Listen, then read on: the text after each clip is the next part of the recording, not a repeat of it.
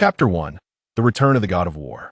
In the vast expanse of the ocean, amidst mysterious islands, lies a military base of the Longsha Kingdom within a modest office. Kwang Haoran, dressed impeccably in the uniform of a major general, stands tall before a spacious desk. Opposite him sits a mysterious figure clad in a Zhongshan suit. The enigmatic figure speaks. Tianlang 001.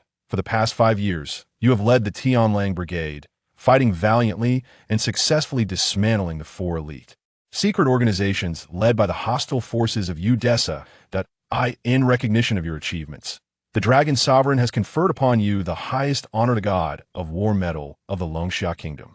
This medal represents the highest accolade in the history of our nation. The IT not only signifies national honor, but, more importantly, grants you the authority to issue commands to local senior officials when necessary. Furthermore, embedded within the medal is an unlimited Black Dragon card, which may be used freely for personal expenses or fund mobilization. Kwang Haoran salutes solemnly to accept the honor. The mysterious figure continues. Due to the formidable reputation of the Tianlang Brigade, foreign hostile forces have dared not stir trouble, by the highest order of the Dragon Sovereign. The Tianlang Brigade is to return home temporarily, awaiting further summons should the need for battle arise. Kwang Haoran stands at attention. The Tianlang Brigade stands ready to respond to any call. We shall engage in battle and emerge victorious. The mysterious figure then shifts tone, expressing a sense of concern. Tianlang 001, you have been away from the homeland for 5 years. It is time to return to your family and savor the simple pleasures of ordinary life. In the Longsha Kingdom, at the Xiaodu International Airport, a large commercial aircraft gradually comes to a halt. As the cabin door opens, Kwang Haoran, with sharp brows, bright eyes, and a robust physique, descends the stairs in casual attire, accompanied by his astute aide, Lung Han, who mirrors his ordinary garb, but a pair of infrared vision sunglasses rests upon his nose. The chill of early winter sweeps across the expansive airport. The passengers, just emerging from the warmth of the cabin, shiver and pull their winter clothes tighter around themselves. With a resolute expression, Kwang Haoran halts a short distance from the shuttle bus. He gazes up at the azure sky and inhales deeply. At last, he has set foot on the soil of his homeland once more. Lung Han stands behind him, seemingly nonchalantly surveying the surroundings. Yet his keen eyes, hidden behind the sunglasses, remain alert to everything around them. Without turning, Kwang Haoran softly inquires, "Have you gathered all the information?" Stepping forward, Lung Han keeps his gaze scanning the vicinity and responds, "Report 001. The situation at home has been ascertained. Your esteemed wife, Li Muxiue, remains in this city. The good news is 4 years ago, she bore you a daughter named Tuan Tuan, who is now 4.5 years old." Kwang Haoran's eyebrows raise in delight. "Ah, I have a little girl." He quickly adopts a serious tone and admonishes, "This is not abroad, there's no need for code names." Lung Han instinctively straightens his posture. "Understood, Chief." Kwang Haoran frowns slightly. "Chief? That sounds rather awkward." He then concedes, "Very well, let it be Chief." Lung Han replies, "Certainly, Chief. I will convey the message." Kwang Haoran queries, "What are the other circumstances?" Lung Han hesitated for a moment before speaking.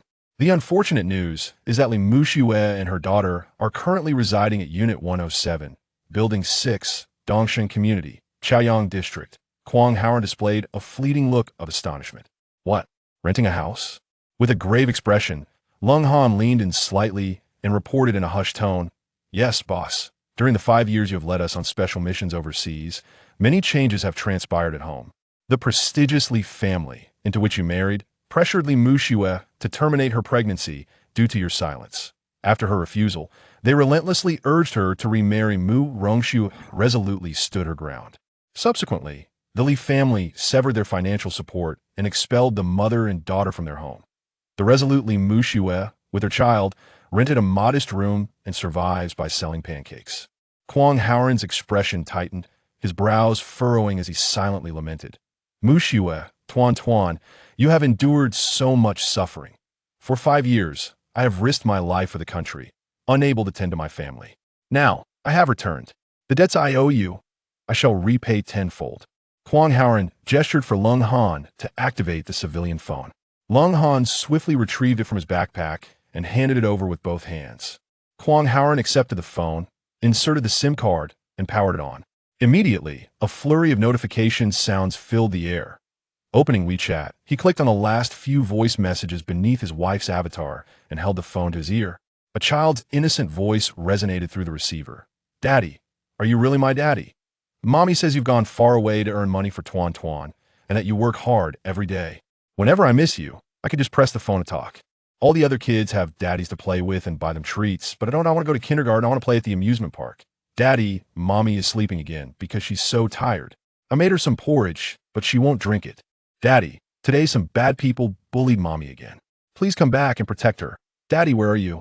Tuan Tuan really misses you." As he listened, Kwang Haoran felt a pang in his heart, his eyes reddened, and tears filled his gaze. He tilted his head back, striving to regain his composure. Beside him, Lung Han, though unable to hear the words, observed Kwang Haoran's countenance shift from warmth to profound sorrow, his shoulders trembling slightly, and the atmosphere around them grew heavy with unspoken grief. Lung Han's heart constricted painfully, akin to a knife's thrust. Since following his leader, he had witnessed Kwang Haoran face countless trials and tribulations. Even amidst the carnage of war, when surrounded by enemies many times his number, and even while daringly infiltrating the heart of Odessa, Kwang Haoran had never betrayed a hint of emotional turmoil before anyone. Yet now, upon learning of the suffering endured by his wife and daughter, this mighty warrior's heart lay shattered. Unable to bear the sight of Kwang Haoran's anguish, Lung Han stood silently in the trembling winds of sorrow, hesitant to speak. After a long pause, Kwang Haoran took a deep breath to steady his emotions and said to Lung Han, "Stay behind and oversee the arrangements for the returning team members of the subsequent flight. According to the original plan, remain hidden among the populace, regardless of the profession undertaken, and maintain a low profile. At the moment a command is issued, return to the team immediately." Lung Han replied, "Understood, Chief." He then gestured towards the special passage in the terminal, the airport VIP lounge, along with the city's chief of public security and the wealthiest individual in the capital. "Are awaiting your audience. Shall we proceed?" Kwang Haoran waved his hand sharply, declaring, "Did you not hear my orders clearly?" Lung Han stood at attention once more. "I heard you clearly." Kwang Haoran cast another glance at the sky, murmuring, "Apart from fulfilling our mission, there is no one more significant than my wife and daughter." Lung Han nodded. "Yes, I understand, sir." Chapter 2. Growing impatient with life in the bustling city, specifically the northern district on the streets outside the Dongshan community. The sidewalk trees hung limply with a few withered yellow leaves. As noon approached, an increasing number of individuals donned various winter garments, filling the streets. At the pancake stall, Li Muxue, a graceful figure with an unadorned face and bright, captivating eyes, radiated warmth akin to a comforting light in the midst of winter. Adorned in white sleeves and a yellow apron, she skillfully prepared steaming pancakes on the griddle. Two students clad in school uniforms awaited their turn at the stall. Nearby, a small child stood beside Li Muxue, her tiny hands red from the cold, assisting her mother in arranging the lettuce. At the street corner, two ruffians swaggered into view. One, clad in a leather jacket with a shaven head and a face marked by rough features, called out boisterously from a distance, "Oh, look who's back to sell again." The other, dressed in a hooded sweatshirt and adorned with tattoos, followed closely behind, grinning as he remarked, "Indeed, with such beauty, selling pancakes seems a pity. It would be better if, ha." The two miscreants laughed brazenly as they approached the pancake stall, prompting nearby pedestrians to divert their paths. Some onlookers murmured as they walked by, "Such a pretty woman. No wonder she attracts trouble. She's been selling pancakes here for quite some time, earning the nickname Pancakes, she's sure. Sometimes, there's even a queue. Her pancakes are quite good." Another voice chimed in, "What's wrong with being beautiful? Is it a crime? If blame is to be assigned, it should fall upon her husband for his lack of capability. In this frigid weather, making his wife and child earn a living outside. Should we report this to the authorities? Given the situation, she will inevitably face bullying. Best to refrain from getting involved. It's wiser to avoid unnecessary trouble. Have you not noticed those two? They are clearly underlings of the Guo family's young master. Beware of attracting misfortune." The scene at the pancake stall seemed all too familiar to those present. Aside from casting concerned glances toward the stall, most chose not to linger. Li Muxue cast a disdainful look at the two men and returned her focus to her work. With a smile, she placed the freshly rolled pancakes in paper bags and handed them to the two timid students who had edged away, saying, "Here you go. Take it while it's hot." The students accepted the pancakes and hurriedly departed, only to cautiously glance back at the stall and whisper among themselves once they reached the other end of the street. The tattooed ruffian called out, "Hey there, beauty, make me 100 pancakes. No eggs, no lettuce, and they must be hot. That's what I crave." Li Mushue's cheeks flushed with indignation as she tossed her head defiantly, replying, "I'm sorry, but I won't sell to you." "What's this? Aren't you the one selling pancakes?" "I want pancakes, so why won't you sell them to me?"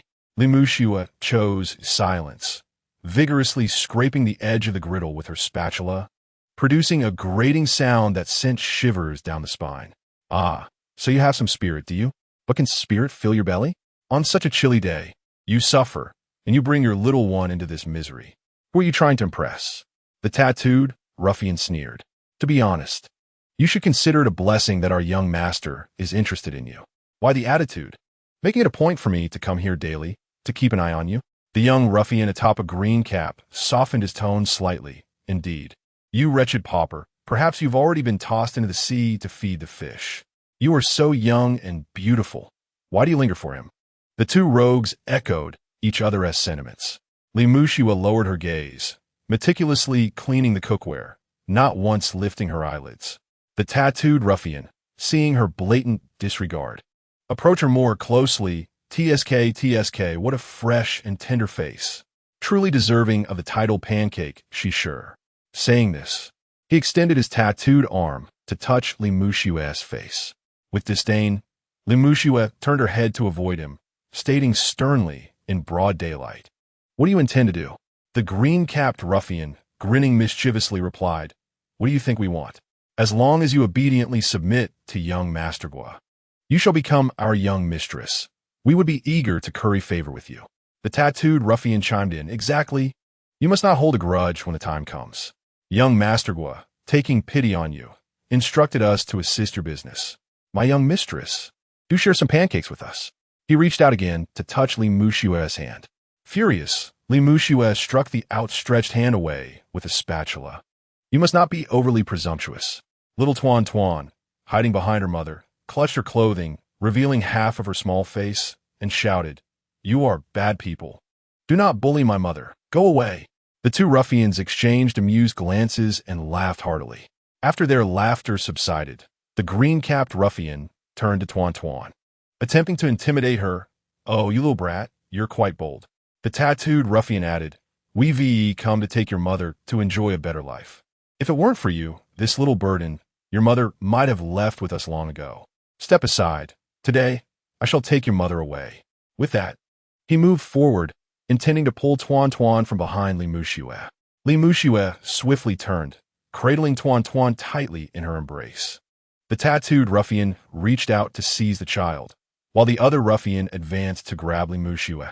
In a moment of desperation, Tuan Tuan aimed for the tattooed hand and bit down fiercely. The tattooed ruffian winced in pain, flinging his hand away and exclaiming, "Ouch. You little brat, do you bite?" As he raised his hand to strike Tuan Tuan, a commanding voice rang out, "Stop." A figure darted forward, positioning themselves protectively in front of Li Muxue and her daughter. In midair, the ruffian's wrist was seized by this person. Before the tattooed ruffian could react, the figure twisted his arm violently. The breathtaking speed of this maneuver was beyond the capability of any object to follow, let alone that tattooed arm. Crack! With the sound of a broken arm, the tattooed ruffian let out a blood-curdling scream. The figure followed up with a swift punch, sending the tattooed ruffian flying 10 meters away. The entire sequence of actions transpired so quickly that one might just miss how it unfolded in the blink of an eye. Applause erupted from onlookers. People paused to witness the spectacle. The green-capped ruffian was taken aback, launching a punch at the figure. Before his fist could connect, he was met with a lightning-fast kick to his shin.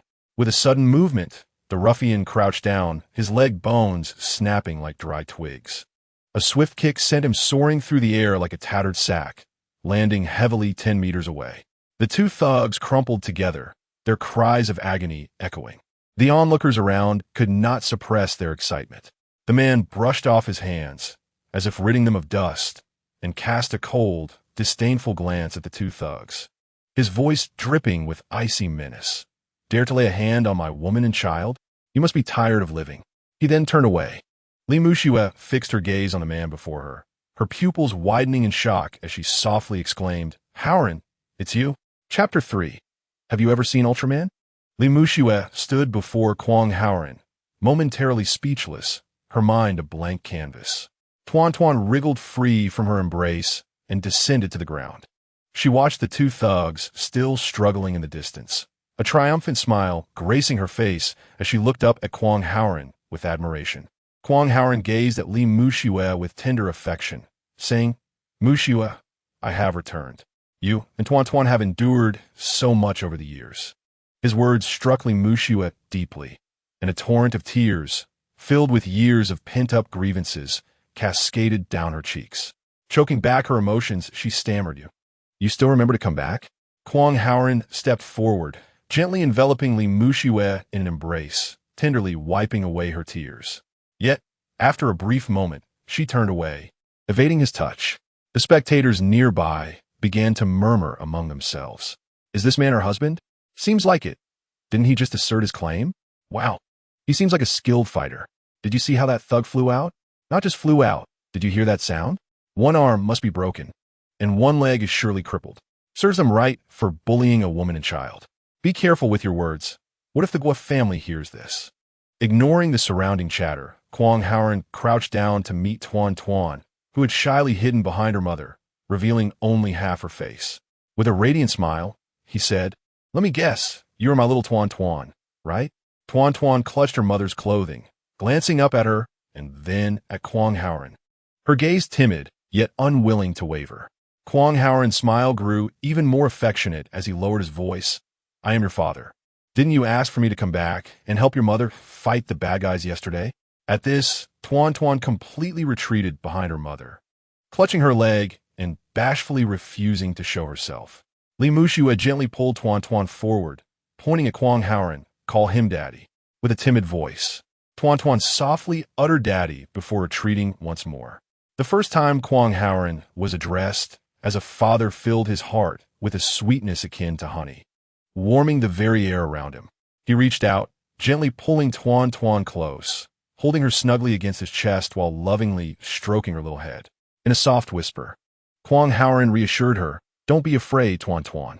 Daddy is here, and from now on, no one will dare to bully you and your mother again."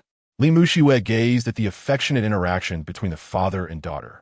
Though her heart swelled with sweetness, her lips spoke coldly. You still know how to come back?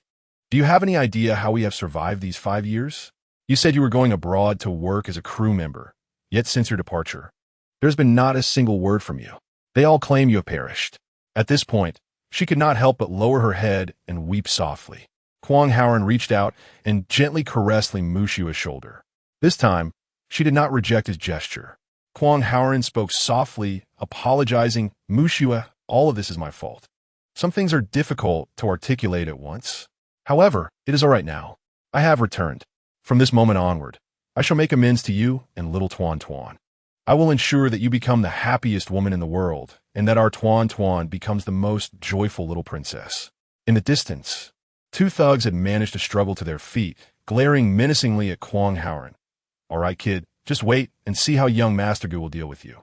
Kwang Howren, who was comforting the mother and daughter, was interrupted by their words, his face filled with disdain. "You two must still dare to talk tough. Were it not for my concern for my daughter, you wouldn't know how to greet tomorrow's sun. Hurry and report back. I am eager to see what capabilities your master possesses. You're tough, just don't run off." The two thugs supported each other, one limping and the other with a drooping arm, as they fled. Li Muxue looked at Kwang Howren with deep worry. "Howren, you have struck someone for the Gu family. They will certainly not let this go lightly. You should find a place to hide." Nearby, a well-meaning bystander chimed in. "Indeed, young man, you should quickly take your wife and child and leave here. Those are people from the Gu family. You've hurt them badly, and now you're in big trouble. Yes, although it seems you have some skill, the Gu family has immense power. It's best for you to lay low." In the upper echelons, the Gu family's slightest movement could cause tremors throughout the city. You have truly stirred up a huge mess. Young man, better run. Kwang Haoran smiled lightly at the concerned advice. Thank you, but it's fine. Everyone, please disperse. Watching the onlookers depart reluctantly, Kwang Haoran then turned to Li Muxue and declared, From now on, I shall not go anywhere. I will stay by your side. If they dare to come, it will be just in time for me to settle the score with them. From the moment he made his move to the moment she recognized him as her husband after 5 years, Li Muxue felt a wave of surprise, followed by a sense of security and warmth. Yet, recalling the thug's words, her heart tightened once more. You should really hide. Now is not the time for bravado. They will certainly not spare you. Kwang Haoran dismissed her concerns. Then I shall see what they can do to me. Seeing his defiance, Li Muxue grew anxious. Why are you so stubborn? The Gu family wields tremendous influence. They control both the underworld and the legitimate world. You are powerless. How can you contend with them? Kwang Haoran scoffed. Anyone who dares to bully my wife and child, be it a powerful force or not, I will pierce through it without hesitation. Li Muxue, witnessing his obstinacy, was exasperated. Why are you so reckless? Those people are not someone you can provoke. From the moment you rescued me from those ruffians, I recognized your exceptional prowess. Yet, even the mightiest among us cannot withstand overwhelming numbers. Should they return armed, how would you contend with them? Hand me the child. You must flee. They cannot harm me. Hurry, depart swiftly. As she spoke, Li Muxue reached out to embrace Tuan Tuan, only to be evaded by Kwang Haoran. Little Tuan Tuan clung tightly to her father's neck, exclaiming, Mommy, I won't let Daddy go. Daddy is a superhero, always fighting the bad guys. Li Muxue admonished Tuan Tuan, Little one, what do you understand? There are far too many villains. Relying solely on your father won't suffice. Kwang Haoran, lost in admiration, pressed his cheek against Tuan Tuan's face, affirming Tuan Tuan is right. Daddy won't leave. Daddy is Ultraman, and will always protect Mommy and Tuan Tuan. He then turned to reassure his wife, saying, Muxue, hiding is not a solution. You can evade them once, but not indefinitely. Only I can resolve matters with the Guo family. You are my wife. How could I stand idly by while others plot against you? Rest assured, should they return, I will not resort to violence, but rather engage them in reasoned discourse. Li Muxue's expression conveyed her impatience. You are truly naive. When have they ever been reasonable? At that moment, her phone rang. Reluctantly turning away, she answered Dad. What is it? Observing Li Muxue engaged in a conversation with her family, Kwang Haoran glanced around and pointed toward the nearby hamburger shop, inquiring of Tuan Tuan. Did Daddy not promise to bring you a treat? Tell me, do you wish for a hamburger? Tuan Tuan looked up at Kwang Haoran with wide, sparkling eyes, vigorously nodding in affirmation. He embraced his daughter and made his way to the hamburger shop. Along the way, Tuan Tuan, filled with admiration, softly asked Daddy, Are you really a superhero? Have you ever met Ultraman? Chapter 4. Averse to others' opinions, shortly after Li Muxue concluded her call, Kwang Haoran returned, cradling Tuan Tuan. From a distance, one could see the little one clutching a large bag of food, her eyes gleaming with delight. Li Muxue began tidying up the pancake stall. As father and daughter approached, Tuan Tuan extracted a hamburger from the bag and presented it to Li Muxue, saying, Mommy, here's your hamburger. It's warm. I also have fries and chicken legs. Li Muxue shook her head, initially intending to decline. However, upon witnessing the child's sheer excitement, she swallowed her I'm not hungry and reached out to accept the hamburger. In Li Muxue's memory, Tuan Tuan had never been this exuberant before. Her large eyes sparkled with unrestrained joy, clearly exuding profound happiness. Many times in the past, when faced with Tuan Tuan's pleas for her father, Li Muxue had resorted to weaving various fabrications, often left speechless. Now, Tuan Tuan had finally realized the joy of having a father akin to her playmates in the neighborhood, and the pride upon her face flowed freely. Although countless questions lingered in Li Muxue's mind regarding Kwang Haoran's experiences over the past 5 years. Seeing her daughter enveloped in such happiness, how could a mother dampen that joy? Li Muxue understood that Tuan Tuan's delight stemmed not merely from the food, as even in times of financial struggle, this was not the first time the little girl had indulged in such treats. As a devoted mother, Li Muxue often goes to great lengths to satisfy her daughter Tuan's cravings. However, Li Muxue harbors an endearing flaw. Whenever there is delicious food at hand, she finds it difficult to indulge herself, allowing her daughter to feast to her heart's content before she reluctantly consumes the remnants left behind. It is not a matter of scarcity, but rather a reluctance to deprive her daughter of joy. The happiness that fills her heart while watching her beloved child relish in a meal is profound, almost as if her own indulgence might diminish her daughter's delight. This sentiment embodies a selfless love. Li Muxue's earlier hesitation stemmed not only from the love mentioned above, but also from a desire not to disrupt her daughter's blissful experience. Tuan dipped her fries in ketchup and, with wide innocent eyes and a pouting mouth, offered them to her father, Quan Howren, with a sweet invitation. "Daddy, you should eat too." She resembled a little angel sharing happiness. Quan Howren obediently accepted the fries from Tuan's hand, enjoying them with a blissful expression.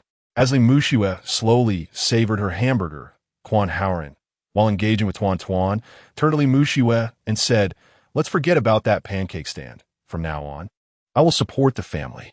He then produced a bank card from his pocket, presenting it to Li Muxue. "Here is some money to help with household expenses." "How much?" Li Muxue inquirit casually. 5 million. "What?" Li Muxue nearly choked on her food, swallowing hastily, her face a picture of astonishment as she gazed at Quan Howren. "Where did you acquire such a sum?" Little Tuan, unaware of the significance of the number, glanced at her father, intrigued by her mother's reaction. Quan Howren nonchalantly replied, "I earned quite a bit as a crew member abroad over the past few years." Li Muxue, unable to believe his words, returned the remaining half of her hamburger to its wrapper. "As a crew member, you could earn at most 200,000 to 300,000 a year. Don't deceive me. Tell me truthfully, have you engaged in illegal activities?" Quan Howren smiled gently, meeting his wife's scrutinizing gaze with honesty. "Do I appear to be that kind of person? Take it. The password is your birthday." Li Muxue, refusing to accept the card, maintained a composed demeanor. "Your money is of questionable origin. I cannot use it." Quan Howren, slightly anxious, insisted earnestly, "Muxue, do you still doubt me? This is genuinely my earnings." Li Muxue met Quan Howren's gaze, speaking deliberately. "Even if it is your money, it is still your affair. I do not wish to be beholden to anyone due to financial matters." Quan Howren hastily clarified, "Muxue, how can you say that? You're not just anyone to me. You are my wife, and you deserve a better life. I swear you will never have to concern yourself with anyone else's opinions again." Li Muxue had no intention of pursuing the topic further. She reached for Tuan from Quan Howren's embrace and said, "My father called. He wants to discuss something with me and asked me to return." Quan Howren quickly replied, "Perfect. I just returned from abroad, and my luggage is still being checked in. I will accompany you to meet your parents." Li Muxue hesitated for a moment before revealing a bittersweet smile and saying, "Do you really need to pay your respects? Surely, you understand your standing within our family." At once, Quan Howren's face flushed with embarrassment, and he pointed toward a nearby fruit stall. "I'll go buy some fruit. It wouldn't be proper to return home empty-handed." As he walked towards the fruit stall, Quan Howren retrieved his phone and dialed Leng Han. "Hello, Leng Han. I need you to handle a few matters for me." In the grand living room of the Li family villa, adorned with crystal chandeliers, the host and guests were engaged in lively conversation. At the center sat Li Qingxiang, the patriarch, alongside his wife. In a somewhat casual manner, a man who appeared to be under 30 occupied a seat, slightly plump, with fair skin and sparse eyebrows that framed his shifty triangular eyes. This individual was none other than Guo Jianshun, the illustrious heir of the Guo family in Xanadu and the young master of the Yongli group. He animatedly flapped his thin lips, regaling the gathering with anecdotes from Xanadu's elite circles. Now, back to the main topic, allow me to share some insider information. Our Yongli group is on the verge of going public. To ensure that Li Pharmaceutical seizes this once-in-a-lifetime opportunity, I've reserved a portion of the initial shares. My father has stated that upon my marriage to Muxue, we can acquire Li Pharmaceutical.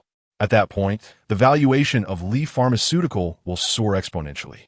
Upon hearing this, Li's mother sprang to her feet, excitement evident in her demeanor as she approached Guo Jianxin. That's splendid news. What a phenomenal opportunity. Realizing her exuberance had gotten the better of her, she returned to her seat, turning to say, "This is all thanks to your generous support, young Master Guo. If we can merge with Yonli Group, it would truly be a blessing from our past lives." Li Qingxiang, striving to mask his exhilaration, nodded with composure. Indeed, going public means reaping the profits of the next 20 years in advance. Yonli is the foremost conglomerate in Xanadu, spanning numerous industries such as real estate, technology, and healthcare. Once public, we are looking at a market valuation in the hundreds of billions. If we join forces with Yonli, Li Pharmaceutical will undoubtedly rise as the leader in the biopharmaceutical sector in Beijing. Taking advantage of the conversation, the eldest son-in-law, Zhang Shengdong, interjected. It's hard to understand why Mu Xue remains so unappreciative. Young Master Guo holds her in such high regard, yet she continues to act aloof after all these years. Li Zichuan, the eldest daughter, chimed in, "My sister has always been stubborn, shunning wealth and preferring hardship. It baffles me. Just look at young Master Guo, handsome, wealthy, and well-placed. He is a far cry from that good-for-nothing she has been working with abroad. I simply cannot fathom her reasoning." Li's mother, unable to conceal her indignation, remarked, "That ungrateful girl. When we cast her out, we hoped she would learn a lesson and heed our advice. If she would just divorce that worthless man and marry young Master Guo, she could bask in the luxuries of life. But who could have anticipated that she would rather endure hardship with her illegitimate child than seek forgiveness? What are we to do?" Zhang Shengdong's eyes glinted with a cunning idea. "If we want her to accept young Master Guo, there is but one course of action." Everyone was busy asking, "What should we do?" Chapter 5. Hurry and divorce him. Zhang Shengdong curled his lip, saying, "If a gentle approach fails, then let's resort to something more forceful. Find an excuse to bring her back and send her to Guo Xiaofu. At that point, we can take a more aggressive approach.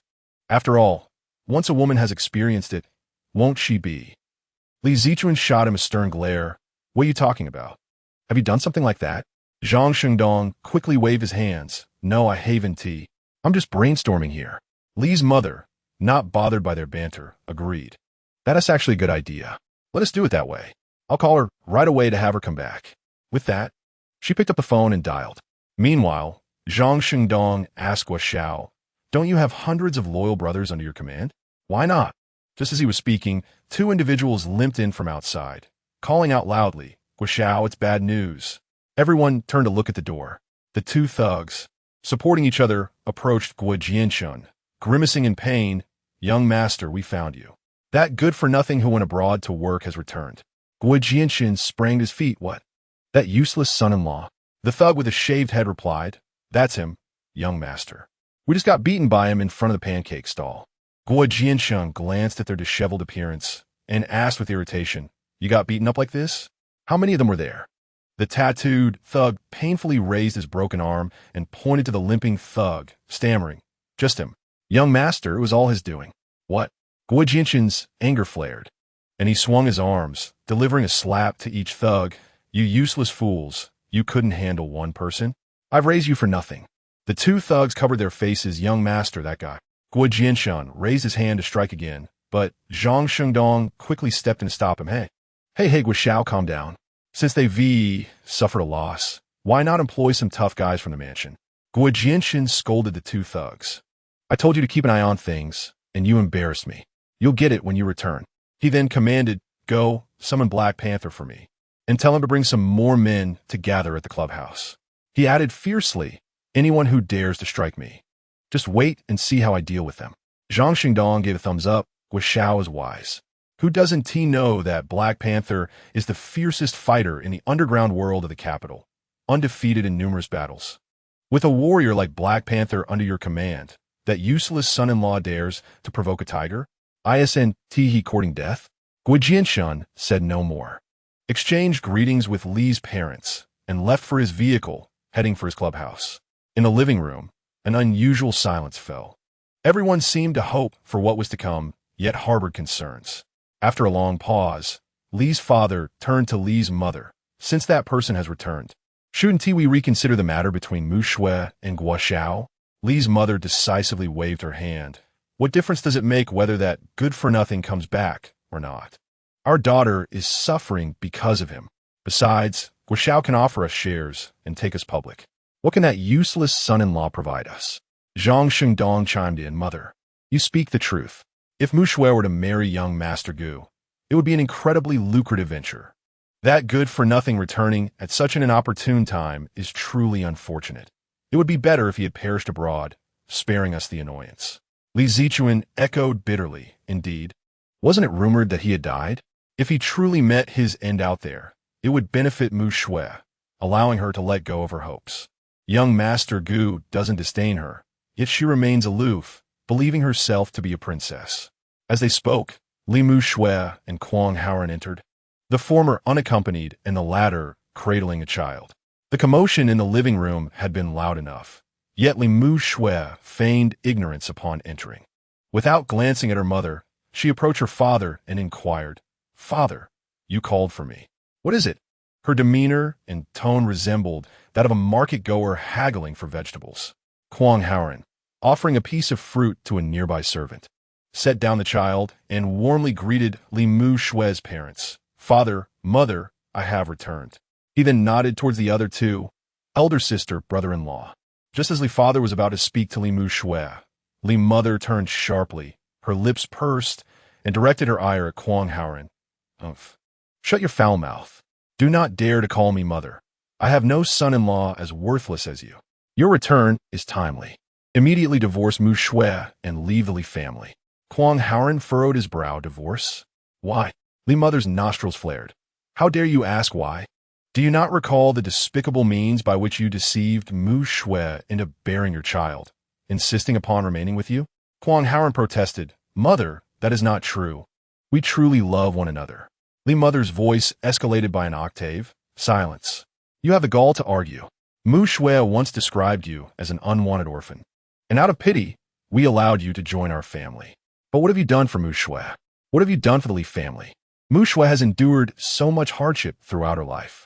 Meanwhile, you of no worth have been here for 3 months, only to abandon her and the child to sail abroad, leaving them to fend for themselves, with neither your presence nor financial support.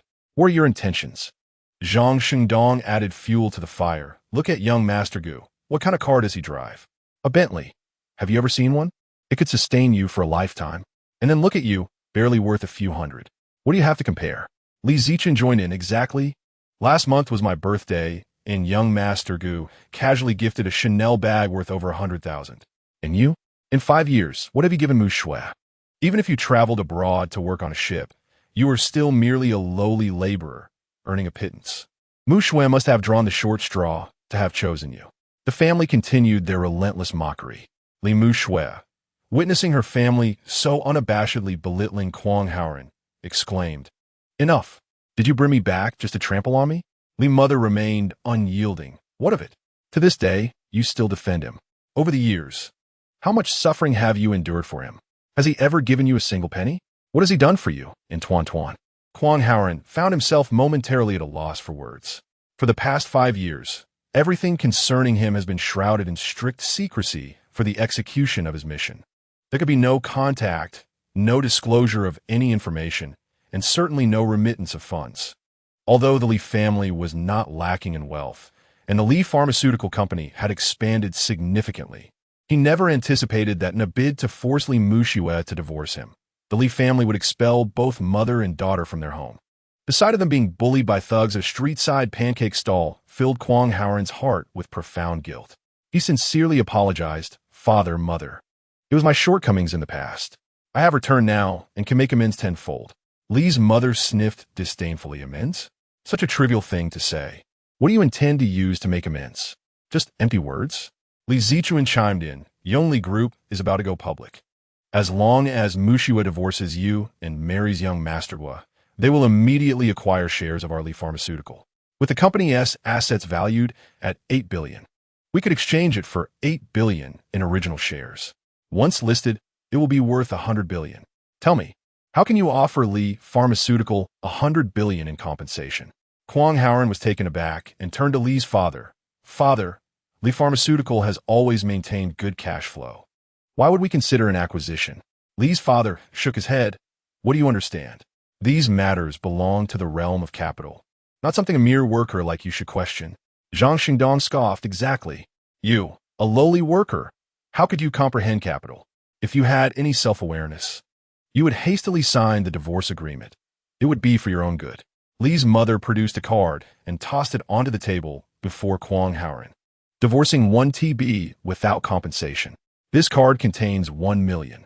As long as you divorce Mu Xue, this money will be yours. Li Zichuan derisively added, 1 million is not a small sum. After 5 years at sea, you wouldn't earn that much, so consider it a fair settlement. Kwang Haoren forced a smile, ignoring the card and instead directing his gaze at Li Mu Xue. Chapter 6. The time to act. Li Mu Xue let out a cold laugh. After all this commotion, you still seek to force me into a divorce, merely to serve your interests by marrying me off to that good person? Li's mother immediately interjected. It's not just for us, Mu Xue. Once you divorce this good-for-nothing and marry young Master Wu, you will become the wife of a billionaire heir, destined to be the future richest woman in the world. What great honor that would be! Li Mu Xue curled her lips in disdain. A billion in assets and the title of the richest woman sounds splendid indeed. Li Zichuan urged, my dear sister, such an opportunity is rare. Most people would spend multiple lifetimes striving for it and still not find it. Why delay divorcing this good-for-nothing? However, Li Mu Xue was unimpressed and retorted, if you think so highly of that playboy, why don't you marry him? Li Zichuan's expression changed, and with a haughty lift of her chin, she replied, if you were to show interest in me, I would marry him immediately.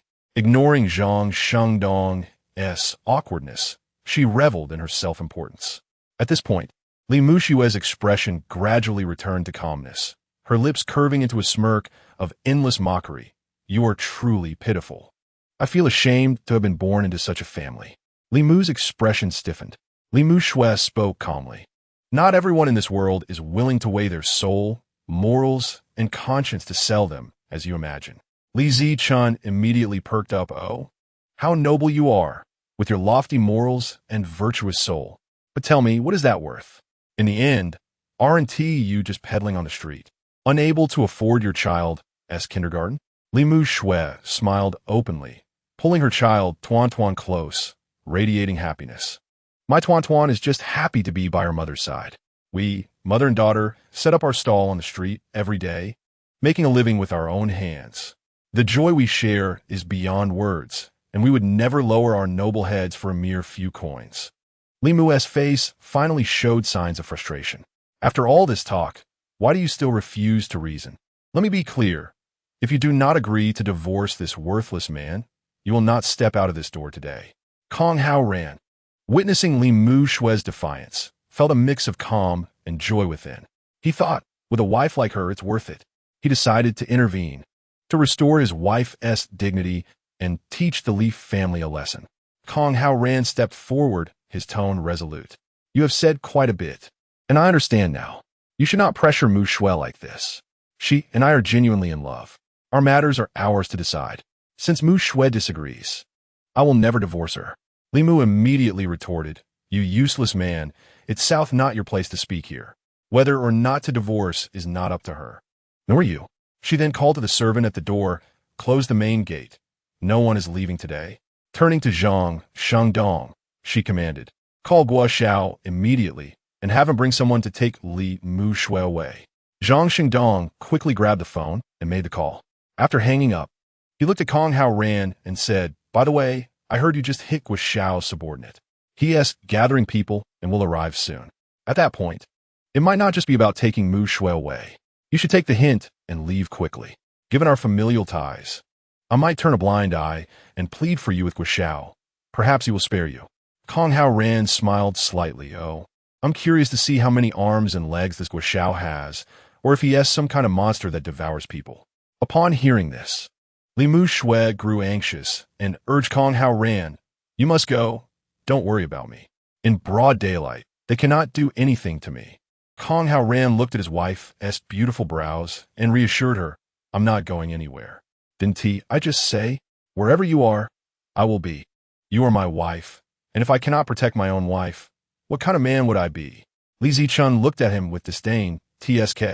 How nice it sounds. Apart from that eloquent mouth, what else can you do? A real man should not let his woman suffer. He pointed at Li Mu Shui. Look at your woman, what she wears, what she uses, and what she eats and lives in. As one flaunted their ostentatious attire, adorned with designer labels. They cast a glance at me, scrutinizing my garments, jewelry, bags, and cosmetics, pondering whether these could be acquired solely through mere words. How could one brazenly speak in such a manner? Zhang Xingdong quickly interjected. Indeed, if you aspire to be a true man, do you possess the essential attributes? A house, a car, and financial stability? My wife possesses bags worth hundreds of thousands. Have you ever gifted your wife anything of the sort?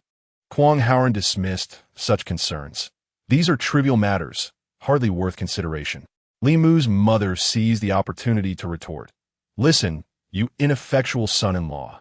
What have you gained from your overseas excursions other than the ability to boast?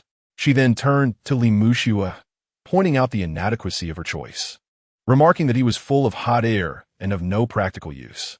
Li Mu Shui, slightly annoyed, chided Kwang Haoren softly. Why do you speak so grandly?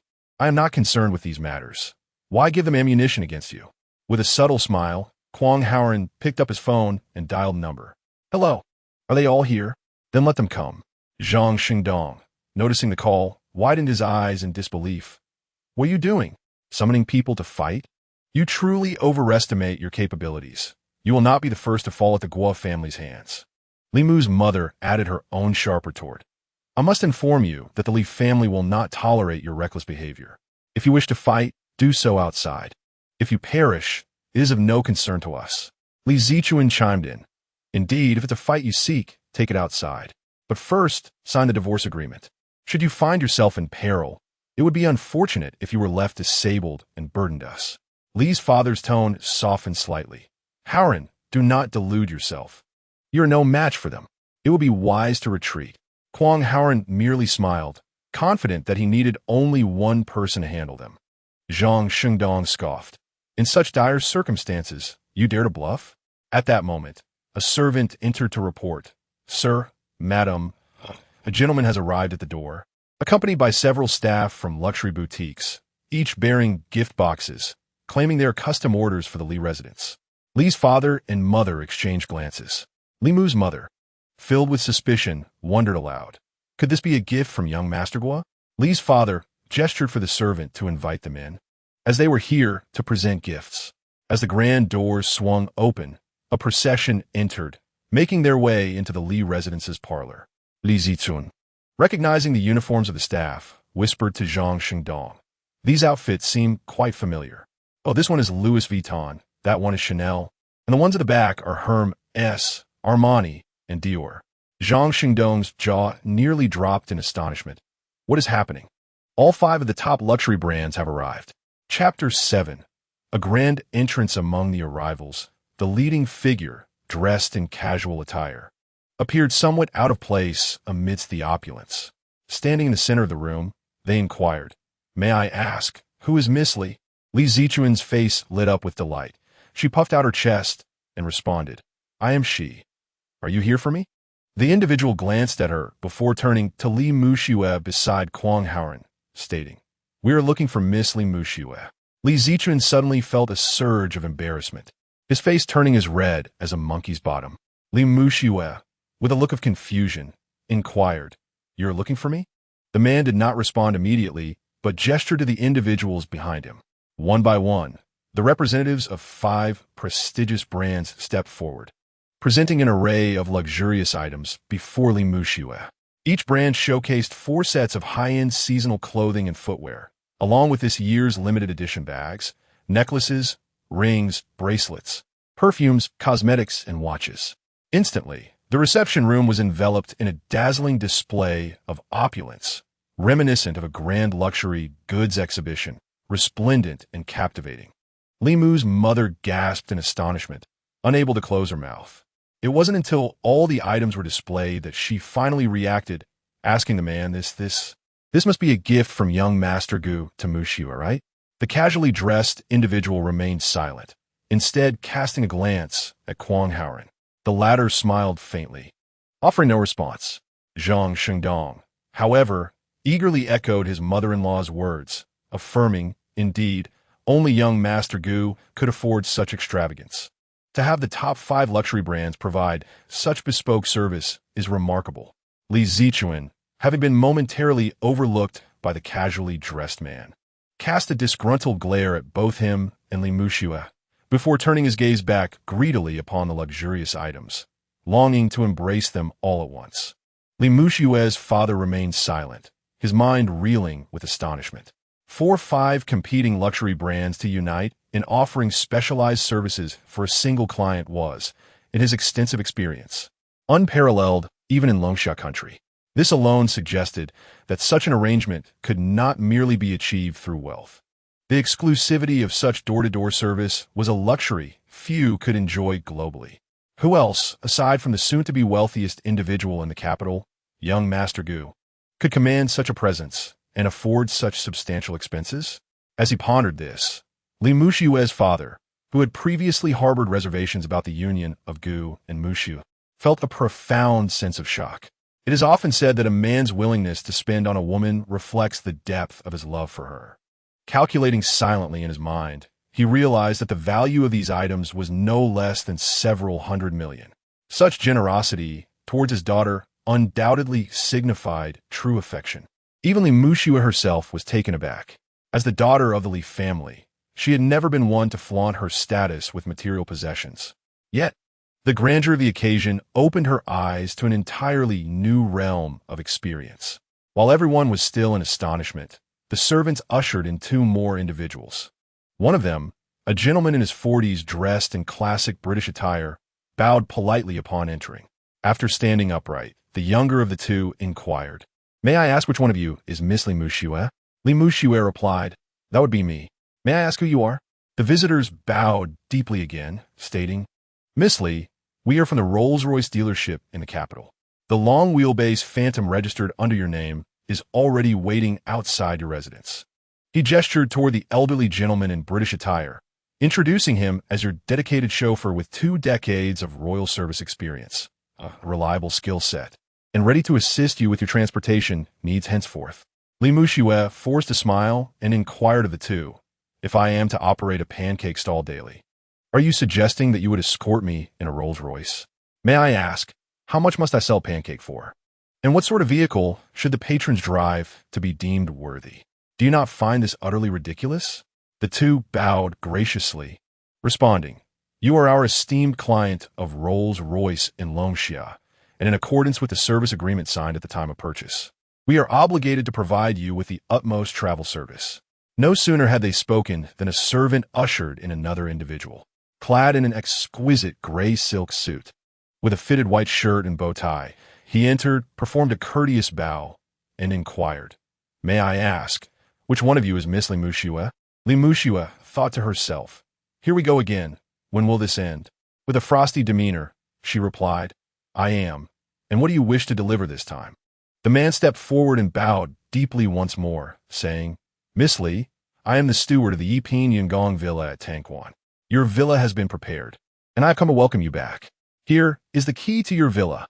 Please accept it." He then presented an elegantly boxed set of 18-karat gold keys.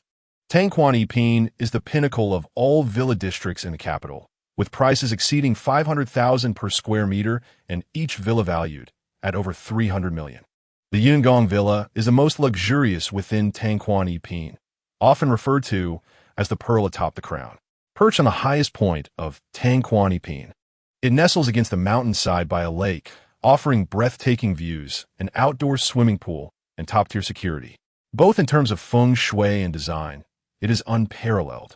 After the villa's completion, many ultra-wealthy individuals sought to acquire it to demonstrate their status. But they were informed that this villa was custom-made for a mysterious figure of great standing in the capital. No amount of money would persuade them to sell. Consequently, many affluent individuals settled for nearby villas around Yungong, merely to maintain appearances. Thus, when these prominent figures gather and discuss their residences, simply mentioning they live next door to Yungong suffices to convey their status. To everyone's astonishment, This enigmatic figure of power was revealed to be Li Muxue, sending a wave of shock through the Li household. Yet, Li Muxue remained unperturbed, her expression as calm as ever. She coldly addressed the neatly arranged staff and entourage below. "You have all mistaken your person. I have no need for any of this." At that moment, the casually dressed individual knelt on one knee before Li Muxue, exclaiming, "Sister-in-law, please accept my respects." Li Muxue quickly waved her hand, saying, "Wait a moment. Have you made a mistake? Who is your sister-in-law? I do not know you, nor do I require any of this. Whatever belongs to someone else, let them take it back." Her tone was laced with discontent and rejection. However, the kneeling individual did not rise, but instead turned to Kwang Haoran and asked, "Boss?"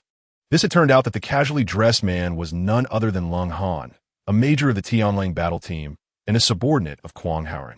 After settling the matters concerning the return of the members of the serious team, he promptly reported to Kwang Haoran and sought guidance on the next course of action. The call Kwang Haoran made in front of the pancake stall was directed at Lung Han. Knowing he would inevitably face disdain and difficulties from the Li household upon his visit to the Li residence, Kwang Haoran resolved to seize this opportunity to enhance Li Muxue's reputation. As a reward for the serious team's 0-1, the Black Dragon card embedded within Kwang Haoran's War God Medal not only possessed an unlimited credit line, but also had no restrictions on its use. He intended to utilize this card initially to compensate for the guilt he felt towards Li Muxue and her mother over the past 5 years, later supplementing the expenses with investment returns. He instructed Lung Han to use his Black Dragon card to procure this year's trendy clothing, jewelry, cosmetics, watches, and perfumes from the 5 major luxury boutiques, and to purchase a Rolls-Royce Phantom from a car dealership, insisting on home delivery with Li Muxue designated to sign for it. As for the Yin Palace Villa, it was a residence custom-made for him during his overseas missions. Notifying the butler to deliver the keys to the Li residence was a natural progression. As events unfolded, a profound silence enveloped the Li household. Suddenly, Zhang Shengdong, who had been lurking on the sidelines, erupted into laughter. All eyes in the living room turned towards him. Chapter 8. A performance well done. Zhang Shengdong's loud laughter immediately captivated everyone's attention in the living room. Approaching Kwang Haoran, he applauded, saying, "Well performed, well performed. You, a pitiful wretch, have truly outdone yourself with this act. Where did you find these extras? Their acting is quite commendable. Are they from Hengdian?" Kwang Haoran gestured for Lung Han to rise, then turned his cold gaze upon Zhang Shengdong, remaining silent. Zhang Shengdong turned to Lung Han and remarked, "You, my friend, are far from impressive. Your performance is overly transparent. That kneeling scene, for instance, lacks substance. You should have incorporated a heavenly king covers the earth when you knelt, and he should have responded with the pagoda subdues river demons. That would have been more fitting." He then tugged at Lung Han's collar, adding disdainfully, "The most egregious flaw is your outfit. No matter how tight your budget, you should have rented something more presentable. This is such an obvious blunder." Withdrawing his hand, Zhang Shengdong brushed off his fingers as if they had been sullied, taunting, "What is the matter? Can't you continue the act? Go on." Lung Han felt the urge to retaliate, but restrained himself upon noticing Kwang Haoran's warning glance. Meanwhile, Li Zichuan suddenly realized the deception and exclaimed, "So it was all a ruse. You, a mere son-in-law, resorted to using fakes and had actors impersonate. How shameless." Zhang Shengdong, reveling in his triumph, picked up a diamond ring from the box, scrutinizing the tag while continuing to mock. "Oh my, 5 carats. This glass bauble looks remarkably real.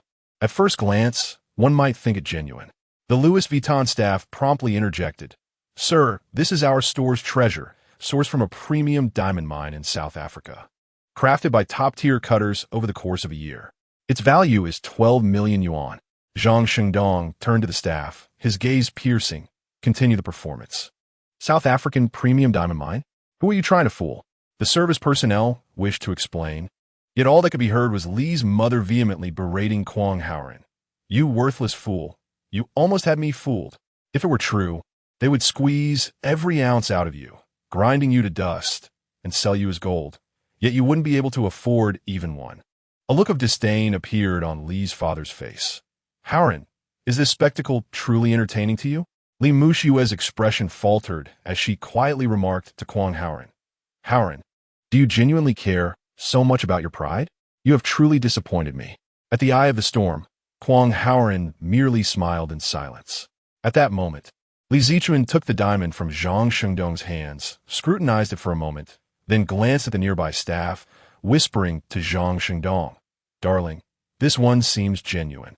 Additionally, I find these employees somewhat familiar. Perhaps I've seen them in their store before. Suddenly realizing, I understand now, these items are all rented. Once displayed, they are merely awaiting return.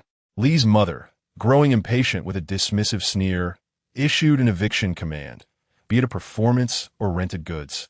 The Li family does not welcome you any longer. Depart with these items at once. Leave quickly. Who addressed the store representatives? You have delivered the items. Allow me to sign for them. Everyone may take their leave now. After which, he proceeded to sign for each store representative. The staff members rose in unison, observing that the items remained, contrary to Li Zichuan's assertions, including Zhang Shengdong. The Li family members were momentarily stunned. Amidst their confusion, a cacophony of voices emerged from outside. A servant entered to report, Master, Madam, young Master Gua has returned, accompanied by dozens of people, and is demanding to see the second son-in-law.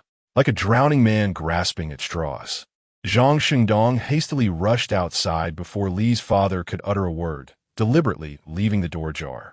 The family members peered outside to ascertain the situation. They beheld a shadowy throng of dozens encircling the entrance. Zhang Shengdong approached Gua Jianshun, the leader, and whispered something to him. Gua nodded, signaling his subordinates to restrain themselves. Zhang Shengdong returned to the parlor, his face brimming with satisfaction, proclaiming, Young Master was stated that the incident originated from you striking his man. He seeks retribution solely from you.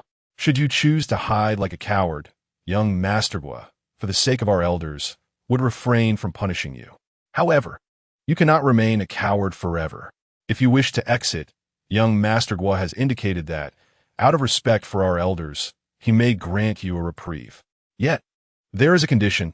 You must agree to divorce Li Mushue and crawl out like a dog, apologizing to young Master Gua and his subordinates. Then he will spare you. Li's mother immediately exclaimed, Leave, get out now. You, worthless fool, have caused this trouble. Resolve it yourself. The Li family does not acknowledge you, nor will we protect you. Li Zichuan added, Weren't you boasting just moments ago, claiming you could handle this alone? What are you waiting for? Hurry up and go. Gua Xiao's refusal to bring anyone in is a sign of respect for the Li family, and it has no bearing on your useless son-in-law. If you wish to preserve your life, you would do well to sign the divorce agreement promptly and then crawl out to apologize to Gua Xiao. Mr. Gua is also looking at Kwang Howren with concern. Perhaps you should acknowledge your mistakes, for those individuals are not to be trifled with once they resort to violence. Li Mushue turned around and whispered softly in Kwang Howren's ear, their SA door next to the restroom on the first floor that leads directly to the backyard. You can escape from there. Kwang Howren smiled at his wife and replied, It's all right. I will exit through the front door and have a proper discussion with them. How can you be so naive? Those people are notoriously ruthless, and there are so many of them. How will you cope? Li Mushue's tone was increasingly anxious. Tuan observed the scene before her, though she did not comprehend the situation or the adult's intentions. However, seeing her mother's worried expression made her realize that it was imperative for her father to leave. She clung tightly to Kwang Howren's leg. Looking up at Li Mushue with a quivering voice, No, I want to let Daddy go. I want Daddy. Kwang Howren bent down and gently stroked Tuan's little head, soothing her with kind words. My dear Tuan, Daddy, I isn't going anywhere. I still want to take you to the amusement park. Li Mushue, in a state of urgency, pulled Tuan into her embrace and forcefully urged Kwang Howren, You must leave now. Kwang Howren smiled slightly, tenderly brushing Tuan's tear-stained cheeks. Tuan, Daddy will be back shortly. With tearful eyes, Tuan insisted, Daddy's promises must be kept. Kwang Howren extended his finger, stating, A promise is a promise. Come, let's make a pact. Their pinky fingers intertwined, and Tuan Tuan finally broke into a smile. Kwang Haoran turned and strode towards the front door. When Li Muxuan noticed him heading in the opposite direction, she rushed to stop him, but it was too late. In just a few strides, he reached the entrance. Unbeknownst to him, Lung Han had already taken position ahead of him. Li Muxue, fearing for Kwang Haoran's safety, hurriedly embraced Tuan Tuan and made her way to the restroom. After confirming that no one was following, she took out her phone and dialed the police. Chapter 9. Please have a seat, boss in the living room. Upon observing that Kwang Haoran had exited, Li Father intended to follow and dissuade him, but was stopped by Li Mother. Li Father expressed his concern. Now that Haoran has gone out, it's clear he is putting himself at risk. They're not outsiders. I could go speak with Xiao and smooth things over. Li Mother shot him a stern look. Stay put. They are not outsiders. Their matters do not concern you. Who do you think you are? Did you not see how Kwang Haoran just acted? He was clearly mocking us. A person so oblivious and prideful must be taught a lesson by Guo Xiao. Mr. Guo anxiously glanced towards the door, aware that they were outnumbered by individuals who were far from benevolent. If things escalated to violence, it could lead to fatal consequences, and we would have no way to account for it. Zhang Shengdong interjected. He is an orphan. We owe no explanations to anyone. Furthermore, it must be noted that he had indeed broken the arms and legs of another, which was quite ruthless. Any reprisal against him would be entirely of his own making. As they were discussing this, Li Zichuan, who had been engrossed in fondling the luxury items, exclaimed, "Darling, come quickly. These are all limited editions from this year. And every single one is authentic. What, all genuine?" Zhang Shengdong hurried to his wife's side, taking the items she handed him for a closer inspection. After examining several pieces, he stood there dumbfounded. Li's mother approached, scrutinized the jewelry, and upon inspecting some cosmetics, was equally astonished. These luxury items, valued in the hundreds of millions, were indeed genuine limited editions. They all turned their gazes toward the entrance, where the staff from 5 prestigious luxury brands had tactfully positioned themselves to avoid the blocked door.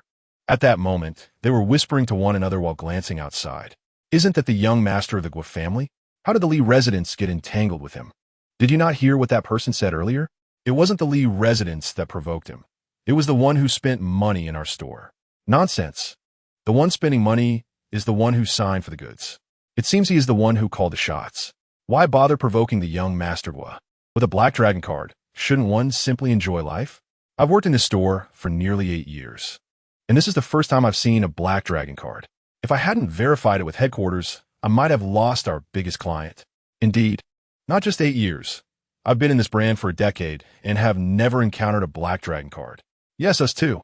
Headquarters stated that this card allows for unlimited overdraft and unrestricted spending. We must be extra attentive to its holder from now on. Who do you think those 2 individuals are? Who is the owner of the black dragon card? All right, enough speculation. These are clients' confidential matters. Discussing them violates company policy. The employee, startled, quickly retracted his statement, saying, "Forget I said anything. Let us instead observe what unfolds next." With young Master Guo bringing so many people, it's bound to cause quite a stir. Indeed, when young Master Guo makes a move, it often results in serious consequences. It's best we keep our distance. Meanwhile, Guo Jianshun, at the club, received a call from Zhang Shengdong, learning that the son-in-law who had assaulted someone had arrived at the Li residence. He promptly gathered over 50 men, including Black Panther and his subordinates, and headed over. Upon arriving at the Li residence, they noticed a Rolls-Royce parked outside, alongside service vehicles from 5 luxury brands, leaving them uncertain about what transpired within. Their arrival created quite a commotion, naturally alerting everyone within the Li residence. A servant rushed over, and Guo Jianshun explained his purpose, demanding that Kwang Haoran come out to speak with him. Shortly thereafter, Zhang Shengdong emerged first, prompting Guo Jianshun to inquire about everything he had observed outside. Upon learning that the luxury items were rented by that worthless son-in-law, who had also hired a group of actors for a performance, he felt a surge of satisfaction. He planned to stoke the flames of the already ignited fire, seizing the opportunity to humiliate Kwang Haoran thoroughly. His face was rendered utterly expressionless as he ordered the breaking of his arms and legs, seeking vengeance for his subordinates. Thus, He proposed that Kwang Haoren sign a divorce agreement, followed by crawling out to apologize to him and his men. Zhang Shengdong nodded repeatedly, showering praises, before turning and re-entering the estate. According to Guo Jinshan's assessment, faced with over 50 henchmen and accompanied by the formidable Black Panther, Kwang Haoren had no choice but to comply with his demands, crawling out like a dog to apologize and accept his punishment. Guo Jinshan did not wait long outside. Soon, he saw two figures emerge. Before the Li residence, there lay a courtyard, and beyond it, the grand entrance. Guo Jinshan positioned his subordinates across the street, a distance of several meters, gazing toward the entrance. At that moment, a crowd of curious onlookers from the neighborhood began to gather around the villa. Guo Jinshan intended to teach Kwang Haoren a harsh lesson right there on the street, allowing the neighbors to witness the spectacle, ensuring he would be stripped of any dignity to show his face there again. The two individuals in the courtyard donned casual attire, their physiques neither tall nor imposing, appearing rather unremarkable. One of the thugs, with an arm in a sling, approached and pointed at Kwang Haoren behind him, saying, "Young master, that's the one who attacked us." Guo Jinshan cast a glance at Black Panther, who nodded in agreement. "Young master, you may give the command shortly. Whether he lives or dies is up to you." Guo Jinshan replied menacingly, "We shall see how he performs. If he dares to resist, it matters not whether he lives or dies." Black Panther responded enthusiastically, "Young master, just wait and see." The henchmen immediately spread out, creating an intimidating presence. This was a testament to Guo Jinshan's years of training. These ruffians understood the principle that 3 parts were intimidation and 7 parts were the act of mixing in violence. Not every situation could be resolved through brute force. Often, merely assembling a group to assert dominance, coupled with a fearsome reputation like Black Panthers, was enough to make the opposition back down without a single blow being struck. Moreover, today they faced only 2 individuals of no significant stature, likely to surrender at the first confrontation. On the other side, Kwang Haoren and Lung Han crossed the courtyard and arrived at the entrance. Across the road, Guo Jinshan's henchmen had already formed ranks, an estimated 50 or more. In the center stood a man in his 30s, slightly plump with fair skin, his sparse eyebrows framing eyes that radiated arrogance. His sharply tailored white suit stood out strikingly against the sea of black-clad figures. Beside him loomed a towering brute, nearly 2 meters tall, his face a mass of muscle, with thick brows and fierce eyes, a clear result of years of unrefined conversation. Behind them, over 50 men clad in identical black suits, sporting sunglasses, exuded an air of indomitability and menace. Typically, anyone encountering such a formidable sight would have quaked in fear long before getting close. However, today, the atmosphere was entirely different. Stepping out of the grand gates of the Li residence, 2 formidable figures stood against the wind. One was Kwang Haoren, the esteemed leader of the Tianlang Brigade, a name that sent shivers down the spines of the 4 notorious secret organizations abroad, known as Tianlang 001. The other was Lung Han, a major and the fierce companion of Kwang, who had fought alongside him through life and death, conquering the 4 continents as Tianlang 003. In the past, they had annihilated countless ferocious enemies and special forces of rival nations, far outnumbering them. Before them stood a group of ruffians, posturing threateningly. The 2 men couldn't help but share a knowing smirk. Lung Han addressed a servant from the Li residence nearby. "Would you be so kind as to fetch a chair?" The servant quickly brought a bamboo chair from the courtyard and presented it to Lung Han.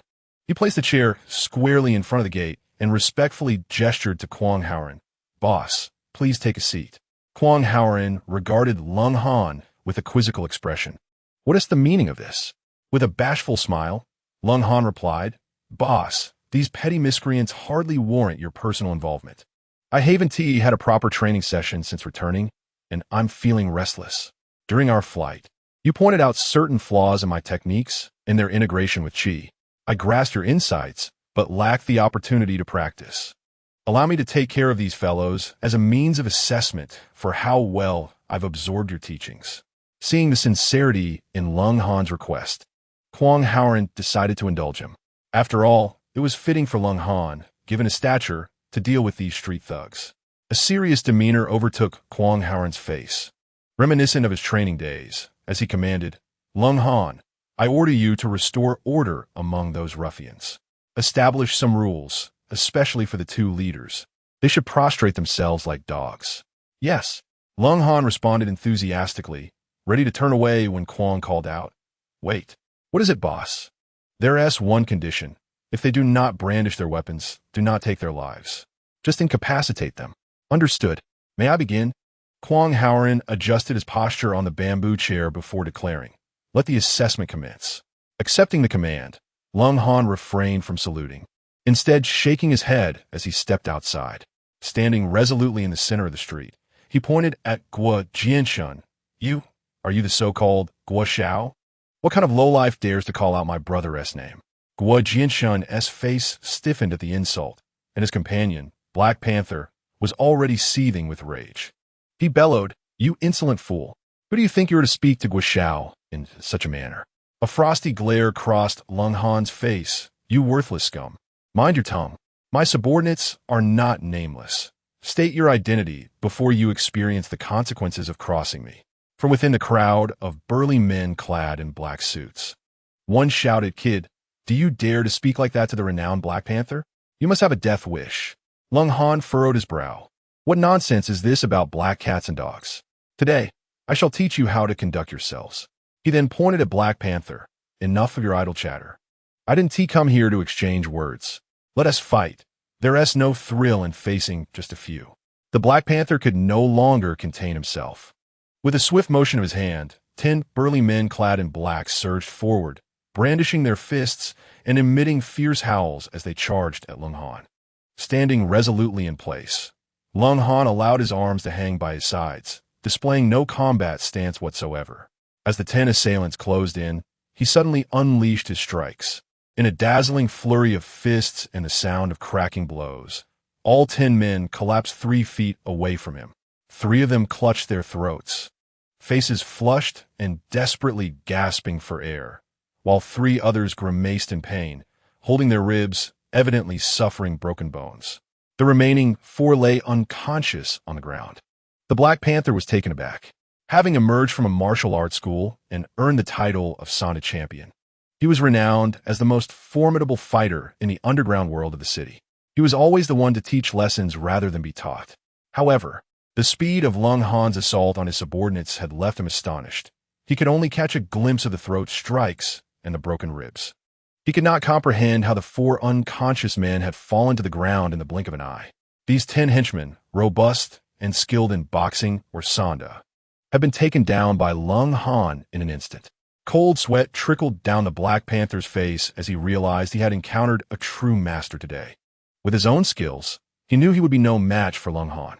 Guo Jianshun, witnessing the swift downfall of his 10 men, felt a surge of panic. Yet, bolstered by their numbers and the presence of the Black Panther, he clung to a shred of hope. He glanced at the Black Panther, while the 40 or so henchmen behind him cast their gazes toward the one they hoped would save them. The Black Panther recognized that there was no escaping this confrontation. He could not deny the bravado he had previously boasted. If he were to back down now, his reputation in the underworld would be irreparably tarnished. Resolving himself, the Black Panther stepped forward to face Lung Han. Lung Han assessed the nearly 2-meter-tall figure of the Black Panther and commanded, "I say, little black cat, make your move. I do not intend to bully you." The Black Panther bristled at being called a little black cat, as, despite belonging to the feline family, he was of a much larger stature. However, hearing Lung Han invite him to strike first filled him with a sense of hidden joy. The Black Panther possessed a secret technique known as the deadly Black Panther palm, which he seldom employed. It was well known in the underground world that this technique could swiftly claim a life with a single strike. Having witnessed Lung Han's prowess, the Black Panther understood he was no match for him and resolved to attempt a surprise attack with his deadly Black Panther palm, hoping to find victory amidst the peril. He feigned nonchalance as he approached Lung Han, and, before he could even settle in a position, he unleashed a powerful strike aimed at Lung Han's chest.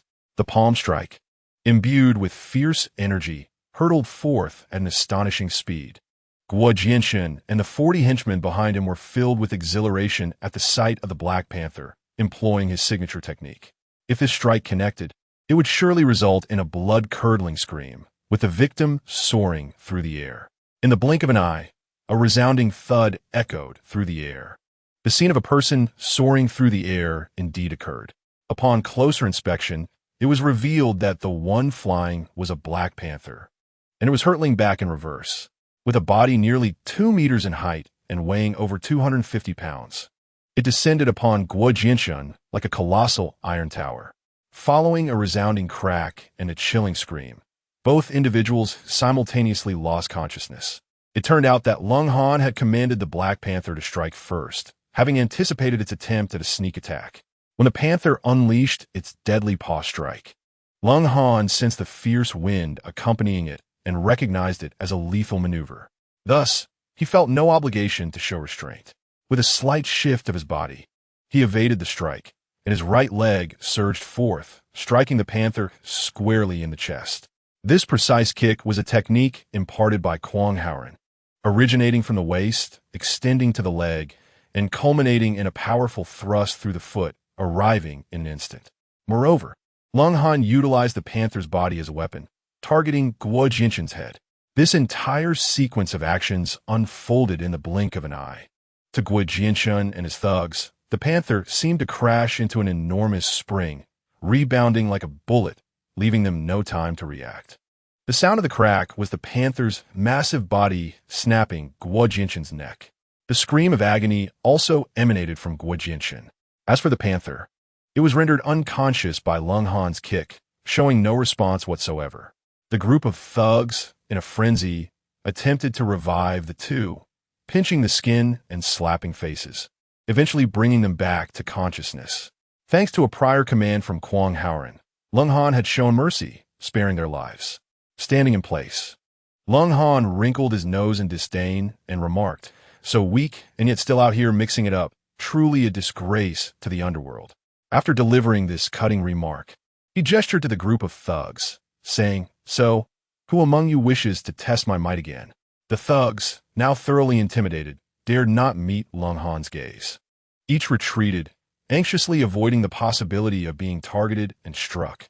Just as this group endured their anxious moments, the sound of police sirens echoed in the distance. The Security Bureau's patrol car had arrived. Guo Jianxun's subordinates, terrified by Lung Han, dared not approach. Upon hearing the approaching sirens, the thugs, who typically dreaded that sound, suddenly felt a surge of excitement, as if they had spotted a savior. They preferred to endure the safety of a jail cell rather than risk death at the hands of the man before them. After all, they were merely trying to make a living with the salary provided by young Master Guo, not to throw their lives away recklessly. Observing the demeanor of the group opposite him, Lung Han's lips curled into a slight smirk. He turned to Kwang Haoren, inquiring about the results of the assessment and seeking guidance on the next steps. Kwang Haoren raised his right hand, spreading his fingers in a gesture. "Yes," Leng Han exclaimed, raising his fist in excitement. The commander had awarded a score of 5, an unprecedented full mark in the usual martial assessments. In Lung Han's experience, Kwang Haoren, often unyielding and harsh, rarely displayed such generosity. Kwang Haoren glanced at the approaching police vehicle, furrowing his brow slightly, and exchanged a knowing look with Lung Han. Understanding the unspoken cue, Lung Han turned back, adopting a casual stance as he awaited the patrol car's arrival. As the protagonist of the street brawl, he must confront the impending troubles. In the guise of Kwang Haoren, he naturally would not easily engage with the personnel from the Security Bureau. Such trivial matters are effortlessly handled by Lung Han. Kwang Haoren rose from the bamboo chair and made his way towards the estate, still preoccupied with the agreement made with Tuan Tuan. Inside the Li residence, chaos had erupted. The staff from the 5 luxury boutiques flanking the entrance gasped in astonishment as they witnessed Lung Han, wielding a black dragon card, effortlessly take down 10 burly men. This immediately incited a flurry of exclamations.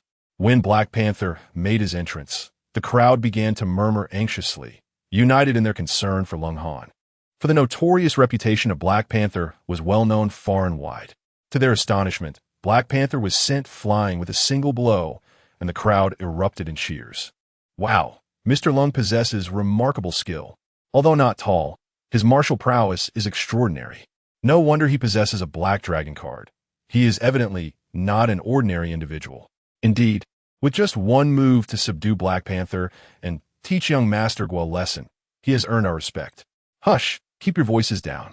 We wouldn't want the Guo family to overhear, as they are our clients too. As the police cars arrived, the crowd surged out of the Lee residence, eager to witness the next episode of this unfolding drama. Waves of shock rippled through the Lee household. As Kwang Haoran exited, the astonishment over the authenticity of the luxury goods lingered. Madame Lee gazed at the dazzling display in the living room, her expression a mixture of inquiry and self-reflection, pondering how this wastrel could possibly come into such wealth. This is simply impossible, Li Zichuan, equally perplexed, remarked as a sailor. It's inconceivable to earn so much and less. Zhang Xingdong interjected, a pirate? He must be a pirate. At the mention of Kwang Haoran possibly being a pirate, several individuals in the living room gasped in disbelief. Pirates are synonymous with darkness and brutality, mercilessly slaying and plundering. If it were Somalia, one might envision men armed with AK-47s, pursuing and attacking passing merchant vessels. If it were the Caribbean, one might even picture Kwang Haoran adorned with a black eye patch. At that moment, Li Muxue emerged from the restroom, cradling Tuan Tuan, just as the discussion reached her ears. The sight of the $5 million bank card, coupled with the opulence before her, tightened her chest with a sense of apprehension, leading her to entertain the possibility of its truth. Just then, a commotion erupted at the entrance. Look, a fight is about to break out, someone exclaimed. This single remark drew the attention of everyone in the living room. They instinctively rushed to the window, eager to observe how Kwang Haoran, the alleged pirate, would handle young Master Guo. Li Muxue, unable to suppress her worry for Kwang Haoran, hurried to a floor-to-ceiling window, anxiously peering outside with Tuan Tuan in her arms. What transpired next became crystal clear. Lung Han, with utmost respect, offered a seat, reminiscent of the decorum aboard a pirate ship. Then, with swift action, he brought down Black Panther and his cohorts. It appears that a pirate is indeed a pirate, showcasing superior skills even on land compared to the ruffians under young Master Guo. In the living room, some clutched their chests in disbelief, while others expressed regret. Li Muxue, standing by the window, exhaled a sigh of relief, allowing herself to feel a moment of peace. However, simultaneously, a profound sense of doubt surged within her heart. Kwang Haoran, having spent 5 years away, had become a pirate? This scenario bore an uncanny resemblance to the Count of Monte Cristo, with a hint of the Caribbean's allure. The individual who referred to her as sister-in-law was undoubtedly one of Kwang Haoran's subordinates. In truth, not just Li Muxue, but everyone in the living room was engulfed by the same bewilderment. As the police sirens echoed, the personnel from the 5 major brand stores gathered at the door and made their way to the courtyard. Upon seeing Kwang Haoran turning back towards the mansion, they all retreated from the windows and returned to their seats, striving to appear composed. In the Lee family's living room, only Lee's father remained by the window, silently gazing outside, lost in thought. After experiencing a wave of shock, burdened with immense questions, everyone in the living room found it difficult to fathom how to confront Kwang Haoran next. As he stepped into the living room, Kwang Haoran was immediately enveloped by a stifling silence. Indifferent to the atmosphere, he strode directly to Li Muxue, extending his hand. Tuan Tuan eagerly opened her little hands and leapt into his embrace. Kwang Haoran gently brushed her tiny nose and softly remarked, "How is it? Daddy keeps his promises. Doesn't he? Just went out for a little while." Tuan Tuan blinked her large eyes and affirmed, "Yes, Daddy keeps his promises. He is a good father." "Oh, Tuan Tuan praises Daddy, so I must strive even harder in the future," he replied. "Of course, you mustn't become arrogant." Tuan Tuan gazed earnestly at Kwang Haoran, her expression serious, yet brimming with happiness. "Ha ha, Daddy is not arrogant. With such a strict teacher like my daughter, how could I dare to be proud?" Kwang Haoran laughed heartily, as if he had merely sat on a bamboo chair outside for a moment, and nothing had transpired. In the living room, Lee's father, mother, Li Zichuan, and Zhang Shengdong felt a tumult of emotions. They had just witnessed Kwang Haoran delivering a severe blow to their materialistic pride, and the matter of pressuring Li Muxue for a divorce was now beyond their capacity to address. The much-lauded Guo Xiao had arrived with a contingent of over 50 people. Yet Kwang Haoran had effortlessly subdued them without lifting a finger. They all watched as the massive form of Black Panther crashed into Guo Xiao. Even if he survived, he would likely emerge grievously injured. In an instant, the once celebrated Guo Xiao found himself utterly humiliated. Furthermore, their previous derision towards Kwang Haoran's impoverished status evaporated in the face of the opulent array of luxury goods adorning the living room, leaving everyone speechless. Even Li Muxue, who claimed indifference to such possessions, felt an inexplicable sense of satisfaction and relief, coupled with the realization that Kwang Haoran might be a merciless pirate. An overwhelming chill coursed through everyone's hearts. Chapter 12.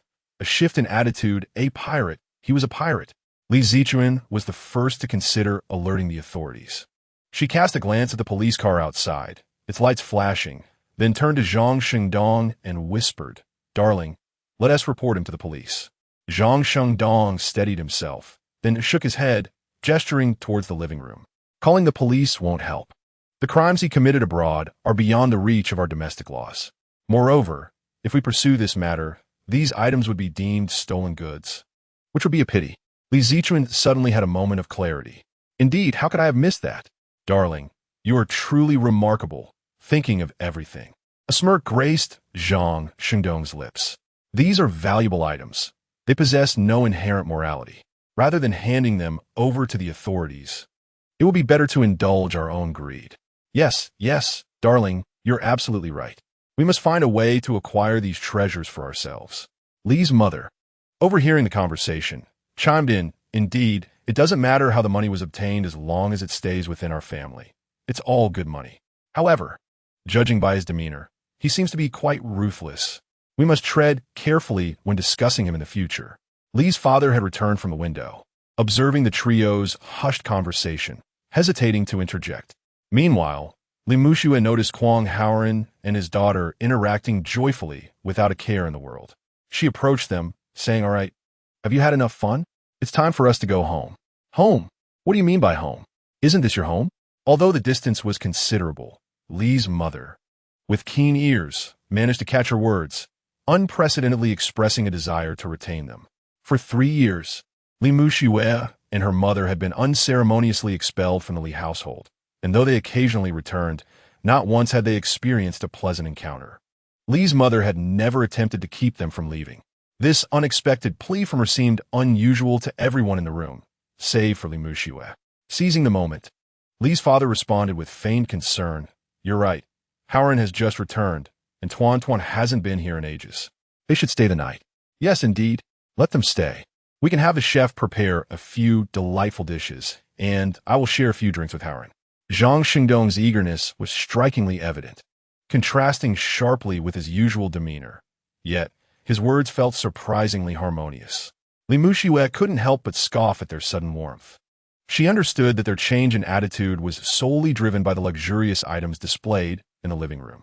In the face of such material wealth, their goodwill was extracted rather than genuine. The origins of the money, or whether Kwang Haoran was truly a Caribbean pirate, seemed irrelevant.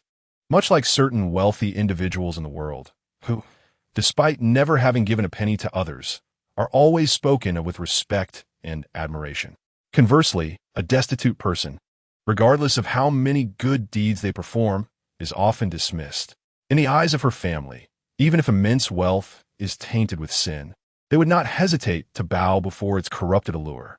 Li Muxue had grown up in such an environment, witnessing an abundance of snobbery and ugliness. From the ridicule and coercion she endured upon entering the house to the lavish goods Kwang Haoran brought forth to humiliate her, the actions of the Li family deepened her heartache. Li Muxue was unwilling to accept their hypocritical kindness. Cradling Tuan from Kwang Haoran's arms, she resolutely decided to leave. As she passed by the opulent items, she refused to cast even a glance at them. Upon witnessing this, Li Zichuan's eyes flickered, and he approached with feigned warmth. blocking Li Mushue's path. He extended his hands towards the child, exclaiming, "Oh, little Tuan Tuan is grown up. Come here, let your auntie give you a hug." The child, innocent and unaware of the adult's superficiality and deceit, had no recollection of this so-called auntie. She merely twisted her body, turned her face away, and huffed defiantly, refusing to even glance at Li Zichuan. Li Zichuan, met with this rejection, felt embarrassment wash over him, his face flushing as his outstretched hand awkwardly hovered in the air. Kwang Haoran, realizing that his wife's dignity had been salvaged, deemed it time to depart. However, he harbored concern about another matter. He turned to Li's father and said, "We should head back. My luggage is still being checked in, and it would be prudent to organize it." Li's fata, recognizing Li Muxua's damiano, understood that the Li family had indeed been excessively harsh on her over the years, and thus ceased to press the issue. "Very well. You may return to sort things out. You can move back in a couple of days," he acquiesced. Kwang Haoran glanced at his wife, but refrained from voicing his thoughts. Instead, he broached the topic that weighed on his mind. "Regarding the acquisition of Li Pharmaceutical, I urge you to proceed with caution. It would be wise to conduct thorough due diligence and financial analysis, preferably with the assistance of a specialized firm, just to be safe." Li's father nodded earnestly, expressing his willingness to heed this advice. Certainly, he affirmed. Kwang Haoran gestured towards the opulent items scattered throughout the hall, stating, "All of these are for Mushue. They will be safely stored here until she has time to collect them." Li's father quickly responded, "Rest assured, they are family. They will be secure here." After exchanging farewells with the others, Kwang Haoran retrieved the villa keys and exited through the door. As he passed by Lung Han, who was being questioned by security personnel, he whispered a few words, to which Lung Han nodded in understanding. Without delay, Kwang Haoran hurried to catch up with Li Mushue and her daughter. Walking alongside Li Mushue, he took Tuan Tuan into his arms and inquired, "Where shall we go now?" Li Mushue glanced at him and retorted, "Where else could we possibly go? Where do you wish to return?" Kwang Haoran offered a sheepish smile, pondering before cautiously suggesting, "Perhaps to that villa?" Li Mushue remained silent, continuing her stride forward. Kwang Haoran followed closely behind, cradling Tuan Tuan. Upon exiting the villa area and stepping onto the street, Li Mushue hailed a taxi, turned around, and reached for Tuan Tuan. Kwang Haoran quickly interjected, "Let me hold her. It's no trouble." Li Mushue shook her head, asserting, "Just take us here. Hand Tuan Tuan over to me." "What? Here?" Kwang Haoran was taken aback. As Li Mushue took Tuan Tuan and prepared to enter the taxi, he hurriedly followed. However, she obstructed his path, stating, "You should return to your villa. Do not follow us." Without further discussion, she closed the car door firmly. "Mushue." Kwang Haoran realized that Li Mushue was clearly reluctant to go to that villa. At that moment, Tuan Tuan in the car protested, stretching out her tiny hands against the door, crying out, "Daddy, I want Daddy. I don't want to be apart from Daddy." Kwang Haoran no longer hesitated. He took a confident stride to the opposite side of the vehicle, reached out to pull open the door, and settled inside. The driver, glancing through the rearview mirror at the quarreling couple, inquired, "Where to?" Li Mushue cast a sidelong glance at Kwang Haoran and replied curtly, "Dongsheng Community." Without further ado, the driver shifted gears and set off. Chapter 13. Everyone, keep your mouths shut watching as Kwang Haoran departed in the taxi. Lung Han finally turned to face the police officers. The scene was a chaotic mess. Noticing the overwhelming number of participants in the brawl, the officers promptly used their walkie-talkies to summon a bus, along with 2 ambulances. Unconscious Guo Jianshun and the injured Black Panther, blood trickling from the corners of his closed eyes, were lifted onto the vehicles. The 4 injured thugs also squeezed aboard, primarily to evade police inquiries and, according to street custom, to settle matters privately. The ambulance, blaring its sirens, sped away. The remaining thugs looked on at the sorry state of their leader and Black Panther, each secretly relieved. Had it not been for the timely arrival of the security forces, who could say how many more would have been on those ambulances? Meanwhile, the onlookers from the neighborhood chattered among themselves. The son-in-law of the Li family, who had been absent for 5 years, returned with a formidable subordinate. Indeed, it was astonishing. Before anyone could discern the situation, bodies were flying. The very crowd that had encircled him lay strewn on the ground in an instant. Most satisfying was the kick that sent Black Panther reeling, inadvertently knocking Guo Xiao unconscious as well. It served him right. After all, he had been a scourge to society. While the satisfaction was palpable, the repercussions of antagonizing the Guo family could be dire, potentially ushering in a storm of bloodshed. All those involved in the melee were taken back to the nearby police station. The courtyard of the precinct quickly filled with thugs clad in black suits. As one of the assailants, Lung Han was brought to the interrogation room for questioning. Two officers, positioned behind a glass partition, observed the medium-built man dressed in casual attire. His demeanor nonchalant and whispered amongst themselves. One officer inquired of his colleague, "Is this a joke? This kid single-handedly took down 10 men and sent Black Panther to the hospital?" "Absolutely," Guo Xiao is also admitted. "I heard his neck was broken," the responding officer confirmed. "You wouldn't think it. He doesn't look like much, but strikes with such ferocity." "Are you certain? Could it be that the others fled and he's being scapegoated?" "There's no doubt. We arrived just as the brawl began. He was the only one standing against the thugs." Additionally, the community's surveillance footage has been downloaded. Perhaps we should review it before proceeding with his interrogation. They left Lung Han waiting in the interrogation room while they examined the footage. After some time, the two officers returned, their expressions incredulous as they conversed on their way back. Upon entering the interrogation room, they took their seats opposite Lung Han. After exchanging a knowing glance, the responding officer posed questions while the attending officer prepared to record the proceedings. The officer inquired, name, age, ethnicity, occupation, and place of origin. Lung Han cast a glance at the two individuals and replied, "Gentlemen, in the interest of time, I have a suggestion for you." "Go ahead," the officer gestured. "I wish to speak with your chief of security, Shi Jingwu. Until I meet him, I shall not disclose my identity.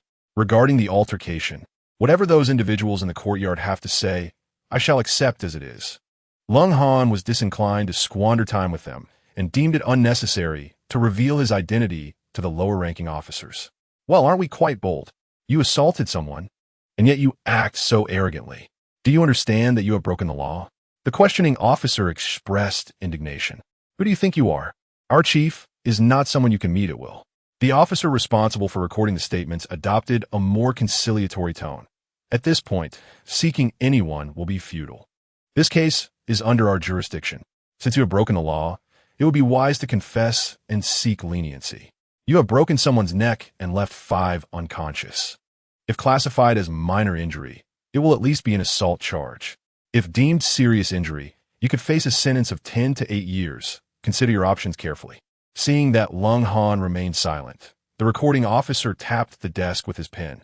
"We reviewed the surveillance footage while they initiated the confrontation. Your response clearly exceeded the bounds of self-defense. Now that someone is injured as the assailant, you're liable for legal consequences. However, given that they struck first, we will take this into account in our next steps. What you need to do now is to clearly explain the sequence of events. You must cooperate with our investigation. Understood?" The two officers, one with a stern demeanor and the other more lenient, worked in tandem with the aim of eliciting a confession from Lung Han. He chuckled softly and replied, "Whether I have violated the law is a matter of fact. According to the law, the appropriate measures will be determined accordingly. There is no need for you to employ these tactics, typically reserved for suspects. If you wish to resolve this matter smoothly, I suggest you consult your superiors immediately. Until I meet your chief, you will remain unaware of my identity." "Impertinence!" the responding officer exclaimed, his eyes widening in disbelief. "Do you know where you are?" Lung Han merely turned his head away, too apathetic to respond. The recording officer, noting Lung Han's demeanor and recalling the events captured on video, decided to remain vigilant. He gestured discreetly to the responding officer, and they exited the interrogation room to confer in the hallway. Shortly thereafter, the internal phone on Chief of Security Shi Jingwu's desk rang. After listening to the precinct chief's account, Shi Jingwu furrowed his brow. "He wishes to see me. What is his background? Bring the surveillance footage to me." Setting down the phone, Shi Jingwu scrutinized the surveillance images on his computer for an extended period, yet could not recognize the individual. He picked up the phone once more. "I have not seen this person before. What else did he say?" "I see, very well. Bring him to my office." Under the watchful eye of 2 questioning officers, The precinct chief personally escorted Lung Han to the entrance of Chief Shi Jingwu's office. Two officers remained at the entrance, watching as the chief led Lung Han into the director's office. After approximately a quarter of an hour, the chief emerged alone, carefully closing the office door behind him. Turning around, he let out a long sigh of relief and gestured for the two to leave promptly. As he walked, he removed his cap and wiped the perspiration from his brow. "Who exactly is that person?" inquired one of the responding officers, oblivious to the gravity of the situation. The chief shot him a stern glance, rebuking. "What do you mean, that person? Is he someone you can address so casually?" The officer, taken aback, sheepishly retracted his inquiry. Another officer nudged him, signaling him to silence. Only after exiting the building and settling into the car did the chief divulge, in this case, "You are to return and pursue charges of provoking trouble against Guo Jianshun and his gang. This individual acted in self-defense and will not be pursued." The responding officer hastily asked, "What about the names and statements from the other party?"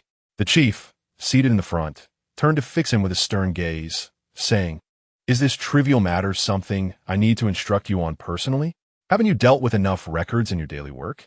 Don't think I'm oblivious. I'm not blind."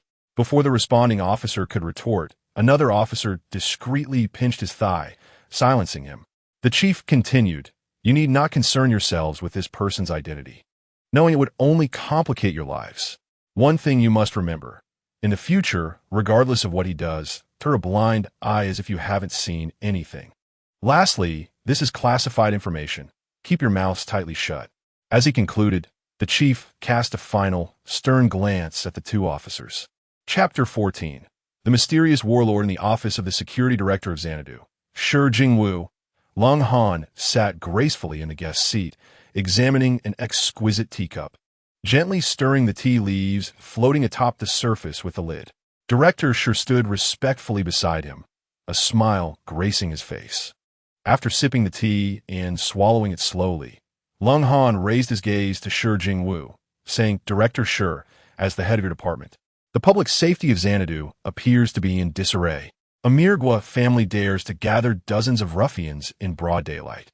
How does your security department manage such affairs?" Shi Jingwu nodded earnestly. Indeed, General, your criticism is warranted. It is my fault for neglecting oversight, allowing my subordinates to become derelict in their duties. This incident has served as a wake-up call. I will immediately arrange for a rigorous crackdown to thoroughly rectify the social order in Xanadu. Half an hour earlier, Lung Han, accompanied by the police chief, had entered Shi Jingwu's office. Initially, Shi Jingwu had presumed that Lung Han was a relative of a high-ranking official or perhaps a comrade with some special connection. From the surveillance footage, it was evident that the individual being questioned, though unfamiliar, carried a significant presence and had specifically requested to see him. Having navigated the security landscape for over 20 years, Shi Jingwu was no stranger to such encounters. Xanadu had always been a place where hidden talents thrived. The seemingly inconspicuous individual may very well hail from a prestigious lineage. As the common folk jest, one cannot truly comprehend the insignificance of their own rank until they arrive at the capital. A mere misstep on the bus could involve one in the affairs of someone of considerable influence. In such an environment, even the director of the Security Bureau must proceed with utmost caution. Should one inadvertently provoke the wrong person, it could spell trouble. Although he wields significant authority over local law enforcement, maintaining a delicate balance and exercising prudence has always been the guiding principle for Shi Jingwu. Therefore, when the chief of the precinct indicated that someone had specifically requested to see him, Shi Jingwu's first thought was to ascertain the visitor's identity. If the individual bore no noteworthy connections, he could proceed with strict measures later. After all, the victim in this instance was none other than young Master Guo of the Yongli Group. Just days prior, he had been toasting with Guo Bingkuan, the owner of the Yongli Group. Shi Jingwu surmised that a call from the Guo family would soon reach his office, providing him an opportunity to curry favor with Guo Bingkuan. Navigating such matters and seizing opportunities to demonstrate his worth was second nature to Shi Jingwu, a mere trifle. The visitor stood before him in silence, producing a leather wallet. Upon opening it, he revealed a medal. Shi Jingwu examined it closely and was taken aback. He recognized the medal of the war god, which had been specifically introduced at a confidential meeting of senior inspectors within the Security Bureau. This medal, awarded by the Longsha Nation to honor outstanding achievements, was reserved for high-ranking military officers of special forces and clandestine organizations. No more than 10 have been issued. Behind each medal lies a figure of formidable strength, immense power, and notable military accomplishments. More importantly, under the directives of the headquarters, any individual bearing the Medal of the War God could issue commands to the heads of local law enforcement agencies when necessary. This meant that upon encountering this medal, Shi Jingwu, as the director of the Security Bureau, was obliged to heed its bearer as he would a superior. Naturally, knowledge of the Medal of the War God was restricted to the directors. Subordinates were not privy to such information. Thus, when this illustrious medal was prominently displayed before him, Shi Jingwu immediately rose to his feet, standing at attention, and rendered a military salute to Lung Han with the utmost respect. This gesture startled the precinct chief, who realized that his superior's deference to this mysterious assailant indicated a formidable background, likely from the upper echelons of the Security Bureau. The chief, not daring to show any disregard, promptly returned the salute. Lung Han reciprocated and then handed the medal to Shi Jingwu, indicating that he should read the information on the computer. This was a necessary procedure. The Medal of the War God contained a built-in chip, which not only linked to a corresponding bank card but also allowed for the reception of information from headquarters and, when necessary, facilitated inquiries from relevant authorized agencies. Previously, Kwang Haoren had utilized this function to connect his Black Dragon card with Lung Han's bank card, enabling him to procure luxury goods. Shi Jingwu accepted the medal and employed the internal security protocol to access the identity information contained within. Name: Lung Han. Rank: Major General Classification, Top Secret, Highest Level. Upon verification, Shi Jingwu promptly returned the medal to Lung Han, executing a sharp salute as he did so. General Lung, my subordinate was blind to your stature and has inadvertently offended you. I beg your pardon. The police chief behind him was rendered utterly speechless. Although he could not view the identity information on the computer, Shi Jingwu's series of reactions led him to conclude that the individual before him was both enigmatic and extraordinarily influential. Turning to the police chief, Shi Jingwu commanded, "You will personally handle today's events. Anyone inciting disorder and disturbing the peace shall be dealt with severely. Maintain strict confidentiality regarding the general's identity." The police chief stood at attention, responding with a resounding yes. Once the police chief exited, Shi Jingwu hurriedly prepared a cup of fine tea for Lung Han. It was then that Lung Han expressed his dissatisfaction, clearly reproaching Shi Jingwu for his inadequate governance. A wave of anxiety washed over Shi Jingwu. Should the higher authorities learn of these matters, his proclaimed achievements in maintaining peace in the region would inevitably be undermined. Fortunately, Lung Han did not pursue the matter further. After expressing gratitude for the tea, he rose to take his leave, prompting Shi Jingwu to immediately dispatch a special vehicle for his escort. During the ride, Lung Han called Kwang Haoren to succinctly report the outcome of the situation. Kwang Haoren instructed Lung Han to reside at the Yun Palace Villa and commanded that a Rolls-Royce be prepared there, ready for immediate orders.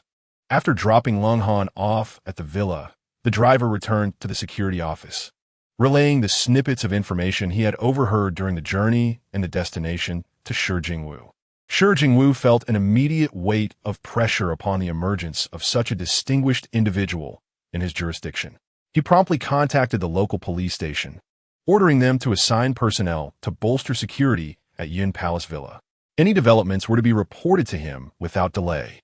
Having arranged all of this, Shi Jingwu was about to exhale in relief when his phone rang. A glance revealed it was a call from Guo Bingkuan. Shi Jingwu answered, delivering a speech laden with official rhetoric. Guo Bingkuan, naturally perceptive, subtly inquired about the identity of the assailant. Citing the matter as a state secret, Shi Jingwu refused to divulge any details, repeatedly mentioning that Guo Xiao's involvement in the altercation had resulted in a detrimental impact, complicating matters for the police. In the end, Shi Jingwu agreed to only hold the Black Panther and his cohorts accountable, thereby absolving Guo Jianxin. He cautioned Guo Bingquan that the assailant's background was quite substantial, and further investigation could prove detrimental to the Guo family. Reluctantly, Guo Bingquan acquiesced to this line of reasoning. After concluding the call, Shi Jingwu finally let out a long sigh of relief. Chapter 15. The Guo family conspiracy in the opulent inner chambers of the Guo residence. In the second-floor reception hall, Guo Bingquan, the head of the illustrious Guo family and chairman of the Yongli Group, had just hung up the phone with the head of the security office, Shi Jingwu. His assistant, Bill, standing attentively by his side, adjusted his gold-rimmed glasses and brushed back his golden hair, carefully inquiring in standard Mandarin, "Chairman, what did they say?" Guo Bingquan did not respond immediately, but instead extended 2 fingers. The butler, Guo Baozhong, promptly presented an exquisite box of Havana cigars. He deftly retrieved a metallic lighter engraved with the character Guo from his pocket. Guo Bingquan selected a cigar from a box, igniting it with a flick of the lighter and inhaling deeply. His somewhat corpulent figure meandered slowly to the expansive floor-to-ceiling window. The 2 men drew closer to the window as well. Guo Bingquan paused before the window, the setting sun casting a warm glow on his shiny round face. His slender eyes, veiled in the smoke curling from his lips, gazed pensively out beyond the vast window. After a considerable silence, he spoke, "Baozhong, the Security Bureau has agreed not to pursue the young master's responsibilities. Please arrange to bring him back from the hospital and have our private physician oversee his subsequent treatment and recovery. As for He Bao and the other injured subordinates, each one should receive a sum of money to aid in their recuperation at home. For the others, find an unrelated individual to bail them out from the police station and offer a token of gratitude for their efforts." "Understood, sir," Guo Baozhong replied, turning to depart. At this moment, Guo Bingquan turned to his assistant, who towered over him. "Bill, utilize our secret channels to investigate this individual named Lung and ascertain his background. It is alarming that one person could injure so many of us." Bill responded affirmatively. "Yes, Chairman. Are there any specific leads?" Guo Bingquan replied, "That cunning old fox, Shi Jingwu, refuses to divulge any information despite my persistent inquiries. He merely stated that Lung is a person we cannot afford to provoke, and that it is classified information. It appears he holds significant influence." Bill was taken aback. A top secret. Could he be affiliated with a clandestine organization? Is it possible that our connections back home have been uncovered or raised their suspicions? Guo Bingquan nodded slowly. "That is precisely my concern. Though the incident involving the young master is minor, if it raises their suspicions, we could find ourselves in grave trouble." A faint flush appeared on Bill's face, adorned with white hair, as he inquired, "Chairman, do you mean to activate our overseas secret channels to swiftly clarify the origins of this Lung person and uncover his true intentions?" Guo Bingquan gently tapped his cigar against the crystal ashtray that Bill had offered. "Indeed, this is only the beginning. At a critical juncture, as the Win Group approaches its public listing and the merger with Li Pharmaceutical progresses steadily, the sudden emergence of this mysterious Lung person necessitates our vigilance.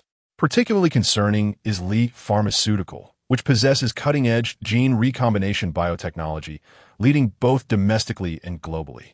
Due to certain traditional medical techniques involved, our connections back home have been unable to decipher it, and they insist we find a way to acquire it. We have already attempted to lure away their technical personnel and infiltrate their ranks to steal information. Yet this core technology remains firmly in the hands of their founder, Li Qingxiang, making it elusive for now. Bill interjected promptly, "Thus, Chairman, you devised the brilliant strategy of leveraging his dissatisfaction with the marriage of his second daughter to orchestrate a union between our eldest son and the Li family. By employing a share swap during our preparatory phase for the listing, we could seamlessly merge with Li Pharmaceutical and effortlessly seize their core technology. Such a masterstroke is truly remarkable." Guo Bingquan smiled faintly, remarking that this was merely a clever scheme from his brother Bill, to which he had only made slight additions. However, the sudden emergence of this cold individual has raised concerns, especially with the news that the son-in-law of the Li family has returned from overseas. I fear that both individuals may possess profound backgrounds. In our line of work, we must always consider various possibilities regarding any unforeseen circumstances. and we must remain vigilant against those of unknown identity. Bill nodded in agreement, acknowledging the chairman's insights.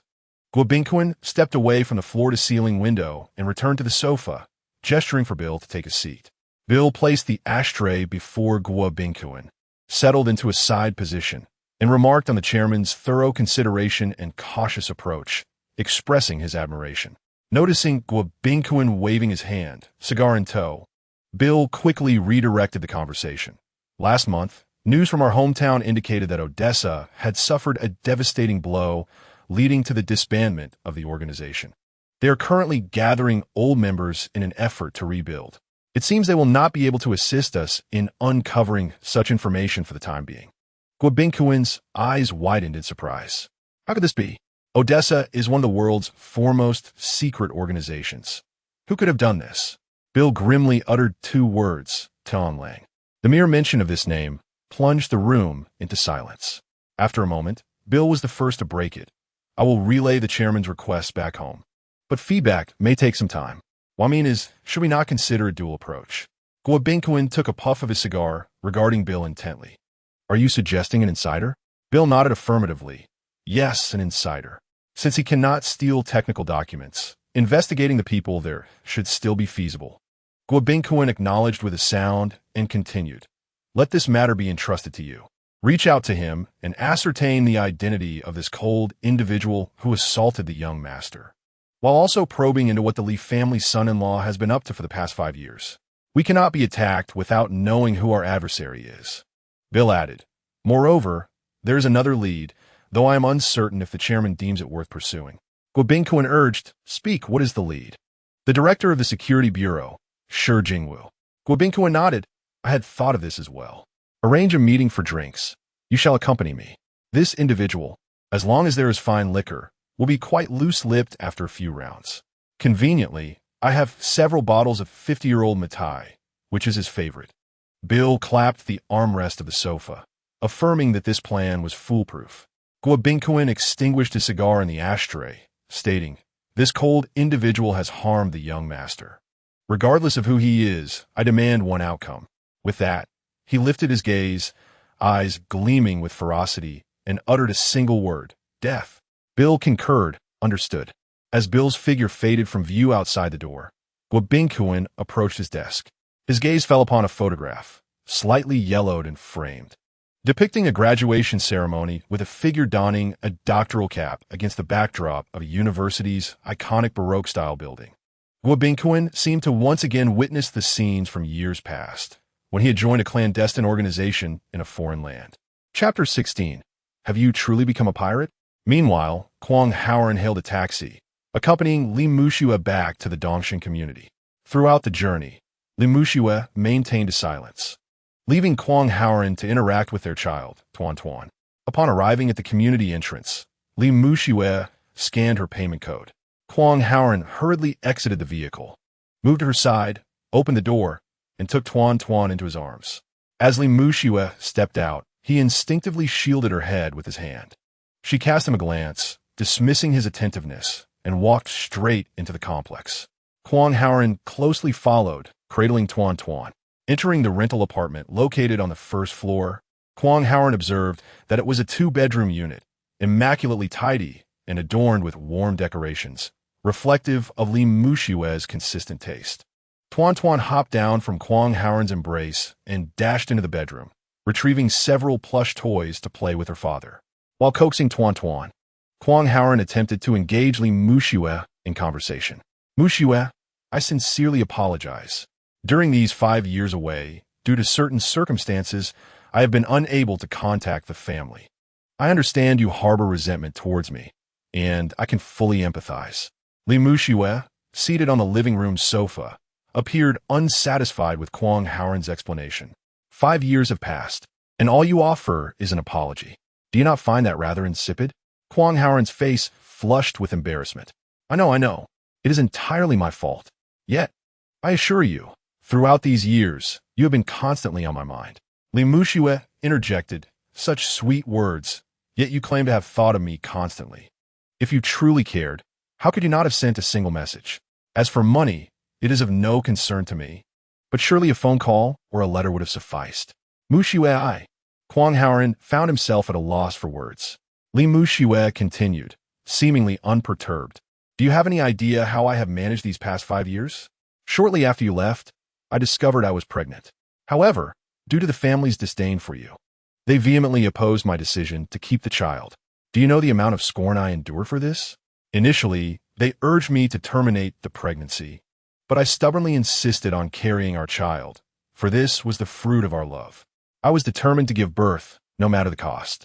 Because of this, I found myself alone in the hospital, with no one to care for or attend to me. Can you comprehend the suffering I endured? Once the child reached 1 month old, they began pressuring me to remarry, claiming you had perished at sea, hence your silence. I refused to believe it and insisted on waiting for your return. Even in death, you ought to provide me with some sign, should you still be alive. At this point, Li Mu Shiwei felt a surge of emotion, her nose tingling and her eyes reddening as tears streamed down her cheeks. Kwang Haoren, overwhelmed by an uncontrollable guilt, stepped forward, wishing to embrace his wife in comfort. However, Li Mu Shiwei turned away, rejecting him, leaving Kwang Haoren standing awkwardly in place. When Tuan Tuan was less than a year old, I could no longer endure the pressure from my family. I moved here, renting this apartment. They sever my financial support, attempting to force my submission. Submit? In my helplessness, I set up a pancake stall. Though arduous, I have managed to support both myself and my daughter solely through my own efforts. Since last year, that fellow has begun to harass me, frequently sending thugs to create disturbances. You have witnessed the subsequent events. You see, you are leaving for 5 years. Who could accept such a reality? What man could be so irresponsible as you? As she spoke, Li Mu Shiwei continuously wiped away the tears streaming down her cheeks. Noticing her mother in tears, Tuan Tuan set down her toys, approached her mother, and extended her small hand to dry her tears. Kwang Haoren felt a tempest raging within. Initially, he was dispatched overseas by the organization for a special mission, mandated to maintain secrecy and ensure his family's safety, thereby preventing any contact with the domestic realm. Over the past 5 years, he has led the Tianlang Brigade, risking life and limb for the nation, annihilating the 4 major secret organizations of hostile forces, and achieving immortal merits, earning the title of War God. However, due to the nature of his identity and the need for confidentiality, he could not reveal the truth, even at the cost of being misunderstood by his wife. This torment, even for a battle-hardened war god, was the most fundamental trial. The thought of the hardships and grievances his wife endured over the past 5 years pained his heart as well. Sore, muksue, trudi sore. Kwang Haoren could only weakly repeat those words.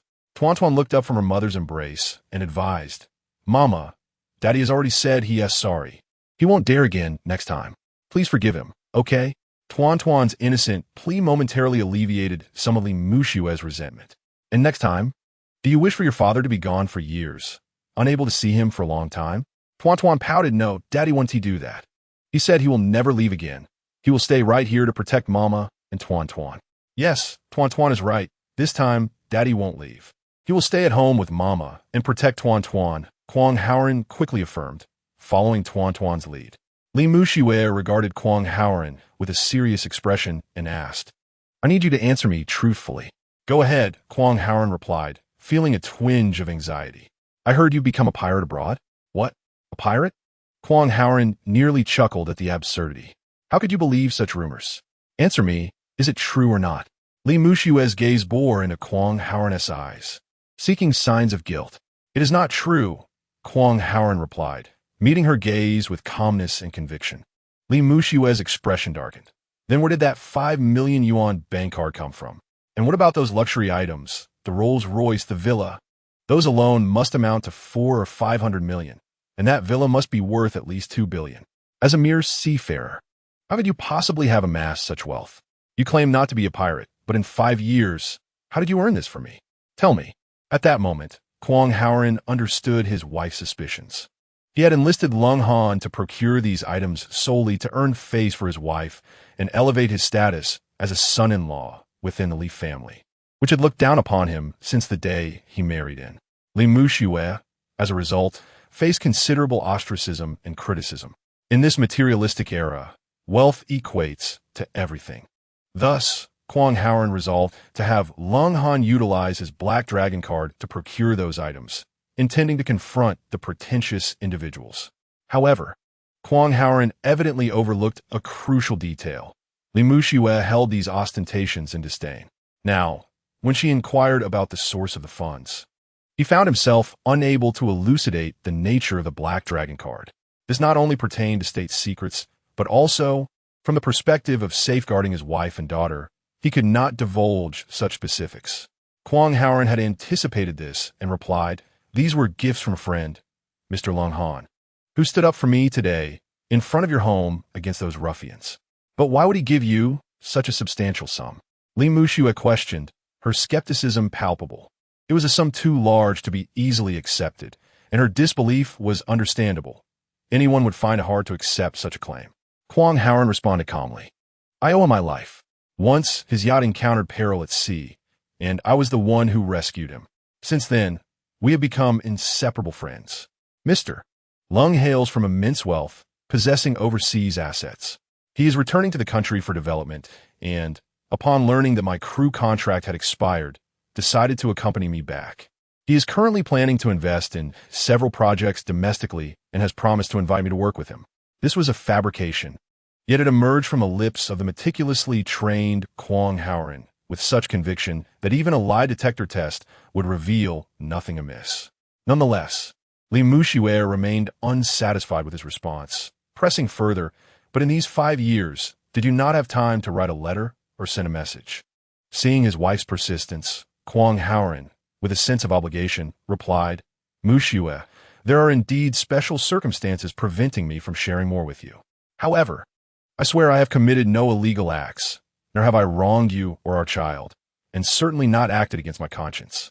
Furthermore, I assure you that every penny I have earned is clean and the result of my hard work.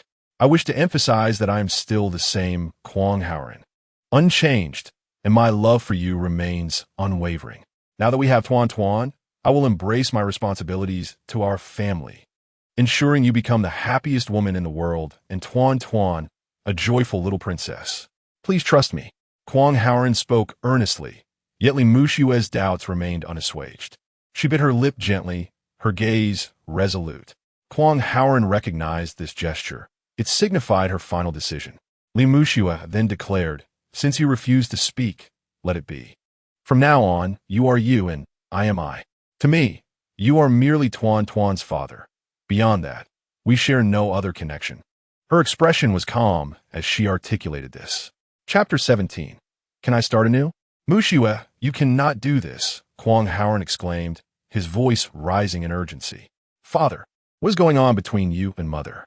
Tuan Tuan, sensing the tension between the adults, glanced anxiously between her father and mother. Li Muxue calmly stated, "Haoren, our perspectives on material wealth and money differ significantly, as do our worldviews and philosophies of life. The chasm that exists between us today is not solely due to your mysterious experiences over the past 5 years. Therefore, after much contemplation, I believe it is prudent for us to maintain some distance for the time being." Kwang Haoren, taken aback by Li Muxue's cold words, found himself momentarily dazed. It seemed that this display of ostentation had indeed been ill-considered and had struck a sensitive nerve with his wife. After pondering for a moment, he followed a thought that stirred within him and replied, "Muxue, regarding those possessions and the villa, I acknowledge that I have acted excessively. When I saw you and Tuanchuan suffering, I was compelled to alleviate that awkward situation as swiftly as possible. Thus, I accepted my friend's generosity. As for the bank card I gave you, it was indeed my earnings, something I have long wished to give you. Witnessing your struggles alongside Tuanchuan weighed heavily on my heart. I did not deliberate or consult you beforehand. Since our marriage, I have not gifted you anything substantial. Even the ring from our wedding was purchased with your own funds. You, seeing me as an orphan, insisted I marry into your family to provide me with a stable home, for which I have been deeply grateful all along. But that is all in the past. What purpose does it serve to dwell on it now?" Li Muxue replied coldly, "No, how could I forget such matters? For 5 years, they have accompanied me through countless sleepless nights. Kong Howard spoke earnestly, as both their thoughts drifted back to 8 years prior. It was a night shortly after he had enlisted when he encountered a group of street thugs harassing a female university student. He intervened, driving away the ruffians and escorting the young woman back to her dormitory. That female student was none other than Li Muxue. As time passed, they established a connection, nurturing feelings for one another that blossomed into romance. 5 years ago, after graduation, Li Muxue defied her family's objections to insist on marrying Kong Howard. After a struggle with her mother, it was ultimately Li Qingxiang who supported his daughter and united the couple. Yet, after their marriage, Kong Howard, lacking a home, a car, and income, was not favored by Li's mother. Li Zichuan and Zhang Xingdong frequently collaborated to mock and belittle him, which became a daily occurrence. It was not until Kong Howard was dispatched by the organization under the guise of overseas labor as a crew member that he secretly ventured abroad to undertake a special mission. Thus, the bond between Kong Howard and Li Muxue was built upon mutual admiration, assistance, and a foundation of pure love. Money had never been a priority for either of them. Although Kong Howard felt a pang of disappointment at his wife's misunderstanding, he was equally filled with profound comfort. In this world, rife with material desires, how few can maintain such clarity, and how many can quietly safeguard the sanctity of their inner selves. Kong Howard gazed earnestly at his wife and said, "Muxue, since you have made this decision, may I share one thing with you?" "Go ahead." Li Muxue's voice, inadvertently, revealed a hint of warmth. "I remain unchanged. I'm still the same person I have always been. Regarding wealth and vanity, my perspective remains aligned with yours. This time, it was my oversight. In my eagerness to preserve your dignity, I neglected your feelings. However, this is of little consequence. Regardless of the words I speak now, you may still find it difficult to believe. Thus, I implore you to grant me an opportunity." "What kind of opportunity?" The resoluteness in Li Muxue's voice has diminished. "Allow me to demonstrate through my actions that you have not erred in your judgment. I am still the Kong Howard you once knew. Let us embark on a fresh beginning. I wish to pursue you once more as I did in the past. Is that agreeable?" By the conclusion of his words, Kong Howard's tone was imbued with tenderness. Tuan, standing nearby, chimed in playfully, "Mom, what does Dad mean by starting over? Is it a game? I want to play too." A smile broke across their faces. Kong Howard reached out to embrace Tuan, lifting her into his arms and settling beside his wife on the sofa. "What father speaks of is a sacred and beautiful game. This time, we shall play together with Tuan, shall we?" He glanced at his wife, observing her reaction. Tuan, brimming with excitement, waved her tiny hands in delight. "Yay, that's wonderful. Daddy is going to let me play a game." Seeing Tuan's enthusiasm and glancing at the earnest expression on Kong Howard's face, Li Muxue chose not to respond. She turned and headed to the kitchen to prepare dinner. Kong Howard could hardly contain his excitement, spinning around the room with Tuan in his arms. Her joyful laughter echoed throughout the house, resonating in the hearts of the two adults. After dinner, Kong Howard's luggage arrived. He sensibly arranged his belongings in the living room. As night fell, Li Muxue brought him a blanket and placed it on the sofa, a gesture that unmistakably conveyed her stance. An opportunity was granted, but certain boundaries remained unbreached. A faint smile graced Kong Howard's lips. As long as he was given a chance, he was confident he could mend their relationship. Early the next morning, Kong Howard rose with the sun, preparing porridge, heart-shaped fried eggs, and meticulously crafting 3 sandwiches. When Tuan awoke and beheld the sumptuous breakfast, her eyes widened in delight. The little one reached for the enticing sandwich on the table. At that moment, Li Muxue, brushing her teeth, gently swatted her hand, instructing her to wash up. Kong Howard promptly took Tuan to the bathroom, and once they were ready, the 3 of them gathered around the dining table. As Tuan stuffed her mouth with sandwiches, she raised her thumb towards Kong Howard, exclaiming, "Daddy, this is delicious. You're amazing." Kong Howard responded with a radiant smile. "Then I shall make breakfast for you every day from now on, shall I?" "Yes, that's great. I love sandwiches. I could eat them every day," Tuan exclaimed, pulling out the lettuce leaves while shoving another sandwich into her mouth. Daddy has learned so many cooking skills. You'll surely turn our Tuan Tuan into a little chubby pig.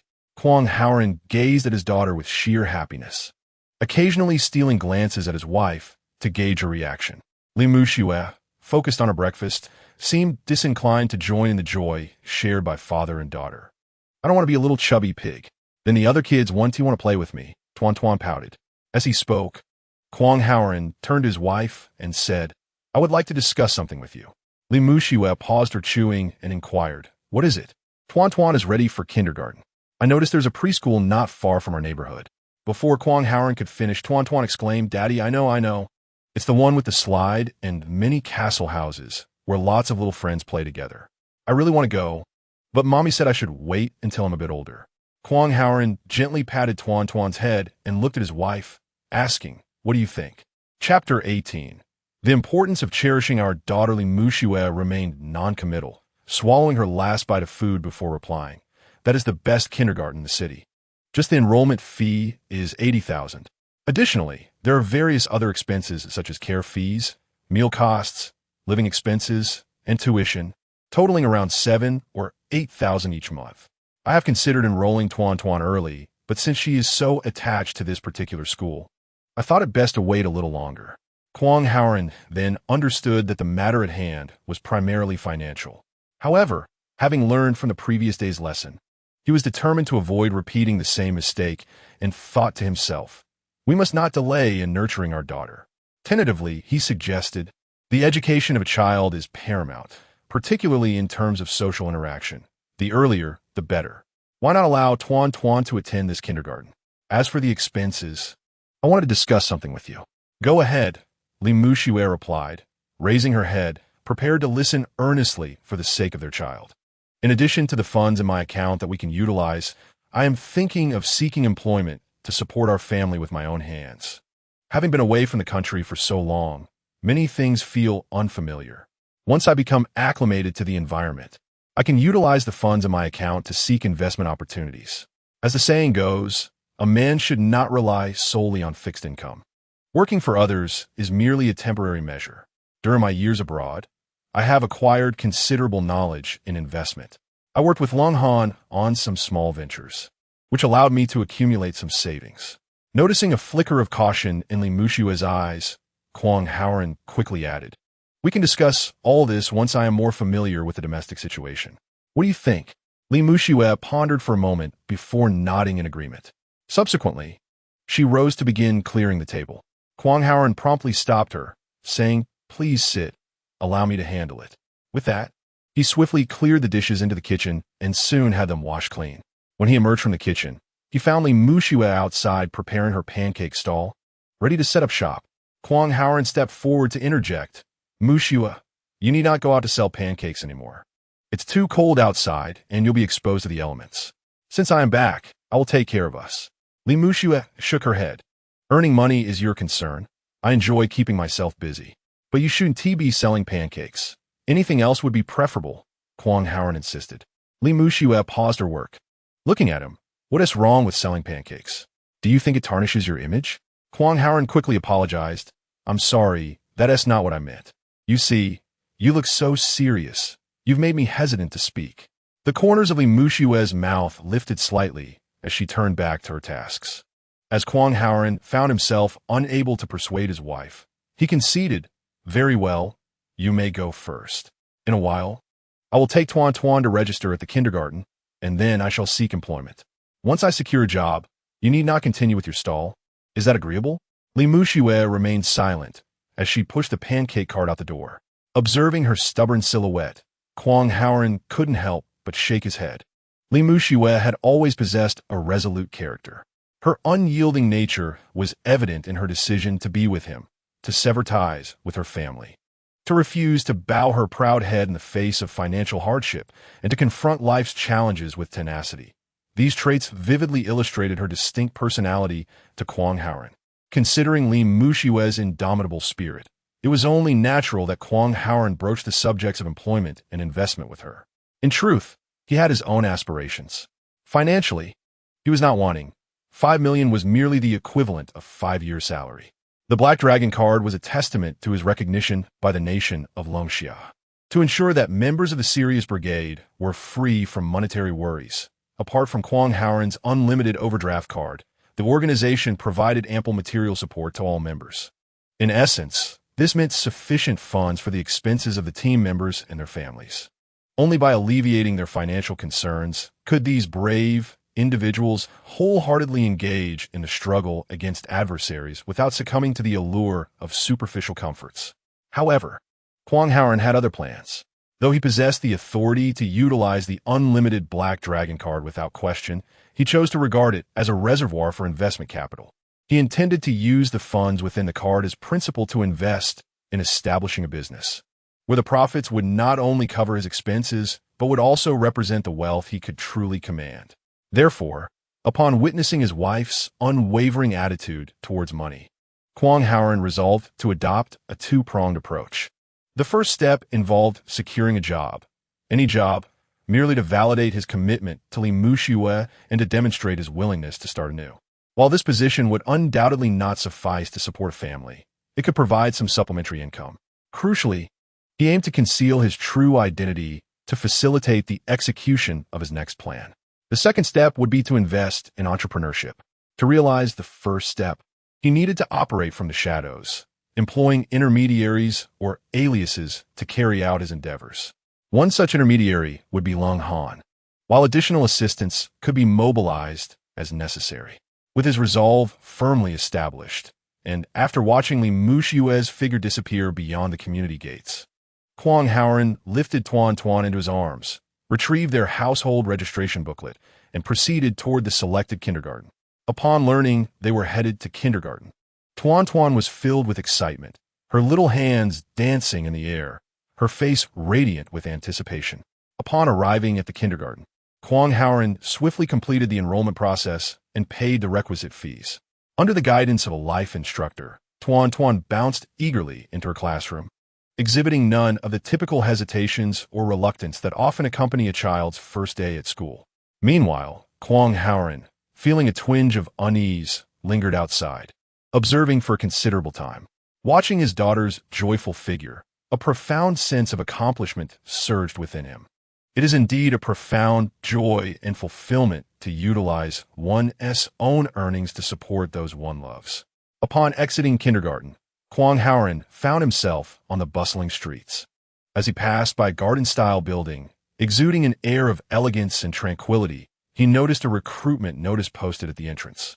He paused to peruse the available positions, then glanced up at the prominently displayed sign of the Paradise Island Hotel. After quickly researching the hotel on his phone, he confidently stepped inside.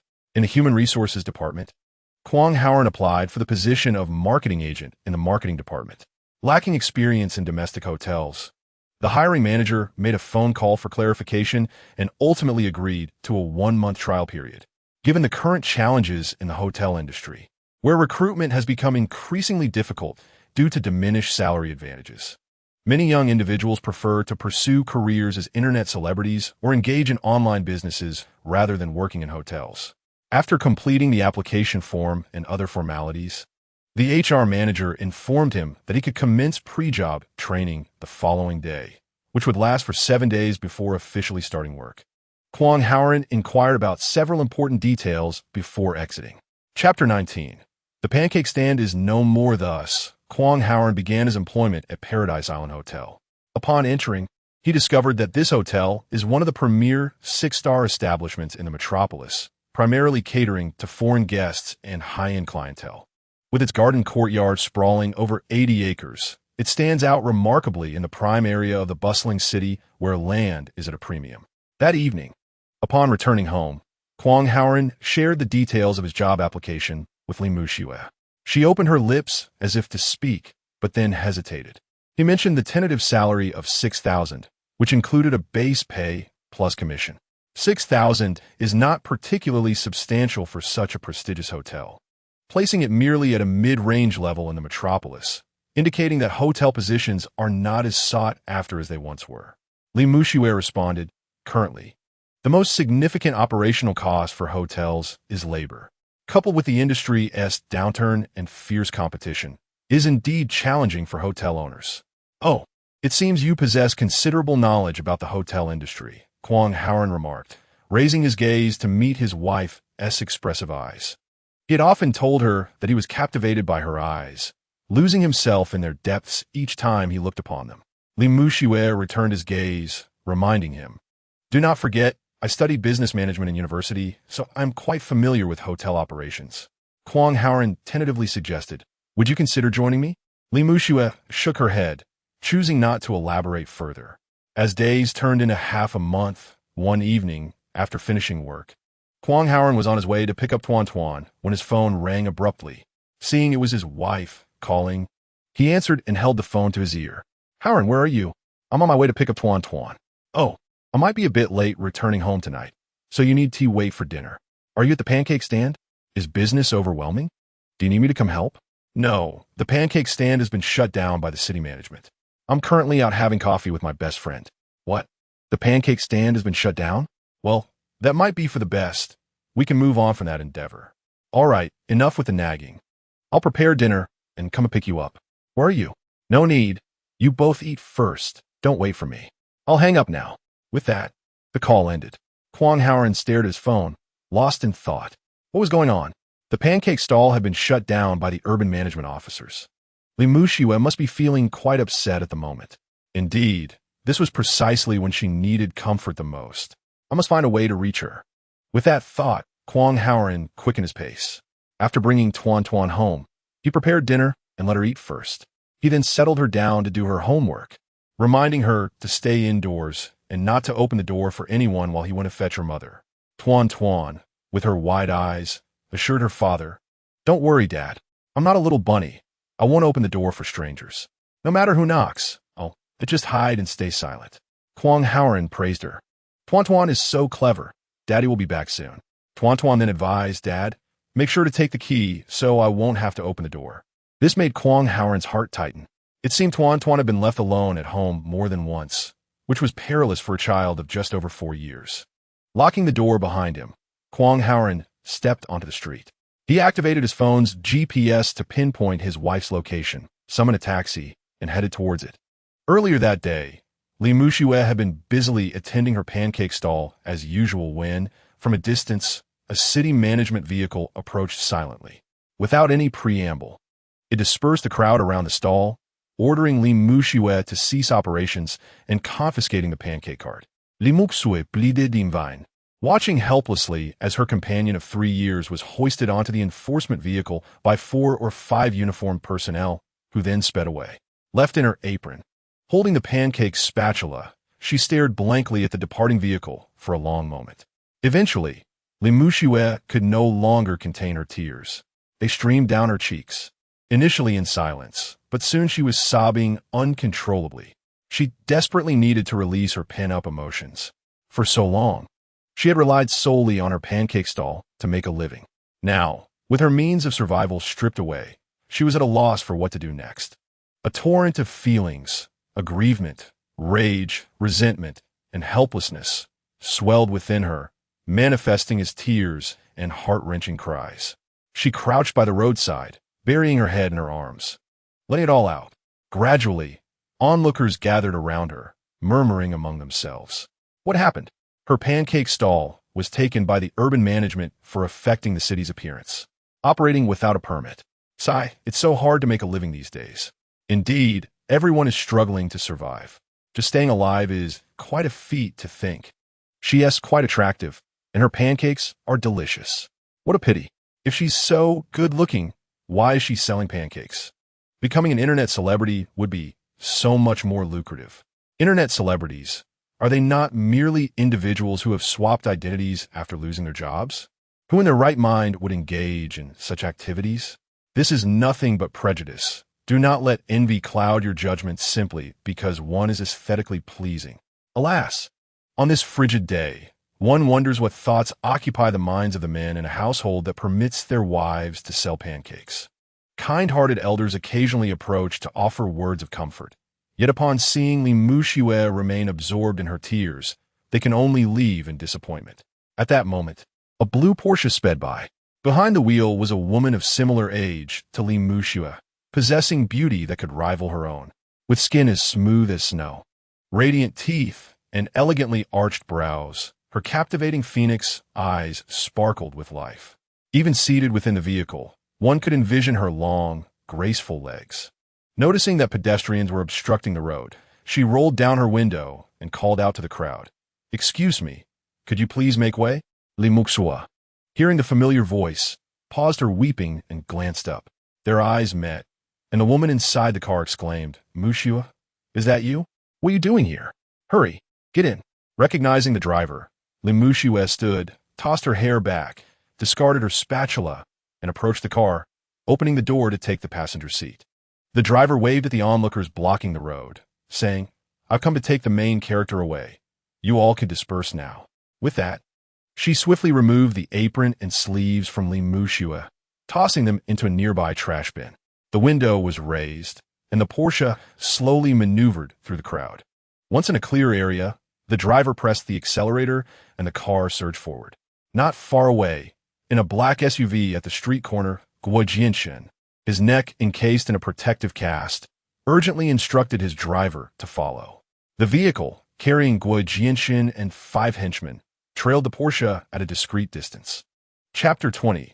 Inside the CAF within the Porsche, Li Muxua sat silently in the passenger's seat, her expression contemplative. The driver was her close friend, Xiaolina. Hailing from an affluent family and being longtime acquaintances of the Li family, Xiaolina was 3 years younger than Li Muxua, and they both graduated from the same university. As she drove, Xiaolina remarked, "Muxua, you've been using the excuse of caring for your child to skip numerous gatherings. Turns out you've been here selling pancakes. How could your family allow this? Would your husband overseas condone it? Even if they do, you have me. Why not reach out if you're facing difficulties? Why subject yourself to such degradation?" Li Muxua tucked a stray lock of hair behind her ear and replied, "I am not degrading myself. I find this quite acceptable." Xiaolina's voice rose in disbelief. "Acceptable? In this freezing weather, you, an elegant young lady, are out here selling pancakes. Those unaware might think you're destitute, oblivious to the fact that you are the daughter of a billionaire." Li Muxua straightened her posture, asserting, "They are who they are, and I am who I am. I have my own way of living." Xiaolina smacked the steering wheel in exasperation. "Oh, come on. While you may endure hardships silently, you must also consider Tuan Tuan. They say daughters should be raised in affluence, but this is taking it too far." Li Muxua merely pursed her lips and remained silent. Jolena momentarily softened her tone. "By the way, didn't I inquire over the phone last time about the vacancy for a deputy general manager at my family's hotel? You happen to be studying management, so why not come work at my family's establishment? You see, my father has been in poor health, diagnosed with several ailments last month, and he needs to rest. Recently, he even discussed with me the prospect of me taking over the hotel. But honestly, I'm not cut out for such responsibilities. Perfect timing, though. My father is stepping down, and if you take on the role of general manager, he can simply relinquish all duties to you." Li Muxua repeatedly shook her head. "No, I really can't do that. Your family runs a 6-star luxury hotel.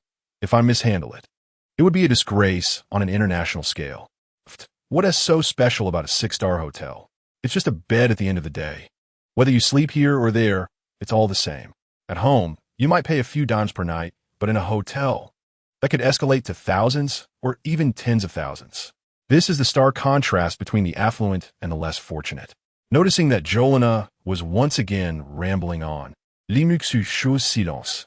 Spotting a nearby CF, Jolena pointed, "It's been ages since we last met.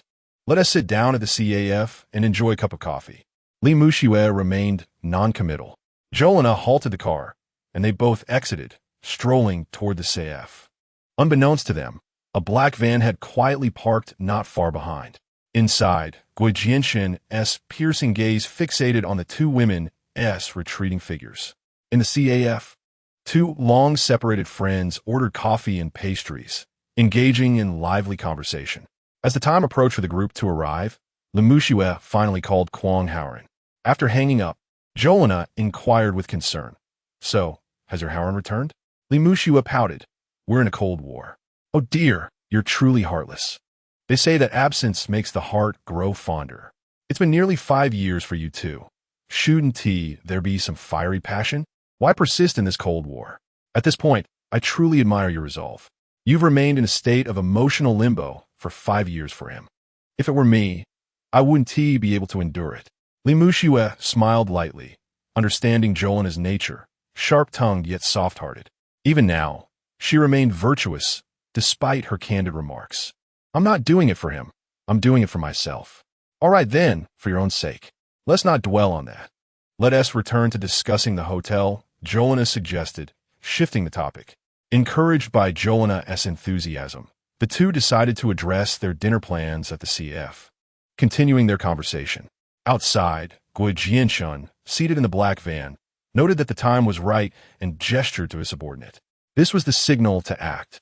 Instantly, the vehicle doors swung open, and 5 burly men clad in black suits leapt out, swaggering toward the CF. Guo Jianshun was there for vengeance. Ever since that day when he was taught a lesson by Lung Han, he had been hospitalized and revived. The doctor informed him that his neck was fractured, with spinal damage, requiring 3 months of rehabilitation post-surgery. After lying in bed for several days, the excruciating pain in his neck finally subsided.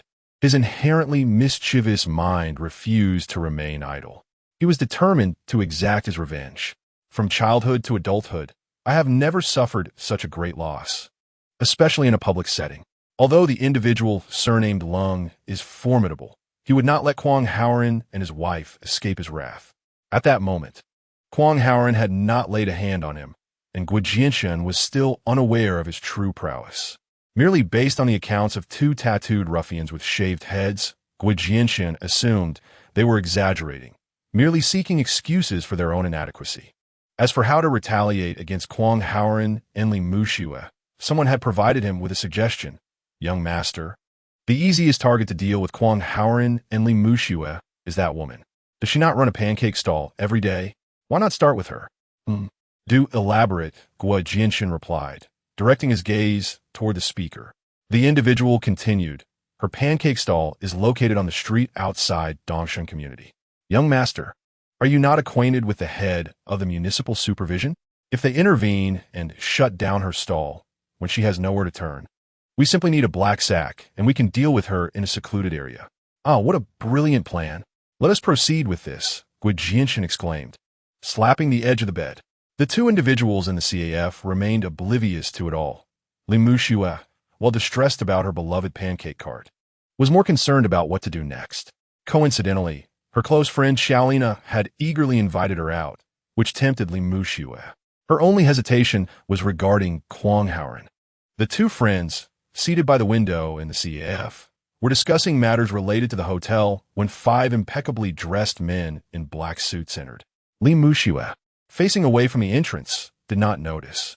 Xiaolina, upon seeing the men's menacing countenances, turned her head, striving to avoid making eye contact. As a seasoned beauty, Xiaolina understood that in such situations, it was prudent to evade attention and maintain a low profile. Seeing Xiaolina looking out the window, Li Muxue followed suit and glanced outside. Just then, the window of a large black SUV rolled down halfway, revealing Guo Jianshun as triangular eyes fixed intently upon her beneath his sparse brows. Li Muxue was taken aback, realizing, oh no, how did he follow me here? At that moment, a gruff voice croaked beside her. Ladies, why not join me for a drink? Li Muxue turned to find 5 crude faces looming before them. Chapter 21. Stepping forward, Li Muxue was appalled at the sight of the 5 approaching men, their faces coarse, and one of them emitting a foul stench. She instinctively covered her mouth and nose, admonishing them sharply. What do you want? Waiter, I don't know these people. Please have them removed. Oh. Waiter, hurry and throw them out. The coarse voice mimicked Li Muxue's tone, shouting, shall I call security for you? The CAF staff, having heard the commotion, were about to intervene when the manager stopped them, whispering, those are members of the Guo family. We cannot afford to provoke them. Just ignore it. The waiter had no choice but to halt, watching from a distance. Xiaolina suddenly stood up, shielding her friend. Who are you? In broad daylight. What do you intend to do? Uninterested in anything else, he simply desired the company of 2 beautiful women to share a drink with him. Once the drink was finished, they would be sent back. As he spoke, 2 burly men approached, each reaching out to seize Li Mushua's arms. In a sudden motion, Li Mushua forcefully swatted away their hands, indignantly rebuking them. "Remove your filthy hands. Are you not afraid of the law, you ruffians?" The man with the gruff voice laughed heartily, declaring, "The law? I am a law." With a dismissive wave of his hand, he commanded the two men to drag her away. Without further ado, the burly men seized Li Mushua, preparing to haul her out. In a state of desperation, Xiaolina grabbed a scalding coffee pot and swung it towards the nearest assailant's head. With a resounding crash, the glass pot shattered, and the scalding coffee cascaded down upon him. You burned me," he shrieked, cursing and hopping in pain. Another man in black retaliated with a swift slap to Xiaolina's face, leaving 5 distinct finger marks and causing blood to seep from the corner of her mouth. Seeing her friend being assaulted on her behalf ignited a fierce fury in Li Mushua's eyes. Grabbing cups, teacups, and plates from the table, she hurled them at the assailants, creating chaos in the CAF. Amidst the turmoil, she shouted towards the service counter, "Quickly, call the police." Upon hearing this, the man with the gruff voice signaled one of his subordinates. The man rushed to the service counter, menacingly warning, "Don't provoke us. I wonder who dares to call the police now if you wish to keep your jobs." The CAF manager, eager to appease, smiled nervously. "We wouldn't dare." However, with all this commotion, the damages, the burly man in black sneered, "Don't worry, someone will come and handle it afterward. You won't suffer any losses." The manager nodded vigorously. That's good. To him, this was the paramount concern. Subsequently, he exchanged glances with several employees, who lowered their heads, busily pretending that nothing was amiss. Meanwhile, other patrons in the CAF had already begun to flee, with the timid discreetly retreating to a safe distance. A few brave souls merely whispered amongst themselves, none daring to intervene. Although angered by the sight of the men assaulting 2 defenseless women, the principle of avoiding trouble prevailed, and no one stepped forward to halt the violence. On the other side, Xiaolina lay on the ground as the 2 burly men took turns kicking her. Li Mushua was being forcibly restrained by 2 others, dragged towards the exit. Just then, a figure burst through the door. Before anyone could comprehend the scene, 2 loud thuds resonated as the 2 men aiming kicks at Xiaolina were sent sprawling across the floor, crashing against the wall several meters away, gasping for breath. The remaining 2 men holding Li Mushua suddenly felt their grip weaken as their arms became entwined like twisted ropes. Immediately following, a couple of sharp sounds echoed, and the arms of 2 individuals dangled limply, resembling strands of noodles. Through their clothing, one could discern the stark whiteness of their exposed bones, protruding awkwardly. "Oh dear, my arm," the 2 lamented in despair. Just as a coarse voice attempted to flee, a swift kick from one of the assailants sent him hurtling backward, shattering the CAF's glass and landing him directly on the street. Struggling to rise, his face was besmirched with shards of glass, blood trickling from the corner of his mouth. He painfully called out to a nearby black van, "Young master." His head tilted, he succumbed once more to unconsciousness. Inside the CAF, 4 burly men clad in black wept and howled, writhing in agony. Li Mushua lifted her gaze toward the man, gently uttering, "Darling, why are you here?" It turned out that Kwang Haoran, having tracked the location accurately, arrived just in time to witness the scene unfold. Rage surged within him, and he acted swiftly. In the blink of an eye, tranquility returned to the CAF. Kwang Haoran was momentarily taken aback by Li Mushua's address of him as darling. After 5 years apart, this was the first time she had referred to him in such an intimate manner. A warmth spread through his heart as he approached and placed a supportive hand on her shoulder, inquiring with concern, "How are you, Mushua? Are you hurt?" At that moment, a voice from the ground protested indignantly, "Your wife is unscathed. It's me who's injured." With great effort, Xiaolina managed to rise. Kwang Haoran recognized her, yet felt it inappropriate to offer assistance due to the gender divide. Li Mushua hurriedly stepped forward to help Xiaolina, examining her closely before expressing her heartfelt gratitude. "How commendable of you to stand up for your sister.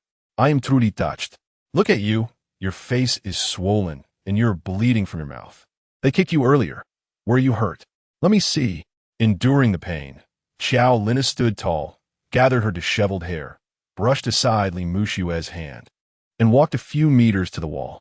There, she raised her sharp stiletto heel and unleashed a flurry of fierce kicks upon the two men, still howling in agony. As she struck, she cursed, "You wretches, let this be a lesson for your audacity in assaulting women." The two men, on the receiving end of such brutality, shrieked in anguish, curling up in a pitiful heap, their previous arrogance extinguished. After delivering a dozen kicks, Xiao Lina, still unsatisfied, turned to face the two men who had lost their arms and unleashed another barrage of kicks upon their severed limbs.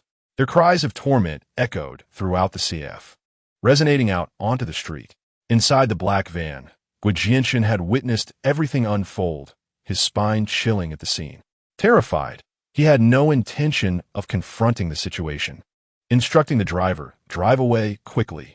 As the driver started the vehicle, he glanced back and asked, "But what about those 5? Guo Jianxin snapped back. "What does it matter about them? If we don't leave now, we'll be in trouble ourselves." The driver, frightened, recoiled and pressed the accelerator, propelling the vehicle away at breakneck speed. Chapter 22. Hitting a woman is worse than a beast within the CAF. Kwang Haoren surveyed his surroundings before commanding the two individuals struggling to rise in the corner. "You two, go and drag that scoundrel outside in here." "Yes, yes." The two men, unable to dare object, endured their pain and brought in the raspy-voiced man from outside. At that moment, the raspy-voiced man had regained consciousness, his face smeared with blood. The two men with severed arms also painfully huddled together, clutching their wounds. Kwang Haoren ordered the 5 men to stand in formation and demanded, "Now, tell me who sent you." The 5 men exchanged glances, and ultimately, 4 of them directed their gaze towards the raspy-voiced man. In a calm voice, Kwang Haoren continued, "If you refuse to speak, I shall break your arms and legs today. How about it? Care to test me? Please, please, I will speak." The raspy-voiced man glanced at his 4 subordinates and declared, "At this point, I shall take the blame. It was young Master Guo who sent us." Kwang Haoren was not surprised and promptly asked, "What did he send you for?" The raspy-voiced man hesitated, casting a furtive glance at Li Mushue before stammering. "Young Master Guo ordered us to oversee the city appearance and seize Miss Li's stall, intending to abduct her while doing so." "Ah, so it was Guo Jianxin's scheme. No wonder my pancake stall was suddenly confiscated after 3 years. What a despicable and shameless scoundrel." Li Mushue exclaimed, realization dawning upon her, pointing at the raspy-voiced man. Kwang Haoren admonished, "You, go back and inform Mr. Guo that I will settle this score with him in due time." Yes, yes, the raspy-voiced man thought to himself, relieved at the prospect of having Kwang confront Guo, thus sparing his own suffering. Kwang Haoren then gestured towards the 2 men with severed arms. "You remember this well, and relay the message to your associates. From now on, any who dares to touch my wife, whichever hand they use, shall have it rendered useless. If I am displeased, their lives will also be forfeit. Do you understand?" "Understood. We shall never dare again." The 2 men lowered their heads, not daring to lift their gazes. Finally, Kwang Haoren pointed at the 5 men before him. "To strike a woman is to be lower than a beast. Are you not ashamed? Do you not know how to respect women?" "Yes, yes, we understand. We will certainly do better in the future," they responded, acknowledging their disgrace. Seeing that the time was ripe, Kwang Haoren issued his final command. "Now, kneel before the 2 ladies and apologize, begging for their forgiveness." The 5 men exchanged glances at the onlookers in the CF, hesitating momentarily. Kwang Haoren bellowed, "Kneel, or I shall make you kneel by force." Upon hearing this, the men could no longer afford to hesitate. The raspy-voiced man took the lead, and the other 4 followed suit, kneeling before Li Mushue and Xiao Lina, bowing their heads as they pleaded, "We were blind and have offended you too, esteemed ladies. We beg for your mercy. Just let us off like a passing wind. We shall never dare again." Li Mushue and Xiao Lina observed the pitiful sight before them, a subtle smile curling at the corners of their lips, a sense of satisfaction swelling within them. With a wave of his hand, Kwang Haoren instructed the 5 men, "Now get out of my sight. If I see you again, I shall strike you once more." As the 5 individuals, akin to those granted amnesty, hastily rose to their feet, they assisted one another and bolted outside, apprehensive that they might be too late and that Kwang Haoran might change his mind. Upon exiting, they discovered that the black minivan had vanished, sending a chill through their hearts. Cursing under their breath, they hailed 2 taxis, scrambling into the vehicles to make their escape. Inside the CAF, a chorus of applause erupted. A patron stepped forward, giving a thumbs up and exclaiming, "Well done, young man. You truly embody masculinity." Those ruffians barged in and assaulted women. Such behavior is inexcusable. Fortunately, you arrived just in time. Otherwise, those 2 lovely ladies would have suffered greatly. I cannot abide men bullying women. I nearly called the police. The crowd gathered, eager to express their hindsight. Kwang Haoran, however, remained silent, his gaze shifting with concern towards the 2 women. "Are you all right? Have you sustained any injuries? Should we seek medical attention?" he inquired.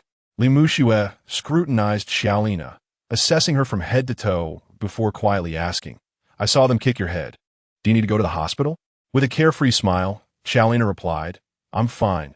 I protected myself with my elbow, so I'm unharmed." Li Muxue, tenderly stroking the bruise on Qialina's face, admonished, "You're being stubborn. Look, your face is bruised.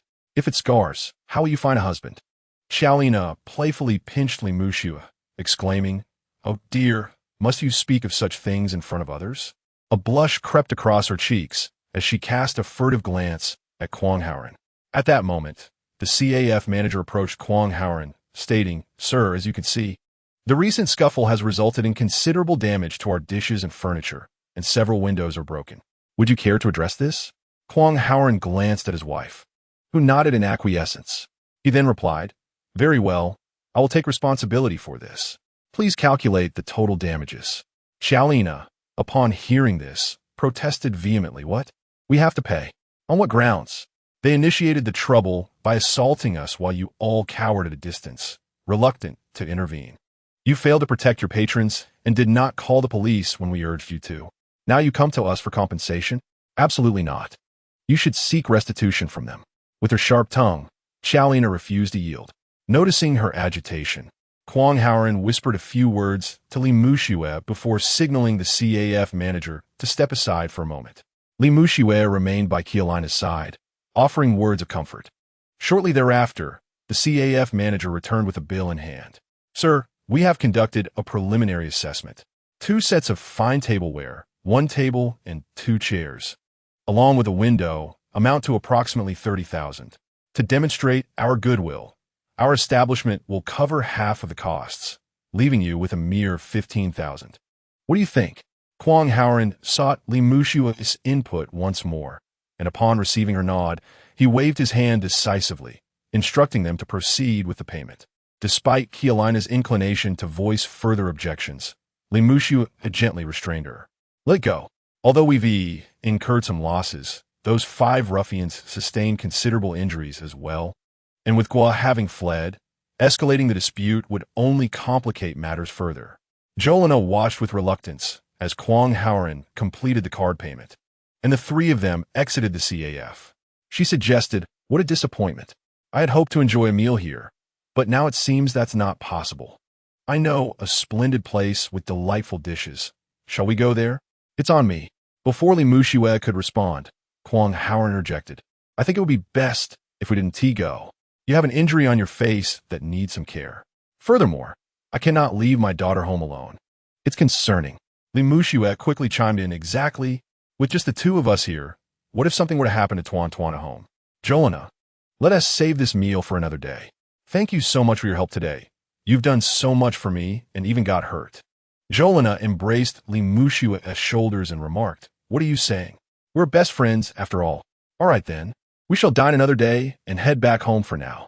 Jolena then spoke quite earnestly, "You must take to heart what I mentioned, otherwise my suffering from that beating would have been in vain, and that would truly sadden me.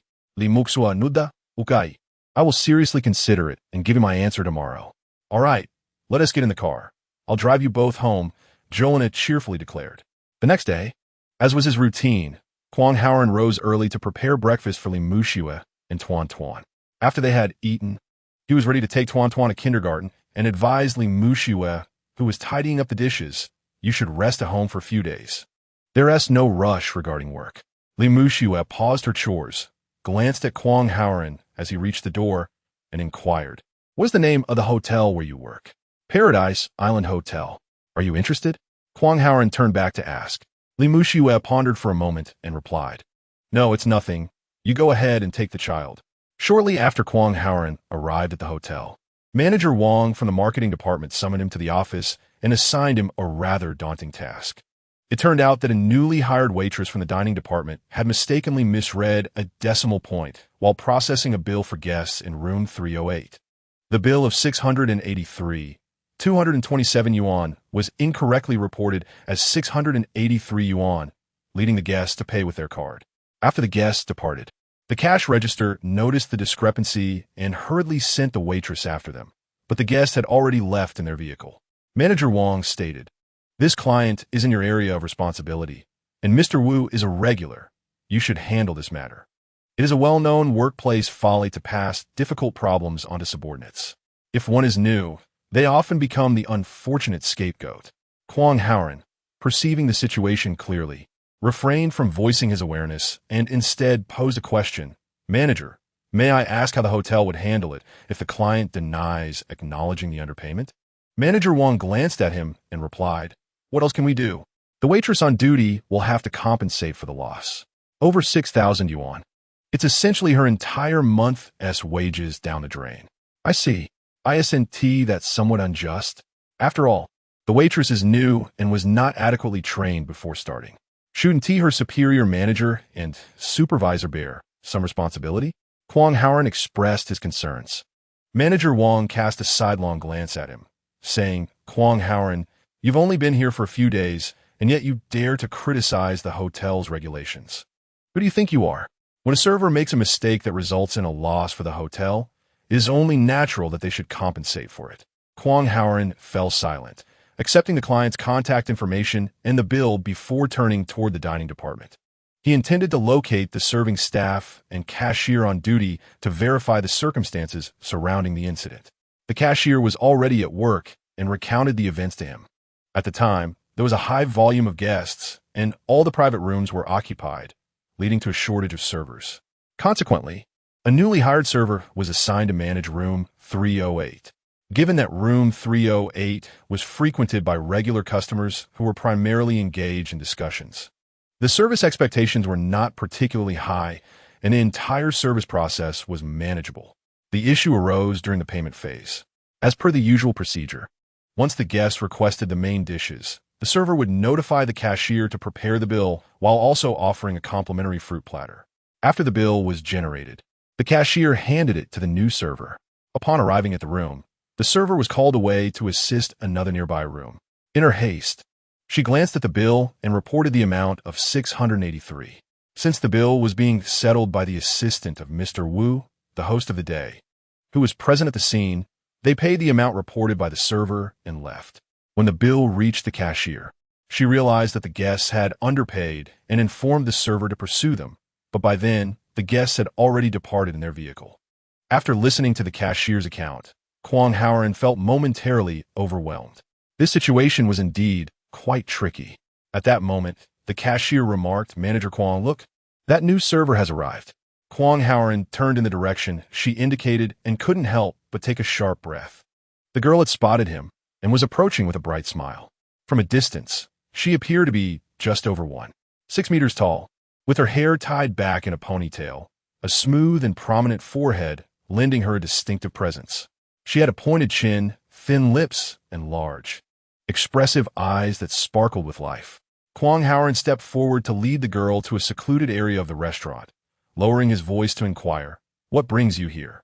The newcomer was Qin Yanan, a member of his team, known as the Windwing Angel. Despite her youth, she possessed formidable skills, particularly in electronic communications, capable of cracking various codes. Moreover, she had mastered a unique skill set, including lip reading in the languages of major countries around the world. A few days prior, Kwang Haoran had issued her a directive to investigate the insider information regarding the IPO of the Yonglei Group. Upon receiving the order, Qin Yanan promptly set out for the capital. Upon learning that Kwang Haoran was working at the Paradise Island Grand Hotel, she immediately joined the dining department as a server. With her striking looks and quick wit, she quickly earned the admiration of the supervising manager. Thus, on her very first day, she was assigned to serve, leading to the unfortunate incident of the customer leaving without paying. Qin Yanin looked up at Kwang Haoran and asked, "Boss, didn't you instruct Lung Han to convey your orders that returning team members could find their own employment? Furthermore, if you want me to investigate the Yongli Group's IPO, where else could I go if not to this city?" Kwang Haoran's expression faltered. "Yet you shouldn't be working with me. It is quite inconvenient." Qin Yanin pouted, "Boss, there is no such stipulation in your orders. You cannot arbitrarily modify the directive." Kwang Haoran found himself both amused and exasperated. "All right, I concede to your quick wit. However, one thing must be clear. While at the hotel, focus on your duties and do not disclose our relationship, nor expose your identity carelessly." The girl playfully smiled, "Boss, do we have a relationship?" Seeing Kwang Haoran narrow his eyes in response, Qin Yanin quickly backtracked, "All right, I understand. By the way, boss, what did you need me for so early in the morning?" Kwang Haoran replied with a cold smile, "It's about your work at the station yesterday." Qin Yanin shrugged, "Boss, are you referring to the customer who skipped out on the bill?" "Yes, the marketing manager, Wang, has entrusted me with this troublesome matter." "So, you don't think 6,000 yuan is worth your attention?" Noticing her nonchalant demeanor, Kwang Haoran added, "How could it be? 6,000 yuan could at least buy a set of cosmetics. If I were to treat you to hot pot, it would take a month." "Boss, do you have any way to prevent me from losing money?" Kwang Haoran nodded. "Though I do not have complete confidence, it is worth a try. Unless that Mr. Wu is a miser who, after a hearty meal, denies any accountability." Qin Yanin immediately brightened. "That's wonderful. If you can help me avoid losing money, or at least minimize my losses, I will treat you to hot pot." Kwang Haoran politely declined. "Let us skip the meal. My schedule is quite full. After work, I pick up my daughter and return home to cook for my wife, so there will be no opportunity." Qin Yanin pouted, "Fine, if you want to eat, I'll go find Ling Han." Kwang Haoran then took out his phone and dialed the client's number. Chapter 24. The Undercharged Meal Fee After Several Rings. The call connected, and a languid voice answered, seemingly just awakened. "Hello, who is this? Is this Mr. Wu?" "I am Kwang Haoran, the marketing department supervisor at Paradise Island Hotel. We have met before. Is this a convenient time for you to speak?" Kwang Haoran addressed him in the manner befitting a marketer. "Oh, from Paradise Island Hotel. Is this about the dinner bill from last night?" The voice on the other end seemed to recollect. "I understand that. I was quite inebriated and had my assistant settle the bill. This morning, as I sobered up, I realized it was impossible. We had 5 people, and with sea cucumber, shark fin, and abalone served at the table. How could it only total 600 yuan? That is certainly a mistake on the part of your staff." The voice was reasonable and understanding. No, Mr. Wu, I am not calling to discuss that matter. I simply wish to conduct a service follow-up. Were you and your guests satisfied with our dishes and service last night? Was there anything lacking?" Kwang Haoran tactfully avoided the sensitive topic of the meal fee. The other party perked up immediately. "Yes, indeed. We were very satisfied. Yesterday was an important business guest of mine, and we're on the verge of signing a significant deal worth hundreds of millions. We owe this to the attentive service provided by your hotel. The meals are quite satisfactory, primarily due to the pleasant ambience. I often host important guests at your establishment." Subsequently, I returned to the topic. "By the way, Manager Kwang, the order from yesterday was undoubtedly erroneous. I will arrange for someone to settle it with you shortly." Kwang Haoran declined. No, Boss Wu, I did not call today regarding that matter. The order from yesterday has already been internally resolved by our hotel, and there is no need for you to concern yourself." The other party expressed confusion. "Resolved? How can the hotel resolve it? I know well enough that it merely involves deducting the server's wages. It is not easy for them to be in this line of work. How can one penalize them for a mistaken order?" Kwang Haoran continued to avoid discussing the erroneous order. "You are quite right, Boss Wu. However, I assure you that we have indeed addressed the matter. Please do not worry about it. Our hotel's dining department has introduced several new dishes from the Tan family. You are a renowned gourmet, and if you have the time, we would be honored by your visit for guidance." A cheerful voice immediately came through the receiver. Excellent. I have a group of clients today, So please reserve that private room from yesterday for me. We shall meet this evening. Very well, President Wu. We look forward to your presence. After hanging up the phone, Qin Yanan looked at Kwang Haoran. How can you say the hotel has handled it? Aren't they supposed to deduct from my wages? Moreover, President Wu has already expressed his intention to make it right. Why did you refuse? Kwang Haoran cast her a sidelong glance. You do not understand. This is called customer psychology. Boss, really? You comprehend such matters? Please enlighten me on the subtleties involved. Qin Yanan replied, feigning humility and eagerness to learn. Kwang Haoran glanced around to ensure no bystanders were eavesdropping, then gestured for them to sit at a table in the restaurant, patiently explaining, it is not as mysterious as it seems. It fundamentally revolves around understanding the other party's psychology. Consider this. If you were President Wu, hosting significant business clients over dinner, entailing a deal worth billions, what would happen if, upon settling the bill, a server pursued you to rectify the order? Qin Yanan responded, perplexed. That seems entirely reasonable. I would strategically say, President Wu, may I have a word? Then I would discreetly inform him of the error. Would that not suffice? Kwang Haoran scoffed. Your perspective is misguided. You are still viewing it from your own and the hotel's standpoint. Do you truly believe your approach is astute? Or perhaps the hotel trained you to handle it this way? Indeed. But unfortunately, by the time I exited, President Wu had already left in his car. I did not have the chance to speak. Qin Yanan remarked with a hint of regret. You should count your blessings. It is fortunate that the guest departed. Had you intercepted President Wu in front of the client, that important customer would have been irrevocably lost. How could that be? Why? Qin Yanan questioned, bewildered. Consider. For President Wu, what is more significant? Our several thousand yuan in dining expenses or the potential billions in business with his client? Qin Yanan seemed to grasp the essence. I understand now. We must afford the customer dignity, allowing them to maintain respect and esteem in front of their clients, correct? If we had pursued President Wu, as I suggested last night, his client would have comprehended the situation entirely.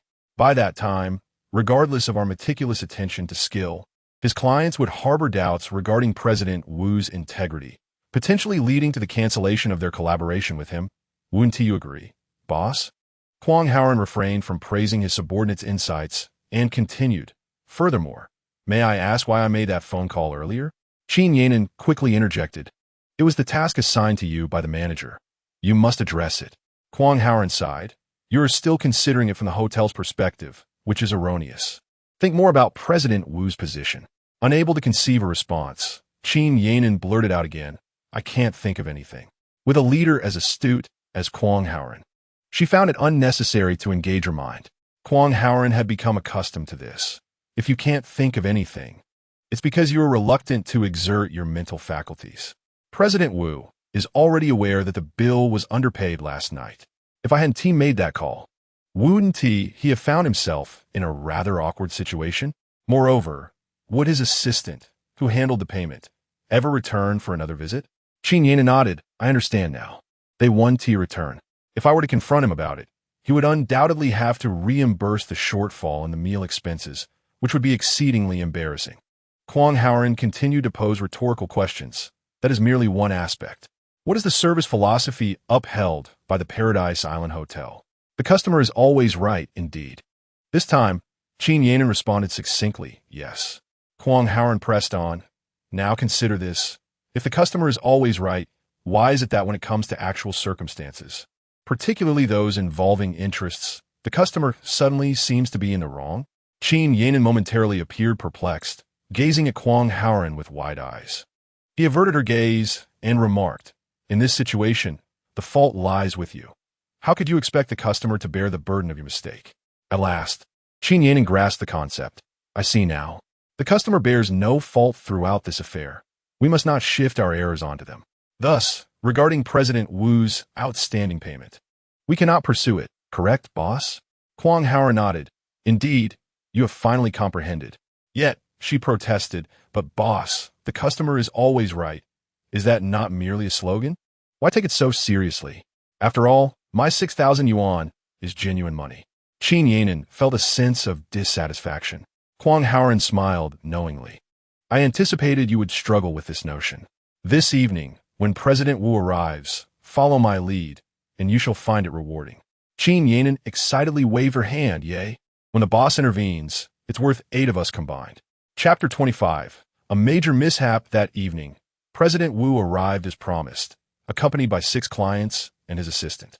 Upon entering the lobby, he bypassed any greetings and headed straight for the cashier in the dining department. He produced a bank card and placed it on the counter, requesting the bill from the previous night to settle the outstanding amount. The cashier, upon recognizing President Wu, quickly smiled and said, "President Wu, our marketing supervisor, Kwong, mentioned that he has already handled your order. I don't have your bill from last night here." Seeing the people surrounding the cashier's counter, President Wu instructed, "Please summon your supervisor, Kwong, and also have that server come here." Soon, Qin Yanan and Kwong Haoran, who had been called through the cashier's intercom, arrived at the counter in succession. From a distance, Kwong Haoran greeted President Wu. "Hello, President Wu. It seems you have important guests again. Please come in. I have reserved your usual private room." The guests surrounding Mr. Wu glanced curiously, thinking, it seems Mr. Wu is a frequent patron of this 6-star hotel, undoubtedly of considerable means. Mr. Wu graciously received Kwong Haoran's opening remarks, responding with a warm smile. "Ah, little Kwong, I overindulged last night. Your young lady here misreported the bill, and my assistant failed to notice the discrepancy. It was only this morning, during reimbursement, that I realized you had undercharged us. Come now, let us settle yesterday's account." Standing nearby, Qin Yanan felt a surge of joy. It appeared the 6,000 yuan compensation might be waived. However, to her surprise, Kwong Haoran resolutely declined. "Mr. Wu, you are being too formal. Yesterday's error was ours. How can we place the blame on you? Moreover, our hotel has a policy. Overcharging must be refunded. Undercharging is not compensated. This is a principle we uphold at Paradise Island." Mr. Wu, however, was quite straightforward. "Little Kwong, spare me the unnecessary formalities. This young server is new, I assume?" He cast a scrutinizing glance at Qin Yanan. "How much can you earn in a month? It wouldn't even cover one of my meals. I am aware that if this is handled, your server's wages will be deducted. The money you collect was rightfully mine." Seeing Kwong Haoran still reluctant, Mr. Wu's demeanor sharpened. "If you refuse to accept it, we shall not patronize your establishment today." Reluctantly, Kwong Haoran conceded, "Very well, we shall accept the payment for now." He then instructed the welcoming staff and Qin Yanan, "Please escort Mr. Wu and his guests to the private room and arrange the food and drinks according to Mr. Wu's preferences." After several rounds of drinks and dishes, Mr. Wu, thoroughly satisfied, called for Qin Yanan to settle the bill. Kwong Haoran had briefed her beforehand.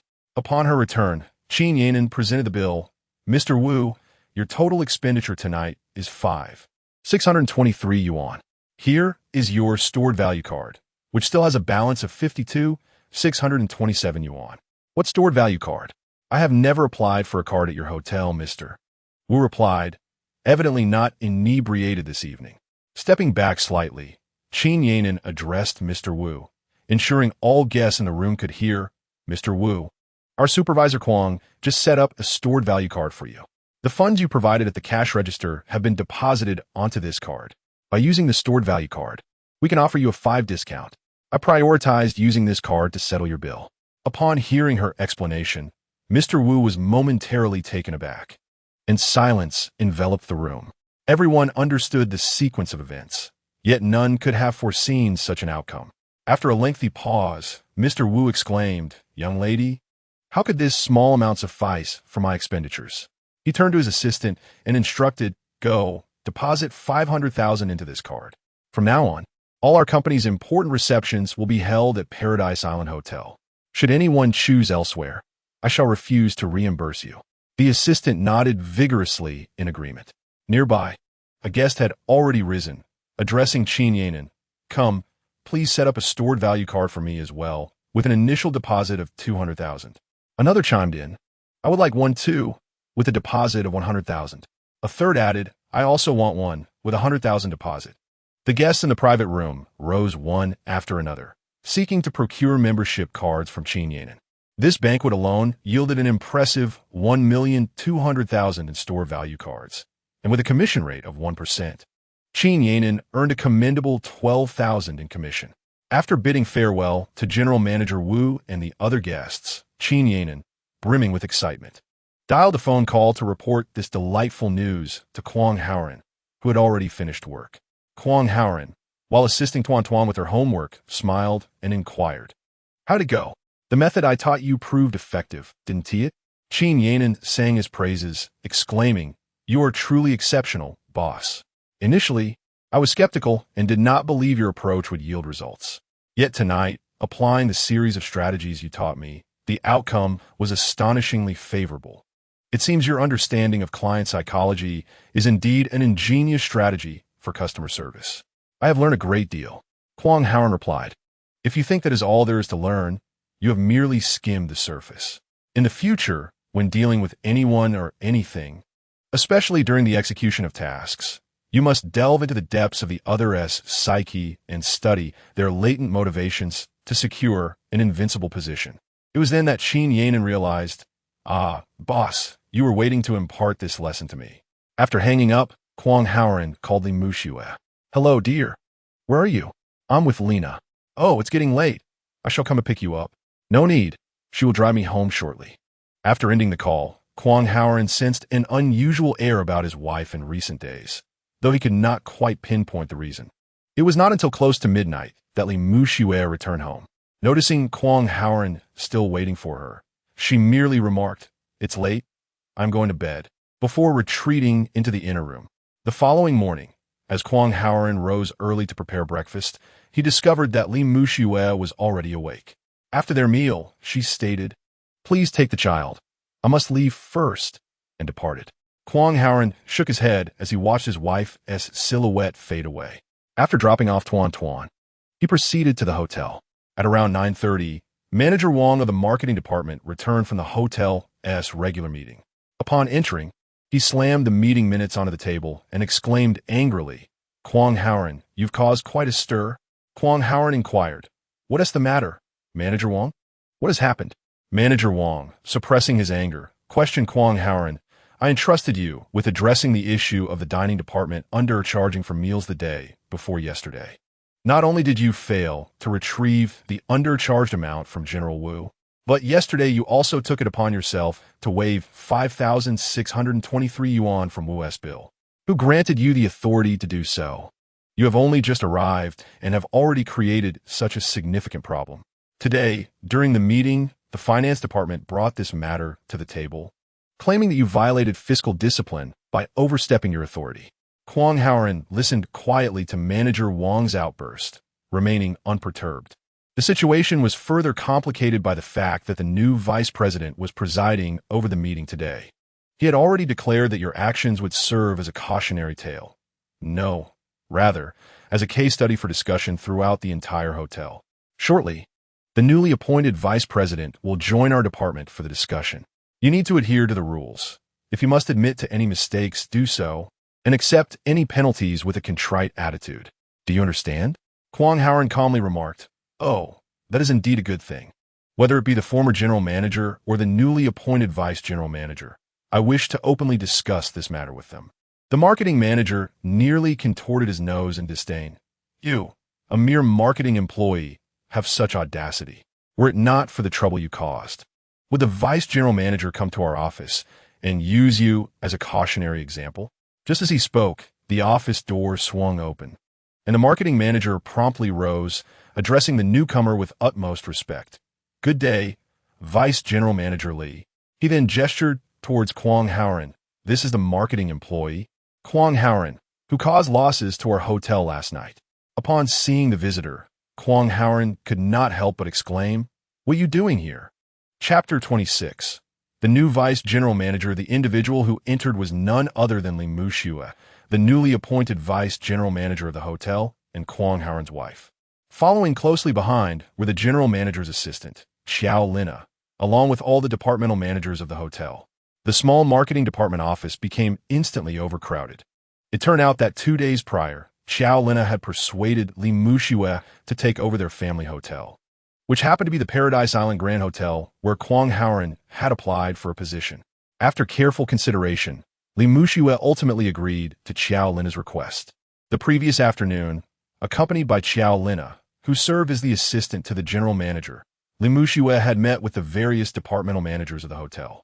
Subsequently, she had made a special visit to the Qiao residence to pay her respects to the ailing patriarch of the Qiao family, who shared several important matters with her, including the hotel's asset situation, prevailing difficulties, and vital relationships with esteemed clients, hoping she could assist the Paradise Island Grand Hotel in overcoming its current predicaments. Thus, when Kwang Haoran called her, she was still at the Qiao residence, patiently listening to the elder's instructions. Upon returning home, Li Muxue intended to inform Kwang Haoran of her decision, but seeing that it was already quite late, she refrained, wishing instead to surprise him. This morning, during the hotel's regular meeting, the finance department presented a report on the previous day's earnings, bringing forth the invoice from Manager Wu of the Food and Beverage Department for discussion. The purpose of the hotel meeting was to promptly address various issues arising within the establishment. Financial matters are particularly sensitive and often regarded as a taboo in any hotel or large enterprise. As the newly appointed vice general manager, Li Muxue had been granted full authority over personnel and finances, yet being new to the hotel, she inevitably harbored some reservations. How a new leader navigates their initial challenges is of utmost importance. However, to her surprise, Li Muxue encountered a particularly thorny financial issue, one that was directly related to her husband, though she was the only one privy to this fact. For the hotel managers, whenever a leadership change occurs, they would exhaustively devise strategies to probe the new leader's work style and capabilities. Their methods of inquiry were far from overt. They would not brazenly pose questions or ask trivial inquiries, such as what the leader preferred. The most astute approach was to present issues arising from their work, subtly inviting the leader to make decisions as a means of testing their judgment. For the newly appointed leader, this situation may be likened to an examination. The issues at hand, whether significant or trivial, ostensibly fall within the purview of every individual's responsibilities. Yet, it is not uncommon for them to neglect these matters, even allowing problems to escalate. This provides a convenient opportunity to present these issues overtly. Should the new leader mishandle the situation or lack the capacity to oversee the broader context, the subordinates may exploit this judgment to dictate their future interactions and strategies with this leader. This includes, but is not limited to, flattery, obsequiousness, opportunism, and the creation of divisions, as well as playing both sides and adapting their approaches based on the individual involved. In the eyes of these subordinates, Li Muxue is merely occupying her position due to her close relationship with Xiaolina, and they are already prepared to engage in indirect flattery, cognizant that leaders are typically not inclined to favor those who do not curry favor. Thus, when the financial manager presented this issue, it served to underscore her diligence while simultaneously posing a challenge to the newly appointed vice general manager. As the host of the regular meeting, Li Muxue recognized the significance of this issue, yet she refrained from immediately voicing her opinion. Having grown up in Li's residence and been subtly influenced by the underlying rules of the business world, she possessed a certain understanding of these dynamics. She resolved to take a contrarian approach, using this issue as a lever to delve deeply into the essence of hotel management. By addressing this matter, she aimed to ascertain the mindset of the hotel staff, particularly regarding the service ethos that is paramount in the hospitality industry, a crucial factor in effective management. By mastering this aspect, she could lay the groundwork for other tasks to unfold gradually. Li Muxue promptly issued instructions for this matter to be documented as a case study for discussion among all departmental staff, intending to use this case as a means to educate the entire hotel team on service philosophy. When Li Muxue and Xiaolina entered the marketing department's office alongside the managers, they were met with Kwang Haoran's astonished gaze, prompting Xiaolina to exclaim almost simultaneously, "What are you doing here?" The department managers were momentarily at a loss, casting glances around as if attempting to discern the nature of the situation. There was a prevailing assumption that Kwang Haoran and Xiaolina were familiar, if not quite close. Internally, Kwang Haoran could not help but lament his predicament. It became clear that when he had initially mentioned applying for a position at Paradise Island Hotel, Li Mushua's hesitation was not without reason. The burden of being led by her at home, only to find himself under her authority at work, left him questioning when he might finally see the light at the end of the tunnel. Li Mushua paid little heed to her surroundings. She walked directly to the manager's desk and took a seat, addressing the managers behind her. "Please, everyone, find a place to sit. If there is no room, feel free to stand for a while." A commotion ensued as chairs scraped against the floor. Most managers managed to find seats, while few had to stand. The general manager's assistant, Xiaolina, occupied a chair diagonally across from Kwang Haoran, her gaze brazenly assessing him. Her look clearly conveyed the message. "So, you've come to the hotel, and now your wife is your superior. You're in for quite the experience." Kwang Haoran maintained a steady gaze, ignoring Xiaolina's provocative look. He heard Li Mushua address the marketing department manager, saying, "Manager Wang, we are here to attend your department's discussion meeting. Let's commence." Manager Wang cleared his throat and stated, "Welcome, Vice President Li, Assistant Xiao, and all department managers to the marketing department's case analysis discussion. The case we will examine today pertains to our department. Our marketing representative, Kwang Haoran, has violated hotel regulations by failing to recover overdue payments from clients in a timely manner. Furthermore, he unilaterally granted guests a de facto waiver without consulting hotel leadership, which constitutes a serious breach of financial discipline. As a department head, I feel deeply remorseful. Moving forward, I will enhance the management of departmental regulations, reinforce disciplinary constraints, clarify relevant authorities, and ensure that such incidents do not recur. Ultimately, I am willing to assume the corresponding managerial responsibilities." Manager Wang, a seasoned veteran, opened with a robust preamble that not only set the tone for the discussion, but also symbolically acknowledged his own accountability, which typically leaves a responsible impression on leadership. Unexpectedly, Li Mushua raised her pen from her notes and lightly tapped the table, saying, "Hold on. Today we are here to engage everyone in an open discussion. Let us not rush to classify the matter. Particularly when addressing issues, we must center our discourse around one core question. If you were the customer, how would you respond?" "Please continue." Li Mushua's timely interjection disrupted the prepared remarks of the department managers, who had intended to follow in Manager Wang's footsteps with superficial reflections and token admissions of responsibility. Realizing the gravity of the situation, the managers fell silent, striving to grasp the implications of the vice president's words and recalibrating their premeditated speeches. Seeing the sudden quiet, Li Mushua pointed to Kwang Haoran, "Manager Kwang, as the person involved in this matter, please share your thoughts on the situation." Chapter 27. The charismatic man, Kwang Haoran, understood the gravity of the moment before him. His forthcoming statements would not only address the complexities of the dining issue, but also affect how Li Mushua, newly appointed to her leadership role, would navigate the quandaries posed by her subordinates. He resolved to assist his wife. This was the moment to step forward.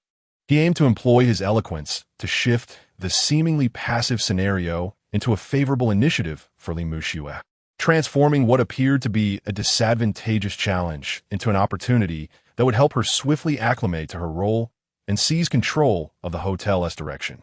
Although they had not communicated beforehand, their worldviews and values aligned, and Kwang Haoran believed their management philosophies were in harmony regarding the effective stewardship of the hotel. Additionally, he aimed to subtly educate the department managers through this incident, ensuring a positive introduction for Li Mushua in her new position. With these thoughts in mind, Kwang Haoran rose to his feet, a habit of his during pivotal moments, preferring to speak while standing. Unbeknownst to him, a sense of superiority enveloped the atmosphere. Under the watchful eyes of many, Kwang Haoran addressed the gathering. "Esteemed leaders, I wish to pose a question to you all. What is the guiding principle of our hotel?" A voice, though faint, responded, "The customer is king. The customer is always right." Kwang Haoran nodded towards the contributor and seamlessly continued, "Indeed. Upon my initial entry into the hotel and during the training conducted by the Human Resources Department, I was immediately indoctrinated with this philosophy. Furthermore, we were instructed to flexibly apply this principle in our future endeavors, ensuring exemplary service to our guests. It was under the auspices of this very philosophy that, when Manager Wang from our department entrusted me with the matter of Mr. Wu's recent visit to our hotel, where a mistake by our dining staff resulted in a financial oversight. I instinctively recalled this tenet. Some may argue that such operational philosophies are merely decorative, intended for display. Yet, that would be a grave misconception. Should we fail to adhere strictly to the publicly stated principles of our hotel, it would unmistakably signal that our management is merely paying lip service, an inconsistency that would erode our reputation among employees and, without exception, lead to our downfall in an increasingly competitive market. For a high-end hotel like ours, which prides itself on a stellar reputation and exceptional service, if we cannot satisfy our patrons or surprise them with our quality, what justification do they have for choosing us? Kwang Haoran's approach was decidedly authoritative, effectively silencing any dissenters. Among the seated audience, Li Muxue was taken aback. The points Kwang Haoran articulated echoed the sentiments repeatedly emphasized by the venerable Mr. Chow when reflecting on the hotel's operational challenges.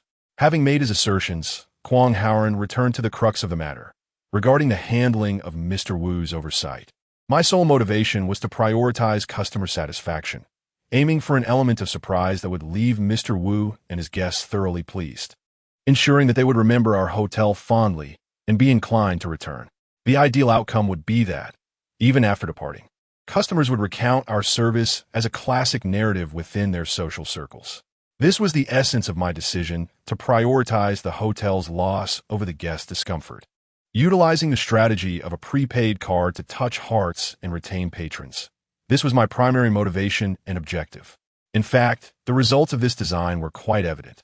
According to the server who attended to Mr. Wu, he was moved by our hotel's sincerity and immediately acquired a prepaid card with a limit of 500,000. He insisted that all future high-end banquets from his company be held at our establishment. Guests at Mr. Wu's table also opted to preload their cards, with their table alone accumulating a staggering 1,200,000. Is that not the case? At this point, Kwang Haoran cast a glance towards the financial manager for confirmation. Yes, it seems to be accurate, the financial manager replied hesitantly, glancing at Li Muxue. Kwang Haoran's inadvertent inquiry illuminated for Li Muxue the financial manager's intent to conceal this critical detail. Kwang Haoran was not inclined to delve deeply into this issue. Instead, he deftly shifted the topic. However, if I were to merely call General Manager Wu to request the reimbursement of the undercharged meal expenses, he would likely not object. It would be entirely reasonable to settle this payment. Yet, would we not, in doing so, forfeit an invaluable opportunity to transform an ordinary customer into a loyal patron? On the surface, we may appear to have lost over 6,000 in meal costs, but in reality, we have gained a loyal customer in General Wu, who possesses considerable purchasing power. The impact of his endorsement, shared widely, is beyond monetary evaluation, setting aside our stored value income, which would more than compensate for this loss. Should we not consider this approach from the perspective of hotel management? Standing at the center of the crowd, Kwang Haoran spoke eloquently.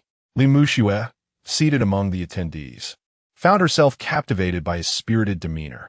It is often said that a man in his professional element exudes an irresistible charm, and Kwang Haoran was radiating such an aura. What astonished Li Muxue further was that his remarks aligned perfectly with the case study she had disseminated, prompting all staff to engage in discussion. Those unaware of the context, such as Xiaolina, might assume that the couple had conferred beforehand, resulting in this harmonious exchange. With this thought, Li Muxue cast a glance at Xiaolina, who was fixated on Kwang Haoran, her admiration evident to the point of being spellbound. As Kwang Haoran concluded his address, an employee from the marketing department initiated applause, which quickly spread throughout the room.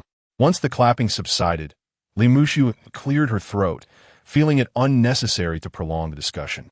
She stated, "We have just heard from the individual involved about the circumstances of the situation and his intentions behind handling it. I believe this is commendable. Let us first provide a qualitative assessment from the perspective of the hotel's vice president. I take pride in having such a knowledgeable employee regarding hotel management principles among us. I am equally impressed by our marketing supervisor's ability to effectively apply these principles in practice. In a roundabout way, she affirmed and praised Kwang Howren, maintaining a professional demeanor. Our general manager Chiao and I have discussed the most pressing issues facing our Paradise Island Hotel, which include the inadequate implementation of our principles, low customer satisfaction, and significant market attrition. Additionally, the substantial debt incurred during the hotel's initial construction has led to the current dire circumstances. Yet, the greater the challenge, the more imperative it is for all of us in management to recognize the crisis, unify our consciousness, clarify our principles, and expedite the normalization of our hotel management operations. Subsequently, Li Muxue pointed toward the manager of the dining department and remarked, "The recent incident regarding customers underpaying in the dining department has revealed significant shortcomings in our training and management systems. Allowing an untrained and inexperienced server to operate independently at her station is an irresponsible act. However, when issues arose, the managers of your department shifted the blame entirely onto the powerless waitstaff. What, then, is the value and function of your leadership?" At this point, Li Muxue's expression took on a serious demeanor for the first time, causing everyone to feel a chill.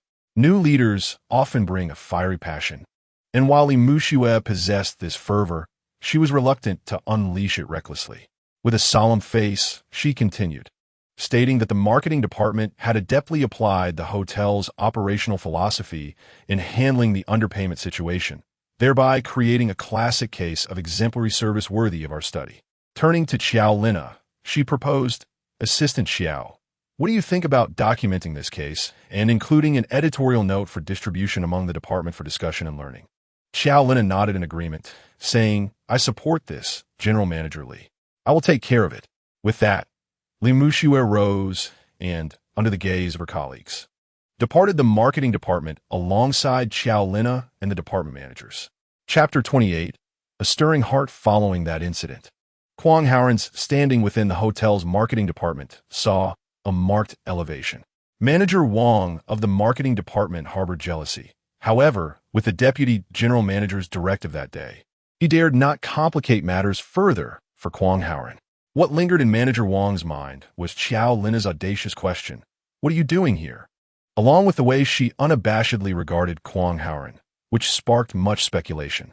This at least implied that Miss Xiao not only recognized Kwang Howren, but was also quite familiar with him, despite Xiao's father retreating due to illness, and Xiao Lina content to be a hands-off assistant general manager. As the sole heir to the Qiao family's fortune, her influence in the hotel remained unparalleled. In the professional realm, if an individual possesses such a unique connection, or even just the faintest rumor of it, their position becomes irrelevant. They will be regarded with newfound respect. Moreover, Kwang Howren's capabilities, demonstrated since his entry into the hotel, far exceeded those of his peers. This rendered his already comfortable job even less challenging. Furthermore, since that event, even at home, Li Muxue's attitude towards him as a wife had noticeably improved. At the onset of the hotel takeover, Li Muxue, being the actual operator of the establishment, had dedicated herself wholeheartedly to the endeavor, tirelessly attending to every detail. Aside from her days off, she worked late into the night, only dragging her fatigued body home. Each day, Kwang Howren, who finished work early, would pick up Tuan Tuan, prepare dinner for her, and assist with her homework. He would wait for Li Muxue's message indicating her departure from work before setting off to collect her. This arrangement was a necessity following the CAF incident, as Li Muxue had to accept the dedicated bodyguard services provided by Kwang Howren. After all, both were acutely aware that, given Guo Jinshan's despicable nature, he would not easily let go of his previous failures. Under normal circumstances, Kwang Howren and Li Muxue were in plain sight, while Guo Jinshan lurked in the shadows. Should he devise any schemes against them, they would be caught off guard. Within the confines of the hotel, Li Muxue found herself secure. Thus, the daily ritual of escorting her became a non-negotiable duty for Kwang Howren. This arrangement allowed the two to stroll together, engaging in conversation that rekindled memories of yesteryears. Meanwhile, with Tuan Tuan at home alone, Kwang Howren felt a sense of relief. After Tuan Tuan had mentioned her pact with her mother regarding a little white rabbit, Kwang Haoran realized that the child represented his most significant vulnerability. Should an adversary target Tuan Tuan, striking at his softest point, Kwang Haoran would be nearly defenseless. To avert such a precarious situation, he discreetly instructed Lung Han to ensure Tuan Tuan's safety every day, particularly when Kwang Haoran was absent, even during her daytime drop-off at kindergarten. Lung Han remained in a nearby vehicle, vigilantly safeguarding the child. As night fell, when Kwang Haoran would pick up Li Muxue, Lung Han would don his invaluable cloaking attire, concealed in the shadows, silently watching over Tuan Tuan. Naturally, all of this transpired clandestinely. Kwang Haoran could not divulge the matter to Li Muxue, nor could he reveal Lung Han's true identity. Having addressed Tuan Tuan's safety, Kwang Haoran could then approach his wife with peace of mind. This routine continued for another month. Gradually, Li Muxue began to notice an increasing number of ways in which Kwang Haoran moved her. Take dinner, for instance. Each time she returned home late, the food on the table remained untouched, indicating that Kwang Haoran had been fasting, awaiting her arrival. Despite her repeated entreaties for him and Tuan Tuan to dine without her, he remained unmoved, claiming that dining alone lacked joy and expressing his desire to share meals with his wife. Each time, he would reheat the dishes upon her return and eat alongside her. As the saying goes, human hearts are tender. Though the shadows cast by Kwang Haoran's 5 years abroad still lingered in Li Muxue's heart, his actions since returning began to thaw her once cold and guarded spirit. Witnessing Kwang Haoran's willingness to stand up for her, regardless of the consequences, filled her with a profound sense of security. Coupled with his impressive demeanor at work in the hotel, Li Muxue discovered another facet of her husband, rekindling her feelings for him. Thus, on this day, as Kwang Haoran once again escorted her home, Li Muxue took the initiative to broach the subject of purchasing a car. This matter had been suggested by Kwang Haoran over 2 weeks prior, only to be summarily dismissed by Li Muxue at that time. The purchase would necessitate using Kwang Haoran's funds, which implicitly signified her acceptance of his past. Today, however, when she unexpectedly raised the topic, Kwang Haoran was momentarily taken aback before quickly responding, "Yes, indeed, that would be very beneficial. It would make daily commutes for you and Tuan Tuan much more convenient. Do you have any preferences regarding the car?" He inquired cautiously. "I have no particular preference for cars. Just nothing overly expensive," Li Muxue replied with a carefree demeanor. "Very well, then I shall go buy one tomorrow." Along the way, Kwang Haoran hummed a cheerful tune. When the beloved woman is willing to let you spend on her, success is just around the corner. Beside him, Li Muxue gazed at Kwang Haoran's profile, her heart unwittingly swaying in harmony with the melody. The following day, as he arrived at work, Kwang Haoran took a leave and headed straight to the 4th store. By noon, he returned to the hotel in a new car. After work, he drove to the kindergarten to pick up Tuan Tuan. Upon seeing the spacious and gleaming vehicle, Tuan Tuan burst into a joyous dance. Once inside, she continued to leap about, touching this and that, turning back to ask incessantly, "Daddy, is this really your car?" "Yes, sweetheart, is there any doubt?" "That's fantastic, Daddy. We finally have a car." "Daddy, I think you have a lot of money." "Oh, my dear, why do you think that?" "I want to tell you, but I just think so." Tuan Tuan mischievously made a funny face. "Ha! All right, my daughter can have secrets with Daddy." Yet, Tuan Tuan couldn't hold back. "But I should tell you, Mommy doesn't want the card you gave her, and she asked where you got so much money. I figured out." "Oh, ha! Clever girl, you know that much?" "Of course. Have you seen who my father is?" Tuan Tuan proudly lifted her little face.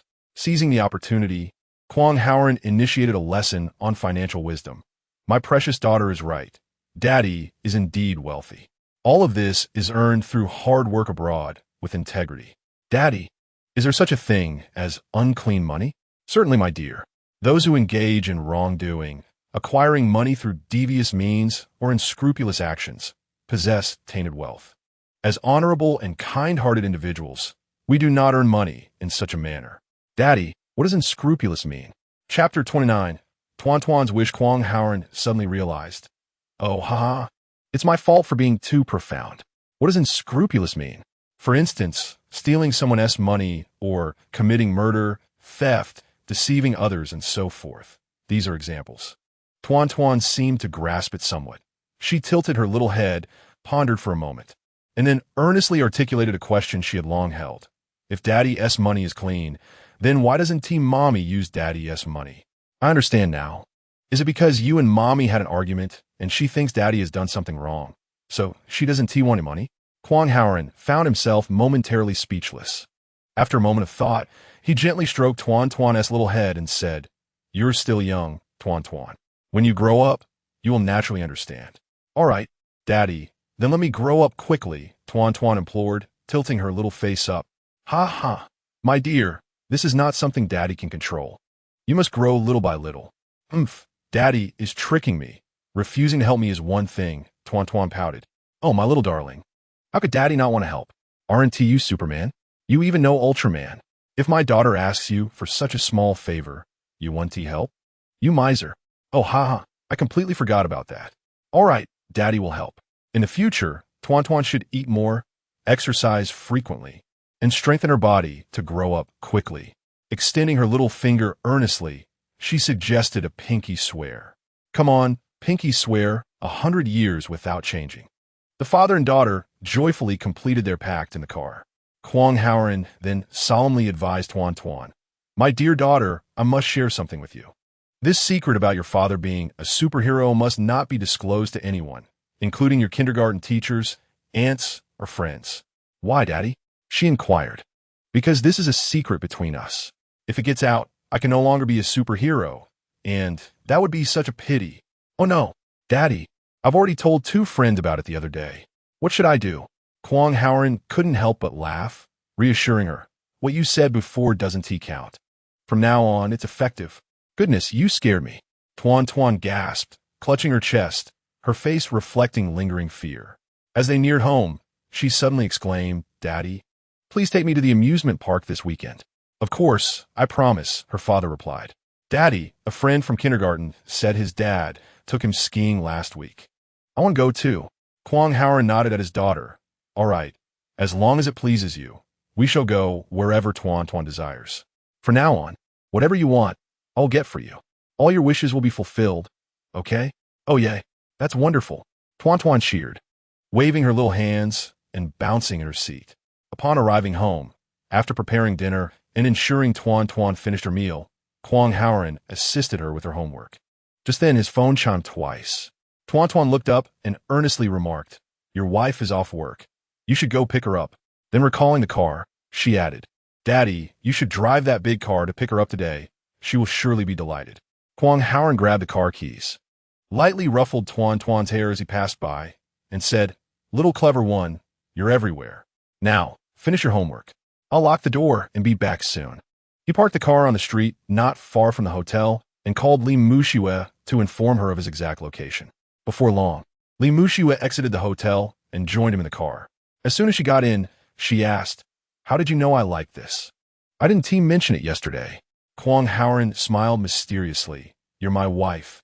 If I don't know your preferences, that would be quite negligent of me." Li Mushiwe shot him a playful glare. "Oh, really?" "Not all. I am subtly nurturing our relationship, allowing everything to come to fruition naturally," he bantered. Once home, and after dinner, Kwang Haoran cleared the table and washed the dishes in the kitchen. Li Mushiwe picked up Tuan Tuan and asked, "Sweetheart, what delightful things happened at kindergarten today? Please tell Mommy all about it." Tuan Tuan tilted her head in thought and replied, "Something joyful happened. Today, a classmate had a birthday, and we all enjoyed her birthday cake and sang songs for her." "Oh, another birthday celebration? When is my birthday?" she inquired eagerly. "In just a week, Tuan Tuan will celebrate her birthday." "Oh, how delightful. I too will have a birthday, and once again, I shall indulge in cake." Tuan Tuan wriggled free from her mother's embrace and dashed towards the kitchen, exclaiming, "Daddy, it's my birthday soon. Hurry and buy me a gift." Hearing his daughter's joyful cries, Kwang Haoran, who had just finished tidying the kitchen, emerged while loosening his apron and replied, "All right, sweetheart. Our Tuan Tuan is soon to be 5. Come let Daddy see how long your tail is growing." Tuan Tuan, with a serious expression, corrected him, "Daddy, that is not right. It's my birthday, not about growing a tail. Only animals have tails. I am your daughter."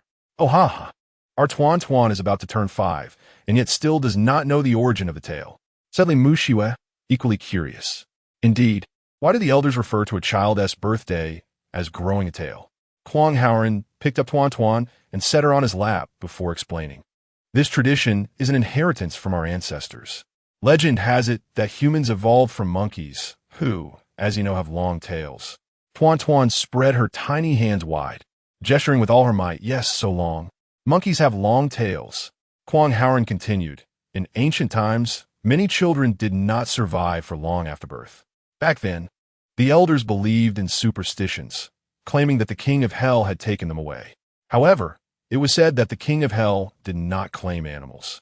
Therefore, many elders, wishing to protect their children's lives, refrained from declaring their child's birthday, instead referring to it as growing a tail, concealing the existence of a child by likening them to animals, so the king of hell would not take them away. Over time, this terminology evolved into what we now call a child's birthday. Oh, Daddy, who is this king of hell? Is he an old man? Does he take children because they are disobedient? Tuan Tuan's barrage of questions began anew. Kwang Haoran patiently explained. The king of hell is a figure of feudal superstition, a mere legend, much like the monkey king, who doesn't actually exist. Li Muxue, fearing that Tuan Tuan might delve deeper into the topic, quickly interjected. Tuan Tuan, don't you want a gift? What would you like? Tuan Tuan tilted her little head in thought before responding. I want to receive blessings from my friends, just like that little friend in my class did last time. Li Muxue did not grasp the meaning of Tuan Tuan's words and glanced at Kwang Haoran. With a smile, he explained it happened like this. Over 10 days ago, a child in her class celebrated a birthday at an entertainment venue called Beehive Building. Our daughter was invited to attend. At that time, you were busy at the hotel, and I accompanied her. Each child brought a birthday gift and showered her with blessings. It was quite a spectacle, which made our daughter envious. Just as he finished speaking, Li Muxue's expression darkened. Tuan Tuan, we cannot compare ourselves to other children in this regard. Upon hearing this, Tuan Tuan's previously joyful face transformed into one of disappointment, and she immediately burst into tears, overwhelmed by the crushing of her cherished hopes. As she wept and trembled, she collapsed into Kwang Haoran's embrace. He hurriedly comforted his daughter while exchanging glances with his wife. Li Muxue remained unyielding, asserting that the child should not be indulged in such a manner. If she continued to compare herself to others now, what would become of her in the future? Kwang Haoran persisted in soothing their daughter, gently persuading his wife. You are absolutely right. But our little girl rarely engages in comparisons, does she? Just think about how understanding she is. It truly tugs at the heartstrings. You once mentioned that before my return. You were so exhausted that you would lie down and fall asleep right away, yet our daughter would make porridge for you and feed it to you with a spoon. When you were ill, she mimicked you, applying a cool towel to your forehead, peeling fruit for you, and reminding you to take your medicine. A daughter so considerate is truly rare. I assenti it. Upon hearing Kwang Haoran's words, Li Muxue was reminded of the time when she and her daughter relied solely on each other, her eyes reddening with emotion, her heart softening. But we cannot go to a place like Beehive Tower.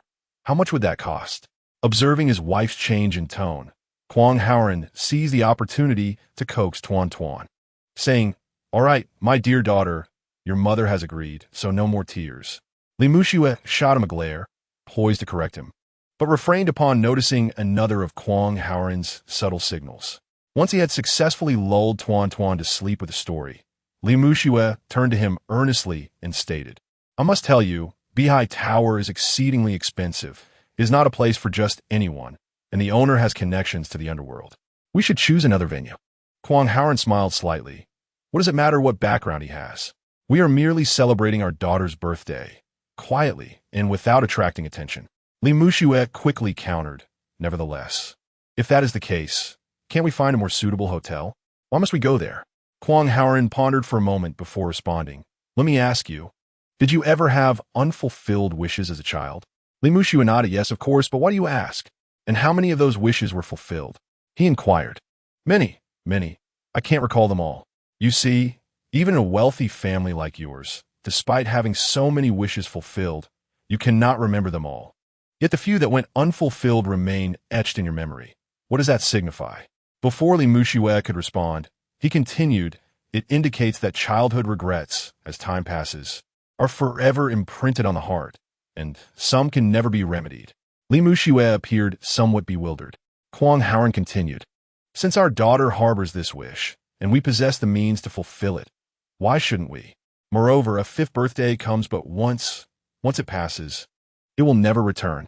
The blessings from her friends will also be cherished memories for her." He gazed intently at Li Muxue. "Very well. Once something passes your lips, it becomes a matter of principle. I cannot argue with you, so we shall proceed as you suggest. It is getting late. I shall retire now. You should also rest early." With that, Li Muxue rose and returned to their bedroom. A week later, on a day of rest, they found themselves at Beihai Tower. In a medium-sized banquet hall on the second floor, a banner proclaiming Happy 5th Birthday to Tuan Tuan hung high above. The entire hall was adorned with whimsical, cartoonish decorations, and Tuan Tuan's birthday celebration was in full swing. Over 20 of Tuan Tuan's classmates, accompanied by their parents, had gathered to partake in the festivities. Under the guidance of an invited host, the party engaged in a series of interactive activities, including gift exchanges and heartfelt blessings for the birthday star. As the waitstaff slowly wheeled in a magnificent 5-tiered cake, the atmosphere reached a crescendo with the collective singing of the birthday song, applause, cheers, wishes, and the blowing out of candles. In his seat, Huang Haoran beamed with joy as he watched his beloved daughter enveloped in happiness, his heart brimming with delight. To his right sat the esteemed guest, Lung Han, whose face radiated similar joy, as the guardian who had silently ensured the safety of the little princess.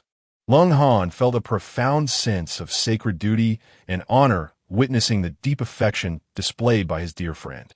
Beside Li Muxue sat another guest, Xiaolina, who was equally elated. She leaned over and whispered to Li Muxue, "Why did you refuse to host my niece's birthday party at our grand hotel? What is the reason?" Li Muxue turned to her.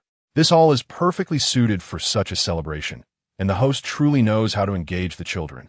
Much like a presenter on a children's television program." Li Muxue shook her head. He orchestrated all of this himself. It is said that securing this host was no small feat. He spares no effort for his daughter. As for why we aren't hosting it at our hotel, a significant reason is that I cannot mix personal interests with my professional responsibilities. That would set a poor precedent. Xiaolina dismissed her concerns with a scoff. "You're being too formal. What is the big deal? We're practically family. Your daughter is just as deserving of a celebration at our hotel." Li Muxue smiled gently. "You are Miss Xiao, and you can do as you please. Even if you were to tear down the hotel roof, no one would dare utter a word against you. But I am different. I am a professional hotel manager and a role model for all staff. Whatever I do must adhere strictly to professional ethics and moral standards.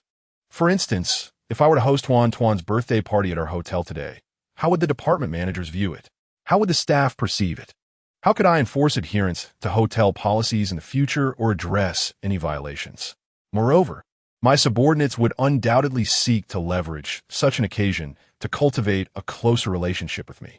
Isn't that a clear case of abusing my position?" Xiaolina pouted. "Every time you make a valid point, I find myself outmatched. You win this round. However, while feelings are important, when it comes to professionalism, your dedication to treating the hotel as your own is commendable.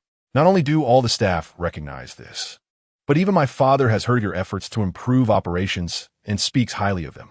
Li Muxue glanced at her friend. "That's just your loose tongue, going home and sharing only what the old man likes to hear." Xiaolina raised her hand. "I swear it wasn't me. Why get home? I couldn't care less about discussing hotel matters. Why engage in such trivialities when one could indulge in a leisurely nap?" Just as this thought crossed her mind, she noticed Tuan Tuan and two little friends approaching with a beautifully cut cake in hand, heading towards their parents. Jelena rose to greet Tuan Tuan. "Come here, Tuan Tuan. Your aunt has prepared a birthday gift for you." "Hello, Auntie. Here is your cake," Tuan Tuan said as she offered the cake to Jelena. Jelena's smile widened. "Look at this child, truly a clever one, clearly knows how to charm." With that, she retrieved an exquisitely wrapped gift from her bag, a golden bracelet and a children's watch. "Here you go, my dear. Take it quickly." "Thank you, Auntie. You're the most beautiful aunt in the world," Tuan Tuan responded, adhering to the adult's advice and offering a compliment. "Giggle, giggle, what a child. Whom does she take after?" Jelena laughed joyfully. At that moment, A loud crash echoed as one of the little friends accidentally shattered a decorative wine glass from the cake stand. As everyone paused in surprise, the quick-witted host exclaimed, "May peace and joy accompany you. Dear children, just like this glass, may you break free from all constraints and flourish." Applause erupted from the adults in attendance. Lung Han, following the crowd, presented his gift and then leaned in to whisper a few words to Kwang Haoran, who nodded in response before Lung Han departed. Due to his acute professional instincts, he preferred to maintain a vantage point above the crowd, ensuring the safety of Kwang Haoran's family and the esteemed guests from a broader perspective. The birthday celebration lasted over an hour and was nearing its conclusion. Unlike adult gatherings that often devolve into excessive feasting, the children's celebration was more restrained. After the cake was consumed and all activities concluded, the host delivered a poetic closing remark. As the familiar tune of Happy Birthday played in the background, some parents began to escort their children to bid farewell to the Kwang family. Once the guests had departed, Kwang Haoran approached the bar to settle the bill. "Sir, your total is 36,560 yuan. How would you like to pay?" the bar attendant inquired. "With a card," Kwang Haoran replied, producing his bank card. Just as the attendant took the card to process the payment, a cold voice interrupted from behind the bar. "Wait." Both Kwang Haoran and the attendant turned towards the source of the voice. A tall, robust man emerged from behind the bar. Clad in a black suit with a bow tie, his white shirt tightly enveloping his muscular arms, as if it might burst at any moment. His tan skin, coupled with pronounced facial muscles, featured thick brows and sharp eyes, a large nose with nostrils flaring, revealing an unruly tuft of nasal hair. Upon seeing the newcomer, the bar attendant quickly bowed and nodded. "Manager Chun." The burly man known as Manager Chun approached the bar, requesting the bill from the barmaid. After glancing at the amount, he raised another piece of paper in his hand and directed his gaze towards Kwang Haoran, who was observing him with a cold stare. "Here, there's also a dining loss bill that has not been accounted for." Kwang Haoran remained silent, continuing to observe the man before him. The barmaid quickly addressed Manager Chun. "Oh, Manager Chun, I will input this bill right away." As she took the document from Manager Chun, she scanned the numbers and hesitated before typing on the keyboard. She looked at Manager Chun and softly inquired, "Manager, is this price accurate?" Manager Chun shot her an annoyed glance and nodded vigorously. His gaze then shifted back to Kwang Haoran, appraising him from head to toe. The barmaid, sensing the urgency, swiftly typed a series of numbers on the keyboard and subsequently announced the total. "Sir, your current expenditure is 36,560 yuan, plus a dining loss of 200,000 yuan, making a total of 236,560 yuan. Will you be using this card?" She held up the credit card Kwang Haoran had handed her. "What's this dining loss of 200,000? That's quite excessive, isn't it?" Kwang Haoran asked coldly. Despite his affluence, he found such blatant extortion unacceptable. "Oh, if you say it's not excessive, it indicates you're quite wealthy. Why so many questions?" Manager Chen's face, already marked by excess, contorted with irritation, his demeanor shifting from that of a manager to that of a street thug. At that moment, Li Mushua entered, cradling a bundle, while Chaolina directed a bellboy, pushing a cart overflowing with gifts towards them. Noticing Kwang Haoran still at the bar, Chaolina instructed the bellboy to place the gifts onto Kwang Haoran's cart and approached him. "What's wrong, darling? Is there an issue with the bill?" Li Mushua's professional instincts had alerted her to the unusual atmosphere at the bar. Chaolina also inquired, "How much did you spend?" "Use my card." She assumed Kwang Haoran's card might not suffice and began to retrieve her card from her bag. Kwang Haoran raised his hand, halting Chaolina's eagerness, and addressed Manager Chun. "How much money I have is my business. However, as the service provider, you must clarify today why there is an additional 200,000 yuan listed as dining loss and how it was calculated." The barmaid cast a glance at Manager Chun, silently urging him to explain as it was his pricing. Manager Chun snatched the bill from the barmaid, pointing at it as he declared, "The bill is here. See for yourself." Kwang Haoran accepted the bill, with Li Mushue and Chaolina leaning in for a closer look. The dining loss section read as follows: wine glass, 1, origin, France, condition, broken, value, 200,000 yuan. What kind of broken wine glass is worth 200,000? Are you attempting to extort us? Xiaolina erupted in furious indignation, raising her voice without restraint. Manager Chun Rare smiled patiently. Miss, do open your eyes and take a good look at the notes behind you. This wine glass is not merely a piece of junk from your home. It was imported from France by our esteemed boss, crafted from natural crystal and meticulously handmade. I'll let you off with 200,000, considering your patronage in our establishment. The original price far exceeds this amount. Jolina, undeterred, retorted, imported from France, pure crystal? Who do you think you're fooling? We are not simpletons. To be frank, we are not to be trifled with. So do not attempt to swindle us with such nonsense. Oh, I am eager to learn how you intend to avoid being trifled with. Manager Chen's expression darkened as he leaned back. Immediately, 20 burly men clad in black suits surrounded the bar, each with a menacing glare, unmistakably not of benevolent disposition. Upon seeing them, Li Mushiwei recalled the ominous tales surrounding the infamous incidents at the Beihai Tower.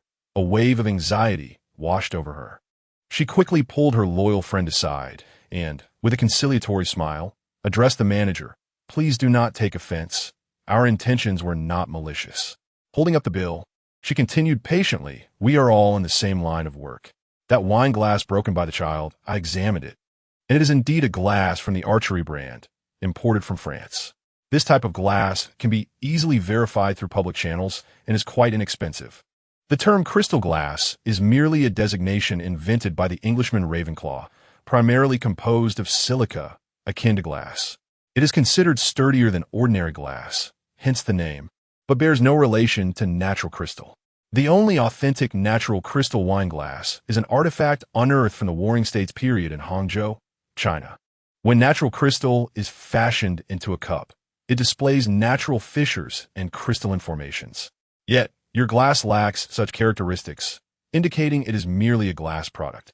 Li Mushiwei's articulate discourse, though seemingly polite, delivered a powerful blow to the extortionist, Manager Chun, laden with her extensive knowledge. Even Jolina, standing beside her, marveled at Li Mushiwei's expertise. Kwang Haoran observed silently, his expression betraying no emotion. Internally, however, he applauded his wife's astute retort, left speechless by her rebuttal. Manager Chun was acutely aware that the glass was not worth the inflated price, yet he grasped the reason behind its lack of value. Nevertheless, he had not come to the front desk for a lesson in professionalism. His intention was to instigate trouble. Chen's facial muscles twitched as he disregarded the logic of the situation, slamming his hand on the bar and bellowing, "Stop with the useless chatter. Will you compensate for this wine glass or not?" The burly men outside advanced menacingly at his words. Kwang Haoran glanced back at the muscle-bound figures, a cold smile creeping onto his lips. With that smile, a chill emanated from the corners of his eyes, swiftly spreading throughout his being. Beside him, Li Mushiwei and Xiaolina involuntarily shuddered. The air around the bar, both inside and out, was pervaded by the chilling aura emanating from Kwang Haoran, causing the temperature to plummet. Just as frost began to gather at the corners of Kwang Haoran's eyes, ready to erupt, a tender voice suddenly chimed in from beside his leg. "Daddy, when are we leaving?" Chapter 32.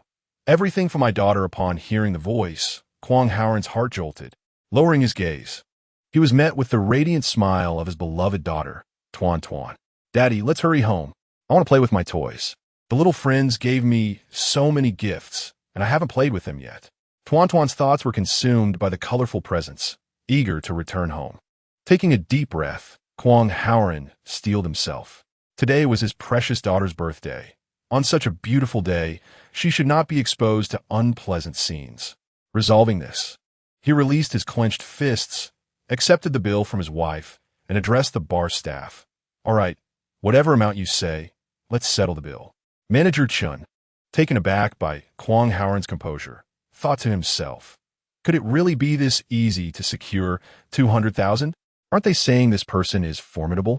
It turned out that boss who of the Beihai building was one of the prominent figures in the underground world of the capital. Unsurprisingly, he had numerous intricate connections with the Guo family. The two families frequently collaborated on schemes and dubious dealings, engaging in unscrupulous activities together. On this day, upon learning that Kwang Haoren was hosting a birthday celebration for his daughter at the Beehive building, Gui Jianshun, still recovering from an injury to his neck, stealthily made his way to the Beehive building. In an office on the top floor, he met Boss Hu. Pointing at the surveillance footage, Gui Jianshun introduced the target Kwang Haoren to Boss Hu, claiming that his neck injury was a result of this man's associates. They conspired together for a considerable time. As they watched the surveillance video, the glass wine cups on the cake cart were shattered by a child, and an idea sparked in Boss Hu's mind.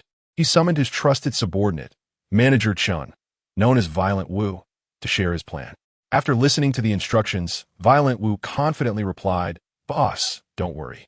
For a single wine cup, we'll demand 200,000. Let us see how he reacts. If he resists, we'll take him down right then and there." Guo Jianshun cautioned, "Violent Wu, you all need to be careful. This guy can fight. Several of my subordinates have suffered at his hands." Violent Wu flexed his muscular neck, declaring, "Can fight? Today, I shall find out whose punches are stronger." Thus, when Kwang Haoren appeared at the bar to settle the bill, the scene with Manager Chun unfolded. However, contrary to Manager Chen's expectations, this supposedly formidable man showed no objection to their exorbitant demand for the glass cup. Instead, he appeared astonishingly nonchalant, as if the compensation amount were merely $20. This left Manager Chun, who intended to provoke an emotional outburst to incite his subordinates to act, somewhat bewildered. What did you say?" he exclaimed, eyes wide in disbelief. "Since you've calculated the amount, let us settle the bill," Kwang Haoren replied, maintaining his calm demeanor. "What? This is clearly extortion," Jelena exclaimed, agitated, as she stepped forward to retrieve her bank card from the waitress. However, Kwang Haoren swiftly intervened, halting her. "Darling," Li Muxiue chimed in, her concern evident. She understood Kwang Haoren's character, knowing this was out of the ordinary for him. Yet, when she glanced down, she saw her daughter, Tuan, tugging at her father's clothing, pleading earnestly. In that instant, she swallowed her words, realizing everything was for their daughter. This was Kwang Haoren's silent response. Li Muxiue suddenly comprehended the situation. Though her heart brimmed with reluctance, she believed Kwang Haoren's actions were justified. Having encountered substantial wealth, she was indifferent to money. And while she held a profound sense of righteousness, it did not alleviate her frustration. She stepped forward to grasp Jelena's arm, preventing her from further escalating the situation. Kwang Haoren instructed the waitress to input the amount, receive the machine, and enter the password. Once the payment was completed, he signed a receipt, pocketed the card and documentation, scooped Tuan into his arms, and strode purposefully towards the exit without looking back. Li Muxiue and Jelena closely followed behind. The onlookers, captivated by the spectacle, whispered among themselves, incredulous. "Is it really over just like that? 200,000 for a glass? An exorbitant price. Not to mention, if they set a price, one must comply. This establishment is not one to be trifled with." Manager Chun stood frozen at the bar, while the bouncers outside remained equally stunned. Kwang Haoren had deviated from their orchestrated script. Without resorting to violence, the money had been secured, and the prospect of a bonus loomed. After a moment of daze, Manager Chun waved dismissively to his subordinates, signaling, "Disperse, disperse." As they scattered, his subordinates shouted at the curious patrons, "What are you staring at? What's so interesting about settling a bill?" The crowd gradually dispersed. Upon reaching the car, Kwang Haoren noted that the gifts were already loaded inside. He opened the passenger door and placed Tuan down, then turned back to open the rear door, saying to Li Muxiue, "Get in." Li Muxiue glanced at Jelena, uncertain whether to invite her along. Jelena waved her hand dismissively. "Forget it. Today's events have been infuriating. You two go on. I'll find somewhere to vent my frustration."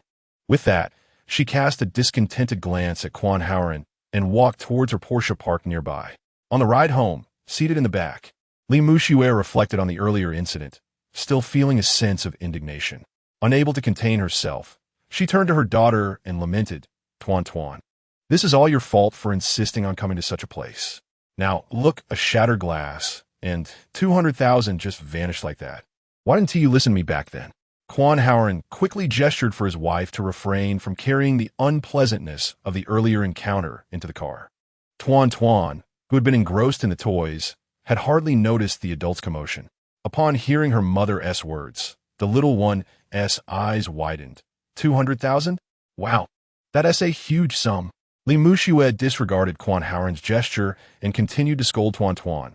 You're just YNG? Look where this has led us.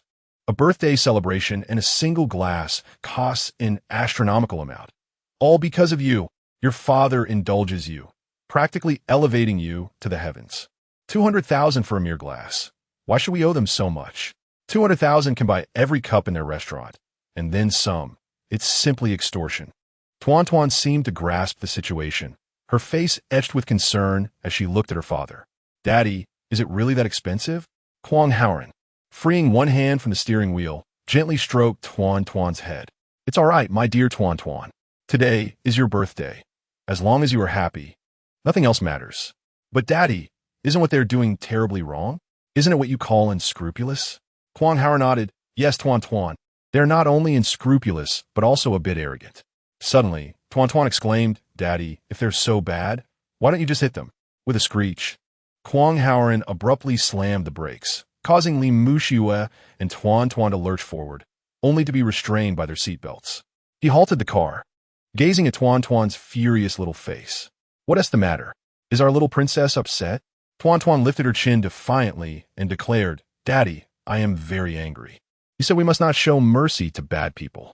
You're a superhero. Why don't you hit them? It's infuriating. Quan Haoren replied earnestly. Our Tuan Tuan is upset, and that has serious consequences. All right, Daddy will reflect on this. I should not have shown mercy. Now tell me, how can I make my precious daughter feel better? Tuan Tuan pondered for a moment and exclaimed, Mommy said your 200,000 can buy all their cups. I want you to smash every single one of those cups. Quan Haoren nodded vigorously, saying, All right, Daddy will follow his daughter's wishes and smash all their cups. Chapter 33. Shattering all the glass having spoken, Quan Haoren parked the car by the roadside and activated the hazard lights. Shortly after, a vehicle driven by Lung Han came to a stop behind them. The two stepped out and exchanged a few words on the street. Lung Han nodded and drove away. Quan Haoren resumed his vehicle and headed home. Li Muxue observed everything through the car window. She could easily guess the content of their conversation.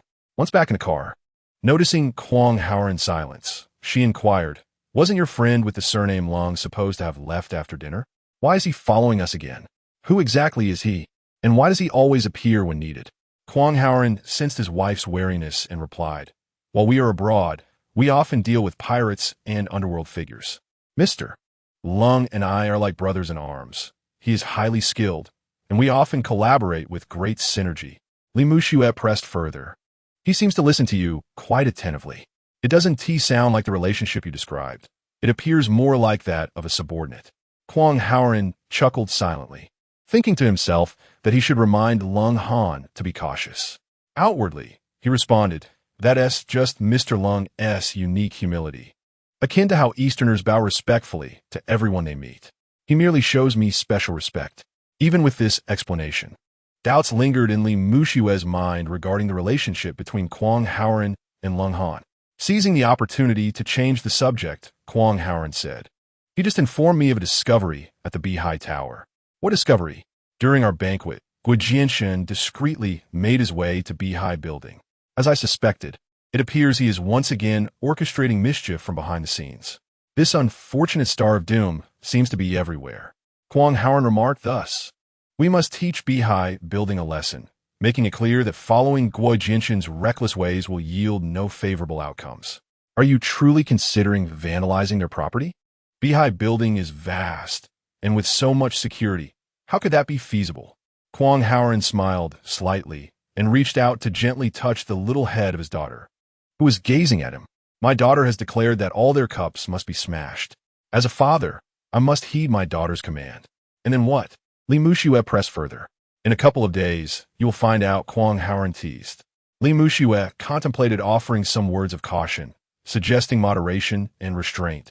Yet the thought of Guo Jianshan's involvement in the recent brazen behavior of the violent Wu and his subordinates stifled her resolve. Upon receiving Quan Haoren's directive, Lung Han promptly issued an urgent mobilization notice within the Tianlang team group. All team members in and around the capital, within half a day's journey, must assemble at a designated location by 6 o'clock tomorrow evening, dressed in special training attire. Upon receiving this notice, confirmed participants please reply with a 1. In less than a minute, the group received 16-1 replies from team members. Lung Han immediately commented, "All right, enrollment is now closed. I will create a separate group for the aforementioned members, and we will discuss the specific assembly location there." A flurry of messages erupted, as if a pot had boiled over. "What? Cold Commander, I merely burped, and my hand slipped, causing me to miss the deadline. Count me in, Cold Commander. I promise to be there within half a day. What mission could possibly exclude me? It has been months since I returned home, and I long to see you all. Please, Cold Commander, reopen the enrollment for me." There was a multitude of requests to join the mission. Ling Han responded again. Everyone disperse. This time their ISN to anything particularly special, just a minor task that I cannot handle alone. For those who did not sign up, please stay alert for the next mission. You all know the rules of our team. Immediately, someone in the group commented, "Always ready." Following that, a long string of affirmations echoed the sentiment. Lung Han smiled slightly. He understood these team members all too well. In the months since returning home, they had been lying low among the populace, scattered across the nation in various fields and corners. At the mere mention of a task, they were eager to participate. The members of the Tianlang team, having been idle for too long, were itching for action, while also yearning for the camaraderie of their fellow comrades. Yet, this particular endeavor was merely a trivial task, requiring no excessive personnel. Kwang Howren had shared the meeting point of Yeoman Road public parking lot, which is quite close to Beehive Building within the task group. After completing these arrangements, Lung Han smiled faintly. Kwang Howren's directive was clear, to shatter every glass vessel in Beehive Building from top to bottom, according to Lung Han's understanding. The term glassware encompasses all items crafted from glass, and glass itself is certainly no exception. Upon departing from the banquet hall and seeking an overarching perspective, Lung Han not only spotted Gui Jinshin's silhouette within Boss Hu's office, but also conducted a meticulous observation of the environment at Beehive Tower. He discerned that the entire structure comprised 8 floors, each spanning an impressive 3,000 square meters. The number of private rooms alone totaled over 200, complemented by various halls, including grand halls, reception areas, and conference rooms. By this calculation, the total area of Beehive Tower exceeds 20,000 square meters, with a security staff numbering over 60. To accomplish the task assigned by Kwang Howren within a short time frame, relying solely on his own efforts would likely prove insufficient. After consulting with Kwang Howren regarding the potential mobilization of some team members, he received tacit approval. Consequently, he issued a brief mobilization order within the group. The reason for capping the recruitment at 16 individuals was his belief that this number would suffice. Faced with 60 security personnel at Beehive Tower, along with several dozen professional enforcers, a handful of team members could easily render them incapacitated. In Lung Han's eyes, the most physically demanding task was smashing glass. From the 1st to the 8th floor, he roughly estimated that there were several hundred windows, not to mention the decorative glass within the interiors and the glassware in each private room, amounting to a surface area equivalent to several football fields. Undertaking such a project would indeed require considerable effort. Nevertheless, from the moment he received the assignment, Lung Han could hardly contain his excitement. He had always harbored a penchant for shattering glass since childhood. In his younger days, he would sneak onto roofs to raid bird nests, only to be chased away, or pilfer eggs from a neighbor's hen, subsequently being dragged out by the ear. In retaliation, he would pick up a stone and smash their glass windows. If anyone dared to confront his parents, resulting in a beating, he would take revenge using a slingshot, targeting their newly installed glass from a distance. The sound of glass shattering upon impact with a slingshot or stone was, to his ears, nothing short of exquisite, a melodious delight that could rival the marches heard at the Vienna New Year concert. This time, Kwang Howren had bestowed upon him this esteemed task, instantly rekindling the wild spirit of his youth. The following day, at 5:30 in the afternoon, Lung Han arrived early at the public parking lot on Yeoman Road. As soon as his vehicle came to a halt and the door swung open, he was greeted by a row of 16 team members standing at attention. eagerly awaiting his arrival. Chapter 34. A Special Assault Operation. After disembarking, Lung Han saluted his team members and warmly embraced each one. 5 years of shared combat experience overseas had forged a profound camaraderie among them. Following the pleasantries, Lung Han succinctly recounted the events leading to their current mission. Upon learning that Beihai Tower, with its underground connections, had extorted 200,000 yuan during a birthday banquet for the daughter of Tianlang 001 by means of a shattered glass wine cup, the team was immediately filled with righteous indignation. Our leader has led our team through countless perils, earning the admiration of many, yet upon returning, we find ourselves subjected to the indignities of petty individuals. It is utterly intolerable. Let's annihilate them. Indeed, let's obliterate them. Cold and formidable, we await your command. Please instruct us, and we shall act. The team members readily volunteered for the mission, no persuasion required. Cold Han raised his hand and pointed towards the distant Beihai Tower, stating, "Brothers, that is Beihai Tower. According to our leader's orders, the task is straightforward. Tonight, we shall storm Beihai Tower, and within the span of 1 hour, shatter every piece of glass and glassware in that establishment. All of those items have been paid for by our leader.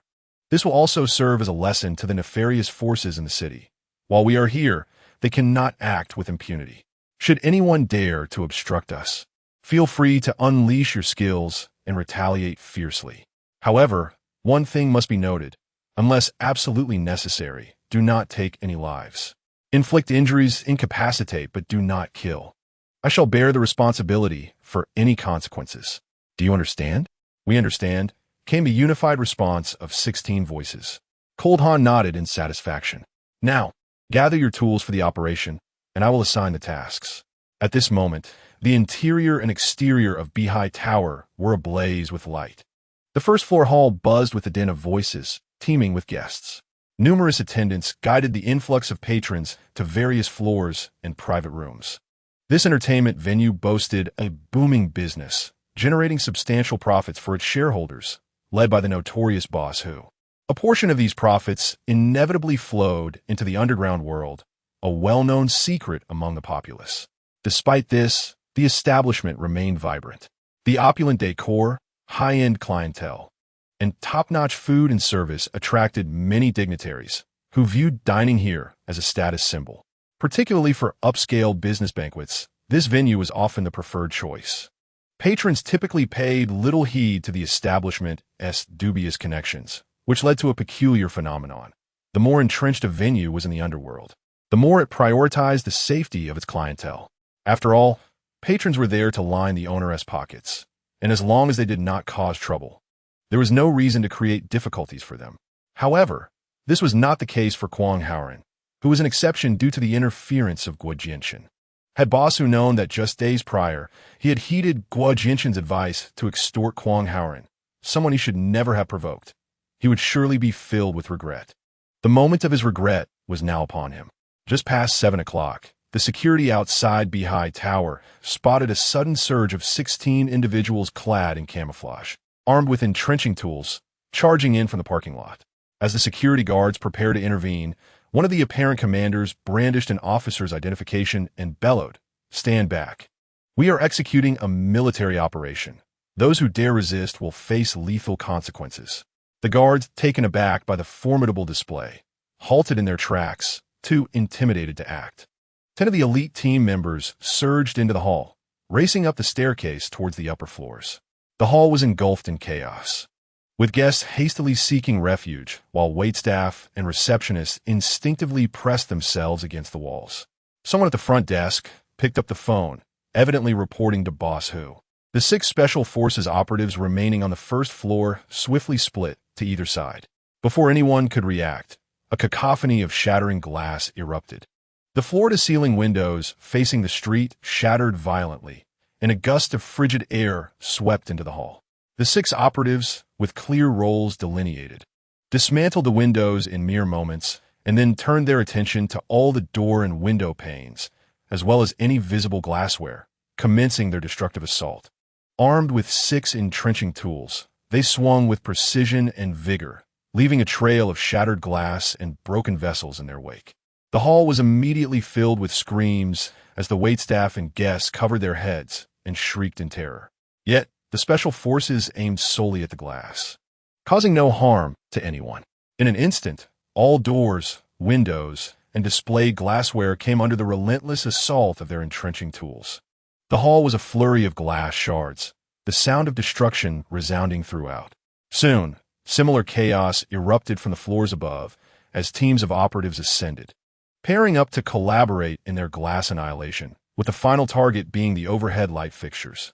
The entire Beehive building was enveloped in the din of shattering glass, accompanied by a chorus of terrified cries and shouts. This group of glass destroyers was comprised of special forces under the command of Lung Han. Following Lung Han's orders, they made clear their military identities to signify that this was not a vendetta from the underworld, thereby averting any unnecessary casualties. Particularly concerning were the unwitting security personnel, employees, or guests, as Lung Han sought to prevent any avoidable incidents. Just as the operatives were reveling in their destruction, a group burst through the entrance. Clad entirely in black suits, each individual wielded a baseball bat. The employees of Beehive Building recognized them instantly. They were the hired muscle of Boss who, numbering over 60, led by the notorious Violence Wu. As Violence Wu stormed into the hall and observed the 6 operatives gleefully smashing away, he raised his baseball bat and commanded his subordinates, "Hit them hard. If you kill them, it's on me." The thugs surged forward, converging on the 6 Special Forces operatives. At that moment, the panicked guests and staff watched in wide-eyed horror as the impending battle loomed. Some onlookers hastily drew out their phones to capture the scene, while a few bold individuals even began live streaming. "Hello everyone, I'm at the largest dining and entertainment venue in the capital, Beehive Building. Right now, a group of individuals clad in camouflage uniforms is wreaking havoc in the restaurant. Look at this situation. Today is quite the spectacle. Come see as the thugs of Beehive Building prepare to engage in a fierce showdown with these camouflage figures, armed with baseball bats and entrenching tools." My dear, do you see it? Not far away, there are around 50 or 60 enforcers from the Beehive Tower, while only 6 camouflage soldiers stand before us. A disparity of 10 to 1 in numbers raises the question, who will emerge victorious? Let's await the outcome. The Beehive Tower is undoubtedly one of the most prestigious establishments in the metropolis, with an extensive background. What has provoked this conflict? Who exactly are these adversaries? Please stay tuned, as this broadcast will delve deeply into the matter and unveil the answers. In an instant, short videos depicting the Beehive Tower being vandalized by unidentified assailants flooded social media platforms. Many influencers hastily drove to the scene, eager to capitalize on the attention and assert their presence. Inside the hall, the enforcers brandished baseball bats and viciously charged at the 6 Special Forces soldiers. Chapter 35. Do not let them escape. In the face of the enforcers' assault, the Special Forces remained unperturbed, swiftly dividing into 2 teams. One trio confronted the enforcers, while the other trio continued their task of destruction. Their primary objective was to shatter all the glass within an hour, amidst the opulent yet intricately designed surroundings. Breaking the glass proved far more time-consuming than dealing with a few petty thieves. The 3 soldiers wielded their entrenching tools with relentless vigor, continuing their rampage. Observing that the destruction persisted with only 3 Special Forces in their path, the enforcers wasted no time, directing their subordinates to swing their bats indiscriminately. Prepared for such a mob-like assault, the 3 Special Forces soldiers immediately formed a fan shape. As the enforcers' bats descended upon them, they swung their entrenching tools in unison. Their formation transformed into a metallic wall, glimmering in the light. With a cacophony of clattering sounds, numerous baseball bats soared through the air. The leading enforcers, clutching their arms, turned and fled. The hesitation of the enforcers behind them was met with the blinding glare of the fan-shaped formation. Another round of clattering ensued, resulting in even more enforcers disarmed. The Special Forces had successfully confiscated the bats from the 30 or so enforcers, leaving many with injured wrists. The remaining 20 or so enforcers retreated, too intimidated to advance. Upon witnessing the chaos, a particularly aggressive enforcer charged forward, wielding a baseball bat.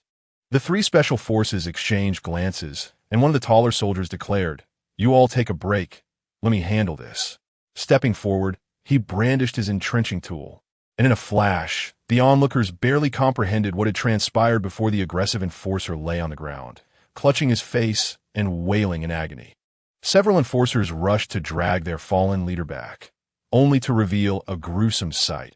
His face was covered in blood, his nose crushed, teeth missing, and his hands severely injured. The tall soldier, with his entrenching tool resting against his back, beckoned the remaining enforcers with a single finger. "Come. Who else dares to challenge me?"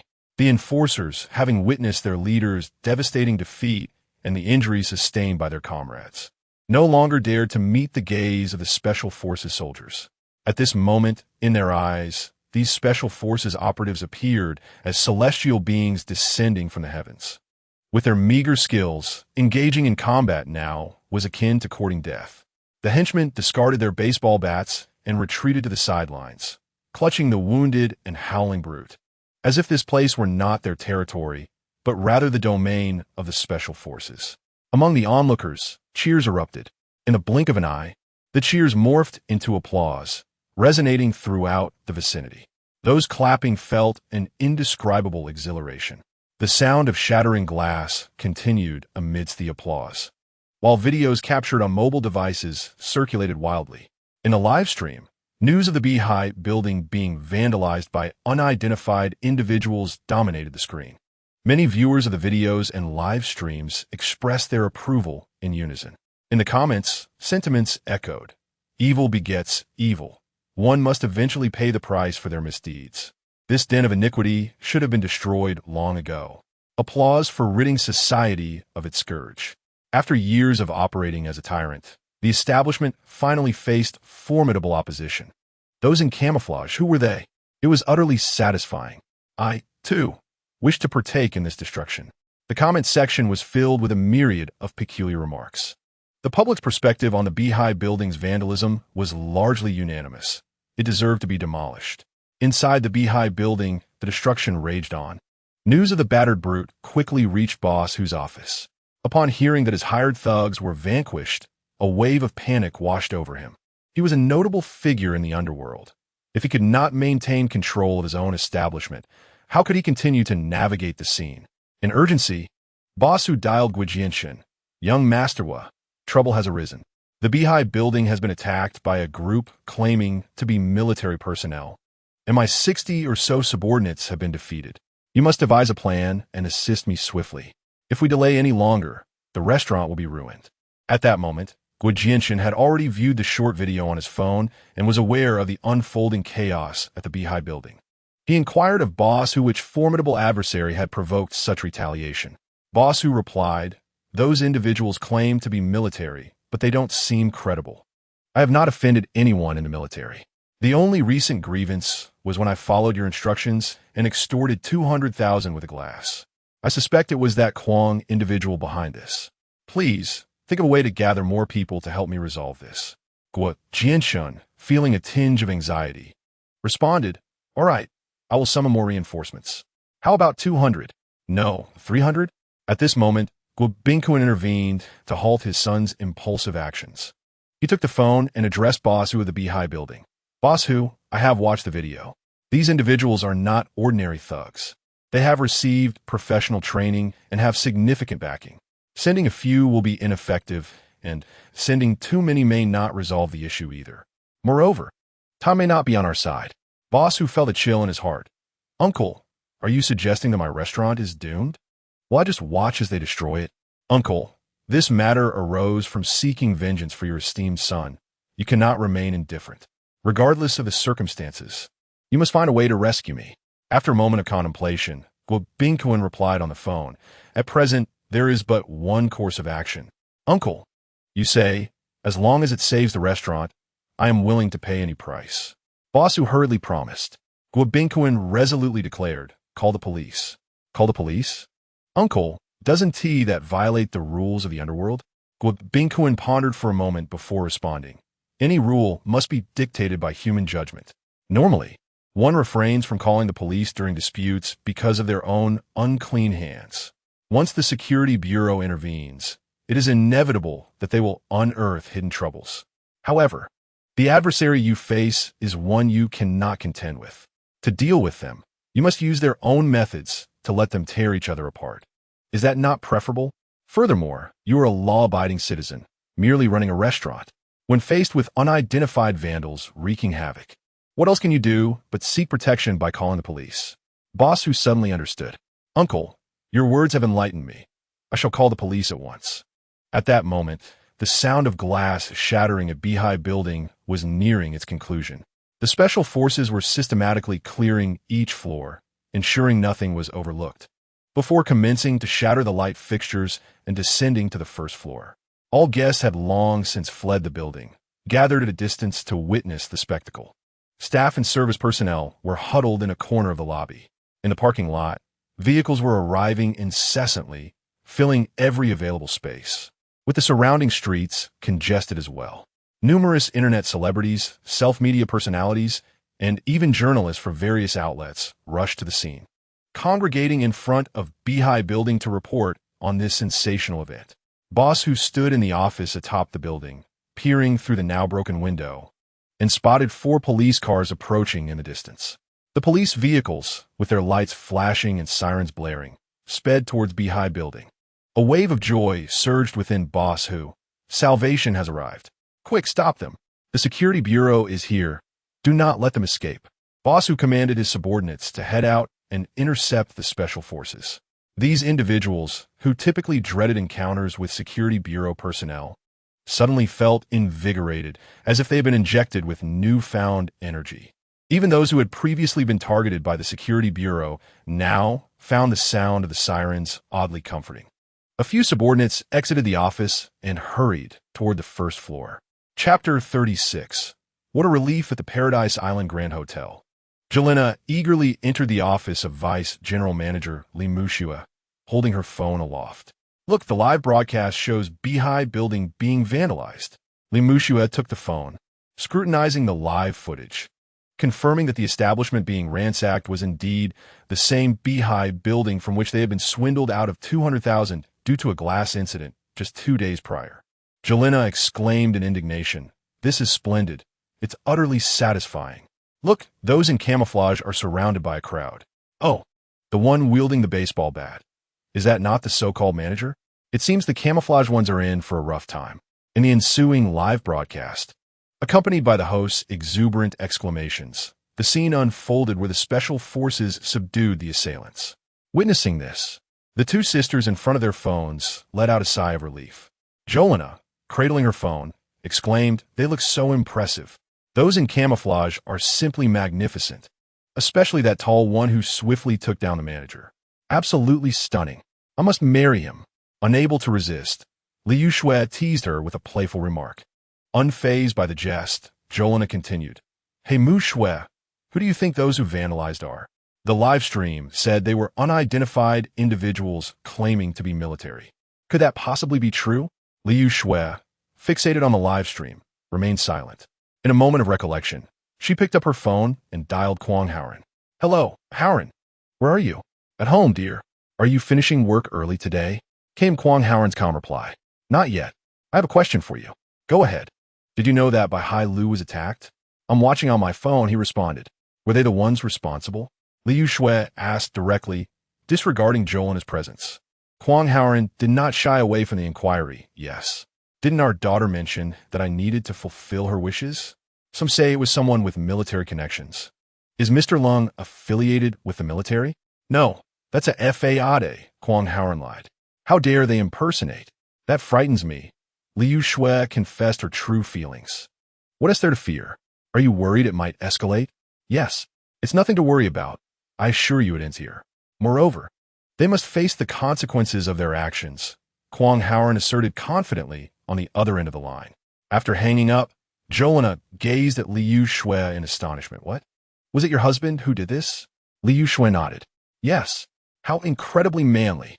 This is just what we needed. Those underground world folks should be dealt with decisively." Liu Shui frowned. Jelena approached to comfort her. "What is wrong, sister? Are you worried about the repercussions?" Liu Shui nodded again. "True. They have now incurred the wrath of the underground world in Xanadu. Won't they seek revenge against your husband? Jolena added fuel to the fire before quickly changing her tone. But seriously, look at those camouflage uniforms on a live stream. Their skills are extraordinary. In a fight, those people are no match for them.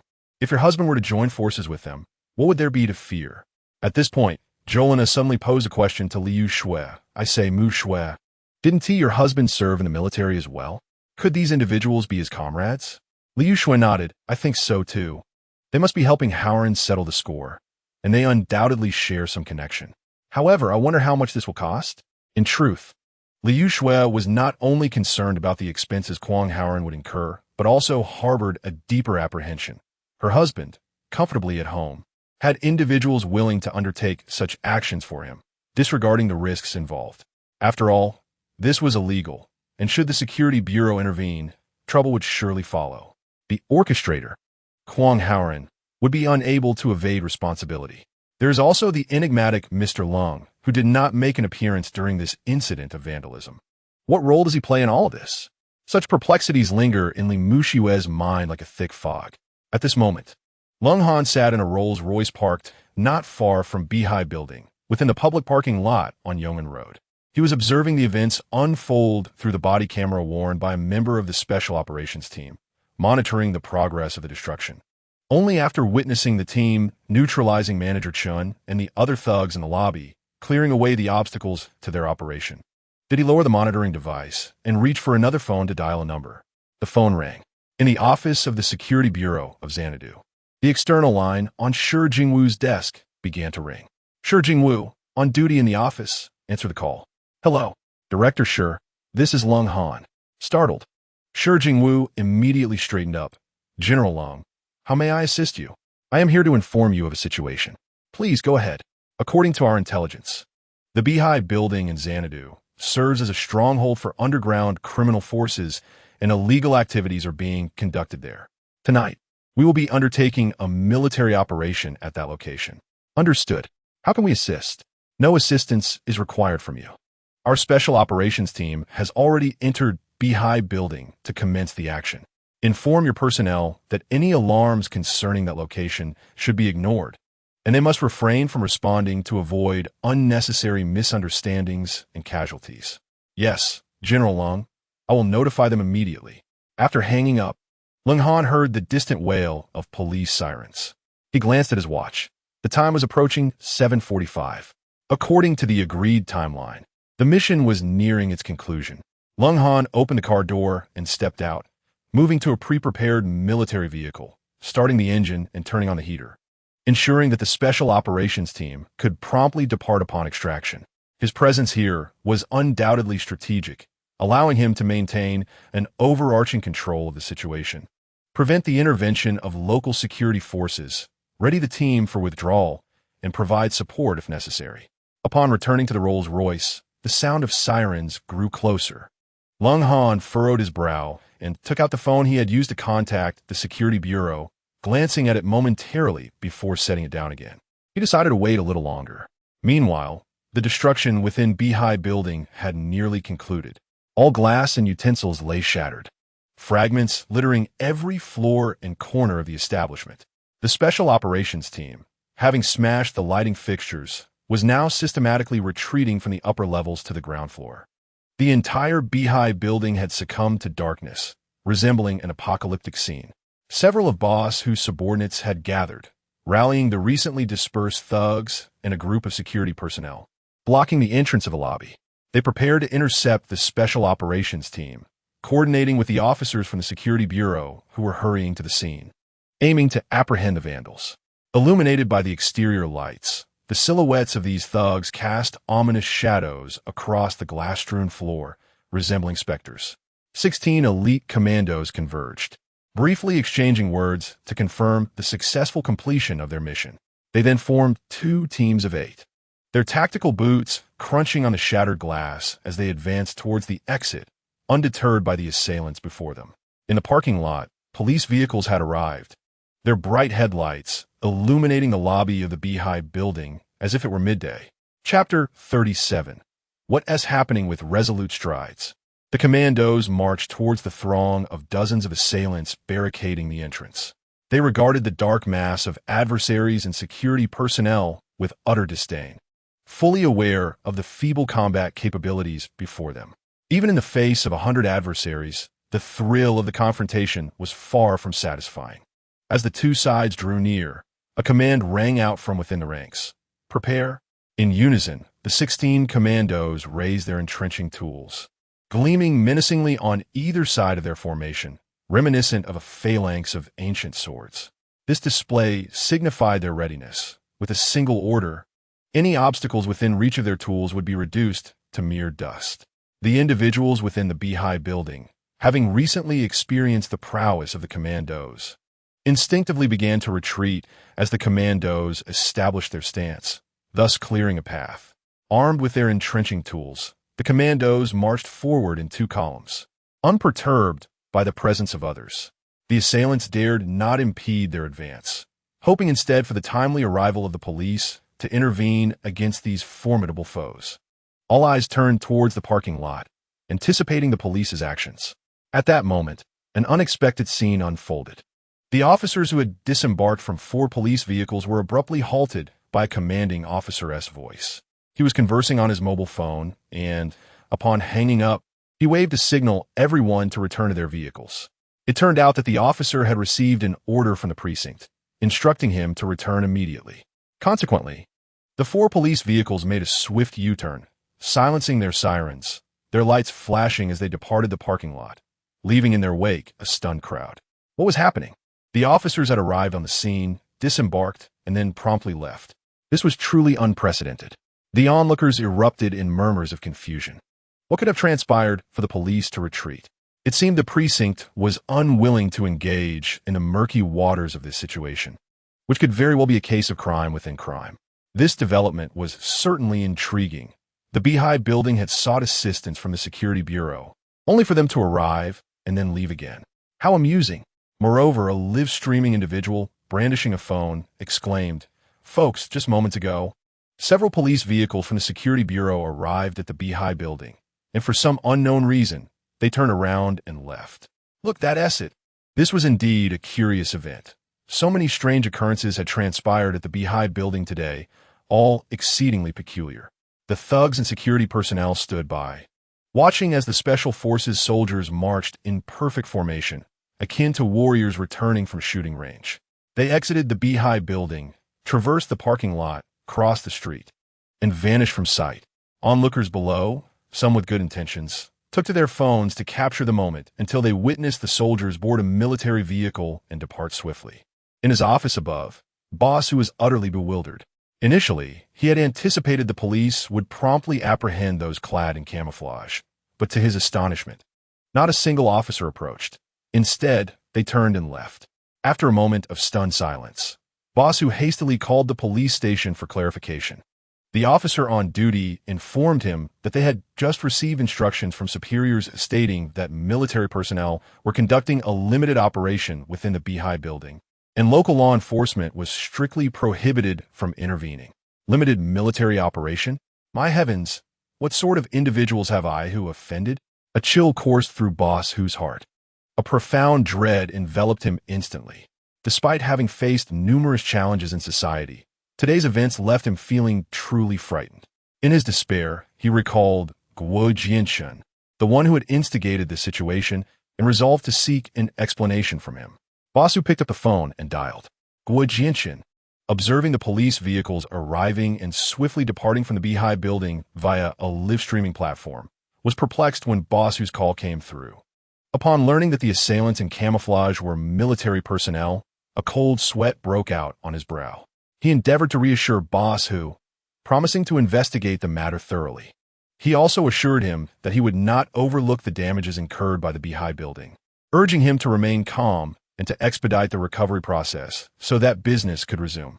Having managed to placate Boss Who, Guo Jianshun set down the phone and hurried to report to Guo Bingquan, stating that Boss Who claims the vandalism at the Beehive building was perpetrated by individuals with military connections, and they have prohibited local involvement. How can this be possible? Guo Bingquan was taken aback. Military connections?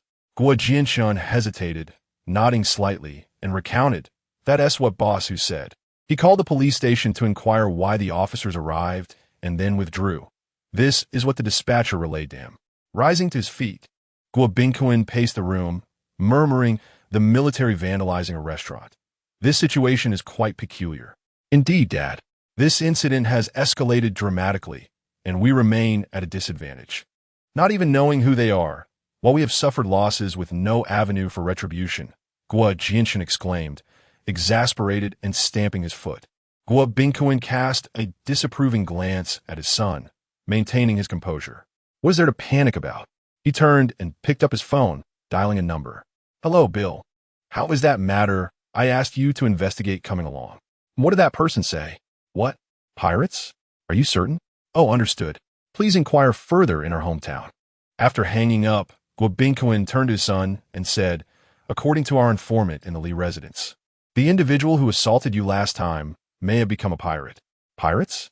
Guo Jinshan felt a shiver run down his spine. No wonder his actions are so ruthless. It turns out they hail from a pirate lineage. Guo Bingquan glanced at him and shook his head, stating, "I believe this source of information requires further verification. That person's surnamed Lung, along with that Kwang individual, both have rather suspicious backgrounds. I have already instructed Bill to investigate through his connections back home. Results should be forthcoming soon. If it merely involves vandalizing a tavern, it's not a significant issue. We can let those in the underworld deal with them promptly. My greatest concern is that if these two continue to oppose us, it could jeopardize our acquisition of Li Pharmaceuticals." Upon hearing this, Guo Jinshan quickly interjected, "Father, that woman from a Li family refuses to grant a divorce, so the path of a marriage alliance seems unlikely.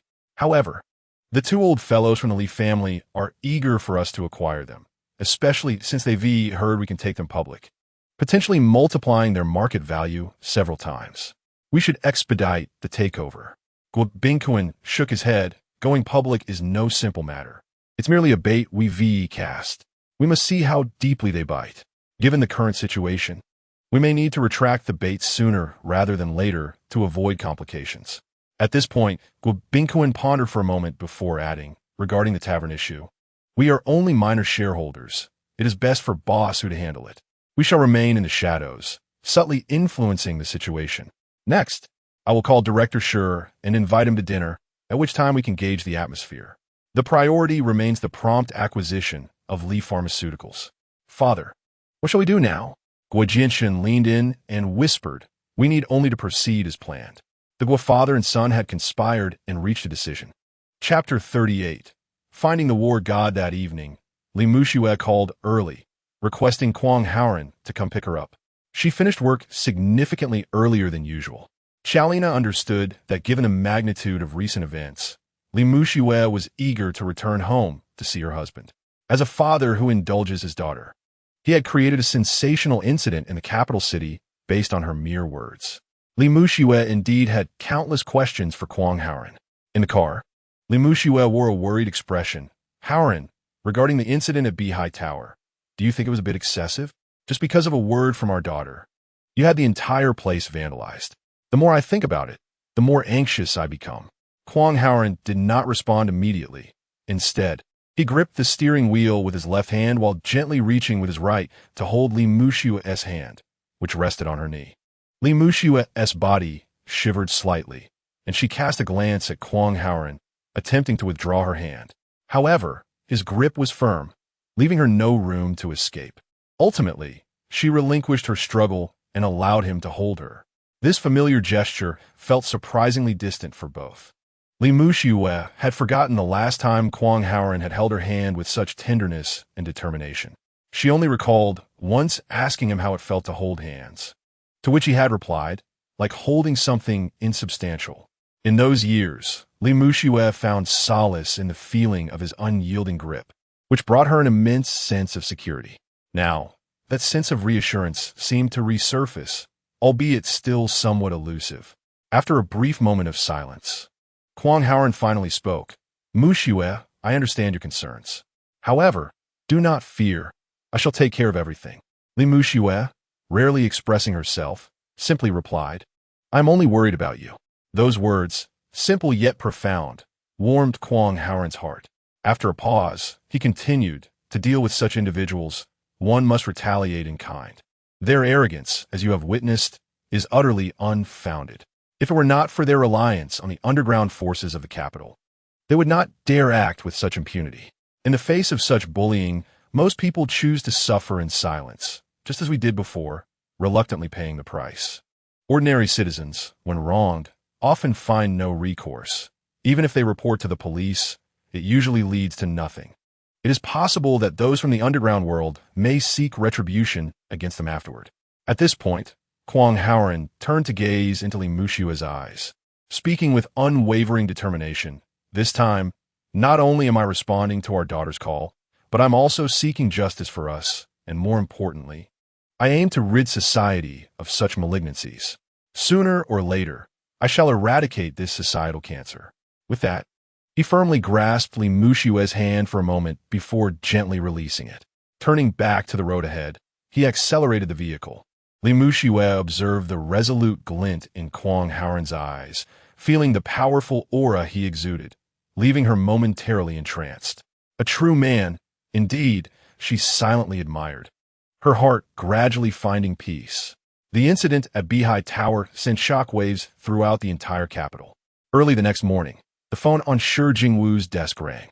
He picked it up. "Hello, this is I." Immediately, he straightened his posture. "Mayor Wang, is it you calling?" The caller was none other than the highest authority in the capital, Mayor Wang. The events at Beihai Tower had already become the talk of the town, with discussions echoing through every corner and industry. Rumors of all sorts proliferated. The mayor's secretary had briefed him on the matter early in the morning, expressing concerns about potential developments. Despite the absence of serious casualties, the ramifications of such a significant social incident could not be ignored, especially regarding the rumored underground world. Would there be further conflicts? Could the situation spiral out of control? This was precisely what the secretary advised the mayor to inquire about with the security department. At this moment, Mayor Wang's call indicated his desire to gather more information. After Shi Jingwu provided a detailed account of the events, the voice on the other end expressed satisfaction with his level of understanding. After emphasizing the need to closely monitor the recent activities of the underground world to prevent escalation, Mayor Wang astutely returned to a detail mentioned by Shi Jingwu, asking, "Director Shi, you just stated that the actions at Beihai Tower were military operations. How can you be so certain?" Shi Jingwu promptly responded, "Mayor, this matter was communicated to me by a major general from the Special Forces." The voice on the other end inquired, "A major general from the Special Forces? How could your security bureau communicate directly with a major general?" Shi Jingwu elaborated on how he encountered Lung Han, the process in which Lung displayed the medal, and how he was informed of the operational details. "Wait, you mean he possesses a war god medal? What does that medal look like?" the mayor asked. "Reporting to you, Mayor, I discreetly captured a photograph of it while he was momentarily distracted. I shall send it to you right away." Shi Jingwu retrieved the image of the medal from his phone and sent it to the mayor. "Mayor, there is no doubt about this medal. During our internal meeting at the Security Bureau, we were specifically briefed about it. This medal is awarded by the state to honor exceptional achievements, specifically to high-ranking generals of the military special forces and clandestine organizations. There are no more than 10 such medals, each representing a remarkable feat." The line fell silent, likely as the mayor examined the medal. After a brief pause, Mayor Wang's voice resonated once more. "I am already aware of the information you provided. Now, I assign you a task. Understood, Mayor, si Hingwuri Plaid. You're to locate this General Lung immediately." The directive was succinct. Shi Jingwu hesitated, uncertain if he had inadvertently stirred trouble, and cautiously inquired, "Mayor, have I done something amiss?" After a moment of silence, the mayor replied, "It is permissible to inform you. After all, you will have ample opportunities to interact with him moving forward. According to your account, this General Lung is indeed the legendary war god whom I intended for you to meet upon your arrival at the airport." Shi Jingwu's hand trembled as he held the phone, his voice quavering. "Mayor, are you saying that the war god of Longxia is none other than General Lung? How did I not realize this?" I was merely nervous," he stammered. The mayor cleared his throat. prompting Shi Jingwu to stand at attention and respond into the receiver. Understood, Mayor. I will locate the war god Lung and ensure the task is accomplished. Chapter 39. Is it merely a meal?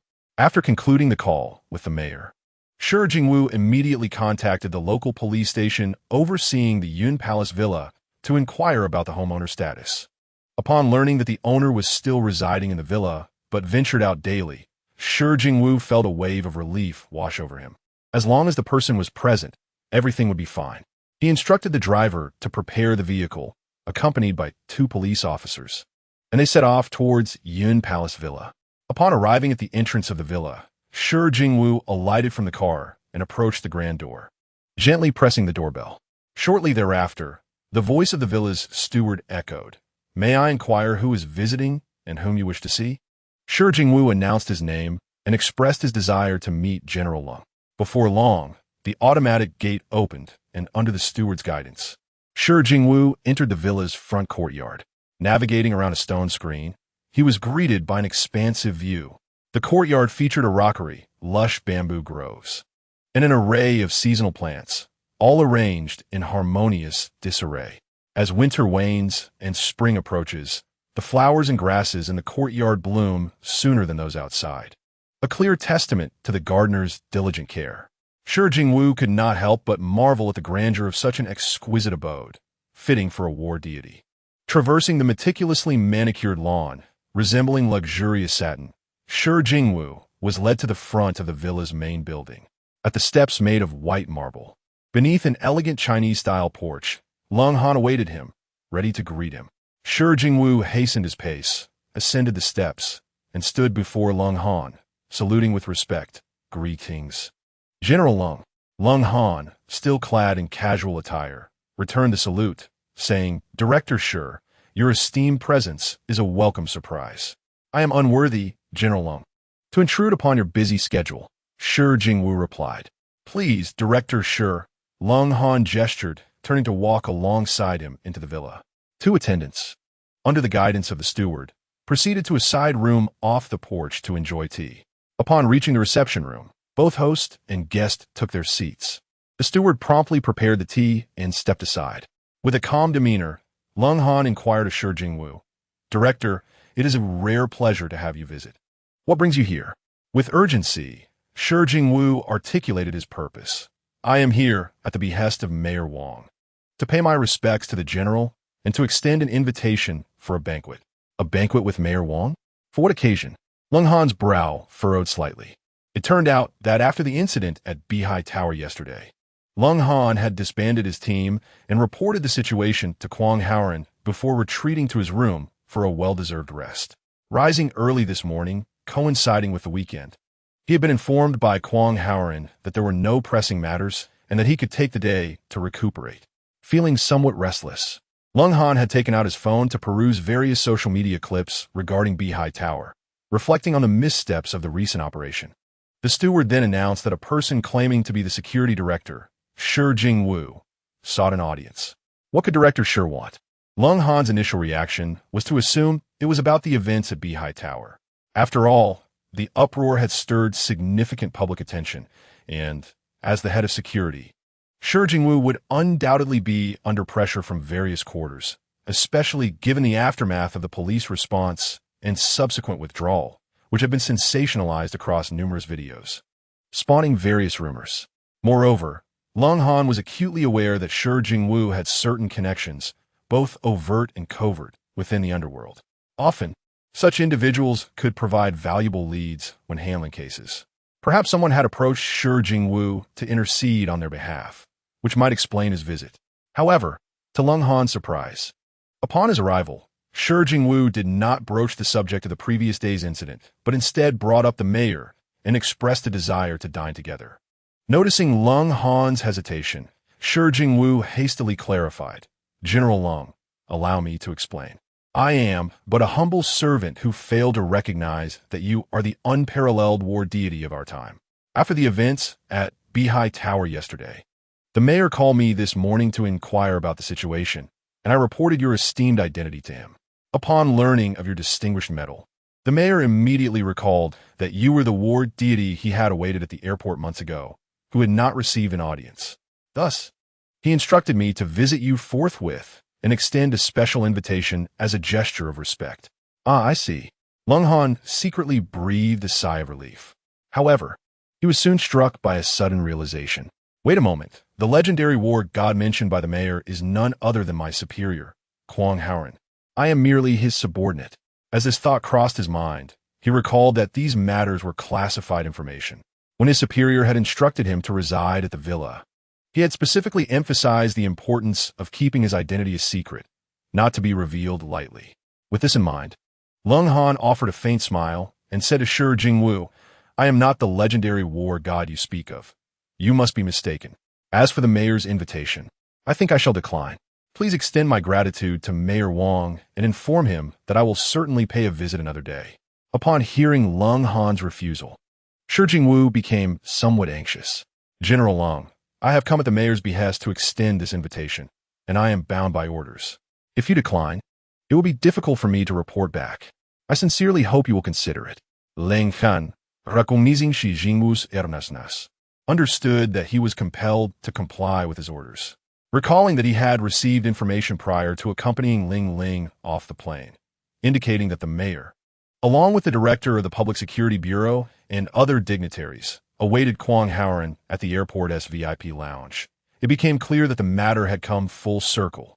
Lung Han resolved to consult Kwang Haoran on this issue, for he was the true legendary war god. With this thought in mind, Lung Han addressed Shi Jingwu. Since you have put it this way, allow me to ponder over it. I will need to arrange my schedule, and once it is confirmed, I will give you a call. This response brought joy to Shi Jingwu. Subsequently, the two inevitably discussed the incident at Beihai Tower the previous day. Shi Jingwu remarked, yesterday, the special forces under General Lung's command dealt a severe blow to the underworld stronghold at Beihai Tower. The citizens largely applauded the action, deeming it a service to the public. The Security Bureau's efforts in this regard have been insufficient, and we hope for more guidance from the general. After exchanging a few more pleasantries, Shi Jingwu took his leave. Once Shi Jingwu departed, Lung Han dialed Kwang Haoran's number. Upon learning of the mayor's invitation, Kwang Haoran promptly declined. He said to Lung Han, from now on, any public appearances are to be handled by you. Do not trouble me with these trivial matters. Lengan hastili replied, trivial matters. But Mayor Wang wishes to meet you. How could I presume to overstep? Kwang Haoran retorted. What are you thinking? Who knows my identity besides you? Lung Han responded, apart from our superior officers in the Tianlang Special Forces and your team members. No one else knows. He then continued, Boss, the secret organizations abroad have been eradicated. Now that we have returned to our homeland, it is only fitting that we enjoy some recognition. Moreover, this is the mayor's initiative, since no one in the city is aware. You shall henceforth be recognized as the legendary war god, Kwang Haoran declared in an irrefutable tone. Lung Han heard the busy signal on the line, momentarily stunned, before reluctantly hanging up the phone, muttering to himself, is it just a meal? What is so remarkable about it? It's not as if I'm walking through fire or climbing a mountain. Chapter 40. Investigating the Yongli group, Kwang Haoran now had another pressing matter to attend to. Since the day he learned of the Win Group's intent to acquire Li Pharmaceutical, a company belonging to the Yu family, Kwang Haoran has harbored a profound sense of suspicion regarding this affair. Ordinarily, the Win Group, being publicly listed, would find no necessity to pursue such an acquisition, as it would be an unwise endeavor both in terms of business relevance and the complexities of the merger prior to the public offering. If what Li Zichuan suggested were true, namely, that the Win Group intended to exchange 800 million in original shares for assets of equivalent value from Li Pharmaceutical, it would be tantamount to gifting capital to the latter. Such a move would undoubtedly invite skepticism from both the underwriting institutions and shareholders during the public offering process. Consequently, not only would the acquisition be jeopardized, but the Win Group's own listing could be at risk of stagnation. Should the listing efforts be thwarted due to this non-compliant acquisition, it would represent a significant loss for the Win Group. Viewed from this perspective, the entire matter seems devoid of rationality. Thus, upon receiving this news, Kwang Haoran did not share the unfounded excitement exhibited by others at the mansion. Instead, He cautioned his father-in-law to conduct a thorough due diligence and financial analysis regarding the Wynn Group to ascertain the authenticity of the situation. However, given his status as a son-in-law in the Lee household, which was often met with disdain, his words, no matter how sensible, might merely be perceived as attempts to seek attention or showcase his own significance. Although he had previously made an impact by having Lung Han flaunt luxury items, the deeply ingrained attitudes of those around him remained largely unchanged. Kwang Haoran was indifferent to their transformation, recognizing that they were not kindred spirits. Nonetheless, he held a genuine interest in the Yu family's Lee Pharmaceutical, which he believed had immense potential. This belief stemmed from the fact that, after over 2 decades of development, Lee Pharmaceutical had emerged as a leader in the field of genetic biopharmaceuticals. Particularly noteworthy was the innovative biorefinement method developed by Lee's father, which ingeniously combined the wisdom of traditional Chinese medicine with modern genetic technology, marking a pioneering achievement in the extraction of herbal remedies. This breakthrough had significantly enhanced the efficacy of symptom differentiation and treatment in traditional medicine, garnering substantial acclaim within the international medical community. It was precisely due to this foundation that Kwang Haoran envisioned a promising future for Lee Pharmaceutical, one that could place it among the mainstream pharmaceutical giants in the country. However, because Lee's father was a technocrat lacking foresight in market and marketing strategies, and due to the absence of capable allies, the company's progress had been sluggish. Nevertheless, this did not diminish Lee Pharmaceutical's standing within the herbal medicine sector. Given time and the infusion of exceptional professionals, its prospects were boundless. For such a promising enterprise, Kwang Haoran sensed that the allure of the Wynn Group's public offering concealed ulterior motives. Thus, after expressing his concerns to his father-in-law, regardless of whether they were heeded by Lee Mansion, he resolved to undertake an independent investigation discreetly. Typically, due diligence or financial investigations necessitate the engagement of accounting or legal firms. However, Kwang Haoran was not one to squander his time or money, especially when expenses could easily reach hundreds of thousands. He had a capable assistant, Qin Yanan, known as the Winged Angel. This young lady, though still in her youth, possessed combat skills that rivaled those of her male counterparts.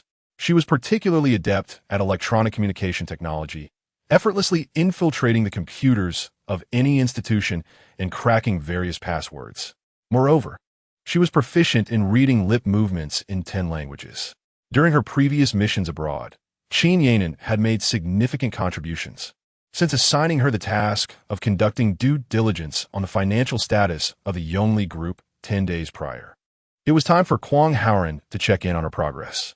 Thus, after ending his call with Lung Han, he dialed Qin Yanan's number. Yanan, how is the investigation regarding the Yonglei Group progressing? Today marks the deadline, he inquired. Reporting to you, Chief, the situation has been largely clarified. I will send the documents to your secure inbox shortly. Please keep an eye out for them, Qin Yanan replied. Kwang Haoran expressed his satisfaction with her efficiency and added, Good. While the financial status is one aspect, also pay attention to gathering peripheral clues related to the Yonglei Group, including but not limited to business dealings and associated personnel. You may report any relevant information to me at any time. Understood, Chief. Additionally, I just received a piece of intelligence from overseas indicating that remnants of the Odessa Group are beginning to gather, suggesting some unusual activity. I am continuing to gather details. Oh, this is a matter of significance. Ensure you maintain contact with the higher-ups and report to me immediately should any new developments arise, he instructed. Yes, Chief. Furthermore, keep the information about Odessa confidential for now. Let the team members enjoy their leave at home. Yes, Chief. After concluding this matter, Qin Yanan shifted the conversation, saying, By the way, Chief, I watched the video of the Bai Hai Lu incident yesterday. That was our team's doing, right? It was quite satisfying. Kwang Haoran remained silent, responding, What of it? This matter does not concern you. Qin Yanan replied, What I mean to say is, remember to include me in such operations next time. After all, I'm a member of the team too. All right. It was specifically arranged by Lung Han. It wouldn't have been appropriate for you to attend that kind of event. We'll involve you when necessary. On the other end of the line, Qin Yanan adopted a reluctant tone. Fine, Chief. I shall obey your orders. She then added, by the way, Chief, I'm also off today. Since you helped me out last time and even helped me earn some money, how about I treat you to hot pot? You can bring your family along. Kwang Haoran glanced at Li Muxue, who was helping their daughter with her homework in the bedroom, and replied, Did I not mention that I have no time? With that, he abruptly ended the call. On the other end, Qin Yanin made a face at the phone. Humph, if you don't want to eat, then fine. It's no big deal. I'll go find Lung Han instead. With that, she dialed Lung Han's number. Len Han, I heard you took our team members to smash some glass last night.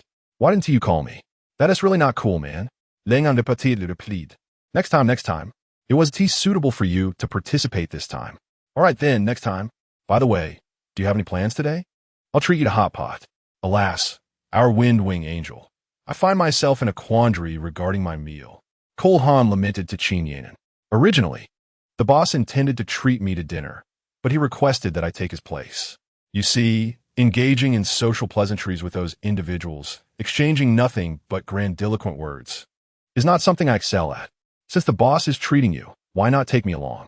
I can handle the socializing for you. Qin Yanin seized the moment to request. Take you along?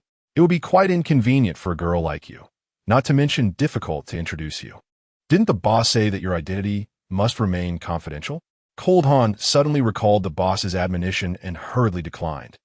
Such a miser. If you choose not to take me, then I shan't bother. I don't even care to go. I shall enjoy my hot pot dinner tonight on my own. Truly, Qin Yanin said, sullenly hanging up the phone. Chapter 41. There's a problem. Kwang Haoran opened his computer, logging into his secure email to review the correspondence sent by Qin Yanin. As he read, his expression gradually grew grave. He swiftly perused the content, then saved the crucial data into a folder on his desktop before closing the secure email. This was a habit he had developed while using the computer at home. Soon, Li Muxue finished tutoring her daughter, Tuan Tuan, and entered the living room. Noticing her father at the computer, Tuan Tuan dashed over, nestled against his leg, and playfully pleaded, Daddy, I've completed my homework. Will you play with me? While continuing to browse, Kwang Haoran reached out to embrace Tuan Tuan, saying, My dear, what would you like to play with, Daddy? He uttered these words without diverting his gaze from the computer screen. Seeing her husband so engrossed that he neglected to pay attention to their precious daughter, Li Muxue approached and inquired, What are you so focused on? Only then did Kwang Haoran snap back to reality, pointing at the financial report on the screen. Muxue, come look, there's a significant issue here. Li Muxue glanced at the report, her head tilting in confusion. Why are you examining their report? What does it concern you? Kwang Haoran reached out, grasping his wife as she turned to leave. Muxue, I know you harbor no fondness for the Yongli Group, and you detest what Guo has done. However, that should not cloud our objective view of the Yongli Group. I'm showing you their report for the sake of our Li Pharmaceutical. Li Muxue turned back, asking, For the sake of Li Pharmaceutical? Indeed, that day at your home. Did I not caution your father to treat the Yongli Group's acquisition with caution and conduct thorough due diligence and financial analysis, if necessary? Kwang Haoran reminded her. So you are engaged in this matter? A glimmer of surprise flickered in Li Muxue's eyes. Kwang Haoran nodded. Yet, it has nothing to do with you. Our family treats you in that manner, and yet you still consider their interests. What should I say about you? Though Li Muxue spoke in this manner, a wave of emotion stirred within her, mingled with an inexplicable sense of sympathy for Kwang Haoran. Noticing his wife's emotional response, Kwang Haoran smiled. What of it? This is simply my duty. As he gazed into his wife's sparkling eyes, he reflected on his upbringing in an orphanage, yearning deeply for the warmth of a home. It is you, Muxue, who has bestowed upon me a home. Family differs fundamentally from outsiders. Even when they may treat me poorly, they remain family. If my family is harmed, or if they are prepared to inflict harm, akin to the actions of the Yongli Group, I shall never acquiesce to such a fate. Li Muxue's heart was a tumult of emotions. She understood Kwang Haoran's character, and it came as no surprise that such words would fall from his lips. Taking a deep breath, Li Muxue solemnly inquired, Are you implying that the Yongli Group is targeting Li Pharmaceutical? Kwang Haoran nodded, stating that day, Your sister mentioned that they intended to exchange original shares for our stakes in Li Pharmaceutical, which piqued my suspicion. Li Muxue retorted, What does that signify? Kwang Haoran elucidated, Logically, A pre-IPO company is particularly concerned about the original shares in its possession to maintain either a controlling or absolute stake. Founding shareholders will go to great lengths and employ various strategies to prevent the rapid or premature dilution of their shares. Thus, original shares are of paramount importance to a publicly listed company. They are, indeed, a rarity. Typically, these original shares are retained by the founders and are not subjected to dilution. Subsequent shareholders and strategic investors can only acquire shares at a premium, meaning that the later one joins, the higher the purchase price of their shares. If what Mr. Gu claims is true, that an IPO is imminent, it would imply that the company has already navigated through multiple financing rounds and has entered a critical phase. During this phase, financing or mergers and acquisitions require the approval of brokerage firms and advisory institutions, particularly concerning transaction prices, which must be equitable and acceptable to all shareholders. The mere assertion from Mr. Gu to devalue the original shares of a soon-to-be listed company is indeed suspicious. Li Mushui seemed to grasp the gravity of the situation. According to your reasoning, this matter does appear rather dubious. However, such deductions may hardly convince my family. Kwang Hao Ran gestured towards the reports on the computer, saying, "That is precisely why I commissioned a discreet due diligence on the Yonglei Group. From this investigation, I discovered evidence of substantial data fabrication." Li Mushui leaned closer to scrutinize the computer. Meanwhile, Tuan, sitting nearby, pouted her lips in a huff. Daddy's words are empty. You promised to play with me, yet you've ignored me for half the day." Realizing Tuan was nestled by his side, Kwang Hao Ran hastily stood up, relinquishing the computer to his wife, and apologized to Tuan. "I am so sorry, my darling. I was so engrossed in discussing matters with your mother that I forgot to play with you." Tuan, unyielding, declared, "If you make a mistake, you must be punished." "Very well, I accept the punishment. What shall my daughter decree?" "Ride a horse." Tuan crossed her arms, tilting her little face skyward. All right, I shall ride a horse," Kwang Hao Ran replied, already prostrating himself on the ground. With one hand supporting Tuan, he mounted his back. Tuan sat upright, raised her tiny hand, and cheerfully sang, "Giddy up, riding a horse carrying a big gun. Clop, clop, clop, the child rides to grandmother's house, where she greets me with a hearty smile." Laughter resonated joyfully within the room, emanating from the father and daughter duo. After riding for a while, Tuan exclaimed, "Daddy, I am hungry." Upon glancing at the clock, Kwang Hao realized it was already 11:30. "All right, my dear, I shall prepare something delicious for you," he replied. Carefully rising from the ground, he embraced Tuan, inquiring, "What would you like to eat?" After pondering for a moment, Tuan responded, "I want to eat the little pancakes you make, Daddy. They are truly delectable." "Very well, my precious daughter. We shall have pancakes for lunch," he said, rolling up his sleeves and heading into the kitchen. Tuan followed closely, saying, "Daddy, let me help you with the scallions." "Sure, here you go," he replied, handing her a scallion and providing a small stool for her to stand on.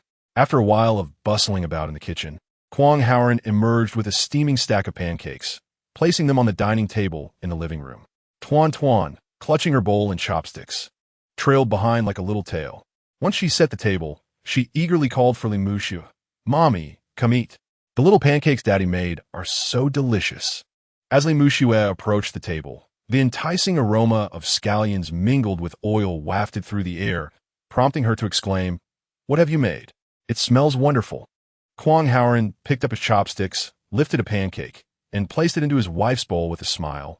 "This is the pancake that your daughter specifically requested." While Li Mushui took a piece, her nostrils flared with delight. "This is so fragrant. How did you make it?" Kwang Hao proudly recounted, "It's quite simple. I found it online. First, mix water with flour to create a batter. Then beat the eggs and stir them clockwise into the mixture. Add a bit of salt and 5-spice powder, and chop some scallions into it. Then just pan-fry it on both sides, drizzling a bit of oil in the middle to prevent sticking." Li Mushui took a bite of the pancake and nodded in approval. Delicious, with a delightful scent of scallions. "At this rate, your training from our daughter is turning you into quite the chef." She glanced at the father and daughter. "You two should eat. Why are you looking at me?" Kwang Hao finally picked up a pancake and placed it in Tuan's bowl. Eagerly, Tuan took a bite, finding it somewhat hot, and rolled it around in her mouth, exclaiming in delight. Kwang Haoren remarked to his wife, "Your daughter has a wonderful habit. She will not eat until the adults begin." "Oh, how wonderful her habit is." "Limue pides, sawaring kadmid." Tuan corrected Kwang Haoren, saying, "Daddy, I am your daughter too. Why do you always say your daughter?"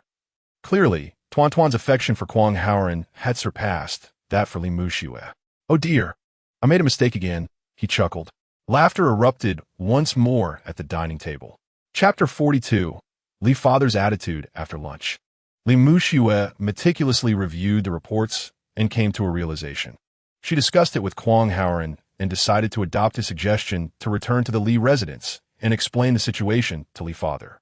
Kwang Haoren voiced his concerns, stating that if the Guo family made any moves soon and Li Father remained oblivious, coupled with Li Mother and Li Zichun's lack of awareness, along with Zhang Shengdong's confusion, rushing into a merger agreement could lead to irreparable consequences.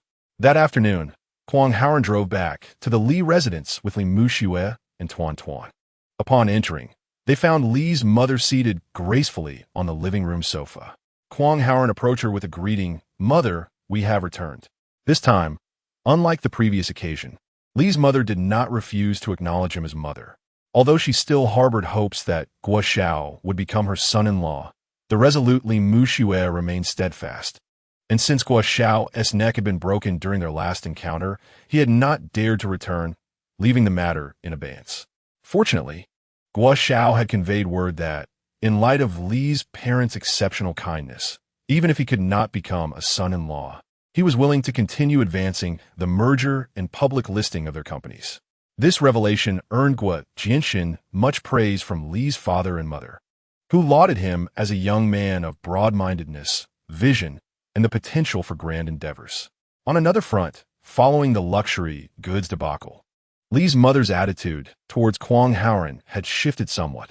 Observing the array of luxurious items piled in Li Muxue's room, she felt a pang in her heart. Yet her spirits remained buoyed. This joy, albeit tinged with awkwardness, reflected her pragmatic nature when it came to wealth. In her mind, maintaining dignity in the face of riches was not a source of shame. Moreover, she firmly believed in what Zhang Shengdong had privately mentioned, that Kwang Haoren must have engaged in piracy during his years abroad, which explained his substantial fortune. Much like the Count of Monte Cristo, who concealed ill-gotten gains in a hidden cave on a distant island, drawing upon them as needed, Kwang Haoren's wealth seemed inexhaustible.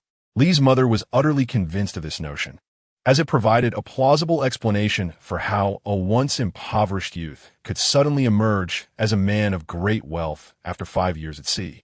She thought that regardless of the origins of this wealth or any moral implications it might entail, as long as it filled her own pockets, it was deemed good money. However, the thought that this former son-in-law might be a remorseless pirate sent shivers down her spine. Given such a son-in-law, she would not dare to raise her voice or scold him, fearing that he might one day turn against her and cast her into the sea to feed the fishes. Caught in this conflicting mindset, upon seeing Kwang Haoren and Li Muxue return, Li's mother immediately rose to greet them, managing to craft a warm smile upon her usually elongated face. "Welcome back. How wonderful.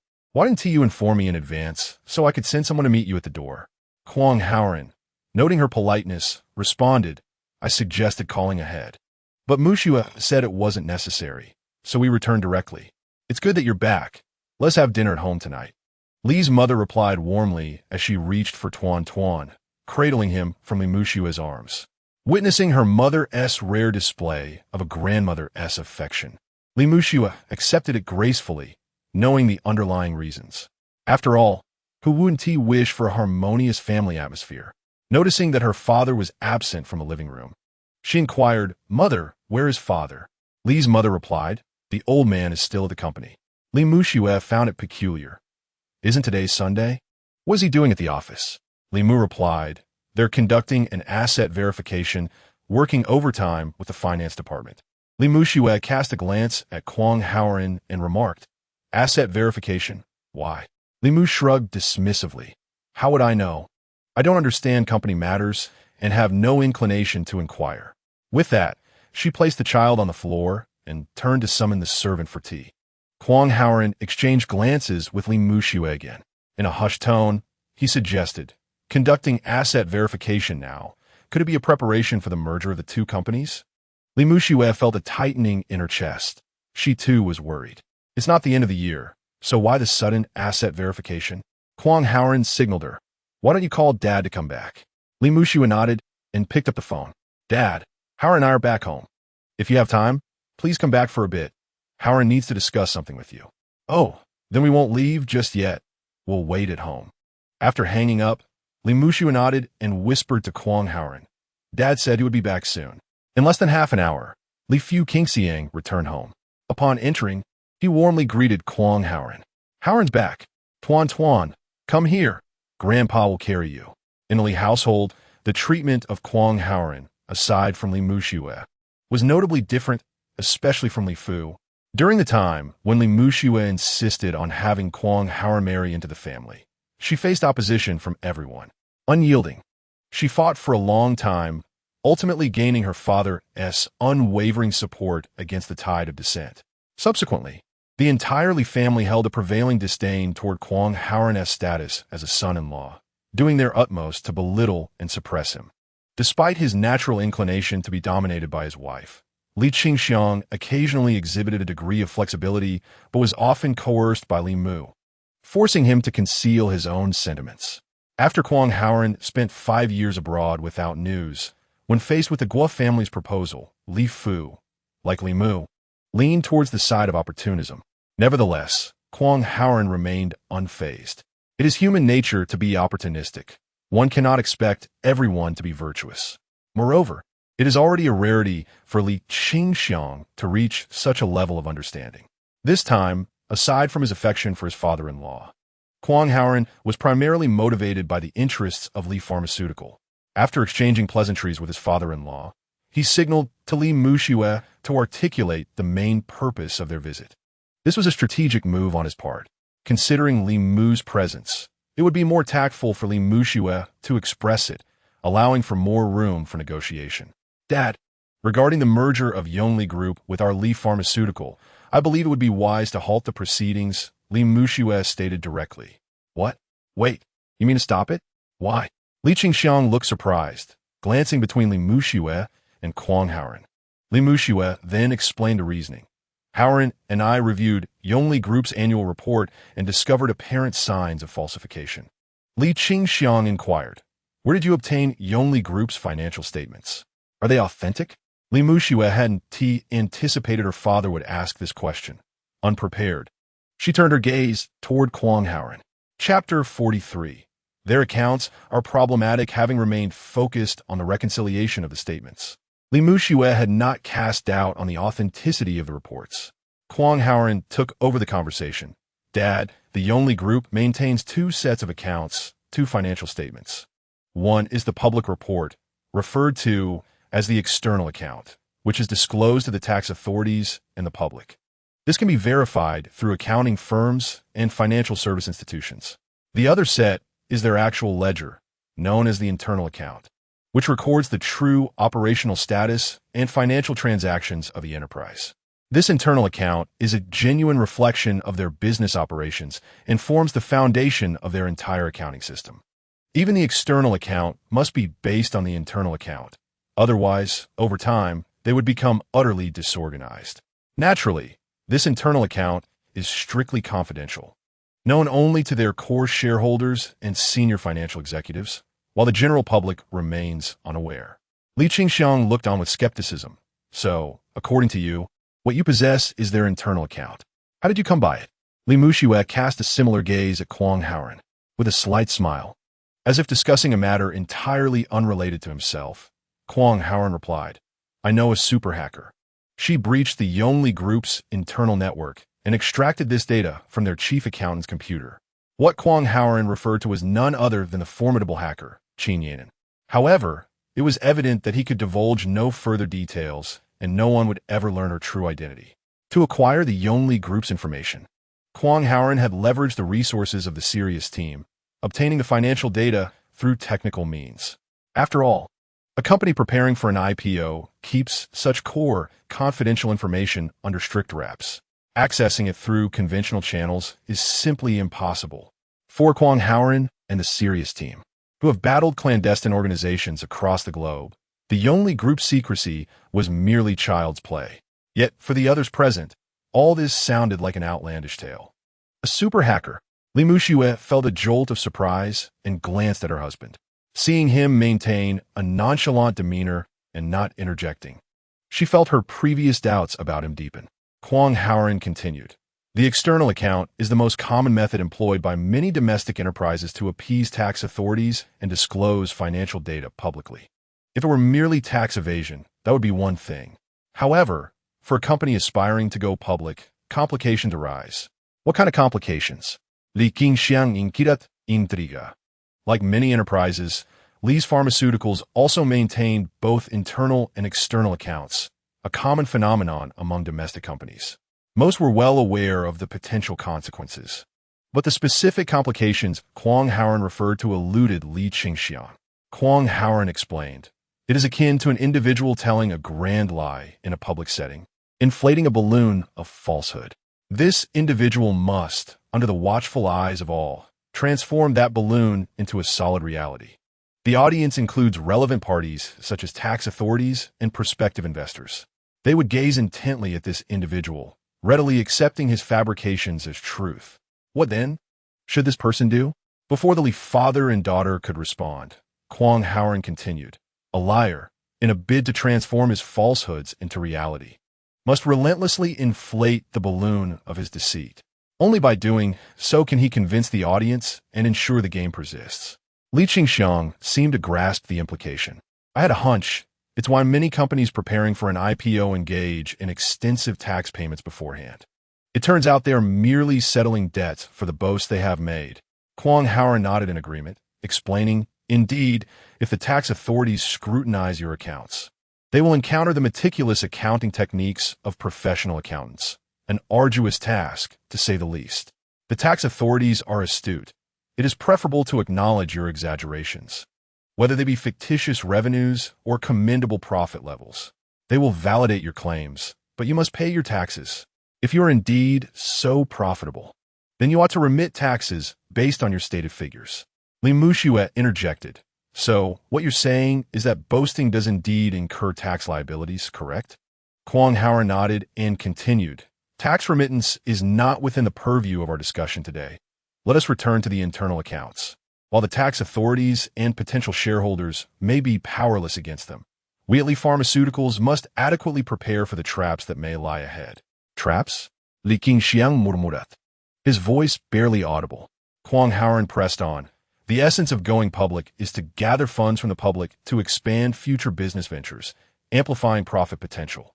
To entice investors to purchase their stocks, they must present their performance in a manner that appears sufficiently alluring, drawing investors into their fold. If the Yonglei Group were merely to tell a little white lie, they could simply pay some taxes and gradually compensate for prior losses through subsequent operations. However, from their internal accounts, it is evident that the Yonglei Group's cash flow is nearly depleted, and their business has significantly contracted, leaving what appears to be merely an empty shell. Should we agree to an acquisition that injects Li Pharmaceuticals' valuable assets into their company, we would not only suffer the consequences, but also find ourselves burdened with their substantial debts. At that point, we would not only be paying for their exaggerations, but also bearing the weight of their enormous liabilities, potentially leading Li Pharmaceuticals to irrevocable ruin. What? Li Qingxiang's eyes widened in disbelief. Kwang Howren's words struck him like a heavy blow to the heart. How can this be? They are reputed to be a trillion-yuan enterprise, a leader in the industry. Clearly, Li Qingxiang found this hard to accept. Li Mu, interjecting from the side, added, indeed, how could the Yonglei Group, which advertises daily on television and operates across numerous sectors, including real estate, technology, and healthcare, possibly falter? I cannot bring myself to believe it. In her mind, the Yonglei Group was thriving, a giant to be revered. Kwang Howren's sensational claims seemed driven by jealousy. Moreover, how could Kwang Howren, merely a pirate, possibly comprehend the intricacies of going public? Li Qingxiang harbored doubts about Kwang Howren's piratical identity, yet he found merit in his assertions regarding the internal and external accounts. However, that is all there is to it. Li Qingxiang holds an unwavering belief in the strength of the Yongli Group. Otherwise, he would not have initiated the merger discussions solely based on a few words from Guishao. For more than 2 months, the news of the merger and restructuring between Li's Pharmaceutical and Yongli Group has become a semi-public secret. The legal and financial teams of both companies have already begun a series of collaborative efforts. According to the memorandum signed by both parties, Li's Pharmaceutical has commenced asset verification and is diligently preparing for the merger. Today, Kwang Haoren suddenly appeared, presenting a sensational hacker's rationale, claiming a widely known reason regarding internal and external accounts to prove the impracticality of the venture. Although his logic appears sound, emotionally, in the face of such a significant matter, Li Qingxiang, with decades of experience in the business world, remains reluctant to be easily swayed. After a moment of contemplation, Li Qingxiang remarked, "What Haoren has said, while quite reasonable, raises a point. If Yongli Group were truly as you describe, how is it that the secondary-ranked international brokerage and the foremost domestic law firm, during over a year of due diligence and advisory, failed to uncover any discrepancies or raise any doubts?" This statement clearly indicated Li Qingxiang's stance. Chapter 44. What does this imply? Seeing that his efforts had not swayed Li Qingxiang, Kwang Haoren realized that without presenting concrete evidence, Li would remain unconvinced. He took out his phone, retrieved the Yongli Group's financial statements, and pointed to a particular figure. "Dad, you may choose not to believe what I've said, but these numbers can be verified by the company's finance department with Yongli Group. Look here, their inventory as of the end of last year suddenly increased by over $1 billion. What does that signify?" Li Qingxiang replied, "There is nothing unusual about that. For such a large company, an increase of over $1 billion in inventory is perfectly normal." Kwang Haoren, undeterred, pressed on, "What was Yongli Group's overall profit last year? I mean net profit." Li Qingxiang hesitated, responding, "I believe it was around 400 or 500 million. Kwang Haoren glanced at Li Muxue and passed the conversation to his wife. He had previously educated her on the relationship between profit and cost, and now was the perfect moment to apply that knowledge. Li Muxue addressed her father, "Dad, what if that inventory is artificially inflated?" Li Qingxiang countered, "Why would there be a need to inflate inventory? It seems unnecessary." Li Muxue explained, "To balance the financial statements. Of course, one side reflects income, while the other reflects expenditure. If profits are inflated without corresponding costs, it would appear inauthentic. Thus, they resort to increasing inventory to resolve this discrepancy."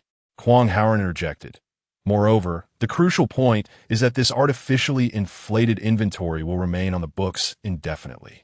Ultimately, there will come a day when these inventories are disposed of, resulting in a loss of over $1 billion.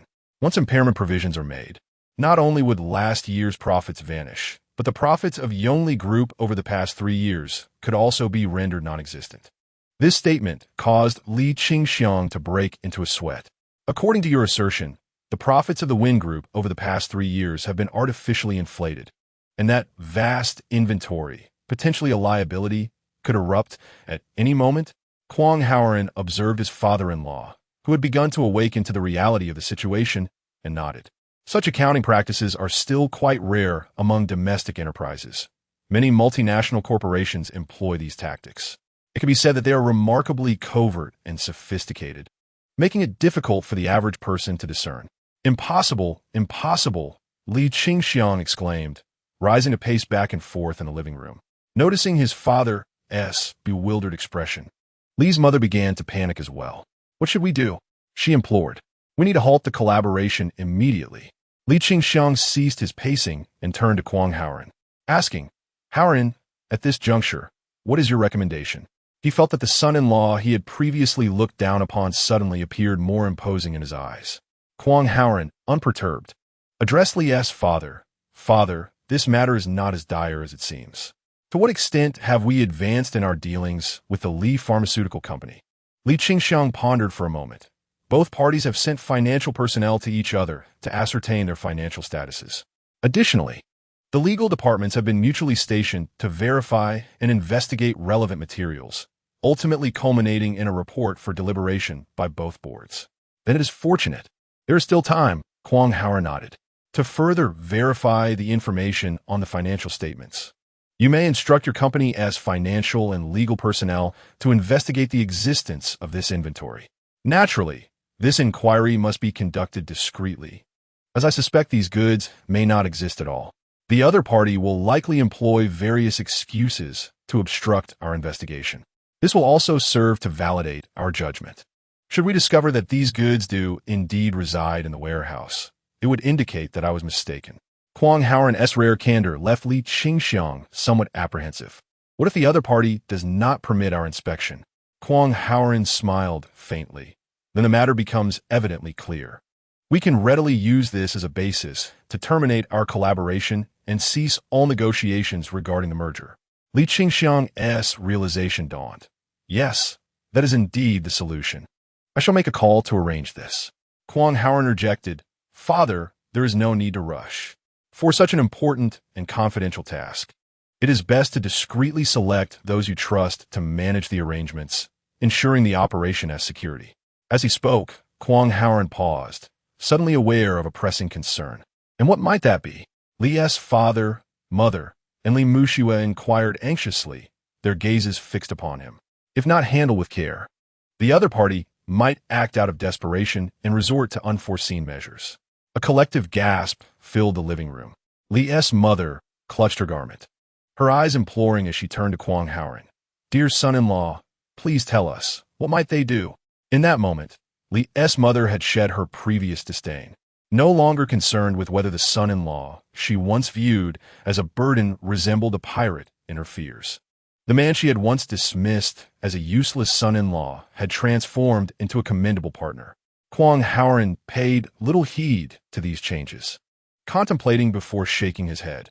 As for what they may do, it is difficult to say at this moment. However, we have pierced the false bubble surrounding their initial public offering. Given the character of the Guo family, how could they simply let this matter rest? It would be prudent for us to remain vigilant. At this juncture, Kwang Hao voiced his concerns. By the way, Dad, who holds the core technologies of Li Pharmaceuticals? Are the security measures for these technologies reliable? Upon hearing this, a hint of pride appeared on Li Qingxiang's face. Rest assured, Hao, I have never entrusted our core technologies to anyone, especially since 5 years ago when I invented the gene-based extraction technology for traditional Chinese medicine. I have retained the core key in my possession, never sharing it with anyone. I have dedicated countless years to researching this technology and am acutely aware of its commercial value.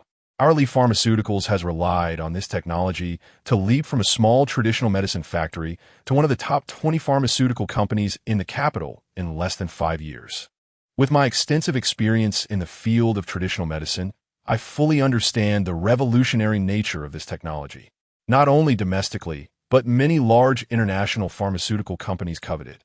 Yet they have been unable to decipher my methods.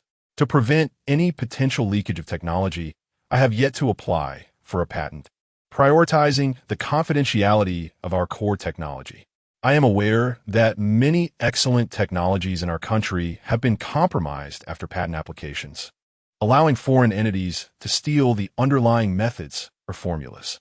While this has resulted in a loss of potential profits, it has ensured that we maintain firm control over our technology. As Li Qingxiang spoke about the technology, he became increasingly animated. When Kwang Hao heard something crucial, he quickly interrupted his father-in-law's exuberance and inquired, Wait, Dad, you mentioned that you haven't applied for a patent.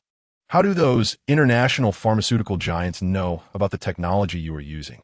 Why are they particularly interested in your innovations? Chapter 45. The Banquet of the War God Li Qingxiang shook his somewhat rotund head and replied with satisfaction. I have attended several international academic conferences and delivered a few speeches where I merely hinted at our revolutionary innovations, which piqued their strong interest. In particular, the pharmaceutical giant from the Eagle Nation, Huidazi Pharmaceuticals, is a leader in the global pharmaceutical industry, with its scale and output surpassing a third of the total output of all pharmaceutical companies in our country. Their biotechnology laboratories are almost ubiquitous around the world. The medications they produce are not only technologically advanced, aiming for monopoly, but also astonishingly expensive, generating exorbitant profits. Take, for instance, their recently launched antiviral medication, which is priced over 100 times higher than the comparable antiviral traditional medicine produced by our factory. Upon hearing about my technology, they once sent representatives to offer me $20 billion to acquire it, a proposal I firmly rejected. At this point, Li's mother sighed with regret. That old fool. Turning down so much money. His mind just doesn't work. Li Qingxiang responded earnestly. What do you understand? The technology of traditional Chinese medicine is a legacy from our ancestors. From Qi Bianke, Hua, Ta, to Zhang Zhongjing and Li Shizhen, each of them has been a compassionate savior, embodying the spirit of benevolence. The individuals from that eagle nation, characterized by their blonde hair and blue eyes, are solely driven by profit, willing to exploit life-saving medicines for their own financial gain. This stance stands in direct opposition to the teachings of our ancestors. Regardless of the monetary incentives, I would never sell out. This is the conscience of a healer. Li Qingxiang nearly shouted as he articulated this final sentiment, plunging the living room into a profound silence. Even Tuan, who had been engrossed in her toys, widened her eyes in bewilderment, gazing at the adults. Kwang Haoren finally grasped why the Yongli group was fixated on Li Pharmaceutical. Their objective lay with Li Qingxiang and the core technological advancements in traditional Chinese medicine extraction that he possessed. Moreover, Kwang Haoren sensed, albeit vaguely, the presence of an unseen hand behind the acquisition of Li Pharmaceutical by the Yongli group. Though this feeling remained nebulous, his experience assured him of its validity. After a brief lull in the atmosphere, Kwang Haoren spoke. Father, you have handled this situation correctly. It appears that the Yongli group, under the guise of acquisition, seeks to control your company by any means necessary to seize your core technology. Tuan interjected. Daddy is talking about unscrupulous means again. Only bad people act that way. Li Muxue quickly admonished Tuan. Adults are speaking. Children must remain silent. Tuan pouted and huffed, returning to her toys. Kwang Haoren chuckled softly and continued. It now seems that Yongli Group's public listing may merely be a fade. Currently, numerous companies are awaiting their IPOs. It is unlikely they can meet the necessary conditions anytime soon. Father, please do not jeopardize Li Pharmaceutical stability in a rush to list. Nor should you entrust critical technology to anyone, regardless of who they are. Li Qingxiang nodded in agreement. Just then, Zhang Xingdong and Li Zichuan returned home. Upon entering, Li Zichuan exclaimed, Dad, Mom, whose dilapidated car is blocking the entrance? My vehicle has nowhere to park and had to be left outside. Upon hearing this about his car, Kwang Haoren was about to respond, only to be silenced by a stern glance from Li Muxue, a lesson learned from the previous incident with the Rolls-Royce. Both fell silent. Li Qingxiang did not pursue the topic of the cars. Instead, upon seeing his eldest daughter arrive, he said, Zichuan, your timing is perfect. I have an important task for you. Li Zichuan approached, setting down her handbag, and inquired, Dad, what is it? Neither of them was aware of the previous discussion in the living room. Li Qingxiang continued, ISN to your finance department currently stationed at Yongli Group. Tomorrow, take 2 individuals with you to their main warehouse and assess their inventory situation. Li Zichuan asked, Dad, why are we auditing their inventory? That should be the responsibility of the warehouse manager. Our finance department only needs to review the accounts, which are well documented. Li Qingxiang reluctantly shared his suspicions regarding the sudden increase in Yongli Group's inventory. Zhang Xingdong inquired, Dad, are you suspecting them of inventory fraud? Li Qingxiang nodded. How could this be possible? Zhang Xingdong immediately refuted, stating, how could such a large conglomerate possibly engage in deception in this regard? Besides, it would serve them no beneficial purpose. Li Qingxiang glanced at his eldest son-in-law and chose not to elaborate further. Instead, he addressed Li Zichuan, saying, Let us verify this matter first. When you go tomorrow, keep it discreet. Approach them directly and try not to raise their suspicions. Seeing the serious expression on his father's face, Li Zichuan nodded in agreement. Rest assured, I will handle it. This matter is not particularly challenging. Only then did Li Qingxiang exhale a sigh of relief. Turning to Kwang Haoren and Li Muxue, he remarked, It is fortuitous that you both have returned today. Our family hasn't dined together in quite some time. Let us share a reunion meal. Kwang Haoran did not decline. Observing the harmonious atmosphere, Li Muxue also acquiesced. Li's mother promptly instructed the servants to prepare the meal. Zhang Shengdong and Li Zichuan exchanged glances, perplexed by Li's parents' sudden warmth towards Kwang Haoran and Li Muxue. Li Zichuan gestured towards Li Muxue's room, which had never been occupied but was now cluttered with luxury items. Zhang Shengdong's eyes widened as he nodded frequently. They believed that those luxury items were sufficiently persuasive and warranted an improvement in attitude. At the very least, that was their belief. An hour later, at the dining table, Zhang Shengdong suddenly inquired of Li Qingxiang, "Father, have you heard? In 3 days at the Heavenly Island Grand Hotel, Mayor Wang is preparing to host a banquet for a legendary war hero. He will invite esteemed figures from all sectors of the city, a gathering of around 100 elites." Li Qingxiang nodded. This matter has become the most discussed topic among the upper echelons in the capital over the past few days. How could I be unaware? Li's mother asked. Who is this legendary war hero? What makes him so remarkable? Zhang Shengdong immediately adopted a knowledgeable demeanor. Mother, this war hero is extraordinary. It is said that he has accomplished remarkable feats in eradicating enemy secret organizations for the Longsha Kingdom. He is returning home after retirement to receive the highest level of recognition. Our Mayor Wang must show him a degree of respect. Li Zichuan chimed in, embellishing. People say he is the first war hero in the history of Longsha Kingdom to be awarded the highest medal. His rank is far beyond what ordinary people can imagine. Even if the mayor wishes to meet him, an appointment must be scheduled in advance, contingent upon his availability. Li's mother further inquired, so impressive.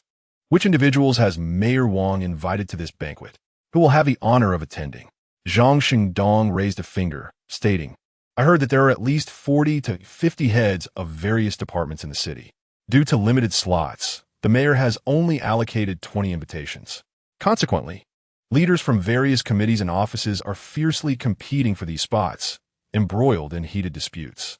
Li Qingxiang nodded in agreement, stating that failing to secure an invitation to such a banquet would indicate a lack of standing within the city, where one's position often dictated one's prestige. Naturally, everyone would strive vigorously for it. Li's mother then asked, aren't there still 80 slots available? Zhang Shengdong raised another finger, responding, the military high-ranking officials stationed in the capital must also be included. They are part of a singular system. One must not fall below 20 slots. Otherwise, how can we justify it? Mother Li remarked, indeed, it is only proper.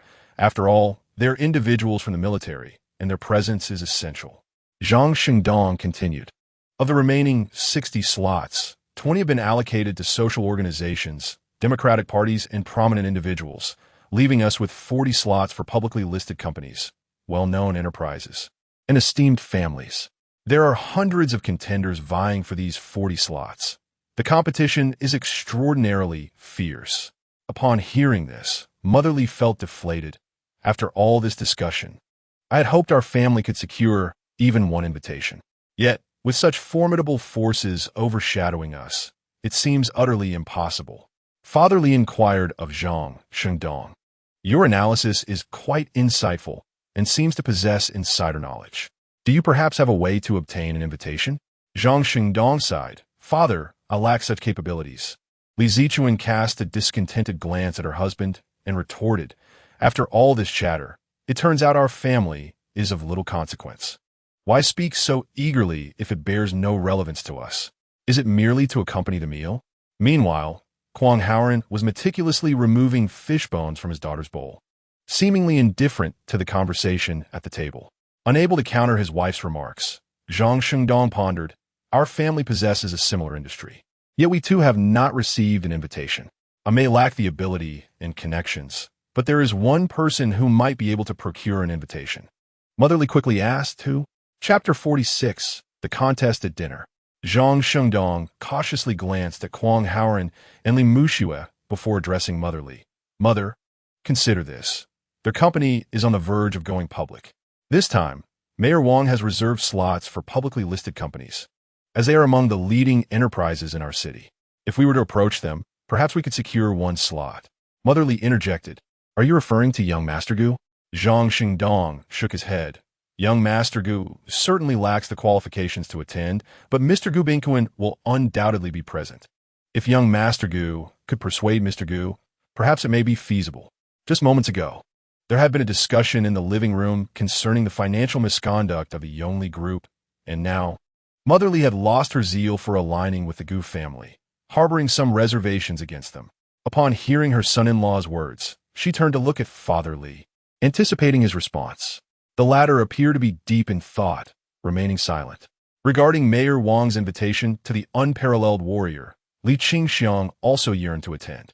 Being present at such a banquet would serve as an exceptional advertisement for Li Pharmaceutical, enhancing the family's standing in the city.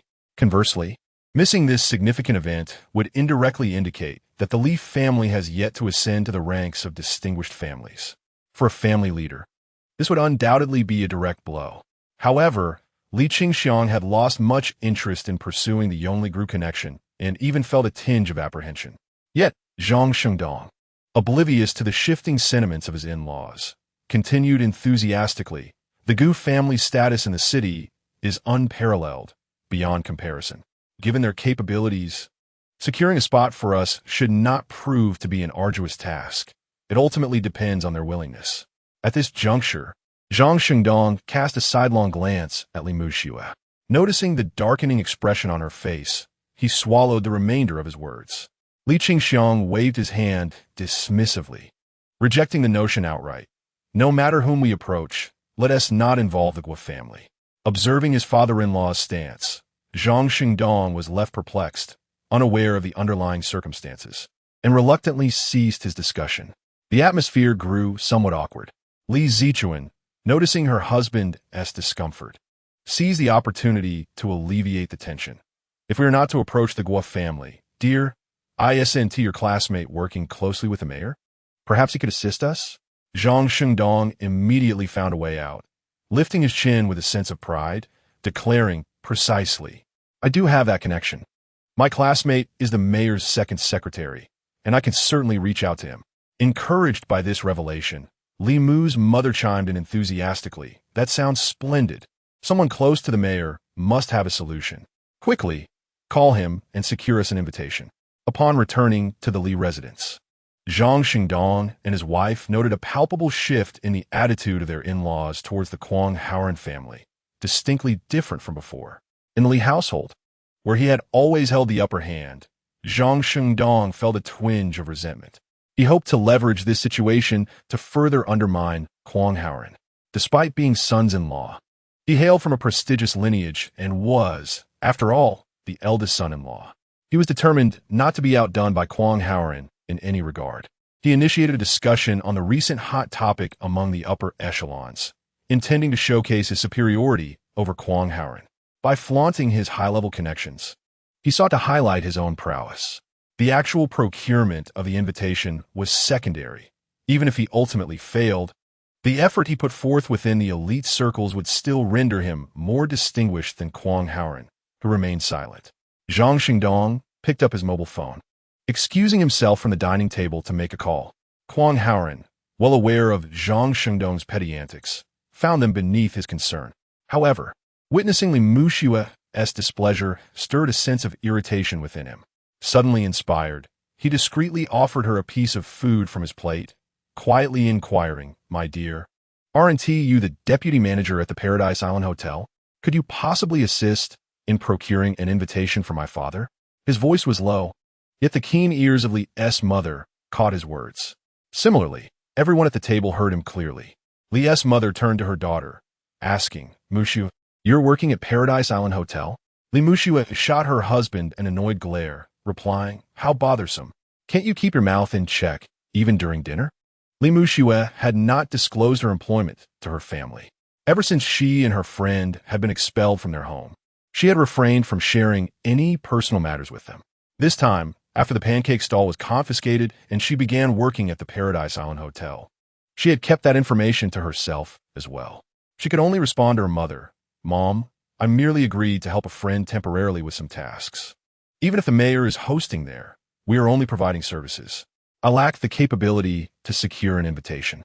Li Zichuan seemed to recall, indeed, that the Paradise Island Grand Hotel belonged to her close friend, Jelena. Perhaps she could seek her assistance to procure an invitation. After all, hosting the event at her hotel might present a feasible solution.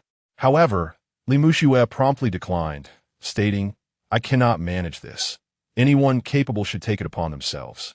She then turned and stuffed a piece of braised pork into Kwang Haoran's mouth. "It's all your fault for stirring up trouble." Delicious," he replied, savoring the flavorful morsel. Internally elated, he already had a plan forming in his mind, yet he chose to keep it to himself. In another room, Zhang Xingdong made a phone call, speaking softly. "Hello, young master, it's me. I have a report. Tomorrow, the financial personnel from our side will visit your warehouse to verify the inventory." Yes, this was personally arranged by Elder Li, and it will be conducted unexpectedly, so be prepared. Additionally, concerning the invitation for the mayor's banquet, it seems you haven't secured one either. All right, I will think of another solution. He then dialed another number, raising his voice slightly. "Hello, old classmate. What have you been busy with lately? I need your assistance with something." "Oh, right, it's about the invitation. You must help me find a way." "What? No solution?" "Very well." After hanging up, Zhang Shengdong returned to the dining table. As soon as he sat down, Li Zichuan eagerly inquired, "Darling, how did it go?" Zhang Shengdong stammered. My classmate mentioned that the invitations are scarce, and he will think of a way." Li Zichuan glared at him. "Useless. You can't even handle this small matter. You all act like close friends, dining and drinking together. Yet when it comes to real issues, you cannot accomplish anything." Zhang Shengdong's face flushed crimson as he hastily shoveled rice into his mouth. That evening, during their drive home, Li Muxue remained agitated by Kwang Haoran's interjection at the dinner table, incessantly chastising him. "Why did you involve yourself? You neither know anyone close to the mayor nor have the means to secure an invitation. You should have simply enjoyed your meal without speaking out. Now, you have not only been of no help, but have also made a fool of yourself." Confident in his own thoughts, Kwang Haoran merely smiled, focusing on the road, choosing not to respond. In truth, when Zhang Shengdong first broached the subject, Kwang Haoran had dismissed it entirely. The mayor, Wang, wished to invite him, yet he was not even afforded the courtesy of a meeting. Only a subordinate, Lung Han, was dispatched to handle the matter. He had not anticipated that what seemed like a trivial meal would cause so many dignitaries and esteemed families to scramble desperately for an invitation. Ultimately, it boiled down to a matter of face. Without participation, no amount of wealth or power seemed to hold any weight. This exemplifies the so-called culture of social strata. To exclude you from the circle is tantamount to a synonym for marginalization. Kwang Haoran observed Zhang Shengdong, who, by discussing this matter, was flaunting his extensive knowledge and superior connections, and felt a smirk of disdain rising within him. However, he refrained from exposing this facade. It was simply not worth the effort. It was only when he saw his father-in-law, Li Qingxiang, displaying a sincere eagerness to participate that Kwang Haoran suddenly felt a spark of desire to assist. This inclination stemmed from a newfound appreciation for Li, which, while rooted in Li's past support of his marriage to Li Muxue, was profoundly influenced by Li's recent commitment to preserving the integrity of traditional Chinese medicine. This sentiment transcended the relationship between father-in-law and son-in-law, elevating it to the level of national duty. Li's unwavering stance against foreign coercion showcased a remarkable integrity that silently resonated with Kwang Haoran. Noticing his wife's anxious demeanor, Kwang Haoran consoled her. "I see how much our father longs to attend the mayor's banquet, his desire for an invitation evident in his words. His intention is merely to leverage this opportunity to enter the upper echelons of society while also seeking a chance for Li Pharmaceuticals to shine publicly. If we can lend a hand to him, why not?" Li Muxue countered. "And how do you propose to help?" Kwang Haoran smirked, contemplated momentarily, but chose to remain silent. Throughout their journey, Li Muxue continued her incessant chatter. A fleeting image crossed Kwang Haoran's mind. In fact, shortly after Zhang Shengdong excused himself to make a phone call, Kwang Haoran had also left the dining table to seize an opportunity to contact Lung Han. "Hello, Lung Han, I have a task for you." "Boss, please instruct me." "I require the name Li Qingxiang to be included on the guest list for the mayor's dinner. while simultaneously ensuring that Guobinkuan's invitation is revoked. The remaining attendees can be determined at the mayor's discretion. Understood, boss. I shall comply. The following evening, after work, as Li Muxue settled into Kwang Haoren's car, still adjusting her position, she reproached him again. Kwang Haoren, look at what you've done. Kwang Haoren, starting the engine, glanced at his wife. What have I done that is so terrible? Why the sudden discontented praise? Li Muxue, exasperated by his dry humor, managed a reluctant smile. Fastening her seatbelt. Praise you? I'd rather give you a good thrashing. While driving, Kwang Haoren extended his arm towards her. Come on in, hit me. Li Muxue twisted his arm. All right. If you insist on such a foolish request, I'll oblige. Ouch. You really are strong. Kwang Haoren feigned an exaggerated dodge. My dear wife, what have I done wrong this time? Li Muxue replied. What else could it be? The inventory. Yesterday, you assured my father that the stock shown on the report was newly added, and I found your reasoning sound enough to support you. But today, Li Zichuan and the others visited the warehouse and discovered it brimming with stock. Just before the end of the workday, my father called to inform me that the warehouse inventory is perfectly fine.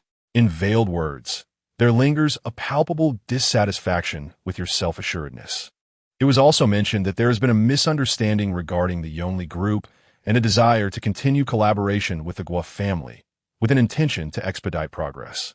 After speaking, Li Muxue let out a deep sigh, expressing a sense of helplessness as she remarked, I am aware that since you married into my family, you have never been held in high regard by them, particularly by my mother, who harbors a profound prejudice against you. You have always sought opportunities to prove your worth and aspire to earn their respect. This includes the acquisition of luxurious goods, extravagant cars, and opulent villas to maintain appearances. And once again, you are resorting to financial statements to make your point. All of this is merely for that purpose. Kwang Haoren regarded his wife with earnestness, then turned his attention to the road ahead, stating, Muxue, do you not comprehend the reasons behind my actions? Everything I do is unrelated to them. I am indifferent to their treatment of me. My sole concern lies with you. Upon my return, witnessing you and Tuan setting up a stall by the roadside shatter my heart. Can you fathom the guilt I felt? Hence, I have invested in what others perceive as significant luxury items to bolster your standing. However, I overlooked your disdain for material possessions, leading to your misinterpretation of my intentions. I concede that my eagerness may have been misguided, in part to gain their newfound respect for both you and Tuan. Yet, my investigation into the Yongli group serves purposes far beyond this. It is for the benefit of Li Pharmaceuticals.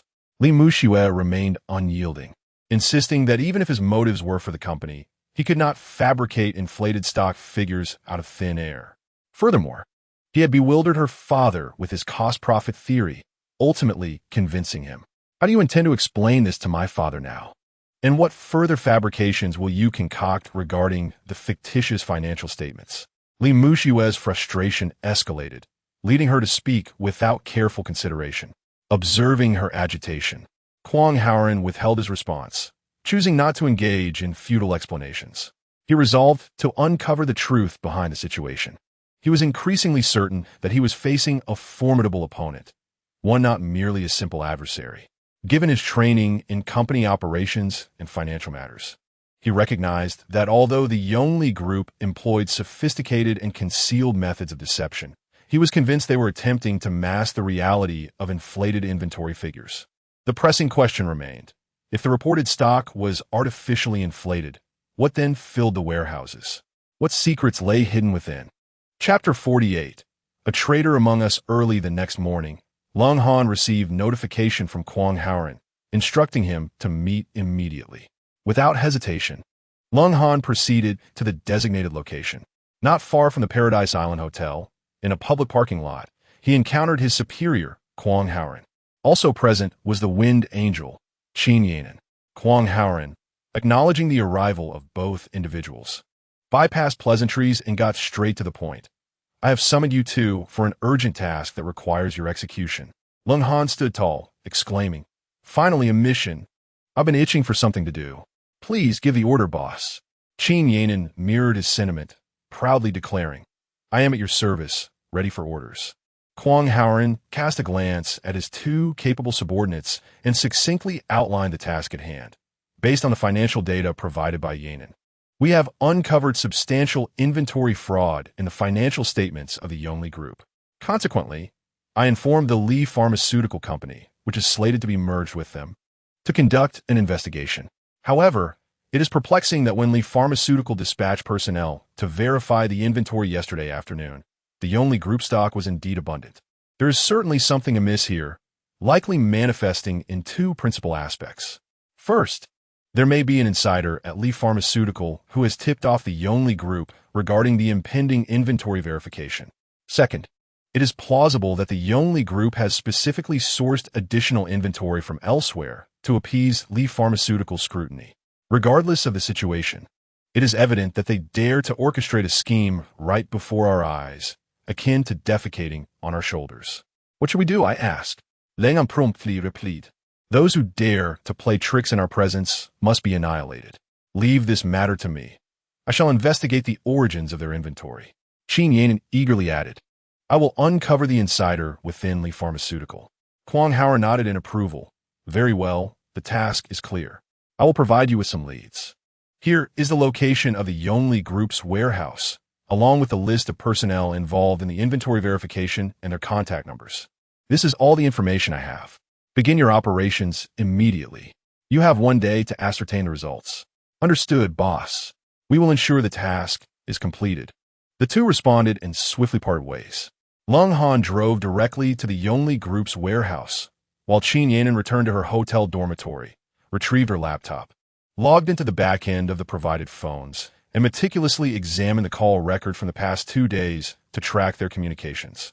By the following morning, the results of their investigation were compiled, and they reported back to Kwang Haoran. Boss, the Yongli Group's warehouse was busy throughout the day yesterday, primarily offloading inventory, and most of the goods have already been removed. Upon inquiry with the freight dispatcher, it was revealed that these items were relocated here for storage just the night before last.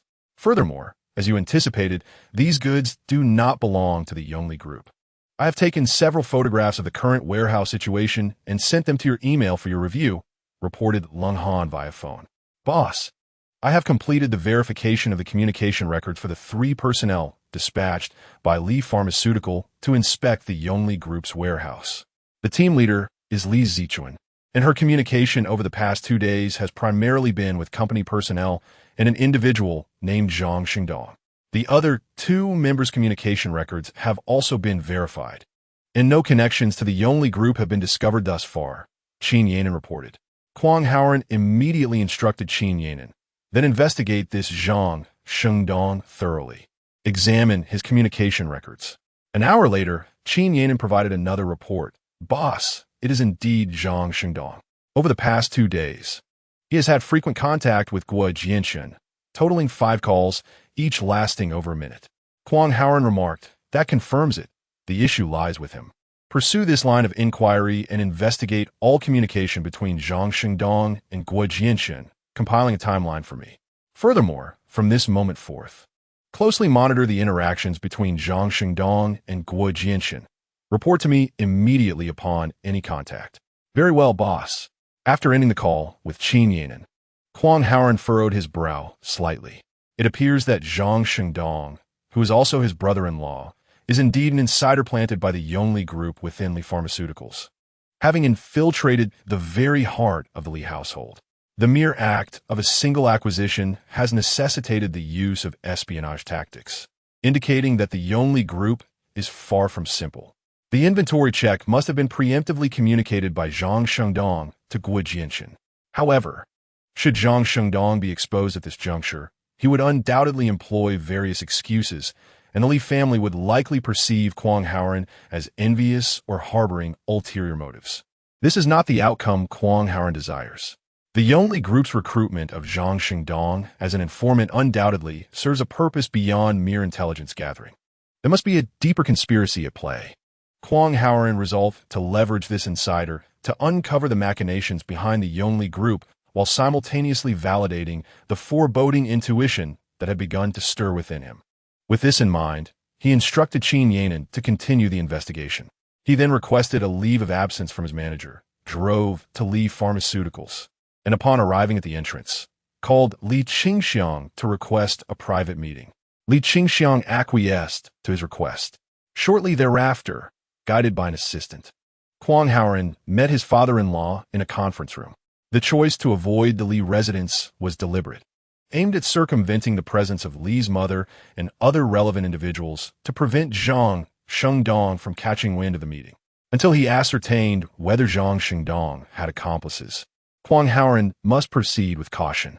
After pouring tea, Li Qingxiang gestured for the assistant to leave, closing the door behind him. He then regarded Kwang Haoren with a cold gaze and inquired, "You have come to the company to discuss business, I presume?" Clearly, the results of Li Zichuan's investigation had affected Li Qingxiang's trust in Kwang Haoren. Kwang Haoren remained silent, retrieving his phone to display images of the Yongli Group's warehouse, presenting them sequentially to Li Qingxiang. After examining the images for a while, Li Qingxiang lifted his gaze to Kwang Haoren and asked, "Where are these images from? And what are you attempting to convey?" Noting the wariness in Li Qingxiang's demeanor, Kwang Haoren patiently explained, "These images were taken recently and depict the current state of the Yongli Group's warehouse, which starkly contrasts with the conditions reported by Li Zichuan and her team yesterday. Additionally, according to the warehouse management, the inventory observed by Li Zichuan's team was hastily transported there the night before. Once Li Zichuan's team completed their verification, further shipments were made. Only then did Li Qingxiang take the phone, scrutinizing the images repeatedly. Returning the phone, his brow furrowed. He questioned, "Why would they do this? Is it merely to create an illusion for us?" Kwang Haoren nodded, indicating that this was not the most alarming aspect. After all, falsehoods cannot masquerade as truths, and truths cannot be obscured by falsehoods. Regardless of their maneuvers, the inflated inventory issue remains, even if they momentarily deceive the system. It is inconceivable that billions worth of goods could simply vanish in a thin air. Li Qingxiang remarked, "That can be easily arranged. I shall have them conduct further verification." Kwang Haoren interjected, halting his father-in-law as impulsiveness. "Father, there is no need for haste. Their desire to conceal indicates a more profound ulterior motive. Why not observe their next move?" After a moment's contemplation, Li Qingxiang nodded in agreement, pondering their subsequent actions. Kwang Haoren continued, "From this incident, we can deduce that our adversaries have meticulously devised a trap, hoping that you and Li Pharmaceutical will unwittingly fall into it. This suggests that they harbor deep-seated calculations behind the scenes, willing to employ unscrupulous means to achieve their ends." After a brief moment of reflection, Li Qingxiang inquired, "But why target us? There are numerous companies far superior to Li Pharmaceutical. Why fixate on us?" Kwang Haoren shook his head. The true purpose behind their actions remains shrouded in mystery. However, the depth of their conspiracy likely exceeds our expectations. Furthermore, the sudden inventory adjustments indicate that they have already infiltrated your inner circle. Your every move is under their scrutiny. Li Qingxiang could not suppress a shiver. "Are you implying that there is a traitor among us?" Chapter 49. A Shift in the Roster. Kwang Haoren affirmed his father-in-law's assessment. "Indeed, they have embedded spies within your vicinity to remain apprised of your decisions and movements." A cold sweat broke out on Li Qingxiang's back. He gazed at Kwang Haoren. "What should I do now? What are their intentions towards me?" Kwang Haoren gently shook his head.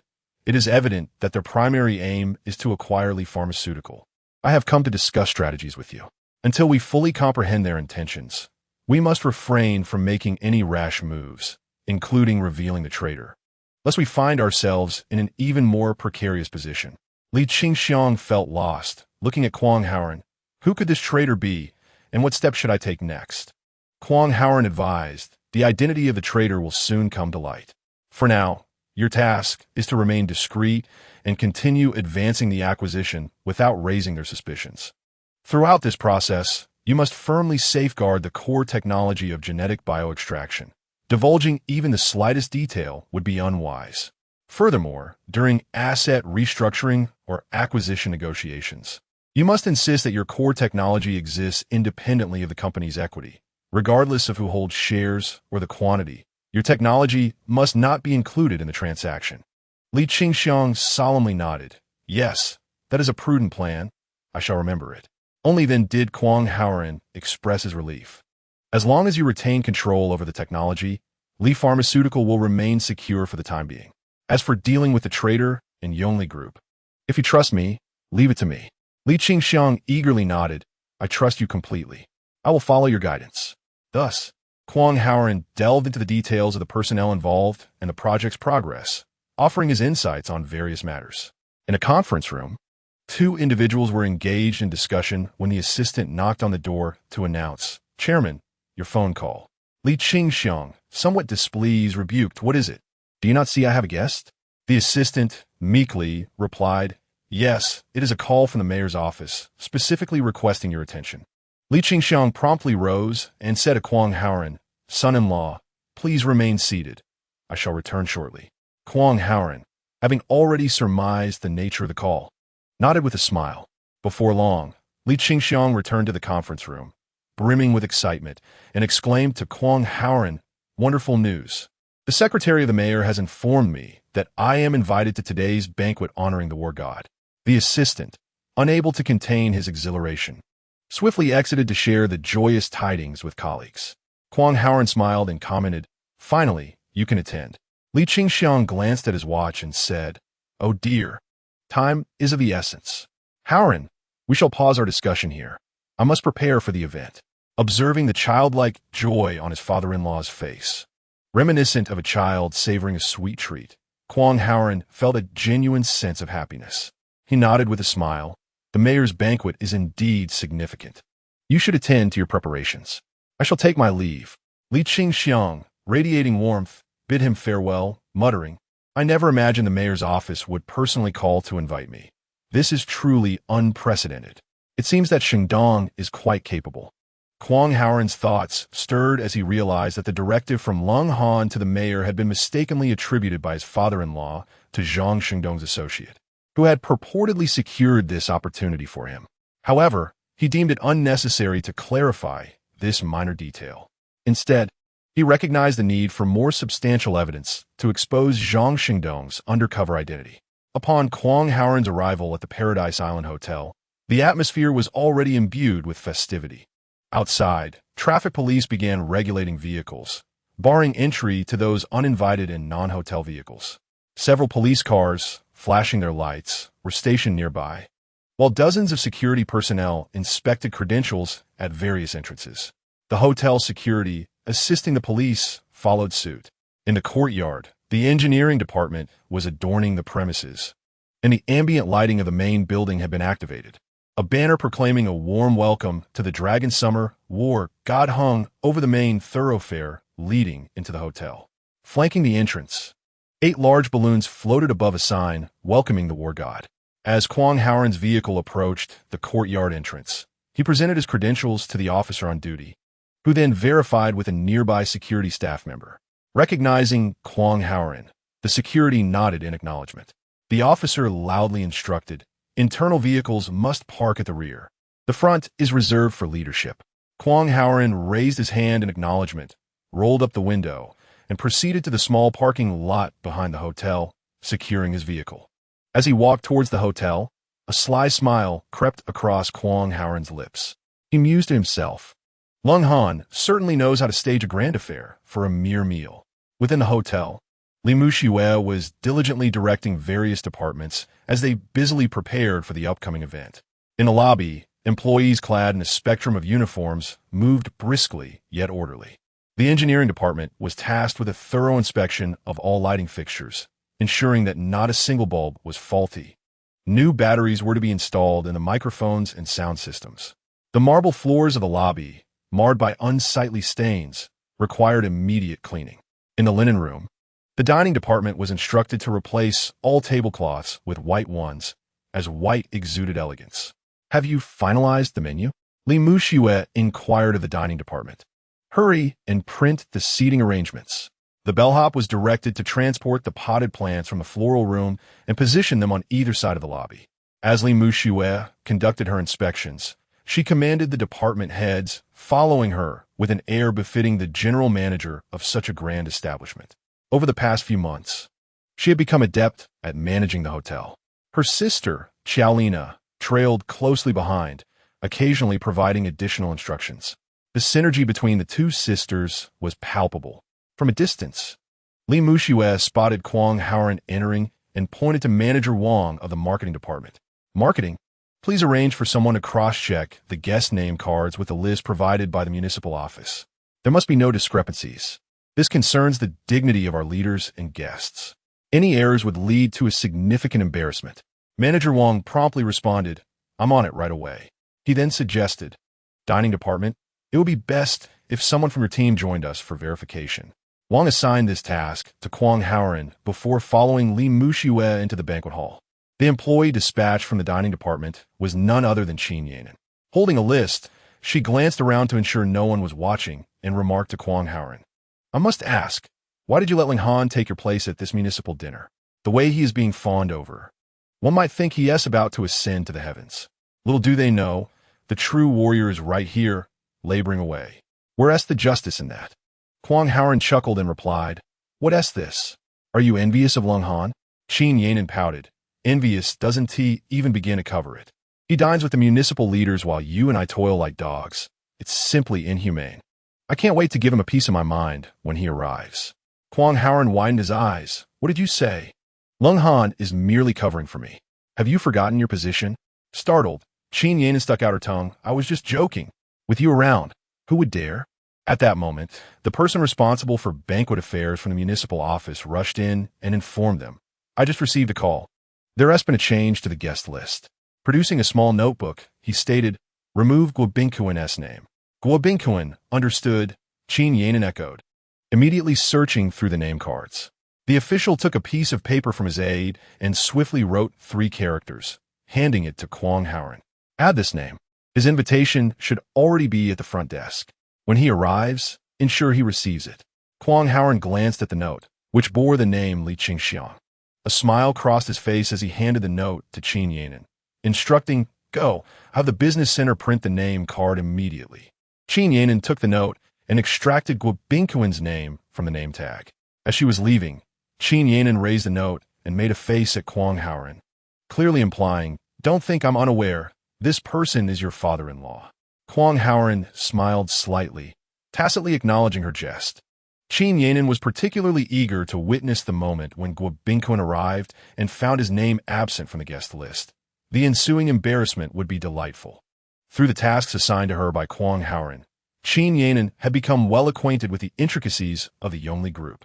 She was deeply involved in the investigation regarding the acquisition of Li Pharmaceutical, fully aware of the stakes involved. Noticing that Guo Bingquen's name had been erased from the invitation list, while Li Qingxiang's had been added, she anticipated that an intriguing scene would unfold shortly. The person in charge instructed the attendant beside him, "Please notify the ticketing system to invalidate Guo Bingquen's invitation code." The staff member promptly departed. Kwang Haoren glanced at the time. It was time to pick up Tuan Tuan from kindergarten. It seemed he would not be able to leave work on time today. After informing Manager Wang, he drove out of the hotel to bring Tuan Tuan back home. When Kwang Haoren returned to the hotel, the lights of the evening were just beginning to twinkle. The exterior of the Paradise Island Hotel was aglow with brilliance. Street lights, road lamps, perimeter lights, courtyard lamps, and decorative lights flickered together, enhancing the hotel's resplendence. Luxurious cars arrived from all directions, transporting prominent figures from the capital to this venue. The news that Mayor Wang was hosting a grand banquet at the Paradise Island Hotel in honor of a legendary war hero from Longxia had already spread like wildfire through the streets. Over the past few days, the dignitaries of the capital regarded receiving an invitation as a mark of honor, and the first question exchanged during their encounters was, "Did you receive an invitation?" Possessing an invitation had evidently become a symbol of status among the elite of the capital, even the wealthiest and most esteemed individuals, if absent from the Paradise Island Hotel tonight, would find themselves dismissed as inconsequential, regardless of the lavishness of their feasts or the rarity of their wines. This encapsulated the essence of tonight's banquet at Paradise Island Hotel. The invitees would not miss the opportunity to showcase their status. Mayor Wang had extended invitations to the top 100 political figures and social luminaries of the capital. Failing to appear on tonight's guest list would signify that an individual's status fell outside the esteemed circle, rendering them marginalized within high society. Hence, those who received invitations were elated, while those who did not were likely to remain at home, reluctant to venture elsewhere. With over an hour remaining until the banquet commenced, notable figures from various circles were already arriving in succession. Many of them, though frequent patrons of the Paradise Island Hotel, relished the prospect of arriving early to engage in opulent socializing with both acquaintances and strangers, savoring the ambience of high society. At this moment, the atmosphere surrounding the Guo residence, not far from the hotel, was vibrant with joy. 2 days prior, Guo Jianxin had widely disseminated the news of his father's invitation to the city's prestigious event. Everyone in the Guo household, as well as the entire staff of the Yongli Group, was aware of this delightful tidings. Guo Jianxin's entourage, whenever the topic arose, could hardly contain their hubris, constantly boasting about it. In an effort to showcase the grandeur of the Guo family, Guo Bingquan prepared for departure, with Guo Jianxin having arranged a grand procession of vehicles. Leading the convoy was a Land Rover, followed closely by Guo Jianxin's Bentley and Guo Bingquan's Rolls-Royce, with a substantial security vehicle bringing up the rear. Guo Jianxin orchestrated such a spectacle primarily to bolster his father's stature and to allow neighbors, passers-by, and fellow attendees of the banquet to witness the opulence of the Guo family. As the convoy departed the Guo residence and made its way along the main street towards the Paradise Island Grand Hotel, the pace of the leading vehicle began to slow as they approached the venue. The route to the hotel had become congested, with numerous luxury cars inching along the road. Guo Jianxin rolled down the window, surveying the surroundings and occasionally exchanging greetings with acquaintances they passed by, signaling, "Do you see? We are en route to a banquet." It was akin to a person who seldom enjoys a meal, finally savoring a steamed bun, feeling compelled to flaunt it throughout the streets rather than quietly indulging at home. As the convoy approached a corner near the hotel, they were met by police officers who halted their progress. If you possess an invitation, please present it. If not, turn back immediately. The Paradise Island Grand Hotel is closed to the public tonight. The officers called out to the various luxury vehicles heading towards the hotel. Guo Bingquan raised the invitation, signaling to the officers. They promptly allowed passage. On the roadside, several luxury cars were being turned away, with officers advising against proceeding. Observing the Guo family's procession, the occupants of those halted vehicles could not help but murmur, "Look at the Guo family. They never miss out on good fortune." Alas, who can blame them, being such a prominent family with wealth? I've heard they're going public. Who else would they invite if not them? As these remarks reached Guo Bingquan's ears, a smile crept onto his lips. Guo Jianxin, seated in the Bentley, tapped his fingers to the rhythm, humming a tune, his gaze flitting about eagerly. Upon reaching the main street in front of the hotel, 2 station police officers signaled for the convoy to halt. The leading officer instructed, "Present your invitation." Guo Bingquan had the invitation handed over. Upon noticing there was only a single invitation, the officer remarked, "One invitation permits entry for only one vehicle. The others cannot proceed." Guo Jianxin surveyed the vehicles that had been stopped and implored the officer, "We are from the Guo family. Please make an exception and allow us entry. We will merely wait outside the hotel." The officer glanced at Guo Jianxin, recognizing him, and reluctantly replied, "Young Master Guo, it is not a matter of denying you respect. Even if your vehicle reaches the parking area ahead, it cannot enter the hotel." Guo Jianxin hastily declared, "We shall not enter. We will remain in the parking lot." The officer gestured, "Very well. Your accompanying vehicles must remain in the outer parking area. They are not permitted beyond this point.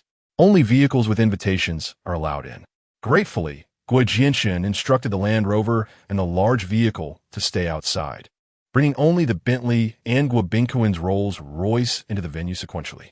Upon reaching the hotel entrance, Guo Jianxin noticed an Audi ahead of him, with a familiar figure emerging from the window. He quickly waved from a distance, "Uncle, you have arrived as well." The Audi belonged to Li Qiangxiang, the head of Li Pharmaceutical, with whom they were currently collaborating. Li Qiangxiang leaned out of the window and greeted them, "Boss Guo, young Master Guo, you have arrived quite early." In the back seat of the Audi were his son-in-law, Zhang Shengdong, and daughter, Li Zichuan, who also hurriedly rolled down the window to exchange pleasantries. The Guo father and son were puzzled. Why has the Li family come as well? Their influence does not warrant this. Despite their confusion, they engaged in cordial conversation. However, at the entrance of the hotel courtyard, Li Qiangxiang's Audi was halted. The officer requested to see an invitation. Through the car window, Li Qiangxiang awkwardly explained, "I received a call from the municipal office and came directly. I have yet to obtain the invitation." The officer firmly replied, "I am sorry, but your vehicle cannot pass. This evening, we only recognize invitation letters." Li Qiangxiang quickly pleaded, "Officer, could you please verify?" Secretary Wu from the municipal office personally informed me. To his dismay, the officer flatly refused, "I am sorry, but we do not have Secretary Wu's contact number." Faced with the officer's unwillingness to make exceptions, Li Qiangxiang felt a wave of embarrassment. He turned to his son-in-law, Zhang Shengdong, and suggested, "Why not call your classmate to inquire about this?" Zhang Shengdong hesitated, stammering that might not be appropriate. He felt a twinge of guilt. When his father-in-law, Li Qiangxiang, had called to thank him for securing the invitation from the municipal office and requested his company to witness the event at the hotel, Zhang Shengdong had promptly contacted a classmate who worked as a secretary. "Old classmate, about that invitation letter we discussed last time." Before he could finish, his classmate impatiently interrupted, "What are you talking about? Do you think I am the provincial secretary? We secretaries only copy the list. We dare not speak on the allocation of quotas. I've been receiving such calls every day." Zhang Shengdong hung up the phone, his expression one of disbelief. Where had his father-in-law's invitation truly originated? Seated in the car, his mind weighed down with worry, Zhang Shengdong was reluctant to speak, fearing he might inadvertently reveal something. Thus, when the Audi was stopped and Li Qiangxiang suggested calling Secretary Wu to confirm, Zhang Shengdong felt nothing but embarrassment, especially with the Guo family keenly observing. He quietly advised his father-in-law, "Father, if this cannot be resolved, perhaps we should return." Li Qiangxiang shot him a furious glance. "Return? It is easy to turn the car around, but we cannot afford to lose face. In this public gathering, amidst the assembly of illustrious families, one who returns with their tail between their legs due to the absence of an invitation would be utterly humiliated." Li Zichuan hastily interjected, "Father, Shengdong's classmate does not bear the surname Wu. He is the second secretary to the mayor. It is likely he has again requested Secretary Wu's assistance. Would it be inappropriate for us to approach Secretary Wu directly?" Li Qingxiang pondered for a moment and replied helplessly, "What shall we do? It was Secretary Wu himself who called me, yet I lack his contact information. Surely, I cannot simply stand here waiting indefinitely. This is quite unacceptable." At that moment, Guo Bingquan stepped out of his Rolls-Royce, approached Li Qingxiang's vehicle, and in a seemingly benevolent manner inquired, "What troubles you, Mr. Li? Have you forgotten your invitation?" Li Qingxiang, disembarking politely, had no choice but to speak the truth. "I do not possess an invitation. It was Secretary Wu from the mayor's office who informed me to come." Having weathered the storm of the inventory incident and with Kwang Haoran's counsel, Li Qingxiang no longer regarded the Guo father and son with the same reverence as before. Particularly, upon realizing that the Guo family harbored covert ambitions toward Li Pharmaceuticals, he began to foster a sense of wariness toward them. Nevertheless, Li Qingxiang found himself in a profoundly awkward predicament. For a fleeting moment, he contemplated seeking Guo Bingquan's assistance, only to swiftly dismiss the thought. He understood that Guo Bingquan might not wield significant influence before the mayor, and even if he did, he would hardly extend a helping hand at this juncture. Upon hearing this response, Guo Bingquan felt a surge of delight and a sense of superiority, though he feigned innocence, saying, "Oh, lacking an invitation, what shall we do? The staff here are all about business, and even I must present an invitation." He then theatrically displayed his invitation to Li Qingxiang, adding, "Alas, Mr. Li, my name is inscribed on this invitation. Perhaps I could lend it to you, and I shall procure another from Mayor Wang later." Li Qingxiang discerned Guo Bingquan's subtle flaunting and quickly waved his hands. No, that would not do. An invitation is strictly personal and cannot be substituted." "You are too gracious, Mr. Guo. Please go ahead." Guo Bingquan, sensing the need to temper his boastfulness, gestured toward the throngs of people gathered in front of the hotel. Declaring, Indeed, the invitation system is personal, but what can we do? With so many wolves and so little prey. Look, Mayor Wang and the others have arrived. Welcoming the heroes at the entrance, I must hurry inside. With that, he extended his hand for a perfunctory shake with Li Qingxiang before turning back toward his vehicle. Li Qingxiang had no choice but to politely respond. Mr. Guo, please proceed. As Guo Bingquan entered his car, he drove past Li Qingxiang's Audi without a sideways glance.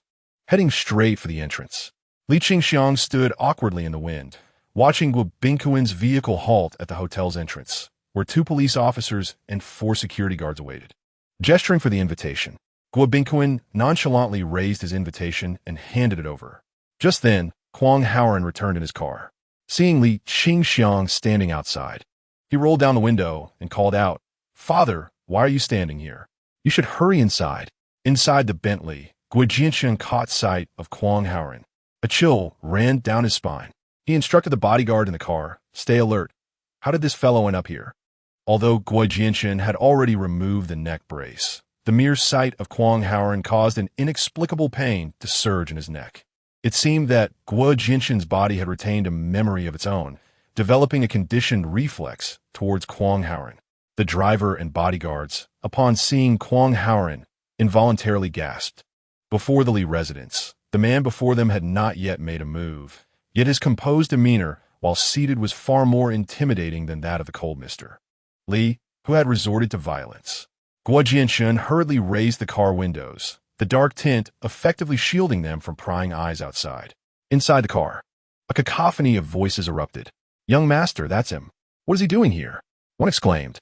"Look at that shabby car he drives, a clear sign of a lowly existence." Another remarked, "Young master, I understand now. This guy is working at the hotel," one observant bodyguard pointed out, noticing Kwang Haoren dressed in hotel attire.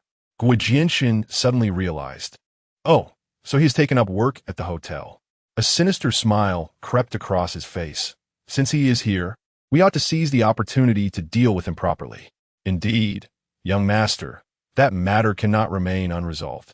After our previous misfortune, he must repay us double." The bodyguards growled in agreement. Chapter 52. They are acting within the confines of the Bentley. The group plotted their vengeance against Kwang Haoren. One bodyguard shouted, pointing out the window, "Young master, look, that woman is here too." As he spoke, they spotted Li Muxue leading Xiaolina and several department managers, inspecting the hotel's preparations as they approached the entrance. Guo Jianchen was perplexed. Why was Li Muxue here? The bodyguard continued, "Look, she is also wearing the hotel uniform, seemingly a manager.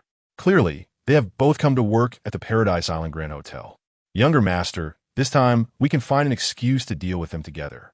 First, we'll take care of the man, then send the woman to your bed." The bodyguards and driver, oblivious to the looming threat posed by Kwang Haoren behind them, reveled in their wicked plans. Guo Jianchen, seated in the front, fixed his lifeless gaze on Li Muxue, reminiscing about his intense desire to possess this woman. He had schemed tirelessly, calculating various ways to achieve his goal. Had it not been for his father's acquisition of Li Pharmaceutical, Guo Jianchen would have long since had her abducted to his bed through forceful means. Yet, unexpectedly, just as he was about to succeed using subterfuge, her long-absent sailor husband had returned, bringing with him a formidable bodyguard. To his astonishment, none of his own subordinates, including the Black Panther, could rival this new threat. In the end, he found himself with a broken neck, and several of his subordinates suffered broken arms and legs. Even more infuriating was the fact that had they been under a different master, these seasoned denizens of the underworld would have long extorted him to the point of ruin. In the realm of the underground, who does not understand the unspoken rules of society, 3 parts violence, 7 parts intimidation. A mere display of violence is often sufficient to instill fear in the hearts of the law-abiding citizens. However, should anyone dare to injure one of their own, they would truly face dire consequences. Yet, the security chief, Director Shi, who frequently accepted money from the Gu family, this time stubbornly asserted that Guo Xiao had gathered a crowd to create trouble and that all consequences would be borne by him. After being beaten, losing face, and having to pay for medical expenses, Guo Xiao and his entourage found themselves utterly voiceless enduring their suffering in silence. All of this turmoil stemmed from the woman before him. At that moment, upon seeing Li Muxue, Guo Jianxin yearned to drag her into his vehicle and indulge in one acts. Yet he understood that this woman was no longer as easily intimidated as before. With her seafaring husband by her side, the opportunity to act was dwindling. He resolved to eliminate her husband first, and then this woman would be at his mercy. Guo Jianxin's hand instinctively touched his aching neck as he pondered a strategy. At this juncture, Li Muxue was oblivious to the luxurious Bentley nearby and unaware of Guo Jianxin's presence. She spotted Li Qingxiang standing outside the gate in the wind, and she excused herself from a few managers to approach him, asking, "Dad, what brings you here? Is there an event at the hotel today that you wish to attend?" Xiaolina, upon noticing her father, also approached. Upon hearing his second daughter's inquiry, Li Qingxiang felt increasingly awkward and replied to Li Muxue, I am here to attend the mayor's banquet." Li Muxue recalled the conversation about the invitation at the family dinner and felt a surge of anger. "Dad, do you really think that just because I am the vice president here, I can let you in?" Seeing his daughter misunderstanding him, Li Qingxiang hastily waved his hand, saying, "No, Musue, I do have an invitation. This afternoon, I received a call from Secretary Wu at the mayor's office, stating that the mayor personally invited me to attend. So I came straight over." Noticing the clouds on Li Muxue's face dissipating, he continued, "However, I only spoke with Secretary Wu over the phone and have yet to receive the actual invitation. These officers and your security staff only recognize the invitation itself, not the individual, and they are not allowing my vehicle to enter." At this point, Li Qingxiang tentatively asked, "Why don't you speak with them and let me in first? I can present the invitation to Secretary Wu later." Xiaolina quickly chimed in, "Since it's a special invitation from the mayor, let the elder in first." Li Muxue's face, which had just brightened, suddenly darkened again, and she resolutely waved her hand, saying, "No, that is not acceptable. Our hotel is fully booked for the mayor's event tonight. We are only to provide services for the guests and have no authority to decide who may participate. Dad, I cannot set a bad precedent just because of our father-daughter relationship. The hotel staff are watching, and I cannot do this." Li Qingxiang felt a sudden warmth on his face, igniting a surge of anger as he pointed an accusing finger at Li Muxue, exclaiming, You have gone too far. I'm merely—" "Father, please remain calm," a voice interjected from behind him. It was Kwang Haoren, who had parked his car and approached the front of Li Qingxiang's vehicle. He had overheard the earlier exchange, and, noticing his father-in-law's agitation and intent to confront Li Muxue, he quickly intervened. "Father, do not worry. I know where your invitation is. There is no need to fret about Muxue disrupting your plans." "Oh, you know where it is? Quickly, tell me, where is the invitation?" Li Qingxiang inkira timpatianli. Li Muxue looked on, her brow furrowed in confusion, thinking to herself, how does he know everything? Kwang Haoren gestured toward the reception area, not far away, and informed Li Muxue, "Our father's invitation has been placed with the reception staff by the head of the municipal office. I saw it earlier. It bears our father's name." Upon hearing this, Xiaolina dashed toward the reception area and, indeed, found the invitation with the staff. She hurried back to the entrance and handed the invitation to Li Qingxiang. "Uncle, here is your invitation. Please, you may enter now." Li Qingxiang accepted it, opened it, and found his name inscribed within, a pleased smile spreading across his face. He proudly displayed the invitation to the nearby officer, asserting, "See, I told you it would not be a mistake." The scene unfolding outside the car was also witnessed and understood by those within the Bentley. Guo Jianxin pointed at the group by the Audi, proclaiming to the occupants of his vehicle, "I can assure you, they are merely acting. That invitation is a forgery." "A forgery, master? How can you be so certain?" Someone beside him inquired in response. "Consider this. With Li's meager business stature, they wouldn't even rank within the top 200 in the city. How could he possibly receive an invitation from the municipal head?" Guo Jianxin scoffed. Indeed. They would never have any connection to a listed company if it weren't for our Yonli Group's acquisition plans." A bodyguard chimed in. Thus, he concocted a story about Secretary Wu inviting him, clearly intended for the audience around him to showcase his supposed connections with the municipal head. Little do they realize, Does Mayor Wang even know who he is? Exactly. Does he even recognize him? The others echoed in agreement. Look at that Xiao woman, ostentatiously presenting an invitation. Who knows if it's genuine? The security personnel are merely hotel staff, certainly following their manager's orders. And as for those two officers, they can easily be swayed. It's quite simple. That is why I assert they are acting. This presents a splendid opportunity to expose them and humiliate them publicly. With that, Guo Jianxin abruptly flung open the car door and stepped out of the Bentley. Chapter 53. You cannot enter outside the hotel entrance, Kwang Haoran. Seeing his father-in-law with the invitation, smiled, preparing to return to his own car. Li Muxue, feeling embarrassed at the misunderstanding regarding her father, turned to leave with Xiao Lina. Suddenly, a loud voice pierced the air, declaring, "Wait. There is an issue with that invitation." Everyone turned to look. Not far away, Guo Jianxin opened the door of his Bentley and stepped out. Kwang Haoran frowned and halted in his tracks.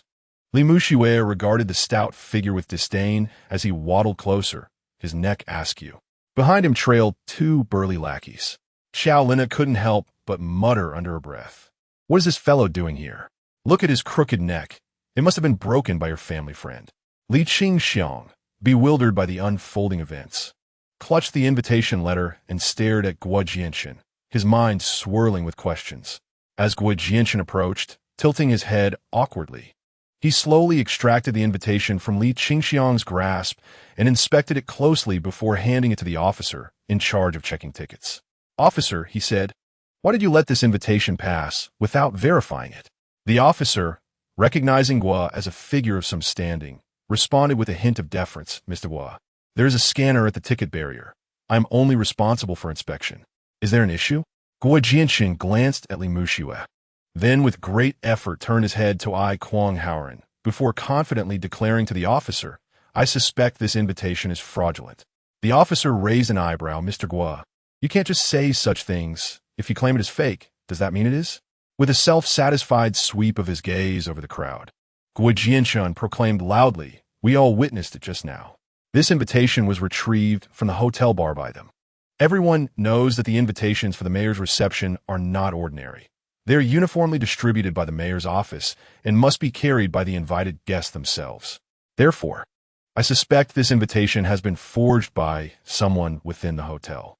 Having successfully drawn the attention of those around him, Guo Jianxin tilted his head and continued, "Officer, you may not be aware, but this woman is the daughter of the esteemed Mr. Li, and this man is his son-in-law. Both are employed by this hotel.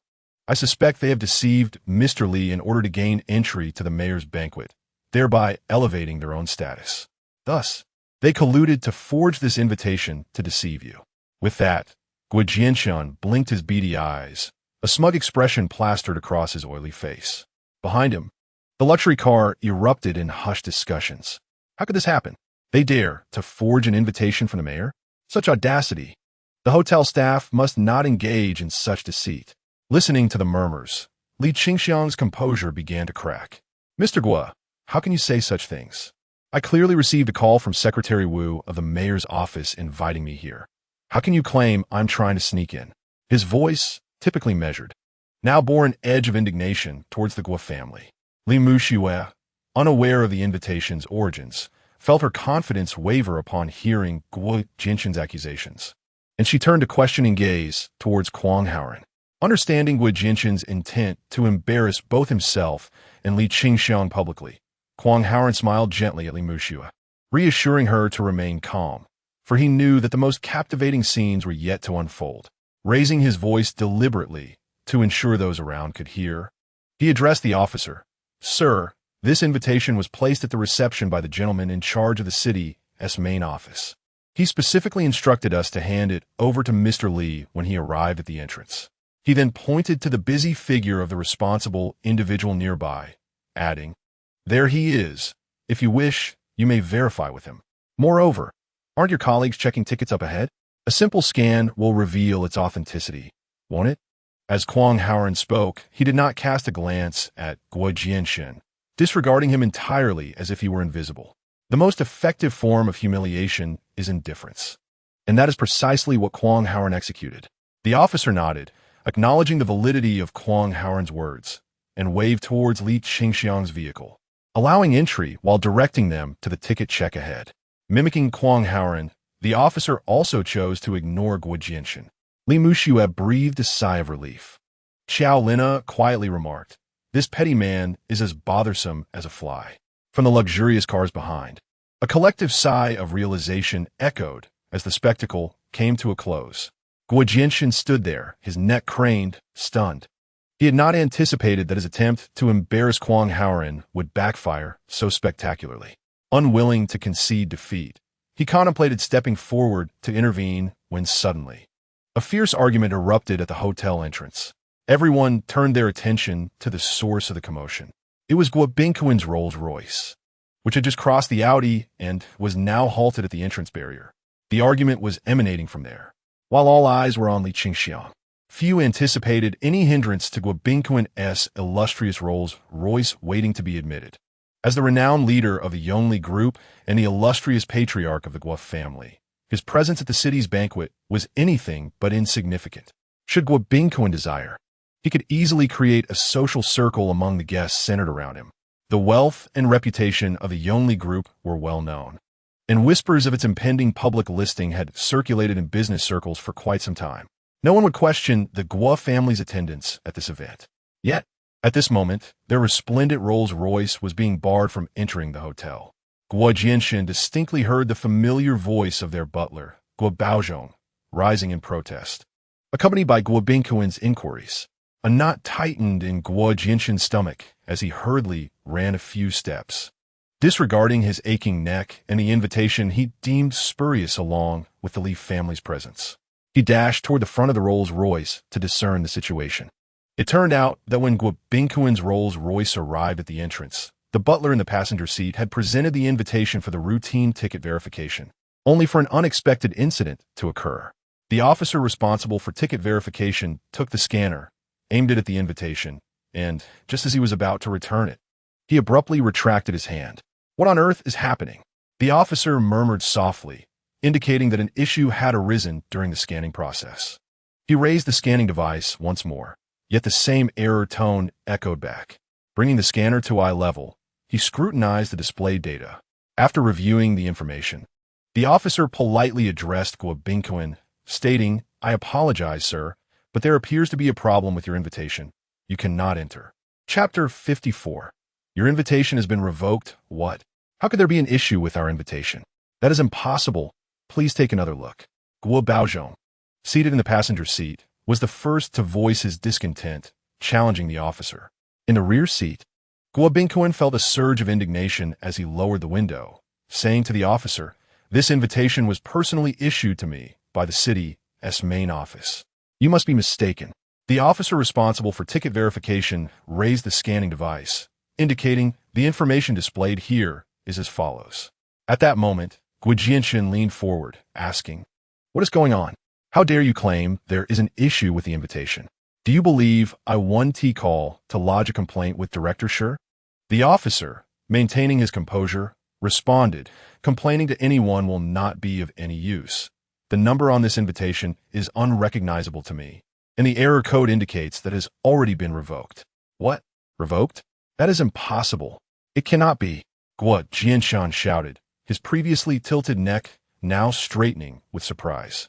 His loud exclamations immediately attracted the attention of everyone around, including Mayor Wang and others standing in front of the hotel lobby awaiting the arrival of the war hero, who cast questioning glances in their direction. Seeing his son causing such a scene, Guo Bingquin felt that it was a walking advertisement for his own embarrassment. He chastised him in hushed tones, "Be quiet. What are you shouting about?" Realizing his inappropriate behavior, Guo Jianxin quickly stepped aside. A rare, gentle smile appeared on Guo Bingquin's face as he addressed the officer, whom he typically held in low regard, saying, "Officer, there must be some mistake here. Perhaps the scanner is malfunctioning. Would it be possible to try another device?" Observing the situation, the officer signaled to a colleague to step forward and use a different scanner. But the result remained the same, an error code. The officer shrugged and patiently reiterated, "As I mentioned earlier, this invitation has indeed been revoked." "Could you please check when it was revoked?" Guo Bingquin inquired calmly, determined to ascertain the source of the problem. The system indicates that this invitation was revoked 6 hours ago, meaning it is no longer valid. If you have any objections, you may inquire with the city's main office that issued the invitation. The officer continued with unwavering patience. This is utterly impossible. You must have made a mistake.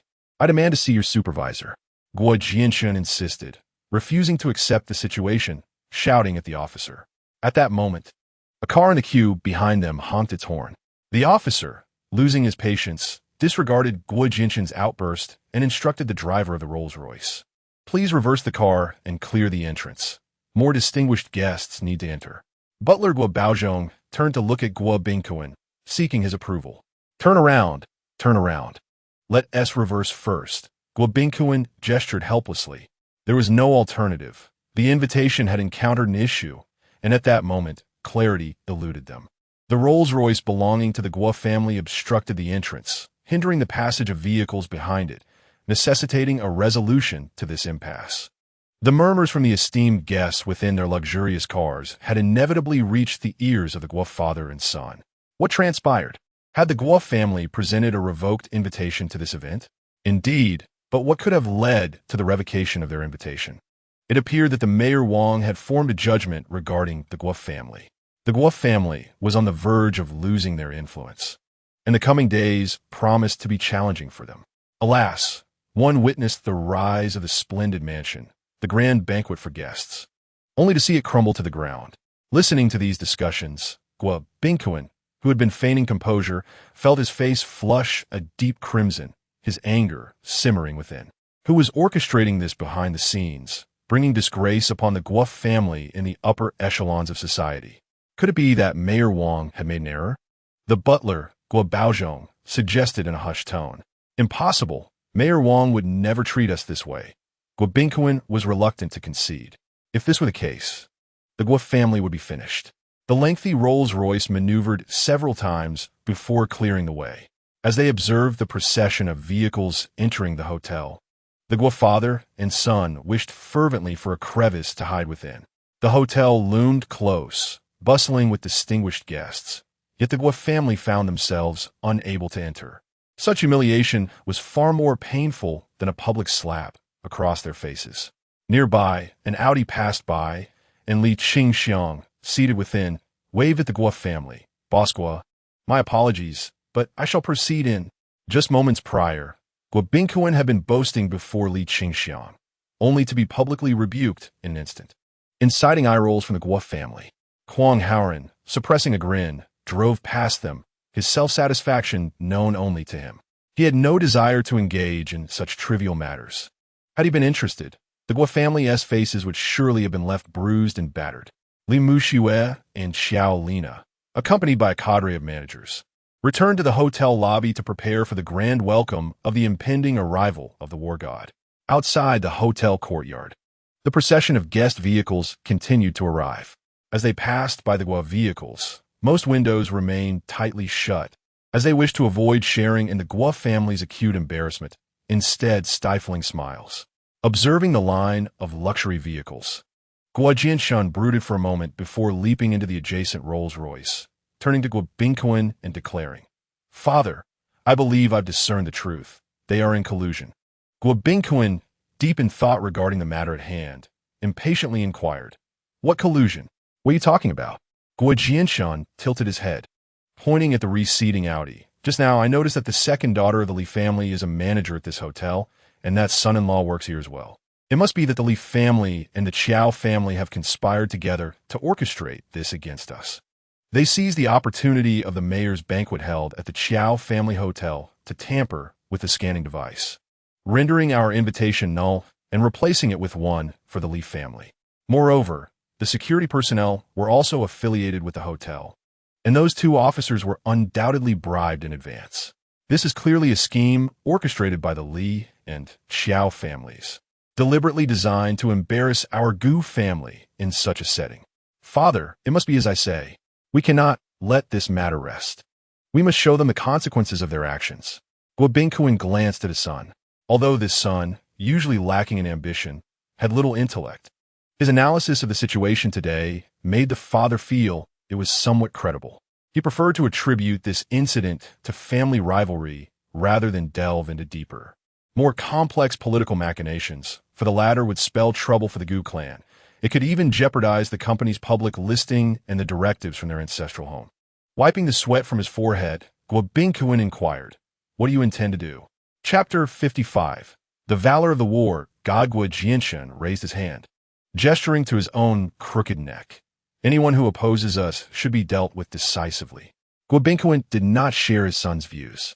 This was precisely why he believed his son would never achieve greatness, always resorting to violence. In this era of advanced technology, it is far too easy to be exposed under surveillance and big data. What should we do then? The Gu family cannot simply endure such humiliation, Guo Jinshin protested. Clearly dissatisfied, Guobinkuin looked at his son, speaking slowly. "We must employ our intellect and proceed with caution.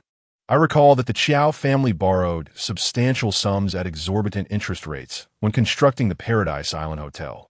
It is said they have yet to repay those debts. We can exploit this angle. Furthermore, has not the elder Chiao been diagnosed with a terminal illness? We could leverage that situation to our advantage, making him unable to live or die at his own discretion. As for the Li family, let's not act against them yet. Once we have absorbed their company, the Li pharmaceutical will belong to the Gu family.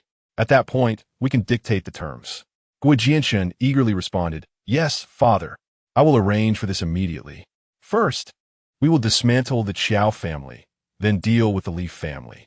Let us see who ultimately prevails." Guobinkuin recalled another matter and picked up his phone, saying, "I must send a message to Director Shi, requesting him to speak on our behalf regarding the Beihai Tower incident in front of the war god. Originally, I had hoped to meet the war god at the banquet to discuss this matter face to face. Since those who vandalized the Beihai Tower were military personnel, we cannot disregard the war god's standing. Now, we can only rely on Director Shi's connections." It was then that Guo Jianshan remembered, exclaiming, "Indeed, father.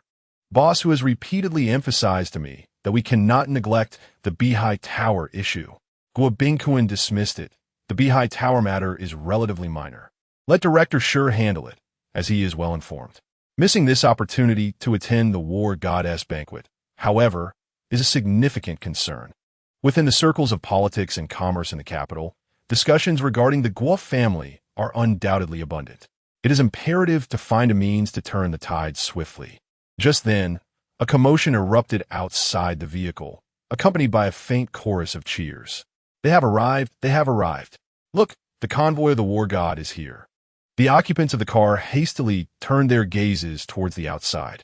The convoy of the war god sped by, leading with 4 motorcycles from the security bureau, manned by fully armed mounted officers. Following them was a police escort vehicle flashing its lights, and then came the official vehicle of the security bureau director, number 0000. At the center of it all was a dark gray, extended Rolls-Royce Phantom, trailed by another escort vehicle. It turned out that, under the directive of Mayor Wang, Security Bureau Director Shi Jingwu had personally led his security personnel to the Tangquan Yiping Yun Palace Villa to greet the war god's arrival. The convoy, with its hazard lights flashing, maintained a speed of approximately 40 miles per hour as it entered the hotel gates in a single file. Officers and security personnel flanking the entrance stood at attention in salute. The Guo father and son craned their necks, attempting to glimpse the visage of the war god as the convoy passed by. After all, they had come to the hotel, and although barred from entering, it would be quite embarrassing to admit they hadn't even seen the war goddess appearance. However, the heavily tinted windows of the Phantom obscured their view, revealing only a vague silhouette but no clear image of the war god within, protected by the escort vehicles with their flashing lights. The convoy swiftly made its way into the depths of the hotel courtyard. By this time, most guests had arrived, and all vehicles and crowds parted to create a broad thoroughfare for the convoy. Upon reaching the hotel entrance, the leading police vehicles maneuvered to the sides, directing themselves toward the parking area ahead. The vehicle numbered 0000 guided the extended Rolls-Royce Phantom to a gentle halt at the hotel's main entrance.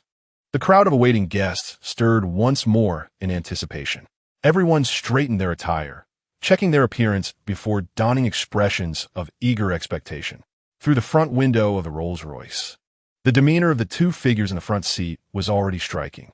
The driver, a man in his 40s clad in a British uniform, exuded an air of meticulous professionalism, his face bearing a serious expression. In the passenger seat sat a servant donning an exquisite silk gray suit, a crisp white shirt with a black bow tie, and bright eyes gleaming with intelligence. As the vehicle came to a stop, a well-dressed doorman in a tuxedo and white gloves immediately approached. With his left hand, he opened the car door while shielding the top with his right hand, a standard pose for receiving distinguished guests. As the door swung open, under the watchful eyes of all, the legendary war god of the Dragon Xia Kingdom, Su, gradually extended his leg out. Following that, his entire figure stood tall outside the car door. Though not particularly tall, the war god exuded an imposing stature, clad in a black high-collar Zhongshan suit, radiating an aura of majesty and vigor. Upon his appearance, a powerful presence immediately enveloped the surroundings, and a wave of enthusiastic applause erupted throughout the venue. The esteemed visitor was none other than Kwang Haoren's trusted aide, Major General Lung Han of the Tianlang 003 unit. Although Lung Han was merely substituting for Kwang Haoren, his presence was inherently formidable, hidden beneath the shadow of his superior. He found it challenging to surpass expectations. However, at this moment, as he faced the gathered crowd, he exuded an aura of valor and nobility, embodying the essence of a battle god. The esteemed officials and socialites of Wang City, seasoned and discerning, could not help but admire his commanding presence. What a contemporary warrior he was indeed. Stepping forward, Lung Han gestured to the throng that awaited him. Meanwhile, the chief of security, Shi Jingwu, had already descended from the vehicle marked 0000. With rapid strides, he approached the waiting mayor of Wang City at the hotel entrance and introduced him, saying, "This is the unparalleled General Lung Han." Mayor Wang stepped forward, extending both hands to firmly grasp Lung Han's, exclaiming, "Welcome, General Lung. It is a pleasure to finally meet you." Shi Jingwu, standing nearby, quickly introduced the mayor, stating, "This is our esteemed Mayor Wang." Lung Han shook the mayor's hand, replying, "Mayor Wang, it is an honor to make your acquaintance." After a brief exchange of pleasantries, Mayor Wang, accompanied by Shi Jingwu, began to introduce Lung Han to the distinguished guests in attendance. When they reached the youngest and most beautiful lady in the crowd, Shi Jingwu remarked, "This is the host of our hotel, General Manager Li." Lung Han smiled gently, not daring to make direct eye contact with Li Muxiue. He quickly extended his thumb, index, and middle fingers in a polite gesture, lightly touching her delicate hand, and softly said, "Hello." His inner thoughts, however, conveyed a more intimate sentiment. "Sister-in-law, I humbly kneel before you." Promptly, he turned his attention to the next guest. After the brief, welcoming ceremony, Lung Han entered the hotel lobby accompanied by Mayor Wang, Shi Jingwu, and others. The lobby erupted with warm applause. Li Muxiue stood frozen in place, unable to comprehend the situation. Is he truly the legendary battle god everyone speaks of? As the throng surrounded the warrior and entered the hotel lobby, protocol dictated that the hotel representative, Li Muxiue, should lead the way. Yet, the deputy general manager appeared to have forgotten this duty, remaining rooted in place, seemingly struggling to accept the reality before her. When the dark gray Rolls-Royce Phantom came to a halt at the hotel entrance, and with the doors opening, the moment Lung Han made his appearance, Li Muxiue, part of the welcoming party, felt as if she had been struck by lightning, her whole body trembling. How could it be? Wasn't he just a friend of her husband, Lung Han? How could he be the legendary battle god? Among the guests awaiting in the lobby, the only others, apart from Shi Jingwu, who had previously encountered Lung Han, were Li Muxiue and her father, Li Qingxiang. It was precisely their prior meeting that left the father and daughter in a state of profound astonishment. Before them stood the illustrious figure who had captivated the realms of politics, economics, military, and society alike, drawing the elite of Xanadu to attend the grand banquet. This renowned warrior of the Longxia Kingdom, known far and wide, was none other than the esteemed Kwang Haoren, affectionately referred to as Big Brother by the Honorable Mr. Lung Han, who had previously admonished the ruffians, including Wu Xiao, while graciously inviting Quan to take a seat at the entrance of the Li residence. The hearts of the father and daughter seemed to gallop like countless war horses. One stood within the door, the other outside, both entranced by the imposing silhouette of the warrior. Mr. Lung Han, surrounded by admirers like planets orbiting the sun. It was not until Mr. Lung was escorted by Mayor Wang and others into the VIP hall that Li Mushua's assistant, Xiao Lina, gently reminded her, "Mr. Li, the guests have entered the VIP hall." "Oh!" Li Mushua finally regained her composure. She hastily instructed the staff to follow into the VIP hall to provide tea and hot towels, an essential prelude to the banquet. It is customary that no esteemed guest enters the banquet hall before all attendees are seated, as such a breach of decorum would be deemed disrespectful. Typically, significant figures make their grand entrance last for this very reason. As the guests settled, Mayor Wang and the warrior engaged in cordial conversation within the VIP hall to familiarize themselves with one another, ensuring a smooth transition into the banquet. Meanwhile, the invited guests in the banquet hall seized the opportunity to locate their designated seats. The hotel staff commenced their meticulous preparations for the meal. Within the banquet hall, 20 young and graceful servers busily arranged chairs, offered napkins and tea, set the tables, and unfurled the banquet cloth. Among them was the service staff member, Qin Yanan, known as the Wind-Wing Angel, who, amidst her duties, harbored a quiet anticipation to witness Mr. Lung Han's reaction upon seeing her. Li Muxue conducted another thorough inspection of the service arrangements in both the VIP and banquet halls. Once satisfied, she instructed the department managers to be on high alert and then proceeded to the kitchen to oversee the preparations. In the spacious and orderly kitchen, a flurry of activity ensued without chaos. The cold dishes were beautifully arranged on the counter, while several waitstaff stood ready with trays, awaiting the call to serve. In the hot kitchen, the main courses were simmering in steaming pots, and a variety of Chinese and Western dishes were prepared for final touches. Elaborate garnishes and presentations were also ready. As Li Muxue arrived, the staff nodded in recognition, greeting her as Mr. Li amidst their bustling tasks. This was the standard protocol at the hotel. The Paradise Island Grand Hotel, being one of the most prestigious six-star establishments in Xanadu, was renowned for its exquisite culinary offerings, having hosted numerous national dignitaries and business luminaries in its 2 years of operation. This reputation was one of the reasons Mayor Wang chose this venue to host the banquet for the warrior. Beyond the courtyard-style hotel ambience, which effortlessly cultivates a grand atmosphere, the venue's capacity, service quality, and particularly the sumptuous culinary offerings are unparalleled by other establishments. Since the hotel was entrusted with this reception task by the municipal office, Li Muxue convened several preparatory meetings and meticulously coordinated numerous details with the reception staff from the municipal office to ensure flawless execution. As various tasks progressed in an orderly manner, Li Muxue felt a slight sense of relief. At that moment, the banquet hall transitioned from a cacophony to a tranquil setting. As the invited guests, numbering around 100, settled into their designated seats, Li Qingxiang also found his place, greeting both acquaintances and strangers alike. Yet, layers of doubt continued to accumulate in his heart.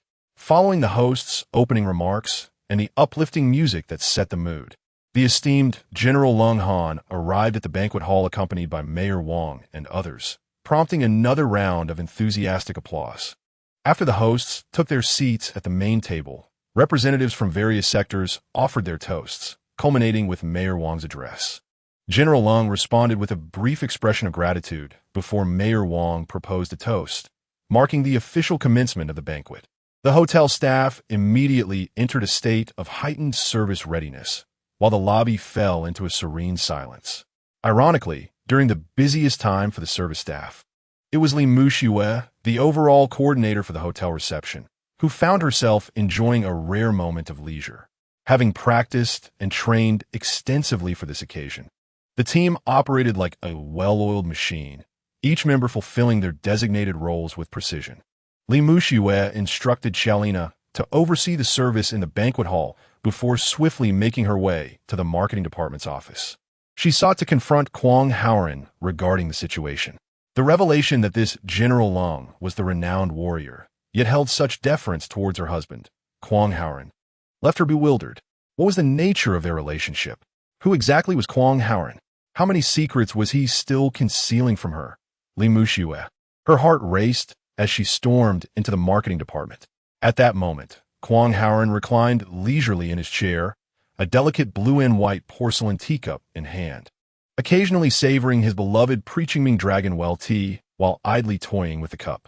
The rest of the department had gone to assist in the front hall, leaving Kwang Haoran disinterested in engaging in the tasks of the lower-tier employees, particularly with the reception of a general.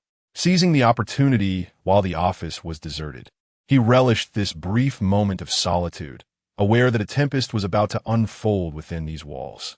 He wished to savor this fleeting tranquility, knowing it might be his last moment in this office.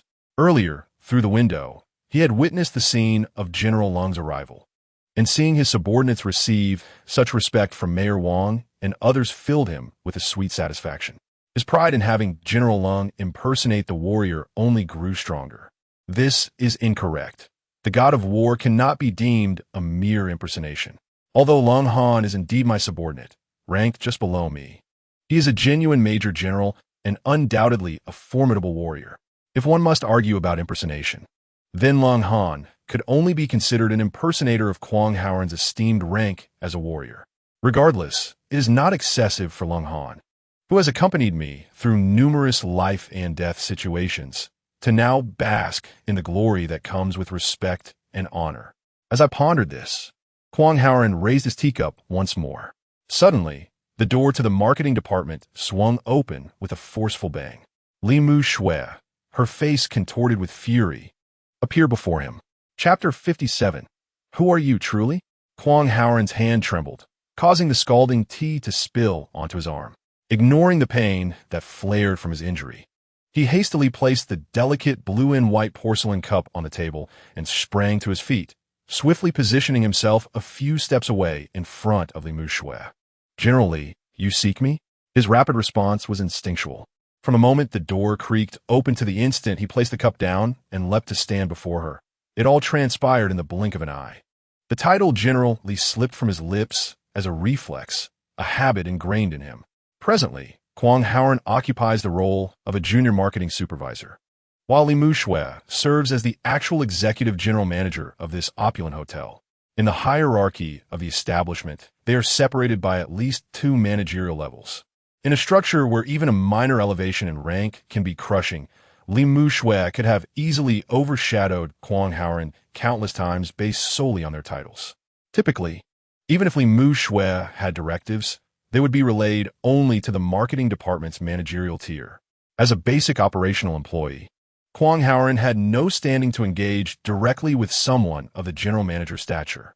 Regardless of how they address each other at home, within the hotel's confines, Kwang Haoran has cultivated the habit of respectfully referring to her as General Li, just like any ordinary employee.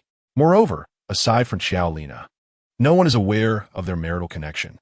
Even when Kwang Haoran ferries Li Muxue to and from work, they do so discreetly, far from the hotel premises. Since the day he resolved to work diligently to win back Li Muxue's heart, Kwang Haoran has been exceedingly cautious around her, striving not to provoke her displeasure. Thus, upon witnessing Li Muxue's sudden appearance at the department door, her expression marred by barely contained rage, he instinctively jumped up, standing at attention and addressing her appropriately. Seeing Kwang Haoran's immediate and instinctual reaction, Li Muxue couldn't help but stifle a laugh. Yet, the earlier scene at the hotel entrance resurfaced in her mind, causing her expression to harden once more. Coldly, she inquired, "What is going on? Speak. What do you mean? I don't understand what you're referring to." Kwang Haoran replied, feigning innocence as he gazed at her with a puzzled look. Li Muxue glanced around, ensuring they were alone, then stepped into the room, closing the door behind her with a swift motion. Speaking with her feet, she indicated her intent to settle accounts with Kwang Haoran. Sensing the gravity of the situation, Kwang Haoran hastily pulled over a chair, wearing a pleasing smile, and presented it behind Li Muxue. The moment he set down the chair, he gently nudged the back of her knee with it, prompting her to sit involuntarily. "Darling, please take a seat. Who has offended you to this extent? Speak up, and I shall take care of them for you." With no one else present in the room, Kwang Haoren adopted an unconditionally accommodating demeanor to appease his wife. Li Muxue had not intended to sit. She believed that only by standing or clasping her slender waist could she maintain her assertive presence. However, now that Kwang Haoren had coaxed her into sitting, she found her inner fury inexplicably dissipating. Struggling to rise, she was firmly restrained by his warm, strong hands. Kwang Haoren then took a seat opposite her, remembering how Li Muxue had once remarked that his sharply defined features and slightly protruding chin were most captivating to her. Each time she scrutinized his face, it stirred her heart profoundly. Thus, he deliberately leaned in, bringing his face within mere inches of hers. Their faces were barely a palm's breadth apart.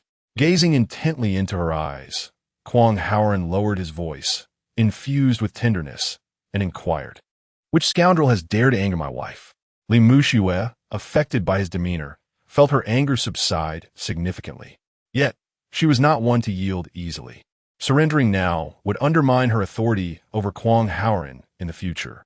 Gritting her teeth, she resolutely declared, "Which scoundrel? It's you. What have I done?" He feigned innocence. "Oh, I forgot to pour tea for my wife. I'll do that right away." Kwang Haoren pretended to rise, but this time, Li Muxue grasped his arm to stop him. "Stop with the theatrics. Tell me, who is that Leng Han to you?" "Who am I? I am Kwang Haoren, your husband." He continued to employ his diversionary tactics to alleviate her ire. Li Muxue pressed on unrelentingly. "Did you not say you were crew members? How did he suddenly become a war god?" Prominent figures from Wang City and the capital are clamoring to catch a glimpse of him. What is going on? Speak.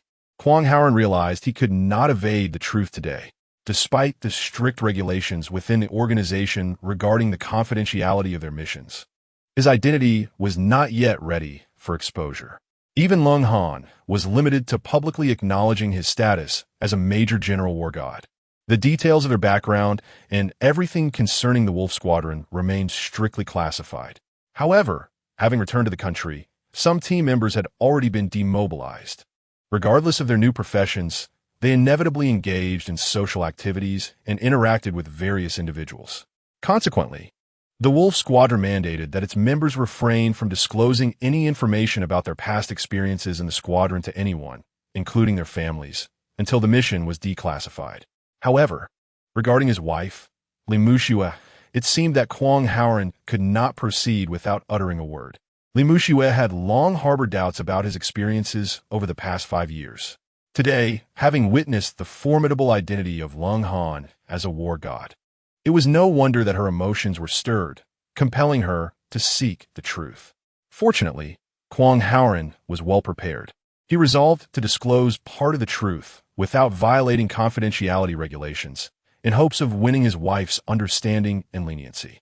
He leaned down once more, gently caressing Li Muxue's shoulder, gazing into her beautiful eyes, and earnestly declared, "Muxue, please allow me to speak. Before I reveal what I am about to say, I must insist that you keep everything you hear absolutely confidential. Under no circumstances, at any time or place, to anyone, may you disclose even a fragment. Can you comply?" Seeing Kwang Haoren's serious and formal demeanor, Li Muxue realized the gravity of the situation and nodded without hesitation. "I promise. You can trust me." Only then did Kwang Haoren straighten up, looking intently at Li Muxue, and said earnestly, "Very well, Muxue. I shall officially inform you. Indeed, Leng Han is a war god, and I am his superior. We are both members of the military." Chapter 58. The revelation. Upon hearing Kwang Haoren's response, Li Muxue was not particularly surprised. Since his return, his actions and the imposing presence of Leng Han had led her to suspect something was amiss. In Kwang Haoren's solemn expression, she sensed the righteous power he represented, and it seemed as though she could envision a formidable battalion, commanding and majestic. In an instant, the doubts that had lingered in her heart were resolved, revealing a surprisingly delightful truth. They were neither pirates, nor sailors, nor anything related to Somalia or Monte Cristo. Instead, it was a matter of honor, a secret world unbeknownst to her.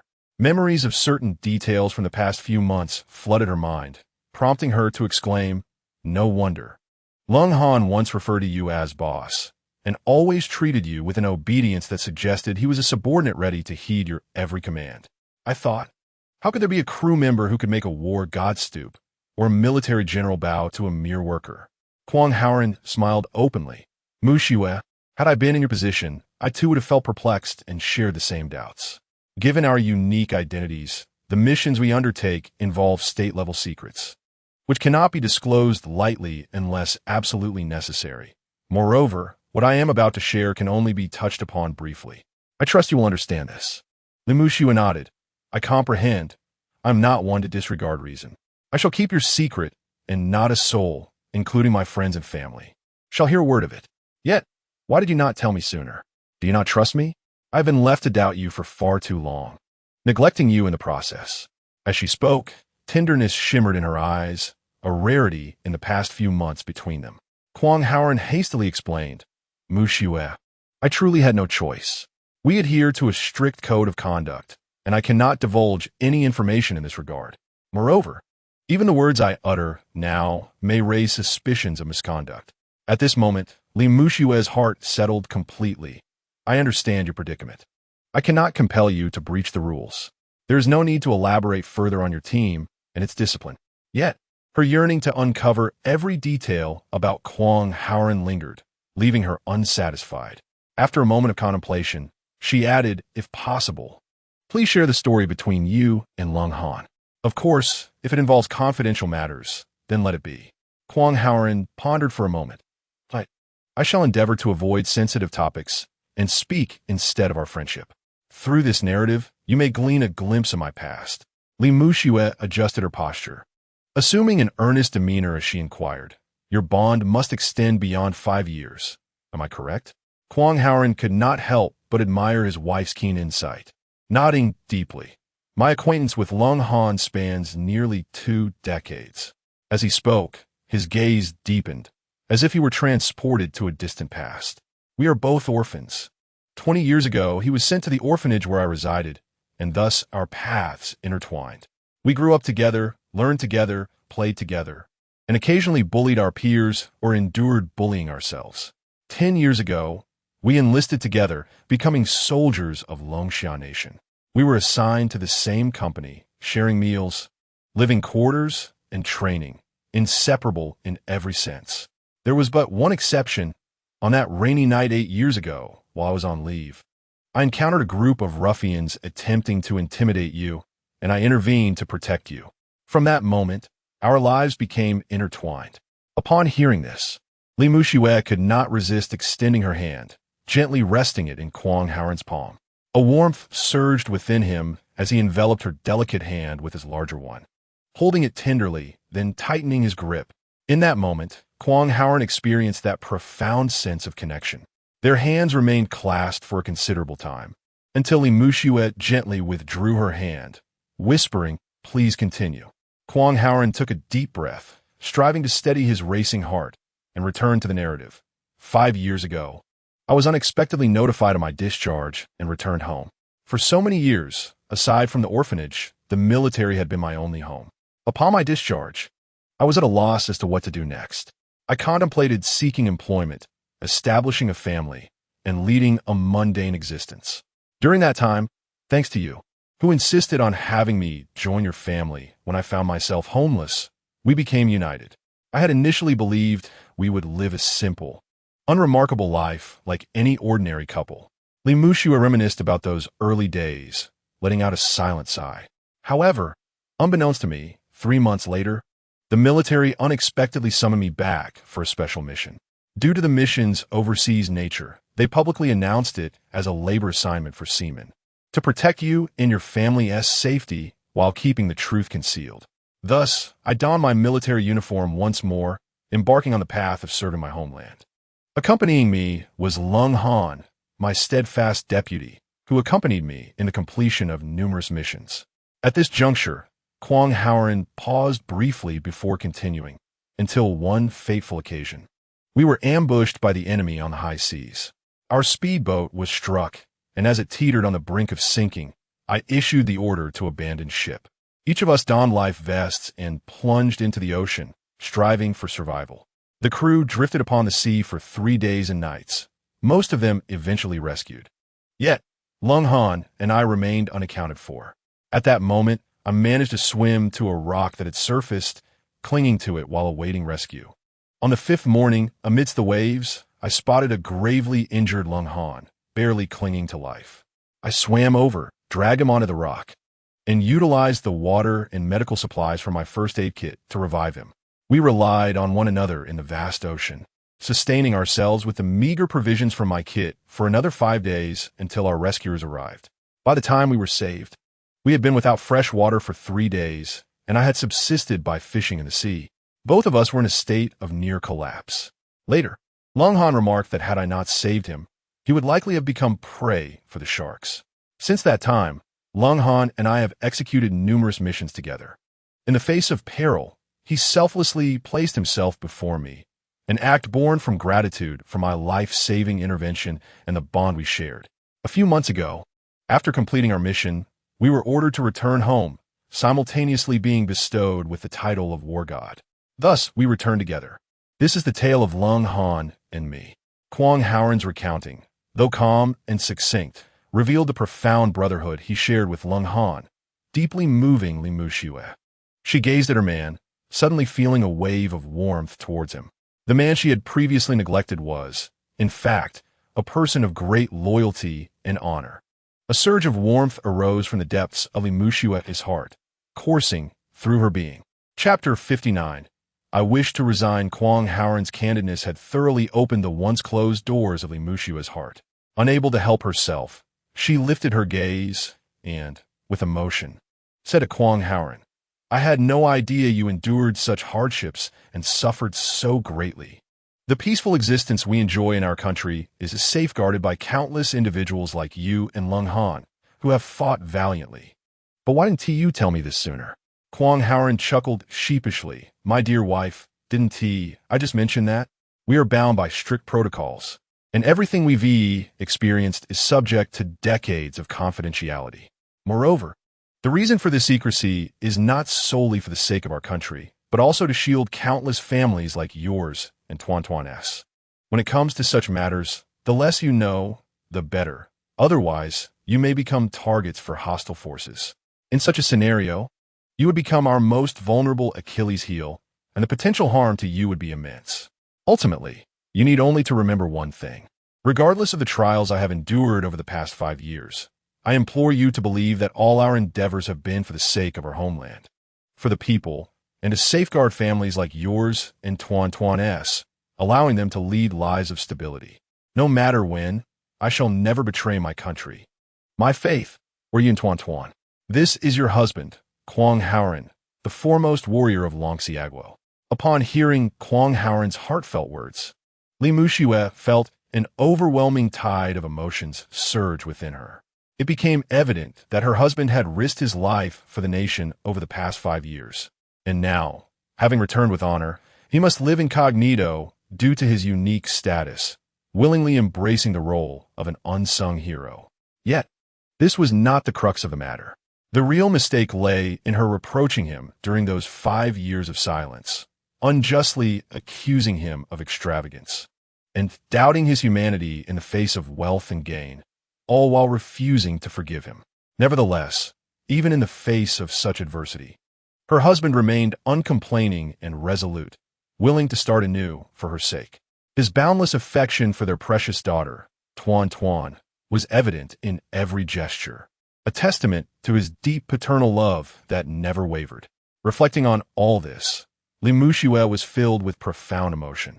He was not only a valiant warrior, a guardian of Longxiaguo, but also a devoted husband and father. He was the pure, upright, and kind man she had once adored. Unable to contain herself, Li Muxue reached out, gently caressing Kwang Howren's face, murmuring, "Howren, I am truly sorry. It is all my fault. I should not have misjudged you." Each heartfelt apology detonated in Kwang Howren's heart like a barrage of explosives. He had long awaited this moment. From his deployment overseas 5 years ago to his relentless efforts upon returning months prior, all had been rendered worthwhile in light of Li Mushue's sincere understanding. Everything he had done over those years had been for this very moment. Kwang Haoran tenderly clasped Li Mushue his hand, allowing her to caress his face. Her beautiful eyes gradually blurred, tears cascading down her cheeks, tears of guilt, excitement, happiness, and the joy of rekindling their bond.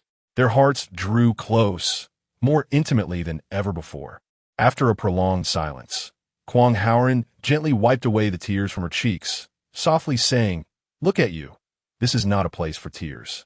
Li Muxua, startled by his words, recalled their surroundings and quickly wiped her eyes, glancing toward the doorway before turning back to Kwang Haoran.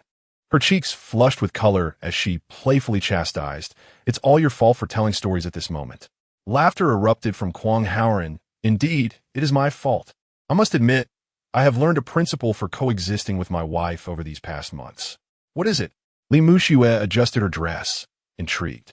"The wife is always right," Kwang Haoran replied with a grin. A flicker of joy danced in Li Mushue's heart as she retorted, "What if, perchance, my dear wife is mistaken?" Kwang Haoran replied with unwavering conviction, "My esteemed wife is eternally correct. There could be no error." Li Mushue, satisfied, chuckled. "When did you become so eloquent, adept at charming others?" Then, recalling another matter, she gently inquired, "But tell me, where did the funds for your bank card, along with the purchases of luxury items, extravagant cars, and villas originate?" This sum is hardly trifling. Kwang Haoran anticipated that Li Mushue would eventually pose this question. With a slight smile, he responded, "I realize I've been rather presumptuous. I understand that your distance stems from suspicions regarding the legitimacy of these funds. Am I correct?" Li Mushue nodded, her beautiful eyes fixed intently upon him. He raised his right hand in a gesture of oath, declaring, "I swear that every word I utter now is the truth." Concerned that he might utter something unfortunate, Li Mushue quickly pulled his hand down, chiding, "Oh, just speak plainly. It's not that I don't believe you, so why the need for an oath?" Seizing the moment, Kwang Haoran grasped her hand and explained, "The 5 million bank card is a stipend from my 5 years of overseas missions, a legitimate income. The luxurious Yin Gong Villa, provided by the organization, is public property, not for sale. The dedicated butler is also a public servant, specifically tasked with catering to our needs. As for those luxury items, they were acquired using an organization-issued card that allows for unlimited overdrafts." Li Mushue responded hastily, "That's simply one do. While the villa is an arrangement from the organization, and the 5 million stipend suffices for our expenses, the amount you've overdraft from that card surely reaches into the billions. We must devise a plan to repay it. We cannot take advantage of the state." After a moment of contemplation, she resolutely stated, "You should return those luxury items. You know me. I have little interest in such things. It is utterly inappropriate to waste state resources for these frivolities." Kwang Haoran initially shook his head, then nodded, leaving Li Mushue bewildered. "What do you mean by shaking your head and nodding?" she exclaimed, withdrawing her hand in frustration. At that moment, the door to the marketing department swung open, and Xiao Lina entered. Noticing the closeness and intimacy shared between the two, she teased, "Oh my. I wondered why our vice general manager was nowhere to be found in the hotel. It appears you were here with your lover. Now I caught you in the act. Quick, bribe me well." Startled by the sudden entrance, Li Mushue immediately stood, pulling Xiao Lina closer and giving her a playful pinch on the arm. "You cheeky girl. What nonsense are you spouting?" Seeing Xiao Lina's arrival as an opportunity, Kwang Haoran interjected, "Assistant Xiao, you arrived just in time. I was discussing my resignation with Vice General Manager Li.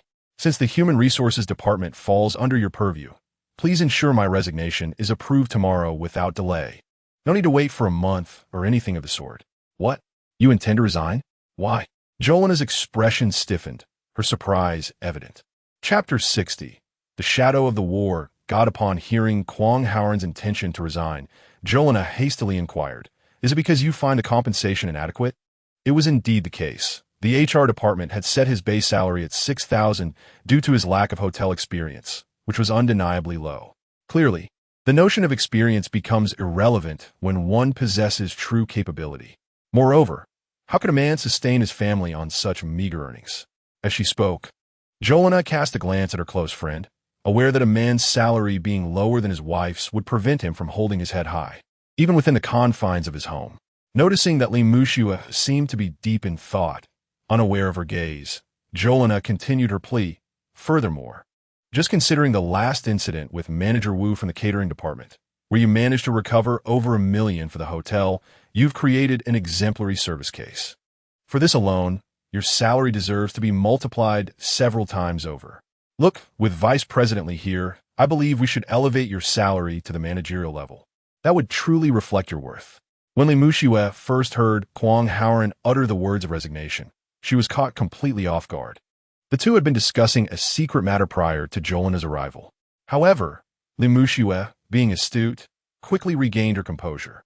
It was clear that the time had come for Kwang Haoran to depart from the hotel, not only due to his unique status and his connection with Lung Han, but primarily because his initial purpose for working at the hotel was to gain Li Muxue's trust, starting as an ordinary worker to prove he was still the Kwang Haoran she once knew. With that goal accomplished, there was no longer a reason for him to remain.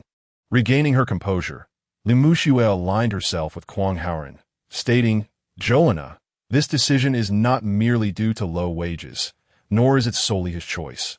Rather, it is a conclusion we have just reached together." Jolena feigned indignation, "But he is my dear friend. The hotel is in dire need of talent. How can we let such a capable person leave?" "I cannot agree." Li Muxue quickly clarified, "The reason for this decision is that hotel regulations stipulate that direct relatives, particularly spouses, cannot work in the same department. This is not only to avoid conflicts of interest, but also to prevent interpersonal tensions arising from their unique relationship, which could adversely affect their professional duties. This regulation was officially implemented last week. We cannot set a precedent of violation." Jolena hurriedly countered, "But no one in the hotel, aside from me, knows about your relationship. If I don't speak of it, and you don't either, who would be aware?" Li Muxue smiled, linking her arm with Jolena's. "That simply cannot be. As vice president of the hotel, I must exemplify adherence to its regulations, even if we remain silent. The truth is evident. Once the employees discover it, all the couples within the hotel will inevitably compare themselves to us. And how then can we maintain our professionalism?" Jolena was poised to argue further, but Kwang Haoran interjected, "Vice President Li is correct. Avoiding conflicts of interest is one aspect. In order to preserve the integrity of the hotel system, this is merely one aspect. In fact, for the past few days, I have been delving into matters of investment." Jolena gazed at Kwang Haoran. "You understand investments too? How come I've never heard of it before?" Kwang Haoran smiled nonchalantly, his eyelids not even fluttering, and replied, "During my years abroad, I have certainly profited handsomely in investments. Coincidentally, a rather affluent friend of mine has just returned from overseas and has particularly invited me to join his investment team. Just before you arrived, I was discussing this with Muxue." At that moment, Kwang Haoran turned his back to Jolena and winked at Li Muxue. Li Muxue understood immediately. "Indeed, Jolena, my husband is quite adept at investments. Even my father often seeks Haoran's advice regarding the recent acquisition of Li Pharmaceutical." As she recalled the matter of the inflated inventory at the Yongli Group, Li Muxue recognized that Kwang Haoran's words held merit. Seeing the seriousness in their conversation, Jolena began to believe them. "Well then, since both of you have made your decision, how could I possibly hinder it? After all, even the highest salary from the hotel is still merely a finite sum." Li Muxue recalled Kwang Haoran's remark. "Indeed, Haoran often says that a man should not settle for a mere finite income. His aspirations are lofty. Moreover, while I do not favor ostentation, I certainly do not disdain an abundance of wealth, do I? Let us go. It's time to see how they are faring." With that, Li Muxue took Jolena by the hand, preparing to head outside. At that moment, a front desk manager hurriedly approached, addressing Li Muxue and Jolena. "General Manager Li." "Assistant General Manager Jolena, the fruit platter has been served." This signaled the conclusion of the banquet. The serving of the fruit platter indicated that all dishes had been presented, and it was time for the host to share a few words before declaring the event over. Li Muxue promptly commanded, "Notify all department managers and above, as well as the bellmen, to line up at the entrance in preparation for farewell." After exchanging a brief glance with Kwang Haoran, both understood each other. Today's banquet had been impeccably hosted, and the service was a resounding success. More importantly, the ice between them had completely melted, and their hearts had become one. Li Muxue withdrew her gaze and, accompanied by Jelena and the front desk manager, confidently strode toward the entrance. Kwang Haoran, observing their figures, concealed himself behind the greenery in the lobby and quietly closed the door. He took a deep breath, returned to his desk, discarded the now lukewarm tea, and brewed a fresh cup of Preaching Longjing. Settling back into the armchair, he assumed the relaxed posture he had earlier, preparing to bid farewell to Lung Han from the window. Just as Kwang Haoran had sipped from his hot tea a couple of times, he witnessed Lung Han being escorted out of the hotel by the beaming Mayor Wang, hand in hand. Lung Han's complexion also bore a hint of crimson. Facing the throng of well-wishers behind Mayor Wang, Lung Han refrained from excessive politeness. After shaking hands with the mayor to bid farewell, she waved to the crowd and turned to step into the awaiting, door-opened, extended Rolls-Royce Phantom. The impeccably attired hotel bellman opened the door in front of the car, extending his hand to shield her from the elements. Standing beside the front passenger door, the butler swiftly entered the vehicle, closing the door ahead of Lung Han. He instructed the English-style chauffeur to start the engine. Once the door on Lung Han's side was gently shut by the attendant, the driver heard the reassuring sound of the Phantom's door locking, and the car promptly roared to life. This sequence of actions was executed with both precision and poise, clearly indicative of extensive training. Following the banquet, the individuals prioritized for departure were undoubtedly the most significant figures. At this moment, it was crucial to avoid any delay in the farewell process. Departing with decisiveness, without unnecessary prolongation, was evidently in keeping with Lung Han's character. With the window partially rolled down, Lung Han waved from within the vehicle. Everyone outside mirrored the gesture, waving in unison as the mayor of Wang departed. The Phantom, bearing Lung Han, drove away from the hotel, flanked by security vehicles from the police department, heading towards the Yungong Villa. The silhouette of the war god faded from the spectator's view. Kwang Haoran no longer gazed at the hotel lobby, where individuals bid farewell to the mayor of Wang in accordance with their ranks. Instead, he withdrew his gaze from the window, bowing his head to savor the Preaching Longjing tea in his cup. Through the bright, tender green tea, he admired the vibrant hue of the leaves, relishing the pure fragrance infused with a hint of bean curd. Kwang Haoran's thoughts had already soared to distant realms. In Volume 1, dear readers, please accompany me to Volume 2, where the subsequent content promises to be even more enthralling. Chapter 61, A Swift Resolution. Beep, beep. Kwang Haoran was engrossed in his tea when the phone on the table began to vibrate and ring. He glanced at it and answered the call. Hello, it's me. Boss, I apologize for the inconvenience today, came the slightly hoarse voice of Lung Han from the other end. Not at all. You performed admirably today. Kwang Haoran commended sincerely. Thank you for your praise, boss. I may have overindulged today. I must express my regrets. Lung Han quickly acknowledged his fault. According to the regulations within the squadron, team members were prohibited from drinking more than 1/3 of their capacity at any time. This was one of the rules established to ensure that members would not compromise their duties due to alcohol. Although Lung Han was generally capable of holding his liquor, approximately 1.5 gin, today's occasion and atmosphere made it quite difficult to refuse. How much did you consume? Kwang Haoran inquired. About 1 gin of Mao Tai, Lung Han admitted candidly. There was not a single soldier who did not relish Mao Tai. Its intensity mirrored the very essence of their character. Oh, you haven't exceeded your limit. Just be more mindful next time, Kwang Haoran responded with understanding. Thank you, boss. I will certainly be cautious next time.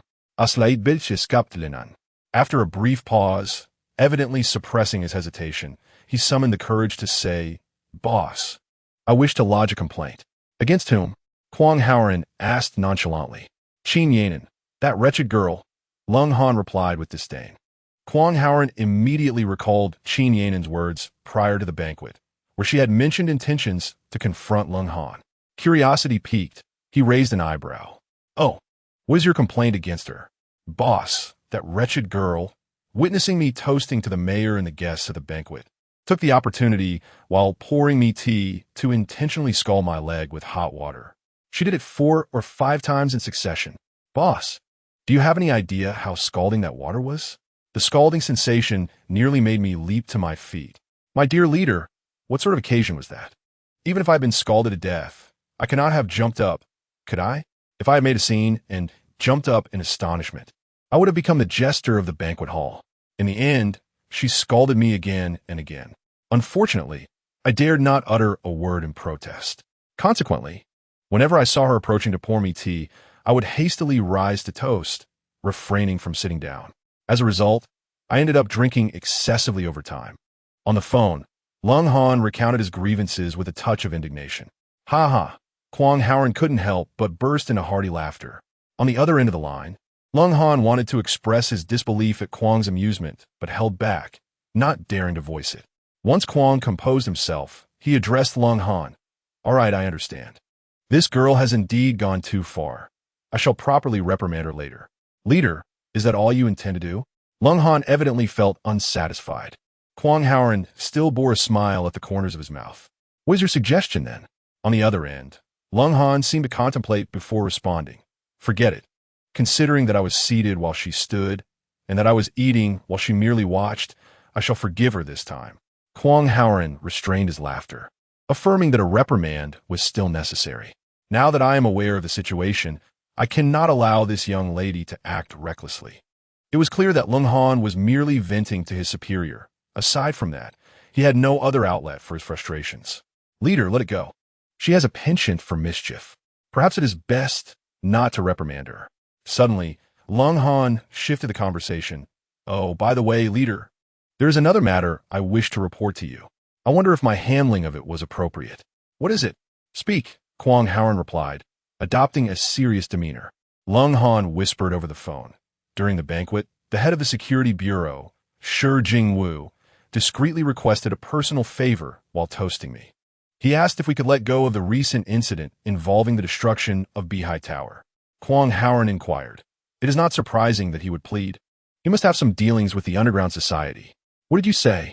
Lung Han replied. I said it would be easy to resolve. Have Beihai Tower renovated to at least its original standards. Once the inspection is completed, we can demolish it again, and that will put the matter to rest. I had not consulted you about this beforehand, leader, but considering that your daughter has already issued a command with your fondness for her, how could you show leniency towards such societal scum? Oh, ha, well said. This matter was handled efficiently. Kwang Howard praised once more. Thank you for your commendation, leader. Lung Han humbly responded. Kwang Howard then shifted the topic. Now, let us discuss a serious matter. You called it a fortuitous time. I have a new task for you. On the other end, Lung Han perked up. Leader, please instruct me. Kwang Howard pondered for a moment before commanding. Tomorrow, have the steward register an investment company in his name at the Market Supervision Department. I will send the specific details to your email. Understood. Le order, Leng Han replied promptly. After hanging up, Kwang Howard drank the tea in his cup in one go and glanced out the window.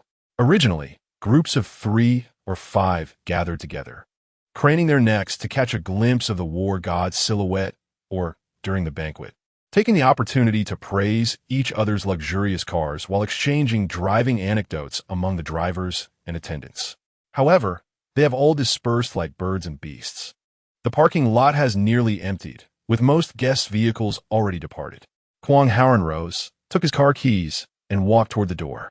Upon reaching the entrance, he glanced back at the spot he once occupied. Resolutely, he pulled open the door and stepped outside. On the other side, the Guo father and son returned from the Paradise Island Grand Hotel, their once grand entourage now diminished. They had arrived with great fanfare, intending to flaunt their attendance at the mayor's banquet honoring the war god. Instead, they found themselves merely observing the war god's convoy pass by, catching only a fleeting glimpse of his figure through the tinted windows of a Rolls-Royce Phantom. The welcoming ceremony at the hotel entrance revealed nothing more than a medium-built silhouette emerging from the luxurious vehicle, swiftly surrounded by the mayor and others, forming an impenetrable barrier around him. As for the extravagance and jubilant atmosphere within the banquet hall, the Guo father and son could not partake, as it was mandated that no attendees could bring mobile phones into the venue, nor could they record or photograph the proceedings. Thus, the grandeur of the festivities remained a distant experience for Guo Bingquan and his associates, although he could imagine it from previous similar events. The humiliation of exclusion and the sense of being cast aside by high society painfully pierced their hearts. Guo Bingquan, unwilling to accept this, was determined to uncover the reason behind the cancellation of their invitation. More importantly, he sought retribution, a means to vent his frustration, and to make those who discriminated against the Guo family pay dearly. These thoughts consumed the minds of the Guo father and son. In the car, Guo Bingquan called his assistant, Bill, instructing him to come to the Guo residence immediately for a meeting. By the time their convoy arrived at the Guo villa, Bill was already waiting at the entrance. Exiting the vehicle, Guo Bingquan nodded to Bill before proceeding directly to the second-floor reception room without looking back. His son, Guo Jianshan, assistant Bill, and housekeeper Guo Baozhong followed closely behind. Chapter 62. Conspiracy for Counterattack. The moment Guo Bingquan entered the reception room, he sank heavily into the oversized sofa, his bulk enveloping him within its depths. The three behind him entered in single file. Guo Jianshan cautiously seated himself on the opposite sofa, watching his father's fury in silence. Taking a deep breath, Guo Bingquan noticed his assistant Bill and housekeeper Guo Baozhong standing attentively by, and he waved his hand dismissively, signaling them to sit. The tall Bill settled down, his brow furrowed. The housekeeper, Guo Baozhong, quickly instructed a servant to brew tea. Subsequently, he retrieved a Havana cigar from the wooden box on the coffee table and presented it to Guo Bingquan with both hands. Guo Bingquan made an effort to calm his emotions, extending 2 fingers to accept the cigar. The housekeeper then produced a specially crafted metallic lighter from his vest pocket. Clicking it open with a sharp sound, Guo Bingquan, with the flames provided by the steward, ignited his cigar and inhaled deeply. As a plume of smoke rose before him, he exhaled a sigh of relief. He gestured to Guo Baozhong, indicating for him to take a seat. Guo Baozhong perched himself on the edge of the sofa, gazing at Guo Bingquan, hesitating to speak. No one dared to break the silence at that moment. The situation had escalated to a degree where the Guo family's reputation had been utterly tarnished at the entrance of the Paradise Island Hotel. Yet, those present found themselves at a loss, unable to devise an escape plan. Observing Guo Bingquan's ire, the prevailing strategy was clear: to speak less rather than more, to remain silent rather than risk saying too much. At the very least, they needed to wait for the master to initiate the conversation and set the tone before they could cautiously contribute their thoughts, a strategy these subordinates had mastered over time. Although Guo Jianshan did not harbor the same fear of his father as the others, he found himself at a loss for ideas. The atmosphere in the living room grew tense, almost foreboding. Guo Bingquan allowed his cigar to burn for a while longer before taking another deep puff. Minutes passed, and being Guo Bingquan, seasoned by many storms, he eventually regained his composure after the haze of the cigar enveloped him. He finally spoke. The matter of who notified the cancellation of Mayor Wang's invitation and how it was done is not hard to investigate. Tomorrow, once we return to work, we can inquire through Secretary Wu, who is close to Mayor Wang. Bill adjusted his gold-rimmed glasses, eagerly volunteering, "Let me handle this. I frequently liaise with Secretary Wu. As soon as I am in the office tomorrow, I will pay him a visit and surely glean some information." Guo Bingquan nodded, feeling reassured. "Do be discreet. After all, this matter is rather disgraceful." Bill acknowledged with a nod, "I understand." Guo Bingquan then turned to his son, Guo Jianshan, and remarked, "Given today's events at the Paradise Island Hotel, both the Qiao and Li families cannot escape suspicion in orchestrating our family's humiliation. Since they wish to engage in a contest with us, we shall indulge them fully." Upon hearing his father's intention to confront the 2 prominent families, Guo Jianshan's eyes gleamed with enthusiasm. "Father, how shall we proceed? Just say the word." His combative nature had been instilled in him since childhood. Steward Guo Baozhong concurred, stating, "Master, did you see how that Li Qingxiang was so smug after receiving the invitation? It was truly detestable. Furthermore, that daughter of the Qiao family must have tampered with a scanning device to procure that invitation. There is certainly a conspiracy at play. The Guo family has never suffered such indignities. Whatever you require of us, just command it." Bill added vehemently, "Since these 2 families have dared to challenge us, We must retaliate decisively and teach them a lesson, making them acutely aware of the consequences of their actions. Guo Bingquan observed the rising emotions around him and decided to stand up, pacing a few steps in the living room before finally approaching Guo Jianchen. You are to attend to two matters tomorrow. Guo Jianchen promptly rose to his feet.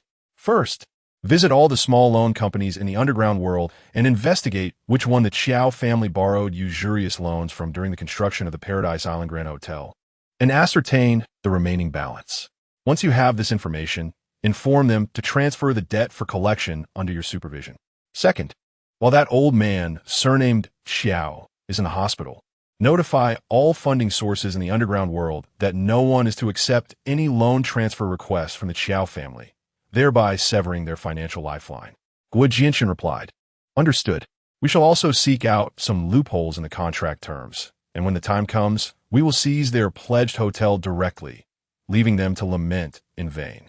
Guo Bingquan nodded, taking a puff from his cigar and exhaling a perfect circle, a customary gesture signifying his uplifted spirits. Furthermore, I will arrange for the company to allocate a special fund for you.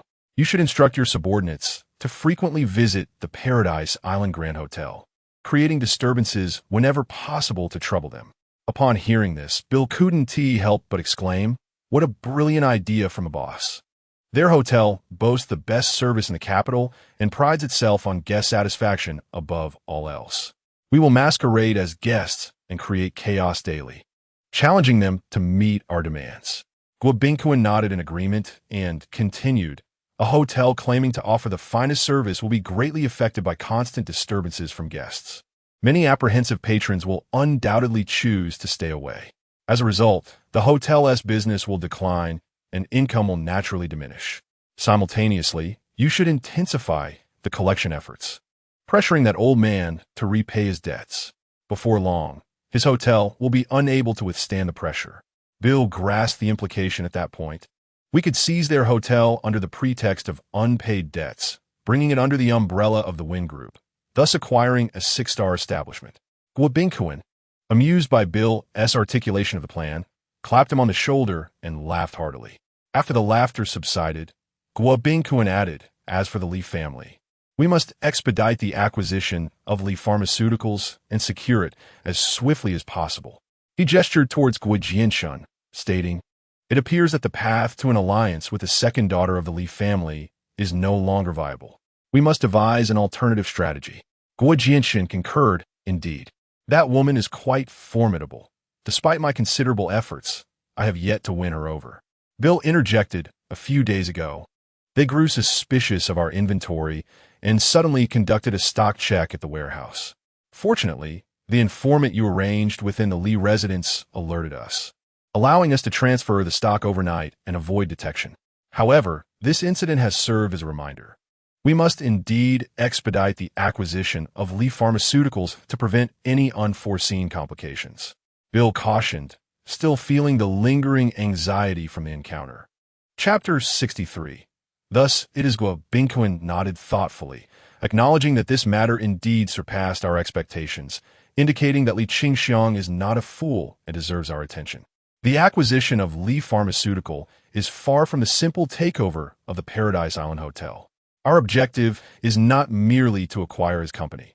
Rather, we seek to obtain the unique technology he possesses. Without the gene extraction technology for traditional Chinese medicine that Li Qingxiang holds, Li Pharmaceutical would be worthless to us. This technology has long been coveted in our homeland, where we once intended to spend $20 billion to acquire it, only to be rebuffed. Guo Jianchen interjected. What a ridiculous technology to warrant such an exorbitant price. It truly elevates him too highly. Guo Bingquan shot him a glare. What do you know? Do not underestimate this acquisition. It pertains to the technological trade war between Longxia and our Eagle Nation. According to data received from our homeland, ever since Li Pharmaceutical utilized their gene extraction technology to produce traditional medicine with antiviral effects, the price of Pfizer's ritonavir has plummeted from over 2,000 yuan to just 1,100, less than half of its original cost. It is worth noting that this single medication has generated nearly $100 billion in profit for Pfizer. A portion of these profits has funneled into our clandestine channels to combat Longsha. Were it not for our persistent international efforts to undermine the perceived safety of traditional medicine technology, the impact of their drug on us would have been even more severe. And this is merely one drug. There will be a second, a third. If after some time, it is proven that their traditional medicine is more targeted and effective against viruses than ours, it would spell disaster for us. Bill nodded in agreement, stating, "This is precisely why our Eagle Nation has always been wary of Longsha. Should their technology gain a foothold in the international market, their advantage of thousands of years of traditional Chinese medicine, combined with their recent advancements in genetic bioengineering, would threaten our leading position in the pharmaceutical industry. Our Eagle Nation's industry, which profits from the manufacture of viruses and the development of corresponding medications, would face obliteration. This is not merely a loss for the Eagle Nation, but for the entire free world. Hence, our homeland has consistently emphasized the need to acquire Li Pharmaceuticals technology at all costs to extinguish it. At this juncture, Guo Baozhong chimed in thus, "If we seize the opportunity presented by the public listing to merge with Li Pharmaceutical, it would merely cost us $800 million, and through stock swaps, it would be as if we spent nothing. This is far more advantageous than the $20 billion we considered for purchasing the technology, equating to over $140 billion. We are truly making a remarkable deal. Even if we were to invest $800 million to acquire their shares, we would still turn a significant profit. Master, this calculation is in our favor, no matter how we approach it." "You are indeed brilliant." Bill echoed the praise. "Once this merger is successful, Pfizer is set to offer us $10 billion, translating to a value of $70 billion. This is pure profit, enough for our Yonglei group to thrive for decades. Thus, whether it is listing or merging, these are merely means to an end. Regardless of how we maneuver, our Guo family's Yonglei group will undoubtedly emerge as the victor. This is the true brilliance of a boss." Ha ha ha. Laughter erupted in the living room, dispelling the oppressive atmosphere that lingered upon our arrival, infusing the air within the room with a sense of joy. Once the laughter subsided, Guo Bingquan composed his expression. Given his stature, he would not remain entranced by a few flattering words from his subordinates. He furrowed his brow slightly. "What concerns me most is if they suddenly change their minds midway and lose interest in the listing. That would be quite troublesome." Bill concurred. "What the boss says is true. The Li family is currently very eager for our listing and is keen to seize the opportunity. Therefore, we must seize this moment and expedite our progress." Guo Jianshun, invigorated, chimed in. "In my opinion, acquiring the technical secrets need not be so arduous.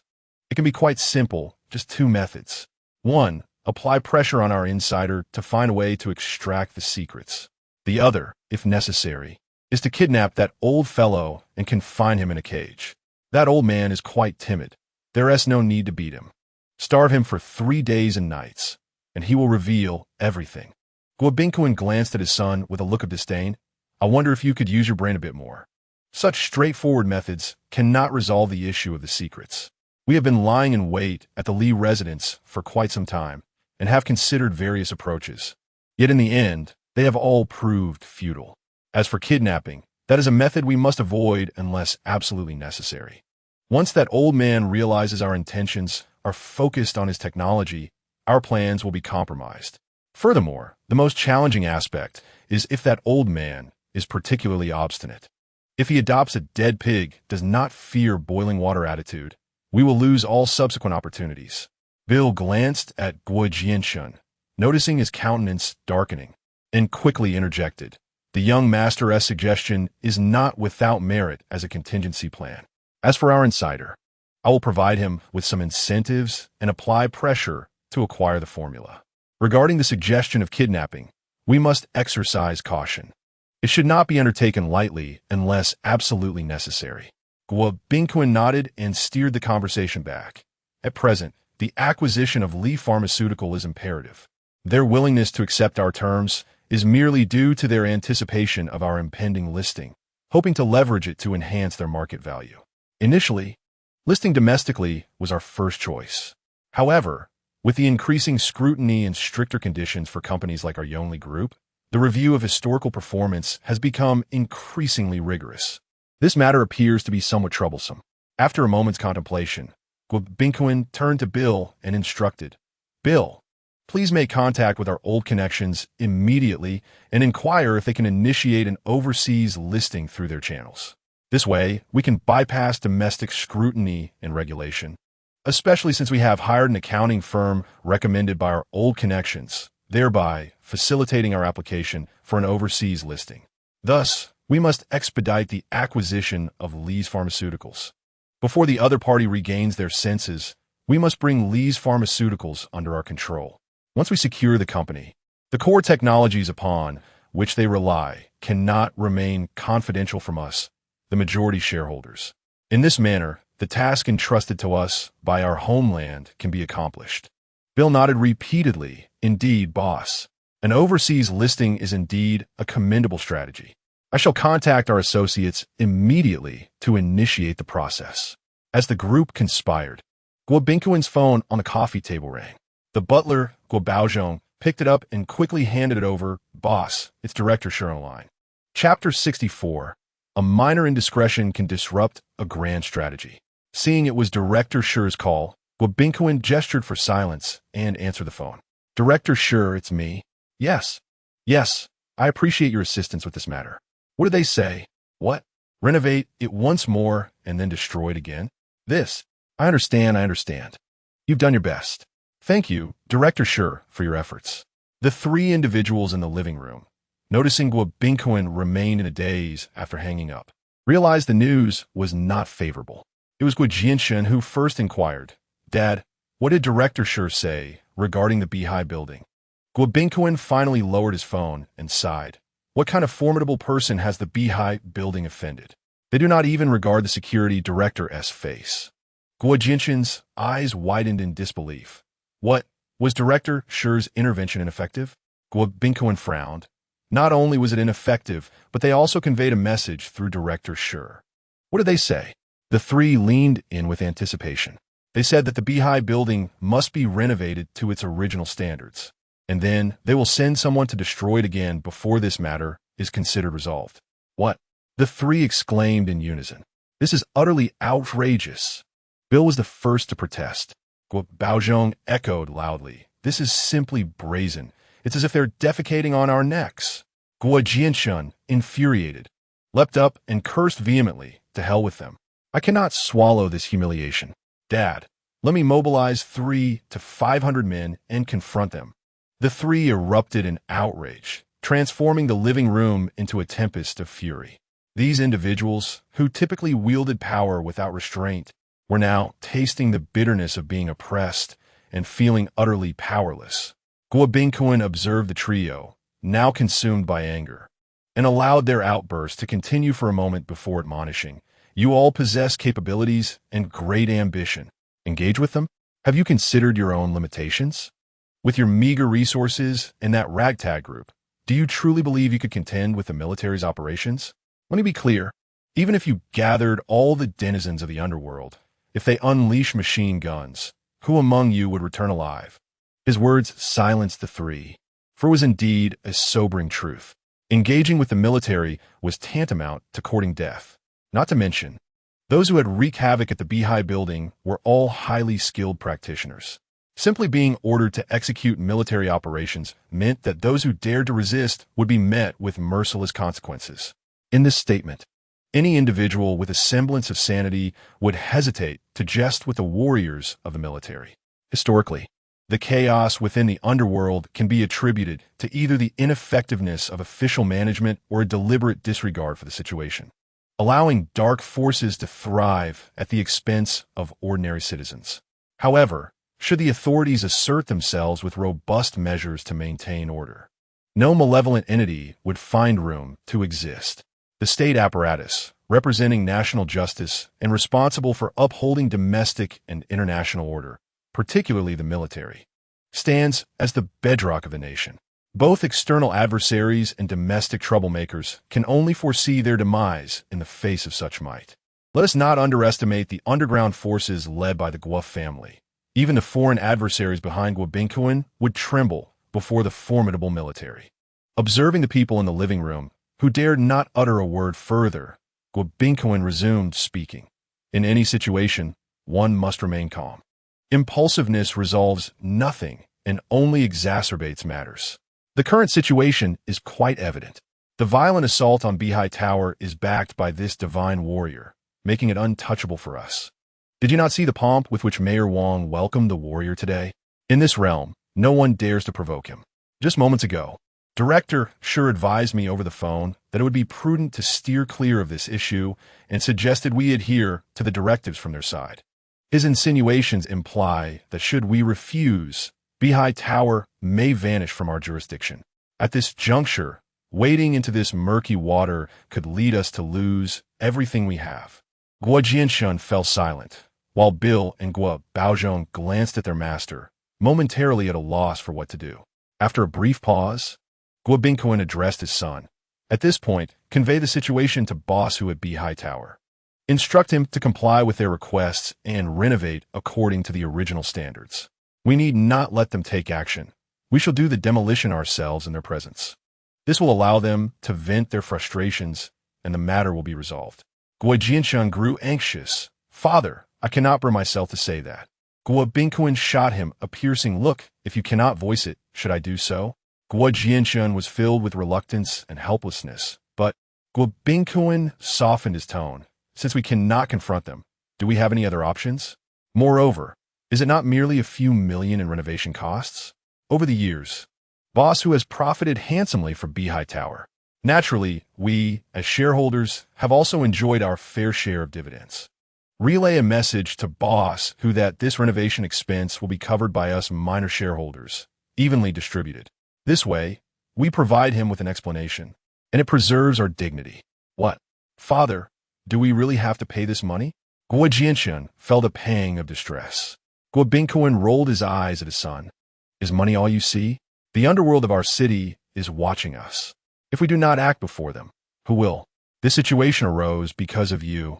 Since we cannot defend Boss Hu, we must be willing to spend a little. Otherwise, who would listen to our words in the underground world in the future? Although we have spent a modest sum, it suffices to appease Boss Hu and the shadowy figures lurking behind him. Simultaneously, we must exercise patience. For now, we shall remain still and await the opportune moment to address this matter. Gua Binkwan ceased his discourse. Bill concurred, affirming the boss is absolutely right. A minor forbearance can preserve a grand strategy. The issues surrounding Bihai Tower have arisen due to us. Now, with the war god intervening, any confrontation would render us utterly powerless against them. At this rate, even if Bihai Tower reopens, it will have no choice but to operate within the bounds of the law. Moreover, they remain unaware of our involvement behind the scenes and must not be prematurely exposed. The boss has already stated that we have numerous significant endeavors ahead of us. We should not allow this incident to divert too much of our focus. We can only await the right moment in silence. Once conditions are ripe, we will take appropriate action. The boss's contemplative demeanor earned Bill's admiration. As the conversation drew to a close, Bill seized the moment to offer praise. Gua Binkwan waved his hand, and the guests in the Gua residence's parlor ceased their chatter and dispersed to attend to their respective tasks. Chapter 65. Is it refreshing? 3 days later, at noon, Heaven Island Grand Hotel. Outside the lobby on the first floor, 6 disheveled individuals swaggered in. The doorman, noticing them from a distance, was about to step forward to remind them of the sign prohibiting entry to the improperly attired. But upon seeing the fierce expressions on the faces of the 2 leading figures, he wisely pretended not to notice and stepped aside. The 6 individuals traversed the lobby, heading straight for the Chinese restaurant on the east side.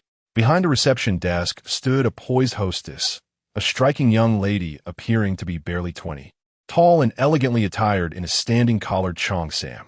Naturally, those selected to be restaurant hostesses possessed exemplary looks and figures.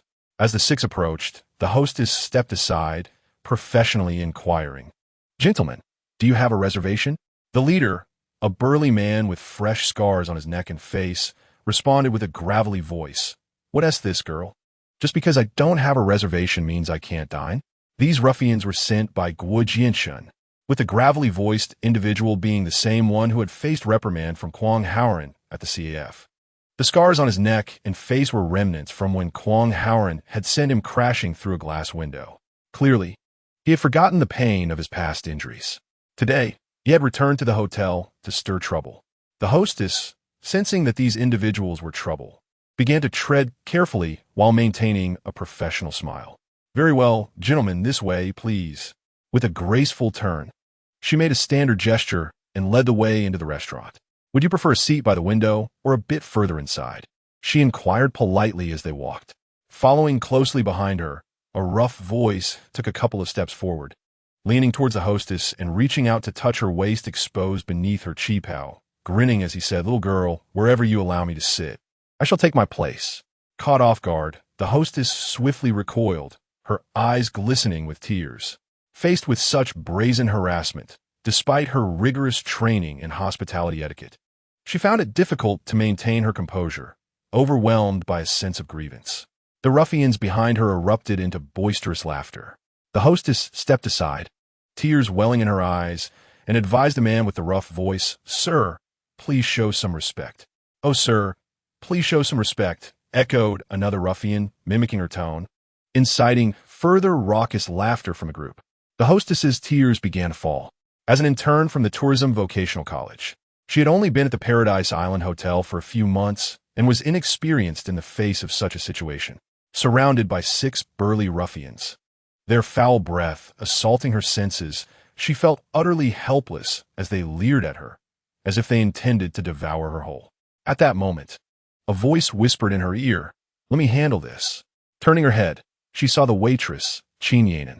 Although Qin Yanan was slightly shorter than the hostess, the formidable aura she exuded made her appear exceptionally dependable. The hostess cast a grateful glance at her. Taking a step back, she handed Qin Yanan the seating card, effectively passing the ruffians onto her. Qin Yanan accepted the seating card and, turning to face the leering men, elegantly gestured, "Gentlemen, this way, please." The ruffians exchanged glances, their eyes widening in surprise. "Not bad. Quite impressive. This girl is even more appealing than the last one. Come on, let us follow her and order." With shoulders squared, they swaggered behind Qin Yanan to a table situated deeper within the restaurant. Gathered around a round table, the 6 men, clad in a variety of attire, took their seats haphazardly without regard for decorum. Qin Yanan, poised and confident, inquired, "Gentlemen, what would you like to eat?" The rough-voiced man leaned back, scrutinizing Qin Yanan. "Little girl, I don't even know what I want. Why don't you tell us what's on the menu?" "Yes, tell us what's available first. Then maybe I'll allow you to give me a hug," chimed in another, prompting another round of laughter from the group. Qin Yanan smirked slightly, unperturbed, and proceeded to list the restaurant's signature dishes from menu. The rough-voiced man randomly selected a few items and instructed Qin Yanan to place the order. One of the ruffians interjected loudly, "Hey, little girl, with looks like yours, why are you working as a waitress here? Why don't you come with me later? I have plenty of money. I can guarantee you'll have the time of your life." Qin Yanan shot him a sidelong glance without responding. Another ruffian piped up, "Little girl, leave your number." Qin Yanan politely replied, "We are not permitted to carry our phones while on duty." Another thug remarked, "Let's add each other on WeChat. After work tonight, I'll pick you up for some barbecue." Qin Yanan shook her head, remaining silent. Amidst the cacophony of harassment, she patiently used the ordering app to finalize her selections and then inquired, "Gentlemen, would you like any main courses?" The raspy-voiced thug, noticing Qin Yanan's deliberate attempt to keep her distance, slyly replied, "What main courses do you have? Bring me the menu to have a look." Qin Yanan handed over the menu and approached the table. Seizing the moment, the raspy-voiced thug pretended to peruse the menu while his hand brazenly groped Qin Yanan's thigh. The others erupted in laughter, as if they had all shared in the same vulgar thrill. Contrary to their expectations, Qin Yanan did not scream or leap away. Instead, she remained composed, casting a cold gaze at the raspy-voiced thug.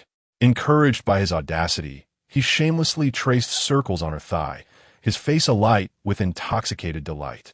From a moment, they entered the restaurant and began to tease the hostess.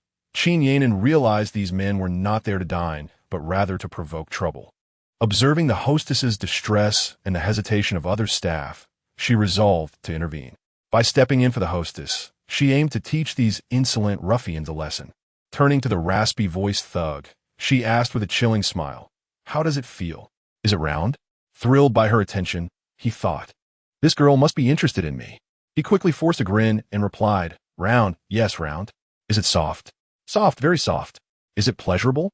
"Yes, indeed, it's delightful." His heart raced with excitement. This beautiful girl was surprisingly accommodating in such a public setting, leaving him feeling as though he were dreaming. The other 5 thugs around him became increasingly agitated with excitement. "Wow, boss, you've hit the jackpot. This girl is something else. Can we call her sister-in-law tonight?" They jeered in unison. The restaurant staff, witnessing Qin Yanan's harassment by the 6 thugs, yet too fearful to intervene, exchanged worried glances. The previously freed hostess hurried to find the manager, while another male server rushed to the security office to summon help. Chapter 66. Are you still enjoying it? The patrons at nearby tables observed the scene with disdain, whispering amongst themselves, "How can they behave like this? Bullying a young girl is utterly unacceptable, so lacking in quality. Should we call the police?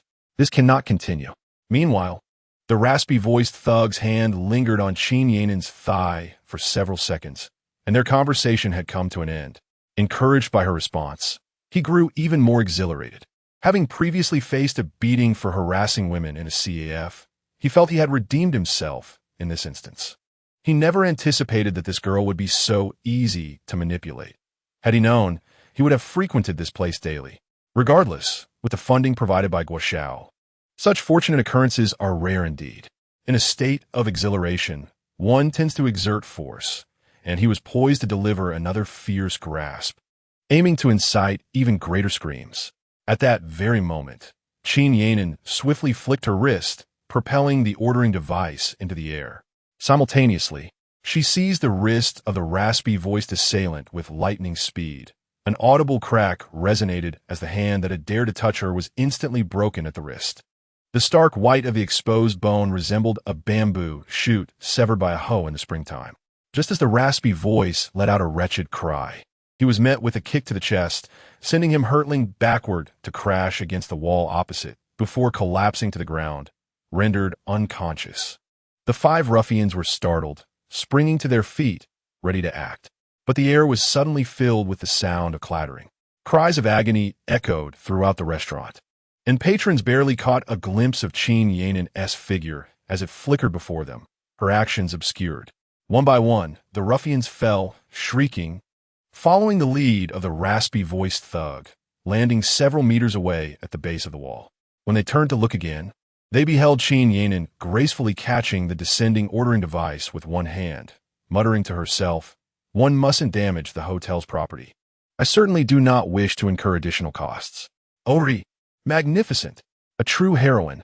The restaurant erupted in a chorus of admiration, accompanied by cheers and applause. Outside the entrance, the dining manager and several security personnel, hastily summoned by the waitstaff, stood frozen in the doorway, taken aback by the spectacle. The hostess rushed forward, enveloping Qin Yanan in a jubilant embrace, bouncing with excitement. "Sister Yanan, you possess martial prowess. How astonishing!" The waitstaff gathered around her, exclaiming in animated praise. "Sister Yanan, you were incredible. I scarcely saw how you brought them all down. How do you move so swiftly? Well done. Those vile ruffians deserved a beating."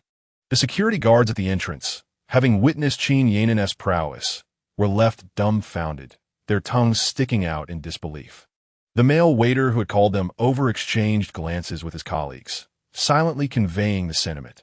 With a force like hers, do we even need to be here? We'd merely be a hindrance. The dining manager approached, gazing incredulously at the groaning ruffians huddled in the corner, his expression a mixture of disbelief and astonishment. Clearly, Qin Yanan had skillfully avoided damaging the restaurant as furnishings, with only a few chairs knocked over. In all his years in the hotel industry, he had never witnessed a waitress so effortlessly subdue 6 thugs. Unsure whether to commend the waitress or to assist the patrons, he found himself at a loss. Qin Yanan, with an air of calm, knew her task was not yet complete. She deftly manipulated the ordering device before striding towards the howling ruffians. At this point, the raspy-voiced thug had regained some composure, grimacing in pain as he clutched his shattered wrist. As soon as the five ruffians caught sight of Qin Yanin approaching, they instinctively recoiled towards the wall, wishing they could meld into it, not daring to utter a single word. These individuals were filled with trepidation, for they had not even discerned how Qin Yanin had struck. Their bodies had been impacted as if by a mighty blow, sending them sprawling like sandbags to the floor. Qin Yanin then approached them, stamping her foot with fervor. The six miscreants felt their hearts tremble violently in response. However, Qin Yanin had lost interest in continuing to punish them. To strike a man already felled was beneath her dignity as a woman. With an air of nonchalance, she perused the data on her ordering device and commanded, "Your total expenditure amounts to 1,260 yuan. Settle the bill." The six ruffians were instantly struck with dread. They had scarcely glimpsed the menu, had not tasted anything, and yet had been assaulted upon their arrival, only to be ordered to pay. How could this petite tyrant be more ruthless than they? Yet, none of them dared to voice a complaint, nor even to utter a sound. All eyes turned to the raspy-voiced man, who held the activity fund from Guojinshan. Ignoring his injured arm, he fumbled in his pocket for his phone and grimaced at the bloodied comrade beside him, saying, "You go and pay the bill. The code is 6/8." Even with a broken arm, he still commanded a semblance of authority. The man crawled to his feet, not daring to glance at Qin Yanin, and hurried towards the bar. Having completed her task, Qin Yanin brushed back her hair that had fallen onto her smooth forehead and slightly shook her ponytail. She coldly addressed the raspy-voiced man at her feet. "How do you feel now, you scoundrel?" "Not well. It hurts like hell," he replied, and his words rang true. Upon hearing his discontent, Qin Yanin raised an eyebrow. The raspy-voiced man quickly corrected himself. "I feel great, truly great." Only then did Qin Yanin take the opportunity to admonish him. "Dare to touch my backside? I am a tiger by birth. Do you understand?" "Yes, I understand now." "I will never dare again," he replied, enduring the pain as he glanced at his mangled wrist, a sense of despair washing over him. His greatest regret in life, he thought, would undoubtedly be the moment he dared to touch the backside of this fierce woman. At that moment, the man who had gone to settle the bill returned, wiping the blood from his mouth as he handed the receipt to Qin Yanin from a distance. Without even glancing at it, she commanded the remaining ruffians, "Be gone. I never want to see you again. If I do, you'll face my wrath once more." "Yes, yes, we shall vanish immediately," they replied in unison. The five ruffians, as if granted a reprieve, hurriedly assisted the raspy-voiced man and scurried out of the restaurant in a hasty retreat. Cheers erupted within the restaurant, intermingled with applause that was somewhat out of sync. Only then did the dining manager approach Qin Yanin, seemingly at a loss for words. At that moment, Joanna, the assistant manager, and Li Muxue, the deputy manager, arrived at the restaurant entrance, having been informed by security of the disturbance caused by a guest in the Chinese restaurant. As hotel managers, they must arrive on site promptly. Especially in such situations, only the highest authorities of the hotel can take the necessary measures to control the circumstances immediately. However, by the time they arrived, the six ruffians had already fled in disarray. Clearly, there was no need for the two leaders to intervene any further. This revelation brought a sigh of relief to Li Muxue and Xiao Lina. The dining manager hurriedly approached to report everything that had transpired in the restaurant to the two leaders. Chapter 67. I am willing to accept punishment at this moment. The guests in the restaurant gathered around Qin Yanin, offering praises, admiration, and astonishment in abundance. Many patrons took out their phones to take pictures with Qin Yanin. They could boast about witnessing such a spectacular scene upon returning home. The waitstaff clustered around Qin Yanin, eager to capture the moment as well. After hearing the dining manager's report, Li Muxue and Xiao Lina felt incredulous. A young woman, seemingly delicate, had single-handedly subdued 6 burly ruffians. One of them even suffered an injury to his wrist. How could this be possible? Exchanging incredulous glances, Li Muxue and Xiao Lina approached the now crowded Qin Yanin. Upon seeing the 2 high-ranking hotel executives, the waitstaff quickly dispersed, tending to their respective duties. Guests gave a thumbs up to the hotel leaders as they returned to their seats, continuing to express their delight while ordering or dining. Several waitstaff righted the overturned chairs and tidied up the tables. Xiao Lina was the first to approach Qin Yanin. She scrutinized the young woman, who was of similar height and age to herself, yet had managed to take down 6 formidable men. Suppressing her curiosity, she asked, "Did you actually strike them?" "They were groping me," Qin Yanin replied defiantly. Xiao Lina struggled to contain her laughter. "But you can't resort to violence." "Huh?" Qin Yanin looked puzzled. Noticing that nearby guests and staff were all ears, Xiao Lina continued, "We are in the service industry. We receive all sorts of guests daily, and we must face various types of individuals. If our staff behaved like you and resorted to violence against unruly customers, wouldn't the hotel turn into a martial arts arena?" As Xiao Lina spoke, some customers shook their heads while others nodded in agreement, though most of the staff displayed expressions of defiance. Qin Yanin replied resolutely, "True, we are in the service industry, but we possess dignity. It does not mean we are inferior. We are not mere servants. Dining is simply dining, and I will not tolerate being disrespected." The receptionist, who had been standing beside her, chimed in, "Indeed, Ms. Xiao. They began harassing me the moment they entered. They were clearly not there to dine. If not for Sister Yanin's protection, who knows what they might have done, although she was merely an assistant." Everyone at the hotel was aware of Xiao Lina's status, since the elder Xiao had fallen gravely ill as the sole descendant of the Xiao family. Xiao Lina had naturally become the sole heir to the family business. The principal enterprise of Old Master Xiao now resides within the grandeur of the Paradise Island Hotel. However, his granddaughter, Xiao Lina, exhibits little interest in managing the establishment. Ever since Li Muxue arrived at the hotel, she has delegated many responsibilities to her. Today, while in the general manager's office deliberating with Li Muxue on how to address the pressing demands of a loan shark company, they received a report of a disturbance in the Chinese restaurant, prompting them to hastily descend. Upon receiving the restaurant manager's report and confronting the situation involving several patrons and staff, Xiao Lina's stance was unequivocally justifiable. From the perspective of a hotel manager, her remarks were entirely fitting for her role. However, a significant part of her discourse seemed aimed at the onlookers present. While Xiao Lina spoke, Li Muxue began to observe Qin Yanin closely. In truth, Li Muxue had taken note of this waitress the moment she entered. She was not unfamiliar with the young woman. Qin Yanin was the central figure in a previous incident involving a missed order on Li Muxue's first day. At that time, the marketing employee Kwang Haoran had assisted her in resolving the issue, securing a recharge of 1.2 million for the guest, and earning Li Muxue a commission of 12,000. Subsequently, Li Muxue decided that the hotel would bear the loss from the undercharged bill, refraining from deducting any amount from Qin Yanin's wages. Her rationale was that, as a new employee lacking independent operational capability, the responsibility for any errors fell upon the hotel and its management, rather than the staff. At that time, Li Muxue regarded Qin Yanin merely as a newcomer and dealt with the matter from a professional standpoint, paying her little mind. However, after hearing the restaurant manager's account of the recent events and witnessing the astonished expressions of those around her, Li Muxue could easily surmise what had transpired. Suddenly, Li Muxue found herself drawing an inexplicable connection between Kwang Haoran's actions at the pancake stall and CAF she had observed earlier and the behavior of the girl before her.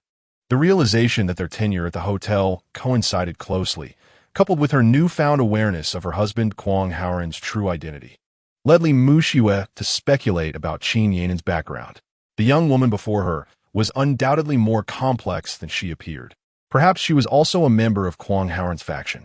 Qin Yanin, appearing to be around 23 or 24 years of age, was of similar stature to Li Muxue, possessing large, expressive eyes, thin lips, and a smooth, rounded forehead that exuded a vibrant vitality. For reasons she could not quite articulate, Li Muxue felt an inexplicable fondness for her.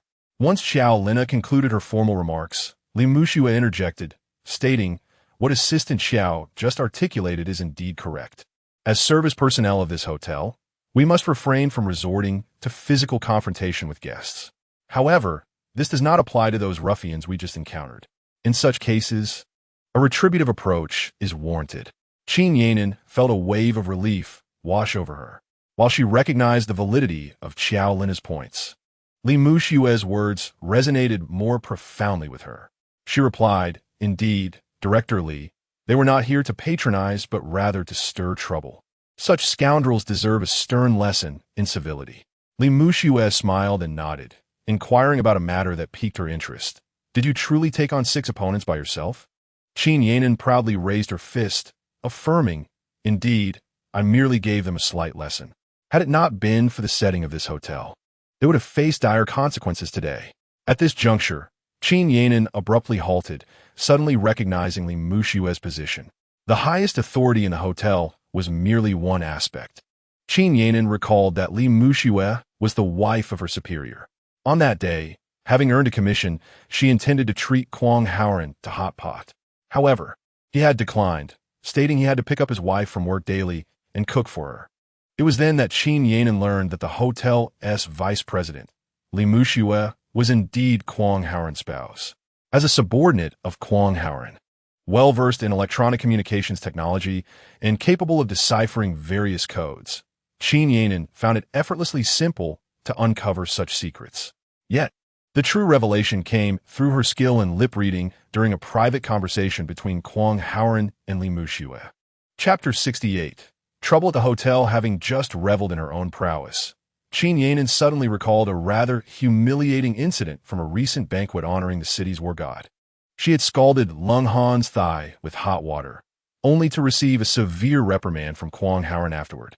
Not only had he chastised her sternly, but he had also made her open a video and stand in the corner for half an hour in front of Lung Han, followed by a sincere apology.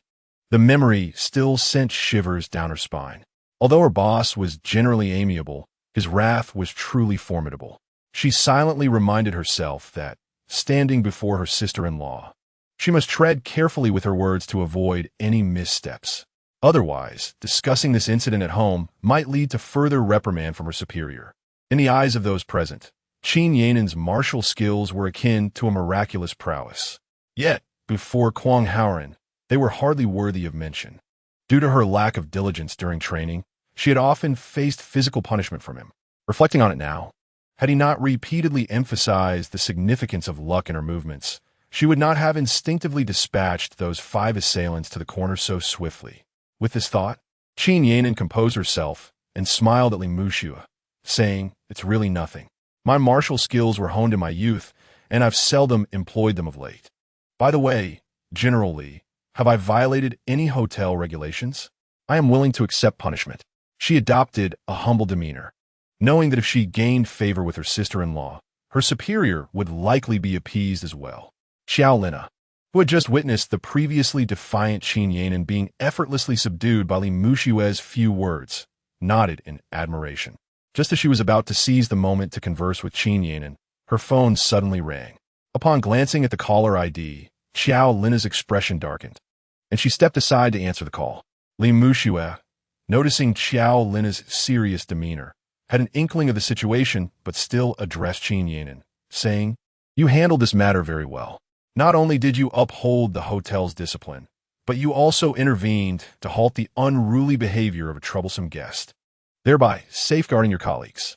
This act of valor shall be duly recognized by the hotel. However, it must be noted that having confronted those ruffians today, they are unlikely to relent easily. From now on, one must exercise extra caution when entering and exiting the hotel. After all, as a young woman, safety must always be a priority." Li Muxue's heartfelt words stirred warmth within Qin Yanin. She gazed at Li Muxue and nodded. "Rest assured, Ms. Li, I shall be careful. As for the recognition you mentioned, let's set that aside. Assisting my colleagues is simply my duty. Moreover, if you were to publicly commend me, it would deter any male employees from approaching me in the future. Indeed, which boy would dare to court such a girlfriend? A single disagreement could lead to being kicked out of the door. Just the thought is daunting." "Oh, I hadn't considered that." Li Muxue chuckled at Qin Yanin's self-deprecation, joined by the restaurant manager and the receptionist in laughter.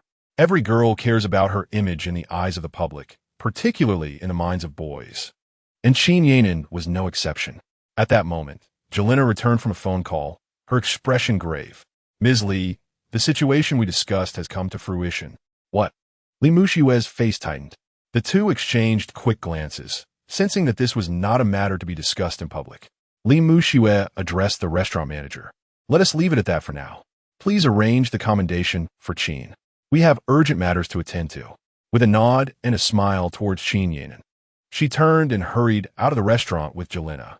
Qin Yanin observed the serious expressions on Li Muxue and Jelena, realizing that this was the first time she had seen them so solemn.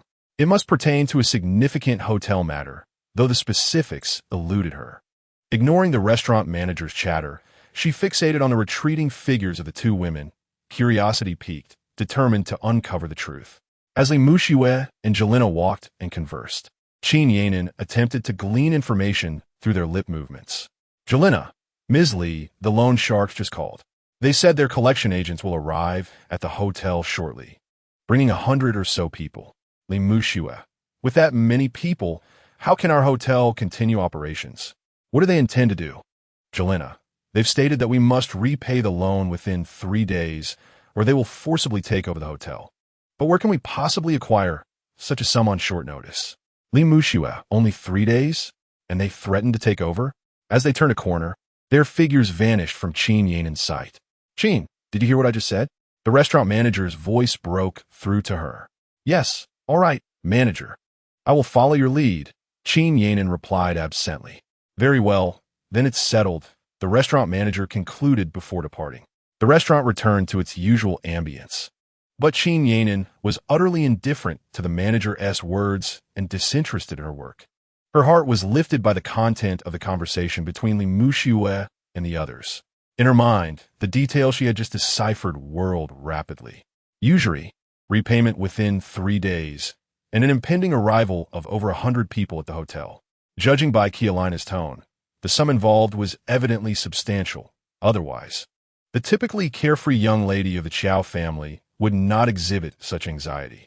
Qin Yanin pondered the gravity of the situation and sought a secluded spot to dial Kwang Haoran's number. Boss, it's me. The hotel may be in trouble. What trouble? Why the alarm? Qin Yanin briefly recounted the earlier chaos caused by a few thugs, which she had managed to disperse. Shortly thereafter, Xiaolina received a phone call and hurriedly departed with Li Muxue. She relayed the information gleaned from their lip movements to Kwang Haoran in detail. Kwang Haoran inquired, over 100 people? What is the amount involved? Qin Yanin shook her head. I couldn't ascertain that, but it seems the figure is not insignificant. Both sisters looked quite grim. It appears to be quite troublesome. Kwang Haoran instructed over the phone, all right, I understand. Stay alert to any activity at the hotel, and report to me immediately should anything arise. Understood, boss, Qin Yanin replied succinctly. After ending the call with Qin Yanin, Kwang Haoran, who was discussing matters with Lung Han at the Yungong Villa, wore a contemplative expression. Based on the information provided by Qin Yanin, he had a thorough understanding of Tianlang Island Grand Hotel and the Chow family's enterprises. For the members of the Tianlang squad, both Kwang Haoran and Qin Yanin were employed there. They had comprehensively grasped the hotel's background and circumstances the moment they decided to engage. Furthermore, with Xiaolina being Li Muxue's close friend and having invited her to oversee the hotel's operations, Kwang Haoran, whether as a leader or a husband, ought to have done his due diligence on this front. In his mind, Kwang Haoran organized the history of the Chow family's rise. Chapter 69. The billionaire who rose from humble beginnings. The Chow family was not a hereditary lineage of the capital. The founder, Old Master Chow, epitomized the self-made man. A grassroots triumph. Originating from the rural outskirts of the capital, Old Master Chow was among the first generation of migrant workers to venture into the city. As a teenager, young Chow arrived alone in the capital, armed with a trowel. With his quick wit, industriousness, and keen insight, he advanced from a humble mason to a small contractor, gradually establishing his own construction team through relentless effort over decades. From that once diminutive mason, he transformed into the owner of a sizable construction company within the capital, securing numerous projects each year and amassing wealth amounting to hundreds of millions. During this period, he married and had a daughter, Xiaolina. Despite his efforts, Old Master Chow was unable to continue his lineage, so he resolved to cultivate his only daughter as his heir. After accumulating a certain level of wealth, Mr. Chow, due to years of socializing at banquets, found his health deteriorating. Alcohol not only ravaged his liver, but also led to an early diagnosis of cancer. Fortunately, with some financial resources at his disposal, he managed to temporarily control the spread of cancer cells through chemotherapy. However, the doctor advised him that he must bid farewell to alcohol henceforth. This sudden turn of events compelled Mr. Chiao to confront the issue of his family business's succession. Having fathered a daughter only after the age of 40, he cherished Xiao Lina as his most precious gem, providing her with the finest education and a comfortable lifestyle. Like a little princess, Xiao Lina's life did not differ much from those of other affluent girls. Yet, unlike Mr. Chiao, she harbored no interest in managing a business. Mr. Chiao, too, believed that his daughter was ill-suited to inherit his enterprise. The construction industry he was involved in, characterized by steel and concrete, with its dusty work sites filled with the sweat and coarse shouts of men, was inherently unsuitable for a girl. Even the corporate milieu, it was a rugged jungle dominated by men, where a young woman would be akin to a small rabbit in the jaws of a tiger. For instance, negotiations for project contracts typically unfolded over drinks, with each contract relying on the ability to break down barriers through alcohol.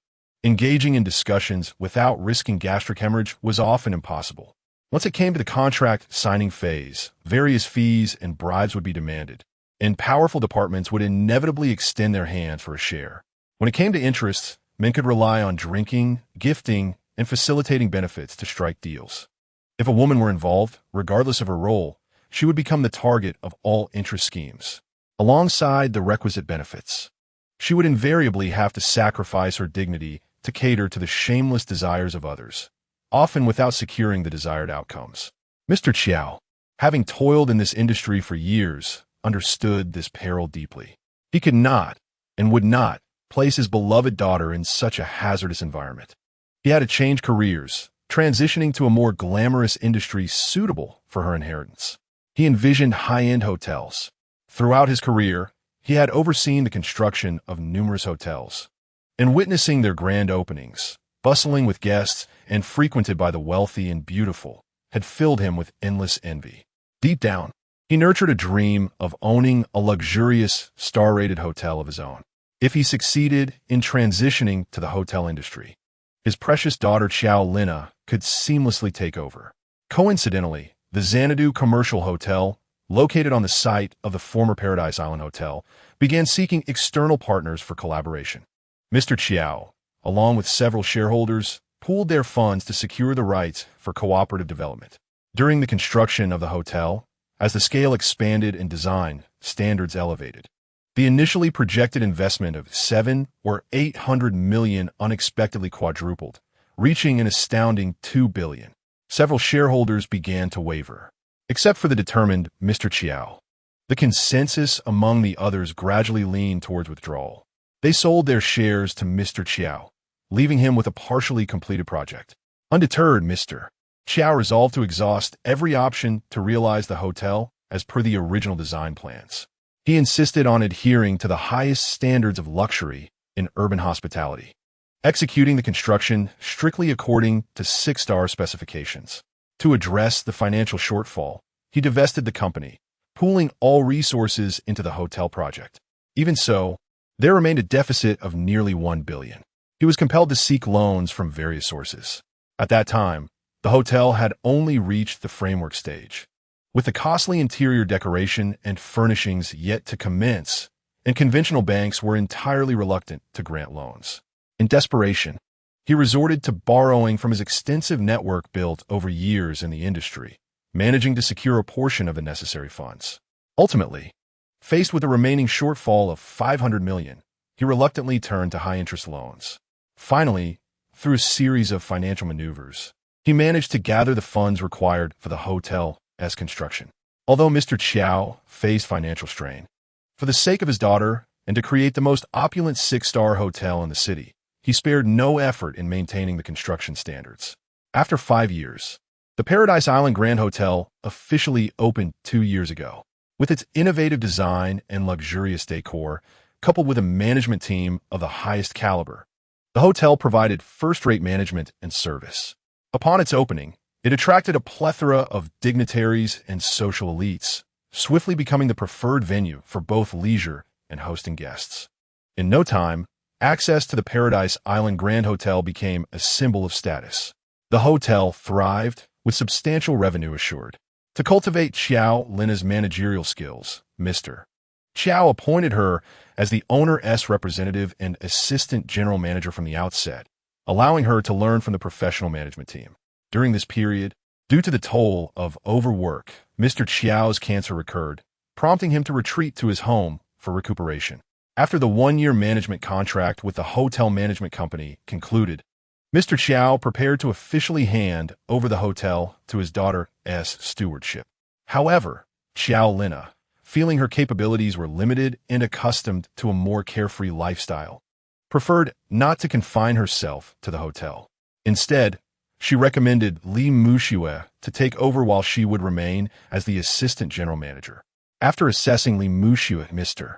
Qiao acknowledged her capabilities and candidly disclosed the hotel's financial status, external debts, and challenges to her. It was initially presumed that Li Muxue, being 3 years older than Xiao Lina, might be deterred upon learning of the hotel's substantial debts. Yet after thorough consideration, she agreed to take on the hotel's management. As for the particulars of their discussions, Kwang Haoran did not inquire further. However, it was evident that Li Muxue's acceptance of this formidable challenge was a significant endeavor. Now that Li Muxue has taken over Paradise Island Hotel, the enormous usury facing the Qiao family is no longer solely their concern. To act for others, is that not a betrayal of loyalty? Kwang Haoran silently resolved within himself. Chapter 70. Housekeeper Yunlong within the Yun Palace Villa. Lung Han, upon hearing Qin Yanan's voice on the phone, set down his device and fell into a long contemplation, realizing that his superior was grappling with a significant decision. After years of following Kwang Haoran, he understood him well. It was only when Kwang Haoran lifted his gaze, his eyes glimmering with determination, that Lung Han knew a resolution had been reached. He then inquired, "Boss, what do you need me to do?" Kwang Haoran did not respond directly but asked, "What were we discussing just now?" Lung Han replied, "We were talking about the nearly completed registration of our investment company. The next step is to determine the investment direction and specific projects." Kwang Haoran then asked, "By the way, what is the name of our housekeeper?" "His surname is Yun, with the single name Long," Lung Han elaborated. 8 years ago, Yun Long was also a member of the Overseas Combat Unit. However, during a mission, he sustained an injury to his left chest.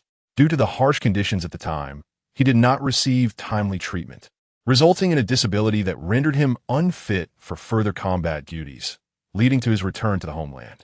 This time, the organization has assigned him to manage the Yun Palace Villa as the housekeeper, fully devoted to providing logistical support for you.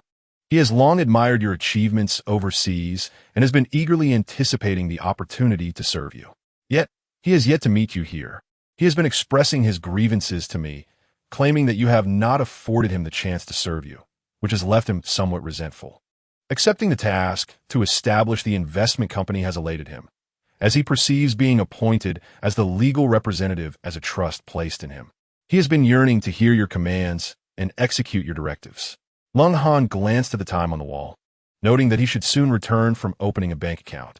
Kwang Haoran nodded. The reason for registering in his name is precisely because he is dependable. You, as the renowned warrior, should not make public appearances. Hence, he is the most suitable candidate. Unable to contain his curiosity, Lung Han asked, "Boss, what do you plan to do next?" "Invest." Kwang Haoran rose, slowly approaching the window to gaze at the vibrant flowers blooming in the courtyard, and softly replied, "Lung Han, we have known each other for many years. You should comprehend my character." Lung Han also stood, joining him by the window, their eyes cast outward. After a prolonged silence, he shifted to a more familiar tone. "I understand that you are concerned about the billions overdrawn on the Black Dragon card. You do not wish for it to remain unresolved. You desire to fill that void." Kwang Haoran was not surprised by Lung Han's words. On the contrary, if even Lung Han failed to grasp this aspect of him, that would indeed be puzzling. Lung Han continued, "Moreover, your affection for your wife and child surpasses that of an ordinary man. During the 5 years abroad, You did not fulfill your duties as a husband and were absent from your child's growth, leaving you with a profound sense of guilt. You wish to make amends by any means possible. The most commendable approach is to seize the opportunity during your time in the country to spend as much time as possible with them. Furthermore, through your own endeavors, strive to earn a substantial amount of money to ensure they can lead the most fulfilling lives. This, indeed, reflects your innermost thoughts, does it not, my friend? Cole Haan, speaking from the depths of his heart, glanced sideways at his childhood companion. Upon hearing this, Kwang Howren turned to him and gently patted Cole Haan's shoulder, acknowledging his understanding. Cole Haan, blushing, smiled shyly. Kwang Howren continued, however, you have only captured part of the truth. In addition to that, I have further plans. The profits we acquire from our investments, aside from repaying any debts and providing ample savings for both of them, can also be allocated as special funds for our team's activities, as well as subsidies for team members facing familial difficulties. Although the organization has its arrangements, having these dedicated funds would provide our members with greater peace of mind. Upon hearing this, Cole Haan's eyes sparkled with realization. So this was the leader's vision. No wonder the brothers were unwaveringly loyal to him. With such a leader, what could they possibly fear?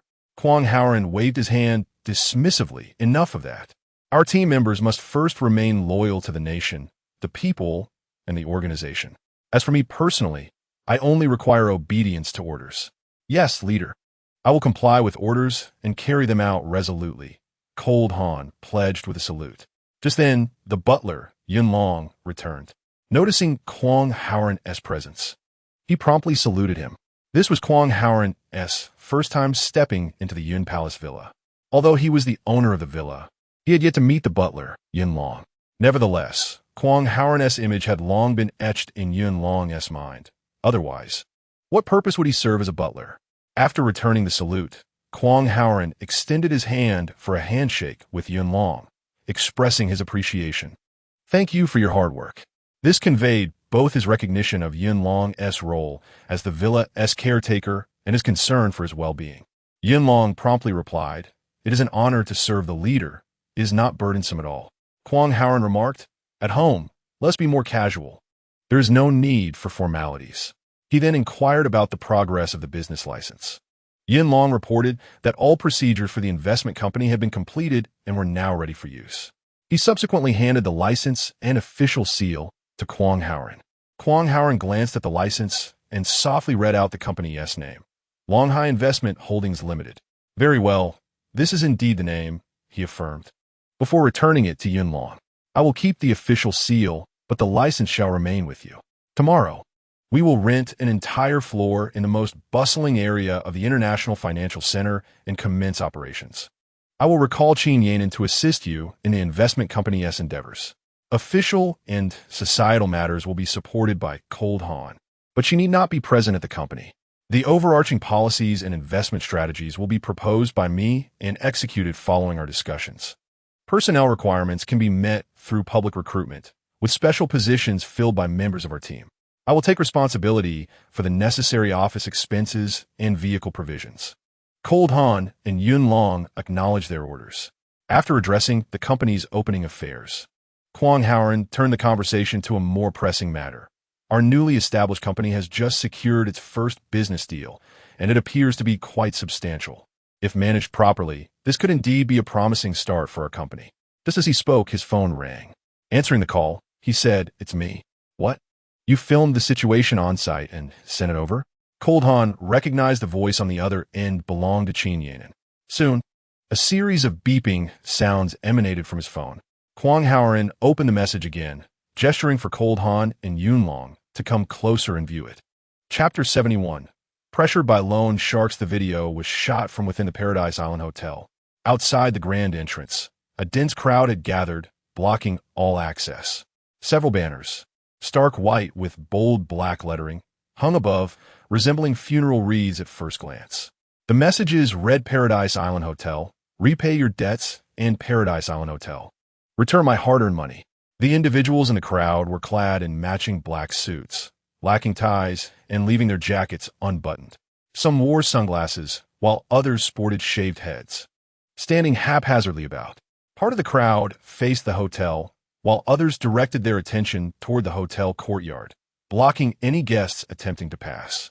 Inside and outside the hotel lobby, patrons clamored to enter and exit, some seeking to file complaints with hotel staff, others capturing the chaos on their phones, and anxious guests engaging in heated debates with the blockade outside. The video depicted utter turmoil surrounding the hotel. Upon viewing it, Cold Han and Yunlong realized that the Paradise Island Hotel was entangled with debt collectors from the underworld. The footage clearly illustrated their typical method of violent collection. Generally, loan sharks operate under the shadow of organized crime. Such violent tactics are a fundamental approach utilized by those masquerading as small loan companies to conduct high-interest loan transactions. Those willing to lend at exorbitant rates fear not the prospect of non-repayment, but rather the hesitation to borrow. These individuals, cloaked in the guise of financial institutions, misuse their unlawfully acquired wealth to engage in usurious lending, brazenly bringing underground high-interest loans into the open. For many businesses lacking access to banks or other legitimate financial institutions, or those without substantial collateral, illegal loans are offered at rates exceeding those of conventional lenders by several multiples. These funds are primarily sought by small to medium enterprises or individual proprietors. Due to their lack of hard collateral, banks and traditional financial institutions decline to extend credit. Yet, their demand for capital remains insatiable. Often, just like the venerable Paradise Island Hotel, these businesses find themselves in dire need of funds. If they are unable to secure financing, previous investments or crucial orders may be lost. In the interest of survival and the continuity of projects, many are compelled to take desperate risks, borrowing from these loan sharks. These beleaguered business owners, fully aware that high-interest loans are akin to licking a knife's edge or drinking poison to quench thirst, find themselves with no choice but to proceed. However, in any business endeavor, risks are inexorably intertwined. The outcomes of such ventures inevitably oscillate between life and death. Apart from a select few entrepreneurs who manage to resurrect their fortunes, promptly mitigate their losses, or cleverly shuffle resources to repay usurious loans, there exists a grim reality for many who ultimately succumb to the predatory nature of high-interest lending. Behind the facade of this bustling city, tragedies unfold daily, marked by bankruptcies, suicides, and families torn apart, all stemming from the inability to repay exorbitant debts. It would be unjust to solely blame financial institutions such as banks for their perceived callousness. They adhere to stringent protocols and lending criteria. Through years of experience and hard-earned lessons, the banking sector has gradually established a comprehensive framework aimed at minimizing risk. After all, banks are businesses that also require effective management, and they too have encountered failures, leading to the inevitable emergence of substantial non-performing loans. However, for small lending companies with ties to the underworld, such concerns are trivial, as they possess their own methods. Their tactics generally encompass the following. The first approach involves targeting simple sole proprietors or small business owners, bombarding the borrower's friends and family with threatening phone calls, creating a cacophony of pressure through public opinion that compels the borrower to repay swiftly. The second method entails enlisting individuals from the underworld to blockade the debtor's home, resorting to intimidation through graffiti, public demonstrations, and other forms of non-physical coercion. The third strategy involves the public exposure of the debtor's information, leveraging media and social platforms to disseminate negative portrayals, thereby instigating harassment and pressure. The fourth is a common illegal tactic employed by the underworld, which includes restricting personal freedom through means such as confinement in cages, physical assault, intentional harm, and illegal detention to facilitate debt collection. What is currently unfolding at Paradise Island Hotel is evidently a manifestation of such tactics. After viewing the video, Lung Han turned to Kwang Haoren and remarked, "Boss, isn't that Paradise Island Hotel? The one we dined at during the city's banquet? Its management and service were commendable. How could such a situation arise?" Kwang Haoren furrowed his brow, deep in contemplation. Until he had a definitive answer, he would refrain from jumping to conclusions. This was a fundamental quality of a leader. Lung Han pressed on, "Boss, my sister-in-law is the general manager there, and now this crisis has arisen. What should we do?" Although Yun Long remained silent, He too cast an expectant gaze toward Kwang Howren. Kwang Howren picked up the phone and gestured to the two of them, saying, "Let me first ascertain the situation at the hotel, and then follow my instructions before taking any action." "Understood, boss," they replied in unison. Inside the Paradise Island Hotel, in the general manager's office, Li Muxiue and Xiaolina each held their phones, incessantly making calls. "Hello, Dad. We are currently surrounded by individuals sent by loan sharks outside the hotel. Guests cannot enter or exit. They are pressuring us to repay the money within 3 days. What should we do?" Kialina's voice trembled with urgency. "Yes, Dad. Please call someone for assistance. If this continues, the hotel's reputation will be ruined." As Li Muxiue put down the incessantly ringing phone, she anxiously inquired, "Muxiue, what did the security department say?" Li Muxiue shrugged her shoulders. A hint of helplessness in her demeanor as she replied, "I initially contacted the local police station responsible for our area. They first dismissed it as an economic dispute, claiming it was beyond their jurisdiction. I then reported the matter to the Public Security Bureau's Law Enforcement Division. After inquiring about the situation, they too asserted it was an economic issue, stating that regulations prohibit their involvement in such matters. Since there has been no personal injury, they found it inconvenient to intervene. I argued with them, explaining that over 100 individuals were blocking the entrance of the hotel, disrupting its normal operations, which constitutes a criminal act of disturbing public order. Furthermore, as the situation escalates, a conflict may arise, leading to personal injuries. By that time, it would be too late for them to act. After my persistent insistence, the division called the police station again to dispatch officers. They assured me that someone would be sent over shortly. Upon hearing this, Xiaolina felt a wave of discouragement wash over her. Address the situation? Their words clearly indicate a desire to evade responsibility. Li Muxiue offered comfort. This is somewhat inevitable. There are complexities here that we are unaware of. It seems that relying solely on the security department will not resolve the issue. According to their explanation, even if officers arrive on the scene, as long as the other party does not engage in vandalism or cause personal harm during the blockade, they cannot take any coercive measures. Xiaolina, feeling increasingly anxious, exclaimed, "What should we do? We cannot allow them to continue blocking the hotel entrance indefinitely. Is there no law left to uphold?" Chapter 72. Robbery Tactics. Li Muxiue reassured Xiaolina. "For now, we cannot dwell on legalities. Such matters cannot resolve the immediate crisis." She then inquired, "What has your father said?" Xiaolina raised her phone, stating, "My dad mentioned he is currently trying to communicate with the other party through some connections he has in the underworld. For now, we must rely on these individuals, as they are familiar with the opposing side and may be able to negotiate a compromise, even though it will undoubtedly come at a significant cost." Li Muxiue nodded and took a seat opposite Xiaolina, perplexed. How did things escalate to this point? Xiaolina shook her head and sighed. This situation appears to be a trap, and a rather elaborate one at that. A trap? Li Muxue's heart tightened. Xiaolina nodded. "Initially, when our family constructed this grand hotel, we borrowed 500 million in high-interest loans from 3 small lending companies, agreeing to a repayment plan based on a 3% interest rate with equal principal and interest payments. Since the hotel opened, we have repaid over 400 million, believing we were nearing the end of our obligations. However, yesterday my father received a call stating that the loan contract we signed contained errors. The repayment method was not equal principal and interest, but rather interest first, followed by principal. This means that the over 400 million we repaid over the past 2 years has been counted solely as interest, while the original 500 million principal remains untouched.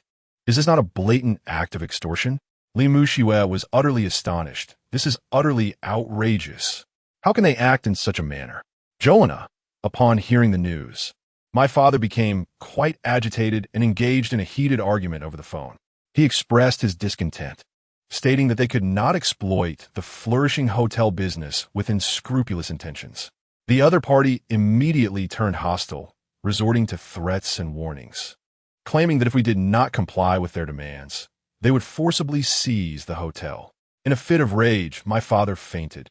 Li Muxiue anxiously inquired, "Is he all right?" Jolena shook her head, relieved to report that a doctor, whom we have employed for years, arrived promptly and managed to stabilize him. Upon regaining consciousness, my father confided in me that those individuals from the underworld were clearly eyeing our prosperous hotel business, plotting nefarious schemes against it. Their breach of the original contract was nothing short of deceitful, devoid of any sense of reason. Li Muxue questioned, "Since we have a contract, can't we take them to court? How can they simply nullify it?" Jolena replied, "I voiced the same concern to my father at that moment. Why don't we pursue legal action against them?" "What did your father say?" Li Muxue pressed further. Jolena shook her head. "It's futile." "Why? Were they threatening you?" Li Muxue speculata. Jolena looked at her and said, "You and I share the same naivety and kindness. Even my father, who has navigated the business world for years, is no different. What does naivety have to do with this?" Li Muxue asked, puzzled. Jolena continued, "My father explained that, according to the loan agreement with the microfinance company, both parties had signed a contract. After my father signed and sealed the document, they insisted on taking it back to affix their own seal. However, the next day, they failed to return the contract, yet they proceeded to disperse the funds as agreed. When my father inquired about the contract, they dismissed it, asserting that since the funds had been released, the contract was irrelevant, claiming to be honorable individuals. My father repeatedly requested the contract, only for them to eventually state that it contained several violations of financial regulations, such as interest rates exceeding legal limits. They expressed concern that if the borrower held the contract, they might face legal repercussions later. They insisted it was merely a matter of borrowing, stating that as long as repayments were made on time, the contract held no significance. My father, finding their reasoning plausible and understanding their apprehensions, ceased to insist on our rightful contract. He thought that since the funds had been dispersed and we would repay diligently without defaulting, they would not resort to litigation. Little did we know, our honest actions would be exploited by these underworld figures. Now, they leveraged our lack of a contract to unjustly interpret and nullify it, claiming that repayments should first cover interest before addressing the principal. Ultimately, they even asserted that my father had used the Paradise Island Hotel as collateral for the loan, threatening to reclaim the hotel should we fail to make timely repayments. Is this not akin to robbery? At this point, Li Muxue was seething with indignation, exclaiming, "How can such brazenly rogue behavior exist in this world? It is nothing short of blatant theft." Jolena, with a look of resignation, remarked that despite my father's extensive experience in the construction industry and his encounters with various individuals, he had never encountered such a brazen act of banditry. Listening to the implications in my father's words, I find myself at a loss for immediate solutions. He has long been unwell, and now with the emergence of such troubling circumstances, what are we to do? Li Muxue exclaimed in frustration, "These wretched underworld dealings are utterly intolerable. The hotel has fallen victim to their exorbitant loans, and without any contractual agreements in hand, this is nothing short of brazen robbery." Seeing Kialina's expression of despair, I realized that merely venting our anger would yield no results. So I quickly reassured her, "Given the situation, let us each ponder potential solutions. Surely we will find a way. My primary concern remains your father's health. The last time I saw him, I sensed he was not in good shape. And with this added burden, you must encourage him to remain calm.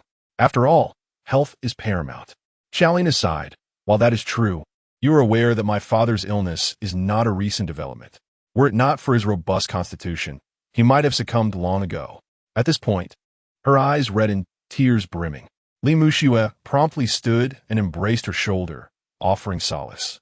After a moment, still preoccupied with our predicament, she inquired, "But why have those individuals suddenly acted this way? Your family has consistently repaid their debts, both principal and interest, without interruption. Why the pressure now?" Xiaolina made an effort to compose herself and looked at Li Muxue. "This matter is indeed perplexing. Early this morning, both my father and I received calls from the small loan company, informing us that the 500 million in loans originally belonging to 3 lenders had been transferred to some collection agency."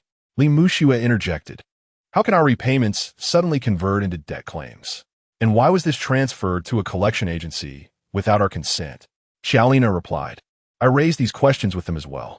They stated that this was a matter between them and the collection agency. and the transfer of debt does not require our approval. Our consent is irrelevant. What is the name of this collection agency, and what is their background? Li Muxue sought to find a potential avenue for resolution. Chapter 73. Seeking solutions. Once more Xiaolina shook her head. The events unfolded too abruptly. I know only this much. Her expression dimmed as she continued. Ultimately, this situation falls on me. How can you blame yourself? This matter is unrelated to you, Li Muxue said, observing Xiaolina's troubled thoughts and hastily attempting to console her. Xiaolina offered a bitter smile. Were it not for my sake, my father would not have sold his thriving construction company and left his familiar industry. He would not have ventured into the unfamiliar realm of the hotel business, nor would he have forsaken a life of affluence with billions in bank savings to take on such high-interest loans. If only we could return to the past. I would prefer if my father hadn't embarked on this hotel venture. Even if it meant a life of hardship, it would spare us this torment.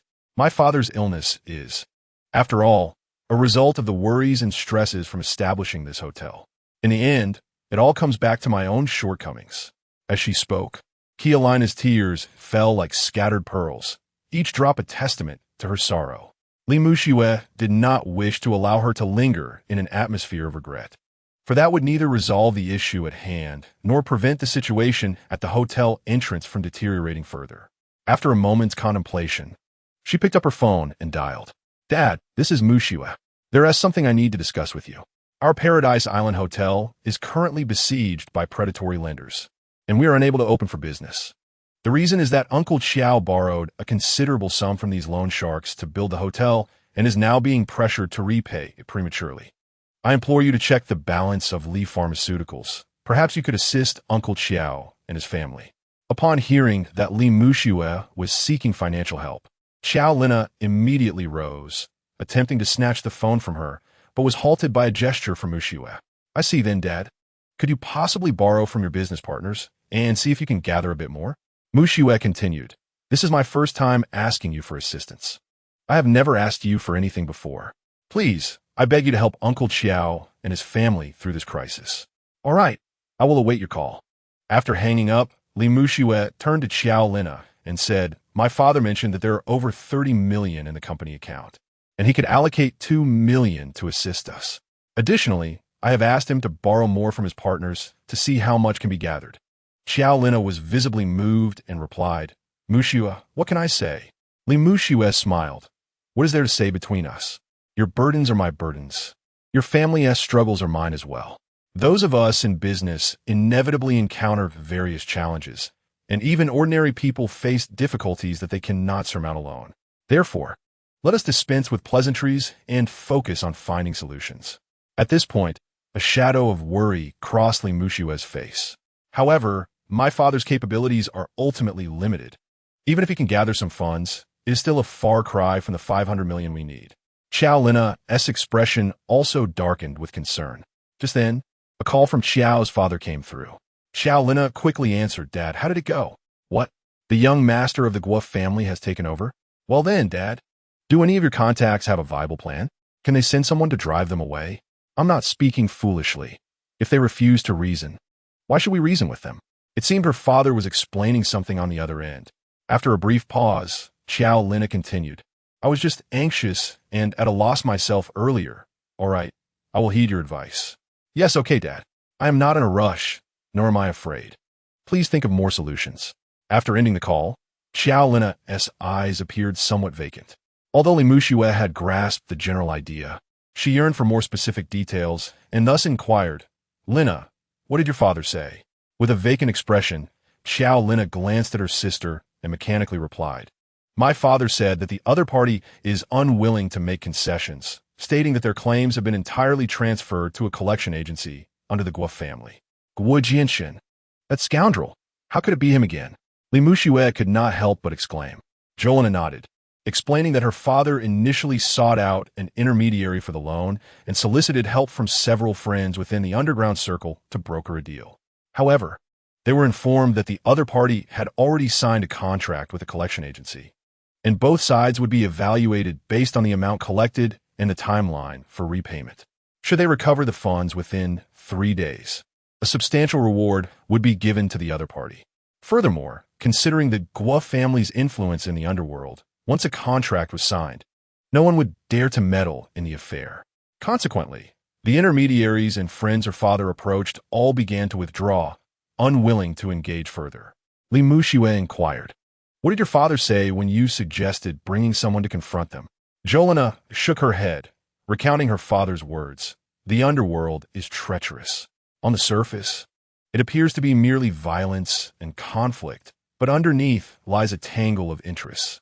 Each time they deploy their people, it is at a fixed price, costing a certain amount per individual. The rates for street work and fighting differ. Should anyone be injured or disabled, the subsequent medical expenses and support costs are exorbitant. My father explained that these measures are often resorted to when men in the business world cannot resolve matters through negotiation. Ultimately, it boils down to who has deeper pockets and stronger backing. The individuals my father knows are mere small fry in the underground world. Even though they command a group of dozens, they pale in comparison to the Guo clan, which boasts hundreds. Moreover, the moment they heard that the Guo family was involved, no one dared to take a stand. My father warned that if we entertained such thoughts, we might find ourselves betrayed before any confrontation even commenced. Upon hearing this, Li Muxiue's eyes widened in shock. It was evident that the underground world operated under such stringent rules, particularly now that Guo Jianxin was involved, leaving them with even fewer options. Jolena continued, "My father, fearing I might crumble under the pressure, kept reassuring me over the phone to remain calm and not to worry, promising that he would handle the situation. Yet, I understood that he had exhausted all conceivable options and reached out to everyone he could. With his health deteriorating, I did not wish to burden him further. However, I felt utterly helpless, realizing I had no solutions at all." At this point, Jolena could no longer contain her tears, her sobs echoing throughout the spacious office. Li Muxiue gritted her teeth in anger, exclaiming, "That bastard Guo Jianxin is always involved in every misdeed.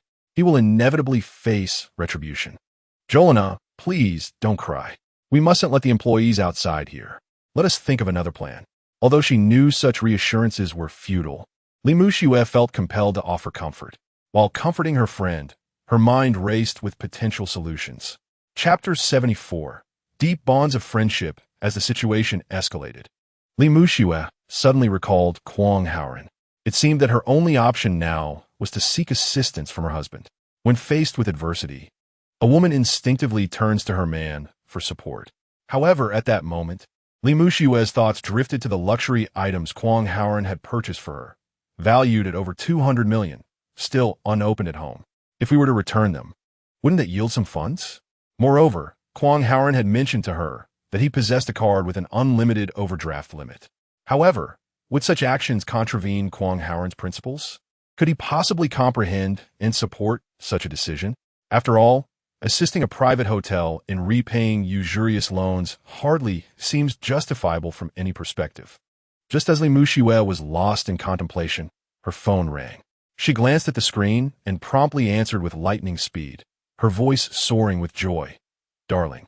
In that fleeting moment, Li Muxiue found herself a believer in the notion of a spiritual connection between beloveds.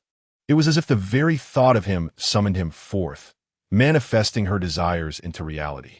Beside her, Xiaolina was initially startled by Li Muxiue's swift response, only to be further taken aback by the sugary, intimate address. In Qialina's memory, this was the most excited and tender moment she had witnessed during Li Muxiue's calls with Kwang Haoren, as if she had been longing for this moment for ages. Xiaolina's mood was inevitably uplifted by Li Muxiue's exuberance. She halted her tears, wiped her eyes, and cast a look of astonishment at her dear friend. Li Muxiue, holding the phone to her ear for a moment, immediately inquired, "Darling, how did you know?" Then conceding, she added, "Or I won't ask. Reporting to the police is futile. We have already done so. They have repeatedly evaded responsibility, claiming it to be an economic dispute, asserting they have no authority to intervene. After much negotiation, they promised to send someone over, yet thus far, not a single soul has appeared." As she spoke, she glanced at the surveillance footage on her desk. To her surprise, 2 officers had indeed arrived, clearly there just to fulfill their duty. "Once we finish our call, I shall go down and meet them. Darling, let me be candid with you. This entire situation is evidently a scheme orchestrated by the usury company. They have seized a contract that should have been delivered to the Chiao family, citing problematic clauses as justification. Indeed, the Chiao family has received not a single contract. As Lena recounted, the old master was in desperate need of funds, and the other party promised the money would be deposited the next day, thus considering the contract automatically fulfilled. After multiple requests, they consistently concocted various excuses to withhold it. Precisely, the funds have been exhausted, and they have yet to receive anything. Exactly. Now, the Chiao family finds themselves entirely passive, allowing them to distort, amend, or even tear up the contract at will. This is the current predicament. They have labeled the $400 million the Chiao family repaid over the past 2 years as mere interest, without reducing the principal by even a penny. Is this not a blatant appropriation of the hotel as their personal cash machine? Even more outrageous is their demand for the Chiao family to repay all loans within 3 days, or they will forcibly seize the hotel. Indeed, when the old master borrowed the funds, he used the hotel as collateral, which they are now leveraging as intimidation. Furthermore, my dear, guess who the 3 small loan companies transferred their $500 million loan collection rights to this morning? Yes, it was Guo Jianshun and his associates. You truly are remarkable, instantly hitting the nail on the head. It is no wonder that the Guo family is the most formidable dark force in the underground world of the capital. Well, my dear, I have conveyed everything. There's an idea I wish to discuss with you. All right, I shall proceed. At this juncture, Li Muxue cast a glance at Xiaolina, turned her back, and lowered her voice, saying, Darling, not long ago, you purchased luxury items from 5 major brands for me, didn't you? I would like you to return those items. On the other end of the phone, there seemed to be an attempt to dissuade her. Li Muxue twisted her body. I refuse. You know well that I have little interest in such things and do not care to compete with others. Given that Lena's family is currently facing such unfortunate circumstances, we ought to lend her a helping hand. Furthermore, I have already spoken to Dad, and he has agreed to lend us $20 million and is also looking for partners to find a way to secure some advance payments. If you return those items, it should amount to at least $200 million, which would resolve half of our financial needs. As for the rest, at this point, Li Muxue paused, unable to continue. The overdrawn card not only involved Kwang Haoran's secrets, but also pertained to the discipline of the Secret Warfare Department. Based on her understanding of Kwang Haoran, it was absolutely impossible for him to violate discipline concerning the high-interest loan related to the Paradise Island Hotel. Even so, Xiaolina had already listened intently. She stepped forward, snatched the phone from Li Muxue, and shouted into the receiver, Brother-in-law, do not heed Muxue's nonsensical words. The hotel is indeed surrounded, and the pressure from the loan sharks is a reality. However, my father has assured us that he has a solution. This is a family matter, and we will find a way to overcome the current difficulties. You have worked so hard abroad to earn that money and bought gifts for Muxue. How can you simply return them? After all, it's a token of your affection for her. Do not listen to her. We will find a way to resolve the hotel issue, so please do not do anything foolish. Before Xiaolina could finish her outburst, Li Muxue snatched the phone back. Darling, are you still listening? That's good. I'm speaking seriously. If you truly love me, you must do as I say. The sooner, the better. Let us get it done today. I beg you, my dear. In an unprecedented display of charm, Li Muxue earnestly pleaded with Kwang Haoran through the phone. Xiaolina attempted to reclaim the phone once more. Li Muxue pressed the hang-up button, terminating the call and raising her phone high. She had passed the dilemma onto Kwang Haoran. Xiaolina, frustrated, stamped her foot. Muxue, if you continue like this, I shall be very upset. Li Muxue tucked her phone away and addressed Xiaolina. Lena, in such times, we need not stand on ceremony. Since those items were bought for me by Haoran, it is only fitting that I decide how to dispose of them. Moreover, those are merely luxury goods, consumables that will not generate profit while sitting idle. It is far better to convert them into capital to contribute to our hotel. Xiaolina, feeling helpless, bit her lip, and after a moment of contemplation, looked at Li Muxue with gratitude and said, Muxue, you are the best friend I have ever had in my life. Your willingness to sacrifice everything for me leaves me at a loss for words. If we can successfully navigate through this matter, the Paradise Island Hotel shall belong to both of us, equally divided. Chapter 75. A sudden inspiration upon hearing Jelina's remarks. Li Mushue's expression turned serious. Jelina, you underestimate me. It is only natural for sisters to assist one another in times of difficulty. This hotel is an asset bequeathed to you by the old man, and we must spare no effort to prevent those scoundrels from taking it away. Once we have weathered this crisis, we should invest more resources into treating the old man's illness, allowing him to live a few more years. That is what you ought to do. My father has always urged me to return to Li Pharmaceuticals, wanting me to take over his position. Had it not been for their disdain towards Kwang Howren and their continuous exclusion of me, I might have agreed.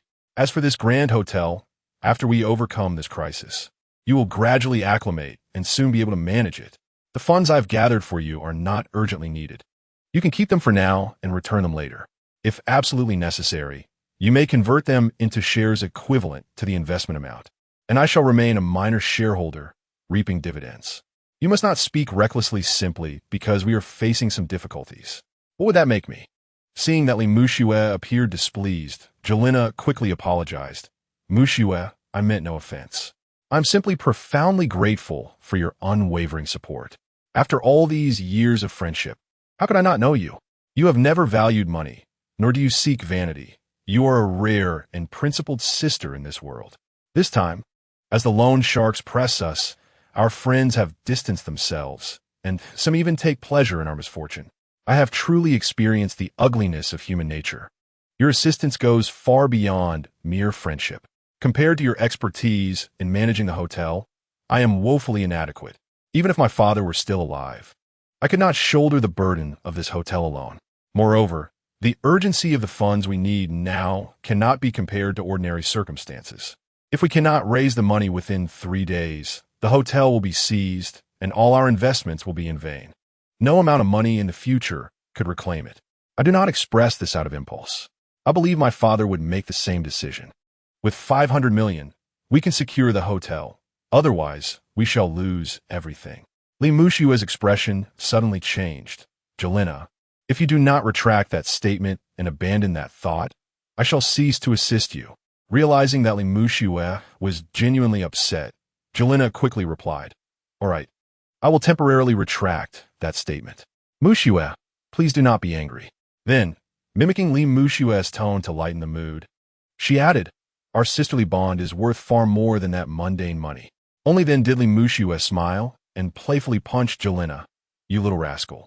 Indeed, we must continue to brainstorm, as we still need over 200 million. However, she wished to shift the topic, glancing at the surveillance monitor, and said, All right, I believe it's time for us to go greet those 2 officers and see what they have to say. At this moment, Jelina felt much better and affectionately linked her arm with Li Mushue as they walked out of the office. Upon descending the elevator and entering the hotel lobby, they were greeted by a throng of guests and staff, while outside, a multitude of unsavory characters from the underworld loitered. The hotel courtyard and surrounding area were further crowded with passers-by, all brandishing their smartphones to capture the unfolding scene. 2 officers from a security detail were engaged in questioning the debt collectors obstructing the entrance. Recognizing them as the patrol officers responsible for the area, Li Mushue and Xiao Lina approached to greet them. As the officers noticed their presence, one inquired, Who reported the incident? Li Mushue replied, That would be me. I appreciate your assistance. These individuals blocking the entrance are disrupting the hotel's operations, and we hope you can help resolve this matter. Upon seeing the hotel management arrive, a voice rose from the crowd, declaring, We haven't been paid. The boss told us to come to the hotel for food and lodging, and we'll leave once we receive our money. How can such a profitable establishment owe us money? Isn't that a sign of being a deadbeat? Debts must be repaid. We demand payment. Now that the police are here, we expect to be fed. The cacophony of shouts intensified, revealing a clear sense of organization among the raucous crowd. There were individuals tasked with responding to the officers' inquiries, while others were designated to chant slogans, all following a strict division of roles. Many patrons in the lobby were filming the spectacle, some adding their commentary. The number of onlookers outside the hotel continued to swell. Li Muxue and Xiao Lina understood that this uproar, with the video of the hotel being besieged by creditors, would undoubtedly circulate rapidly across various social media platforms. Inyiting trending topic. The hotel's reputation and future business prospects would inevitably suffer repercussions. However, they felt powerless to alter the course of events. No amount of public relations expenditure could mitigate the fallout. Moreover, their immediate concern was to expedite the departure of the disruptive individuals and devise a plan to secure funds. Li Muxue recognized that directly confronting the thugs outside would not only be humiliating but also ineffective. They would not be swayed by mere words and would remain until they received directives from their shadowy leader, Guo Jinshin. For the moment, they could only rely on the officers for assistance in dispersing the crowd, at least to alleviate the tension at the entrance. Suddenly, a spark of inspiration struck her. If the dark forces of the underworld thrived in obscurity, why not seize this opportunity to expose their actions to the light of day, to unveil the vile tactics of the underground society for all to see? With this thought, she took a deep breath and, undeterred by the tumultuous shouts from outside, raised her voice to address the two officers and everyone present, declaring, "Here is what transpired." As Li Muxue began to speak, a hush fell over the lobby and the surrounding area, as everyone, including the thugs outside, leaned in, eager to comprehend the unfolding narrative. Those filming quickly adjusted their focus, turning their lenses toward Li Muxue. Everyone held their breath, straining to listen. In the past, during the construction of the Paradise Island Hotel, due to financial constraints, it borrowed funds from 3 small loan companies. For several years, the hotel faithfully repaid both principal and interest as per the contract. However, just yesterday, the loan companies abruptly breached the agreement, retroactively categorizing the over $400 million already repaid as usurious interest, and unreasonably demanded that the hotel settle all outstanding debts within 3 days, disregarding the terms of the contract. This not only constitutes a breach of trust, but also amounts to a brazen act of extortion. Naturally, we could not acquiesce to such rogue behavior. Consequently, they rallied unrelated individuals to besiege our hotel. While we owe money to the 3 small loan companies, we do not owe anything to these individuals. Their use of violent means to disrupt our normal operations, impede guest access, and disturb public order is a violation of public security regulations and is, therefore, illegal. Thus, we reported the incident to the police, seeking legal assistance. We hope that the 2 officers will uphold justice and put an end to this unlawful conduct. Li Muxue's statements were logical and resonant. Chapter 76. His destruction after a brief silence inside and outside the lobby. Qin Yanan, standing not far behind Li Muxue, took the lead in applauding. The staff followed suit, and soon, guests joined in the applause. Li Muxue's eloquence left the 2 officers in a rather awkward position. Initially, the officers had been dispatched on a routine call following the director's orders, who had specifically instructed them to assess the situation. Unless there was fighting or personal injury, they were to mediate without forcefully intervening, as their jurisdiction did not extend to economic disputes. However, Li Muxue's articulate delineation of the legality of the blockade left the officers with no choice but to act. After a brief consultation, the officers addressed Li Muxue. The loan dispute between you does not fall within our jurisdiction and can be resolved through legal channels. We were called here due to the gathering, which disrupts the hotel's operations, and that is not permitted. They then turned to the rowdy individuals blocking the entrance and declared, "Your financial dispute can be negotiated, and if negotiations fail, legal action is an option. I officially inform you that while seeking payment is permissible, obstructing the hotel entrance and disturbing guests is illegal. You are to disperse immediately. Otherwise, we will take action under public security regulations." In the lobby, Li Muxue and her companion, Kialina, sighed in relief, thinking that finally the officers had spoken fairly. However, their joy was perhaps premature. The ruffians at the entrance glanced at their leaders before gradually dispersing, creating a passageway. Others, both near and far, were scattered on either side of the hotel entrance, yet they did not disperse. Clearly, they were well acquainted with the situation. The ruffians made way, allowing the hotel's guests to enter and exit freely, thus not impeding the establishment's operations. Upon witnessing this, the two officers deemed the issue resolved and turned to Li Muxiue and Xiaolina, stating, "All right, they have cleared the entrance. You may proceed with your business. Should any issues arise, feel free to contact our station." Without waiting for a response, they pivoted and exited the hotel. As they passed the group of ruffians, they sternly reminded them, "You may demand money, but do not cause chaos. Should you misbehave, beware of the consequences." The leading ruffians nodded repeatedly, asserting, "We are only here for money and would never dare to create trouble. Safe travels." The two officers exchanged no further words, leaving with an air of accomplishment as they swaggered out of the hotel and into their police vehicle, heading straight back to the station.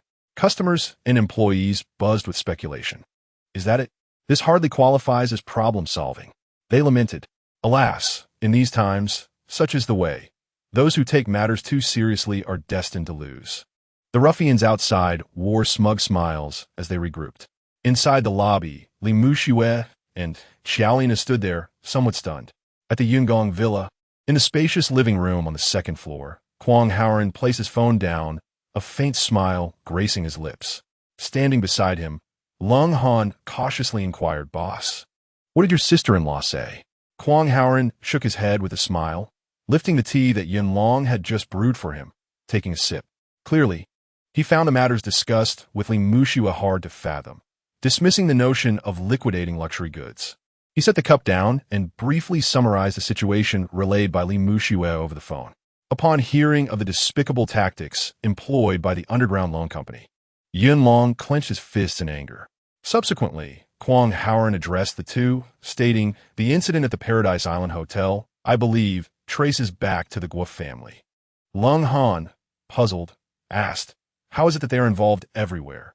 Kwang Haoren chuckled lightly and replied, "Guo Bingquan is the most formidable dark force in the underground world of Xanadu. No faction can rival him in terms of wealth or manpower. In the underworld, wealth wields a power akin to that in normal society, and its adverse effects can be even more pronounced in facilitating wrongdoing. I suspect their pressure on the Paradise Island Hotel is not merely aimed at the Chiao family, but rather at us." Lung Han nodded in agreement. "You are correct, boss. I share the same sentiment. The city is hosting a banquet for me, and you instructed to remove Guo Bingquan's name from the guest list.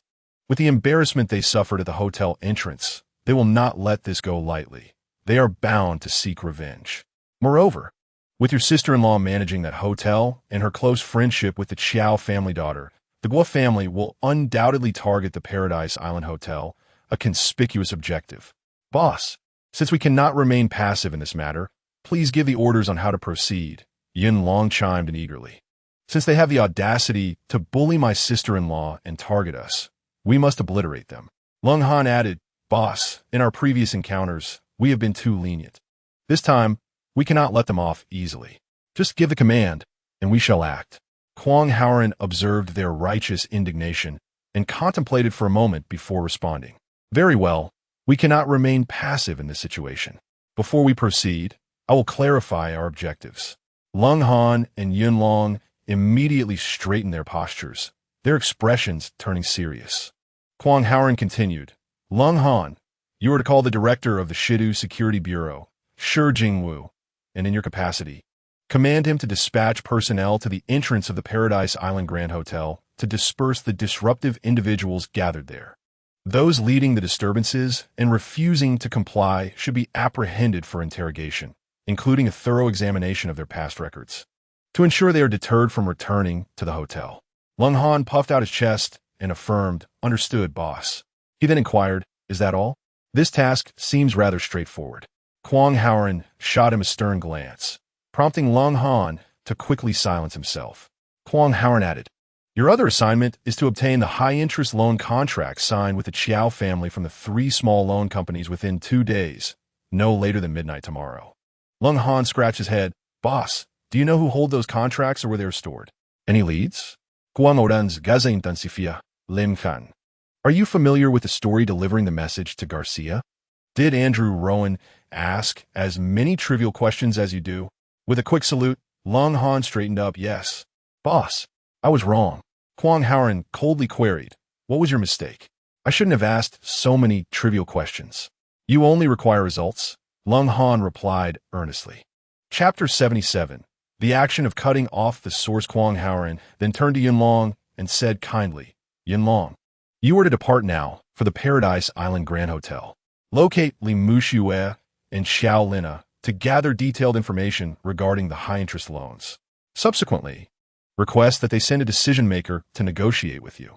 During the negotiations, you will assume the role of chairman of Longhai Investment Holdings, offering to cover the remaining debts of the Paradise Island Grand Hotel. As for the repayment timeline, feel free to negotiate. This is merely a tactic to buy time. The crux of your negotiations lies in demanding that the counterpart present the signed loan contracts. Without those, discussions are moot." Yunlong diligently took notes. Kwang Haoran further instructed, "Additionally, I will assign Qin Yanan, a member of the current Paradise Island Grand Hotel team, to assist you in the negotiations. She will play a vital role, and you must heed her advice promptly. I will also contact Li Muxue to ensure she and Xiao Lina coordinate with you." Yunlong asked, "What is our bottom line for the negotiations, boss?" Kwang Haoran pondered briefly. "We shall adhere to the terms outlined in the signed contracts. Otherwise, we will see each other in court." Yunlong stood at attention. "I guarantee the task will be completed." Subsequently, in order to provide the two individuals with a comprehensive understanding of their mission, Kwang Haoran elucidated, "Your actions represent two distinct directions with two primary objectives that must be thoroughly comprehended during the execution of orders." He first turned to Yunlong. "Your role in the negotiations is ostensibly a feigned assault. You must devise a strategy to craft an illusion, leading the counterpart to believe that we are willing to make reasonable compromises to preserve the hotel, considering their intent is not merely to reclaim financial assets, but to seize control of the Paradise Island Grand Hotel. Even a feigned assault must exude an air of aggressiveness. Legally, we must compel them to accept our terms. You must clearly communicate that repaying borrowed funds is an obligation. We can settle the hotel's debts, but we require access to the original contract. Within the confines established by the original agreement, we are amenable to making a lump sum early repayment of the principal and interest as stipulated. This is our non-negotiable baseline. As for any extortionate demands for interest before principal, we shall categorically refuse to acquiesce and will not tolerate any unreasonable requests. In essence, your directive is succinct. During the negotiations, we may reveal our trump card, which is the ability to repay the original loan contract in full ahead of schedule. Beyond that, there is no room for negotiation." Yunlong responded with vigor, "Understood. I assure you I will fulfill the mission." Kwang Haoran then directed his attention to Lung Han. "Your two assignments are both primary offensives. From the opponent's perspective, we are employing a strategy akin to undermining their foundation. First, by alerting the security agency, we will address their unlawful blockade of the hotel, depriving them of the opportunity to exert relentless pressure while simultaneously averting prolonged encirclement that could adversely affect the hotel. Without the blockade as leverage, their negotiating position will be significantly weakened, thus alleviating the pressure on Yunlong and granting him greater initiative." Lung Han nodded in agreement. Kwang Haoran continued, "Second, your task of obtaining the original contract is of paramount importance and will be the decisive factor in determining the success of this operation. Given the Guo family's habitual unscrupulousness, regardless of the pressure exerted by Yunlong, they will likely refrain from producing the original contract. This is their reliance for engaging in such despicable dealings, and it lies at the crux of our undertaking. Once we secure the original contract, and Yunlong presents it, further negotiations will be rendered unnecessary. Therefore, your role is the most critical link in this operation. Do you comprehend?" Lung Han stood tall. "I understand, boss, and I assure you I will accomplish the task." "Excellent. Let the operation commence." Kwang Haoran succinctly issued his command. Lung Han and Yunlong departed separately. Kwang Haoran then contacted Qin Yanan to assign her a task. He particularly emphasized, Yanan, during the negotiations, ensure that Yunlong persistently entangles them in discussions regarding the original loan contract, compelling them to produce the signed document. They will undoubtedly resist presenting the original contract. You must assert that without the contract, we cannot fulfill our payment obligations. In doing so, they will certainly consult their hidden superior behind the scenes. In this manner, you may employ all means at your disposal, including surveilling their communications and eavesdropping on their conversations, to ascertain the whereabouts of their contract. Subsequently, this evening, you shall collaborate with Lung Han to clandestinely acquire that contract. This forms your primary task. The remainder may be approached at your discretion, contingent upon the circumstances. Is the task clear? Only when he heard a crisp assurance from the other end of the line, guaranteeing the completion of the mission, did Kwang Haoran set down the phone. He then dialed his wife, Li Mushua. "Hello, my dear, it is I." On the other end, she inquired, "Darling, have you managed to handle that matter?" Kwang Haoran did not respond directly, nor had he any intention of doing so. Instead, he remarked, "Regarding what you mentioned earlier, I have conducted a thorough analysis. The current situation leaves you at a significant disadvantage. If you continue to be led by the nose, your predicament will only worsen." She responded, "How could that be?" "What do you mean, dear?" Kwang Haoran questioned. "What guarantees do you have that once they receive the 500 million, they will adhere to their promises without imposing further unreasonable demands?" It was evident that her confidence waned. "Honey, now that you mention it, I cannot be certain. Those without integrity could resort to any despicable act." Upon seeing Li Mushua accept his reasoning, Kwang Haoran continued, "You must understand, their actions are not merely to obtain high-interest loans. They seek to exploit this opportunity to seize Paradise Island Hotel. It is now certain that even if we grant them 500 million in loans, they will concoct other excuses to further their schemes. Without a contract in hand, we possess no bargaining chips. Faced with their incessant, unreasonable demands, even an abundance of funds will not deter them. Once we have dispensed all our money, where shall we procure more if they present further exorbitant requests?" The tone on the other end shifted. "Oh my goodness, dear, had it not been for your reminder, we might have made a grave mistake. So, 500 million will not resolve the issue? That is utterly outrageous. They are pushing us to the brink." Kwang Haoran's tone slowed thus. "We cannot hastily grant them this money. It must be under the condition of assurance. And only when we are certain it can resolve the issue in one fell swoop should we act." After a pause, Kwang Haoran spoke with unwavering conviction. "The crux of the matter is that we must not allow our adversaries to dictate our actions." Li Mushua responded urgently, "But, darling, the Chow family is facing such peril. Paradise Island Hotel is on the verge of falling into the hands of those scoundrels. You must find a way to save us." Chapter 78. Bad news. Kwang Haoran smiled gently and replied, "You see, my dear, why do you treat me as a stranger? I have shared so much with you. Do you think it was merely to analyze the issue?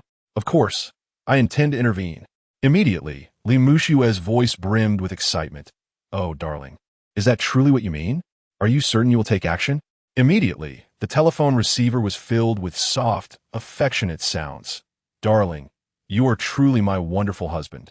You're simply too good."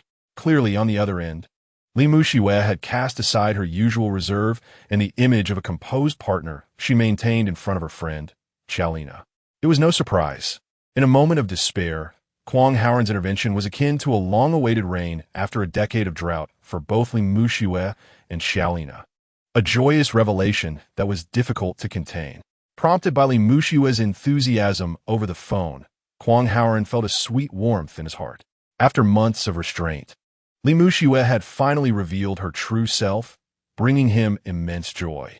As the excited screams of the two women echoed through the receiver, Kwang Haoran gently interrupted, "Wife, are you still there?" On the other end, it seemed Chalina was passing the phone, urging, "Hurry, don't just dance around. Your husband is calling for you." Soon after, a slightly breathy voice responded, "Darling, I'm here. What is it?" Kwang Haoran proceeded to inform her that Yun Long, the chairman of Longhai Investment Holdings, along with his assistant, Qin Yanan, would soon arrive at the hotel to meet with them and discuss the arrangements for negotiating with the head of the small loan collection company. He emphasized that they need not worry about the funds required for repaying the high-interest loans, as he had everything under control. Upon hearing this, Li Mushua gasped in surprise and promptly shared the good news with Chalina by her side. From a receiver came Chalina's grateful voice. "Brother-in-law, what can I say? You and Mushue are the saviors of our Qiao family. We will forever cherish this bond. Once we have weathered this crisis, I will speak to my father about restructuring the hotel shares. Let us split it evenly between our families. Kwang Haoran immediately interjected to halt Xiaolina's train of thought. Lina, you misunderstand. Our assistance to you stems from friendship and a sense of duty. We cannot stand idly by while those dark forces covet your hotel. Moreover, while they appear to target the Grand Hotel, they are indeed aiming for us, and I cannot remain a bystander. If you and your father contemplate altering the hotel's shares as a result, it would imply that Mushue and I are akin to them, which is absolutely unacceptable. Xiaolina repeatedly apologized from the other end. I'm sorry, brother-in-law. That was not my intention. Oh dear, my words are clumsy, and I'm not expressing myself clearly.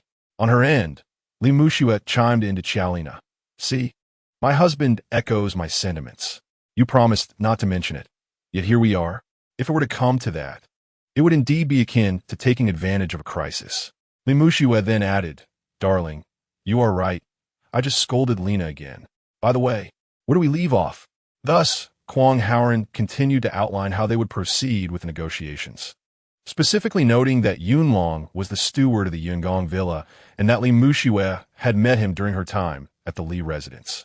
In Li Mushue's mind, an image of a meticulous man in a gray silk suit, around 40 years of age, immediately emerged. When Kwang Haoran introduced Qin Yanan, he mentioned that she was the waitress who had bravely dealt with those 6 ruffians in the hotel's Chinese restaurant that very morning. Li Muxua interjecta. No wonder that girl is so formidable. At that moment, I had my doubts about her true identity. Otherwise, how could an ordinary person possess such skills? Kwang Haoran cautioned Li Mushue to maintain strict confidentiality regarding these individuals' identities. He also insisted that Xiaolina must not reveal a hint of information to prevent the plan from failing. On the other end of the line, a serious promise was made, assuring Kwang Haoran that he could rest easy. Subsequently, Kwang Haoran informed Li Mushue that he had arranged for Lung Han to contact the head of the security department, Shi Jingwu, who would promptly dispatch officers to clear the thugs outside the hotel, urging her to remain at ease. He reiterated that during the negotiation process, they must insist on seeing the original contract and employ every means to pressure the other party. After hanging up, Kwang Haoran inquired about the progress on Lung Han's end and learned that Shi Jingwu had issued orders and a team of riot police was en route to the hotel. Only then did he exhale in relief. He picked up the kettle and poured water to brew tea, gazing at the amber liquid while mentally organizing the entire situation to identify any remaining flaws in their plan, a habit ingrained from years of executing missions abroad. No plan is flawless. It must be secure and meticulous. Just then his phone rang again. Noticing it was Li Mushue calling, he pressed the answer button. Instantly, he heard her voice, tinged with tears, Darling Uncle Qiao. In the background, the heartbreaking cries of Xiaolina could be heard. What happened? Kwang Haoran's heart tightened as he inquired urgently. The old gentleman just jumped from a 29th floor of the Wynn building. Li Mushue's voice trembled, revealing the profound sorrow within her. What? Kwang Haoran exclaimed in shock. He immediately began to blame himself, realizing his intervention had come too late. Yet this thought was fleeting. He quickly addressed Li Mushue on the line. Mushue, you must persuade Xiaolina to remain calm and not do anything reckless. Call the police immediately and cooperate with their investigation. Tell Xiaolina that a life lost cannot be restored. Our immediate priority is to protect the hotel. Xiaolina is in a fragile state. Please send more people to her home to handle the arrangements for the elder's passing appropriately. Once Yunlong arrives, delegate full authority to him to represent the hotel in negotiations and apply pressure on the opposing party. This is crucial for our subsequent actions. Do you understand? Li Muxua, still choked with emotion, responded, I understand, my dear. But those scoundrels, Gui Jianshan and his ilk, are worse than beasts. You must seek justice for the Qiao family. They cannot be let off lightly. From the background, Xiaolina's anguished cries pierced through. Brother-in-law, I don't want the hotel anymore. I want that bastard Gui Jianshan to die for my father's sake. Who is responsible for the demise of that scoundrel Gui Jianshan? Everything belonging to the Qiao family is now in his possession. Chapter 79. the decision of old Master Chiao on the other end of the line. Li Muxue offered her repeated reassurances. After a moment, the sounds of weeping began to subside, and her voice emerged from the receiver. "Darling, things have escalated to this extent, and we are at a loss for what to do. What shall we do now?" Kwang Haoran urged. "My dear, remain calm. What has transpired has already occurred. We must not act recklessly. Once Yunlong arrives, you and he will immediately split up to handle the aftermath and conduct negotiations. Everything must proceed according to our original plan. I will call them to adjust the pace accordingly. Remember, do not let Xiao Lina act foolishly. From this moment on, everything must be guided by my direction. On the other end, understood, darling. We will follow your lead." After hanging up, Kwang Haoran reached out to Yunlong and Lung Han, informing them of the tragic news regarding old Master Chiao's suicide and fine-tuning the specific strategy. He instructed Yunlong to take charge of all matters at the Paradise Island Hotel, ensuring that Xiao Lina would no longer confront these challenges directly. Qin Yanan was tasked with eavesdropping on the opposing negotiators' conversations, utilizing lip-reading to uncover hidden information, particularly the whereabouts of the contract.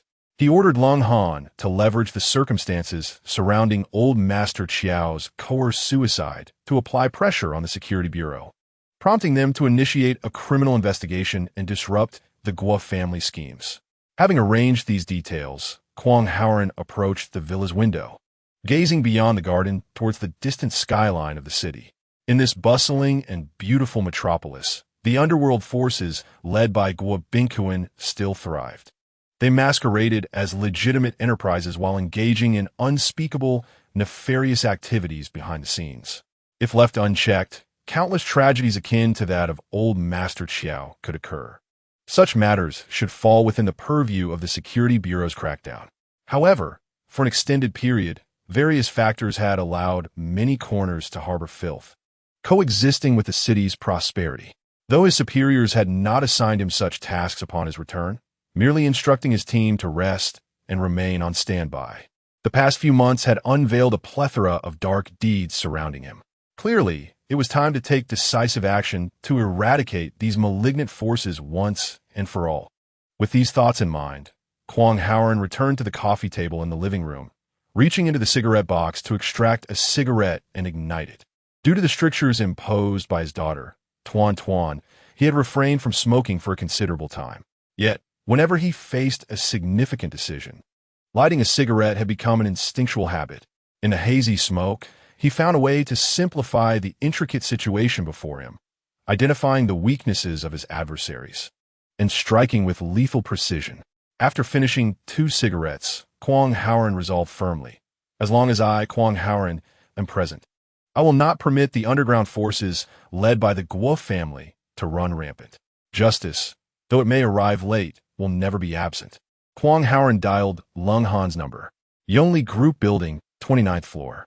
A floor-to-ceiling window in the customer reception room lay shattered, allowing the merciless wind to invade, leaving chaos in its wake. In the office building, disordered footsteps echoed through the corridors, accompanied by terrified cries. A grim realization struck. Someone had jumped from the building. It was none other than the elderly Mr. Chiao, who had leapt from the 29th floor of the Wind Group Tower. At that moment, Mr. Chiao, frail and desperate, had arrived at the Wind Group, requesting an audience with the father-son duo, Guo Bingkuan and Guo Jianxin, pleading for leniency regarding the usurious loans tied to the Paradise Island Hotel. He felt utterly devoid of alternatives. He had exhausted all his connections and appealed to everyone he could think of. Yet upon learning of the Guo family's involvement, all retreated in fear. No one dared to confront the Guo family's ominous reputation. After much contemplation, Mr. Chiao, cornered and hopeless, concluded that the solution lay with the very individuals orchestrating his plight. With the Guo family pulling the strings, he saw no other path than to approach them directly. As for the sudden betrayal by the lenders, Mr. Chiao surmised they must have been enticed by the hotel's daily revenue, which exceeded $1 million, and were scheming to seize even greater profits from it. Holding onto a thread of hope, he fantasized that Guo Bingkuan might intervene on his behalf. He was even willing to offer the Guo family some benefits in return. However, He was unprepared for the reality that the Guo father and son had already retreated in trepidation, denying him any chance of a meeting. Meanwhile, the staff at Wing Group distanced themselves from the matter, claiming ignorance and refusing to engage. In desperation, Mr. Chiao called the two men, imploring them to show mercy and spare the Chiao family. Guo Bingquan feigned ignorance, promising to inquire later, while Guo Jinshan suggested that perhaps an overzealous subordinate had taken on the business without their consent, stating they too had to make a living. This dismissive attitude made Mr. Chiao realize that the true architects of his misfortune were indeed the Guo family. Their motives were not merely about usury. They aimed to usurp the hotel he had painstakingly built over a lifetime of effort. He understood that once the Guo family had set their sights on the Paradise Island Hotel and seized upon the leverage of the loan, they would not grant him an ounce of mercy. Sitting in the reception room of the Wynn Group, it felt as though he were cradling a block of ice, the chill penetrating his very being. In that moment, despair, anger, and helplessness surged within him. He yearned for an outlet for his emotions. Yet, surveying his surroundings, he found himself alone, save for a distant receptionist who had merely poured him a glass of water and retreated to the doorway. The reception room featured a long table at its center, flanked by a dozen chairs, with two expansive floor-to-ceiling windows opposite. Having spent many years in construction, Mr. Chiao recognized that these windows were of a specialized design, secured around the edges, crafted from hollow tempered glass, and among the largest in their category. These glass panels were primarily engineered to withstand wind pressure.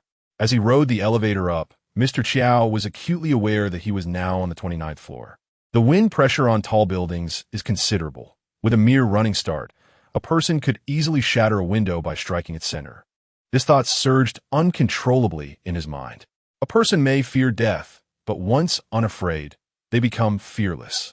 He found himself detached from his own life, ravaged by multiple ailments.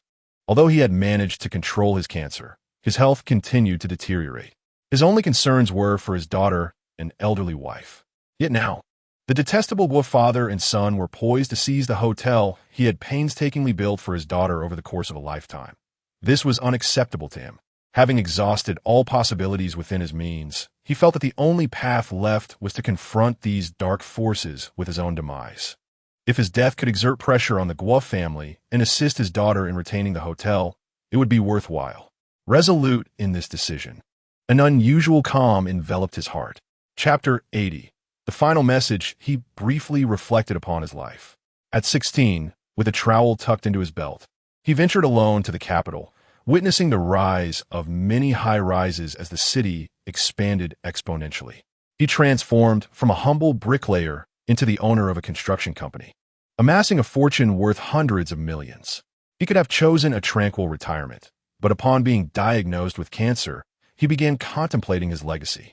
Choosing the hotel industry was his way of securing a safe and respectable future for his beloved daughter. It allowed him to invest his savings into a tangible asset, ensuring its appreciation alongside the city's growth, while also enabling his daughter to live a carefree life among the upper echelons of society. How dignified an arrangement it was. Once he settled on this path, old Master Chiao felt a rush of excitement about his decision. Moreover, he had long harbored a dream of owning a grand hotel. After several years of hardship, pouring in all his savings and borrowing additional funds, he finally saw the hotel come to fruition.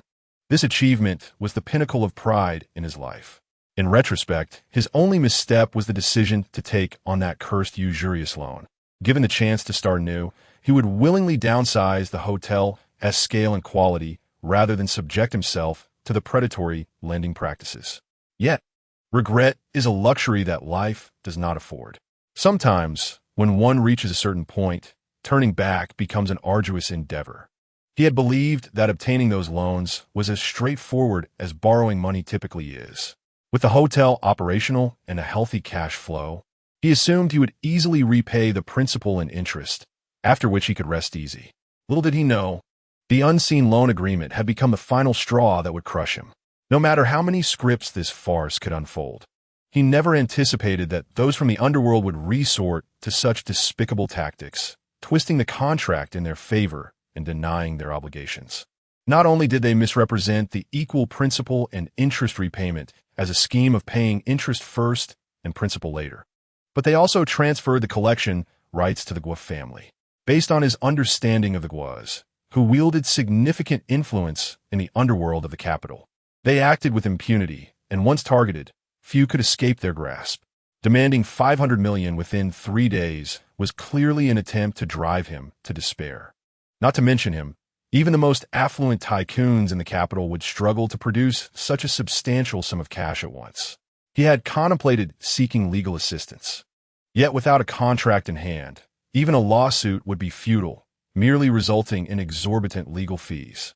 Watching his lifetime of hard work, the legacy he wished to leave for his beloved daughter, being seized by them was utterly disheartening.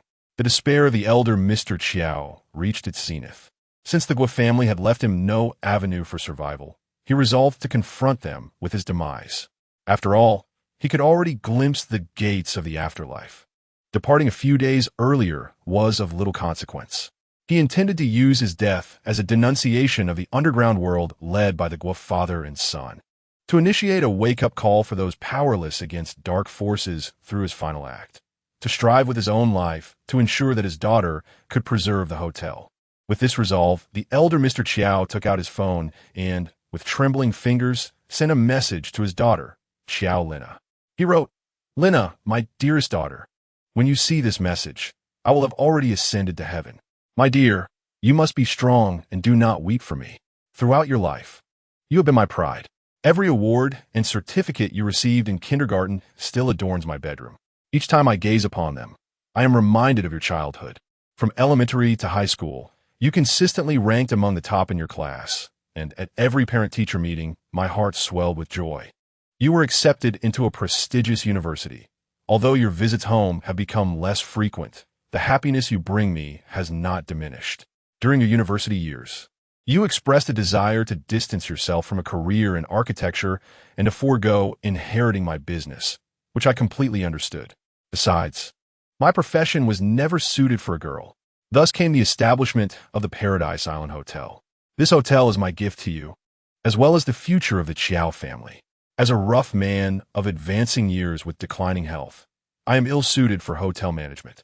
Therefore, I entrusted you with the responsibility from the start, allowing you to learn and grow within the hotel. I had hoped that on the day I departed, I would witness the hotel flourishing under my daughter's stewardship. Indeed, things were progressing in that direction, especially after your close friend joined the hotel to assist you, which gave me great comfort. Yet, no amount of calculation could have prepared me for the current situation. My greatest regret now is having borrowed from their usurious loans, under the naive assumption that it was simply a matter of borrowing and repaying. Who could have foreseen that these ruthless individuals, eyeing our thriving hotel business, would conspire to seize control of it?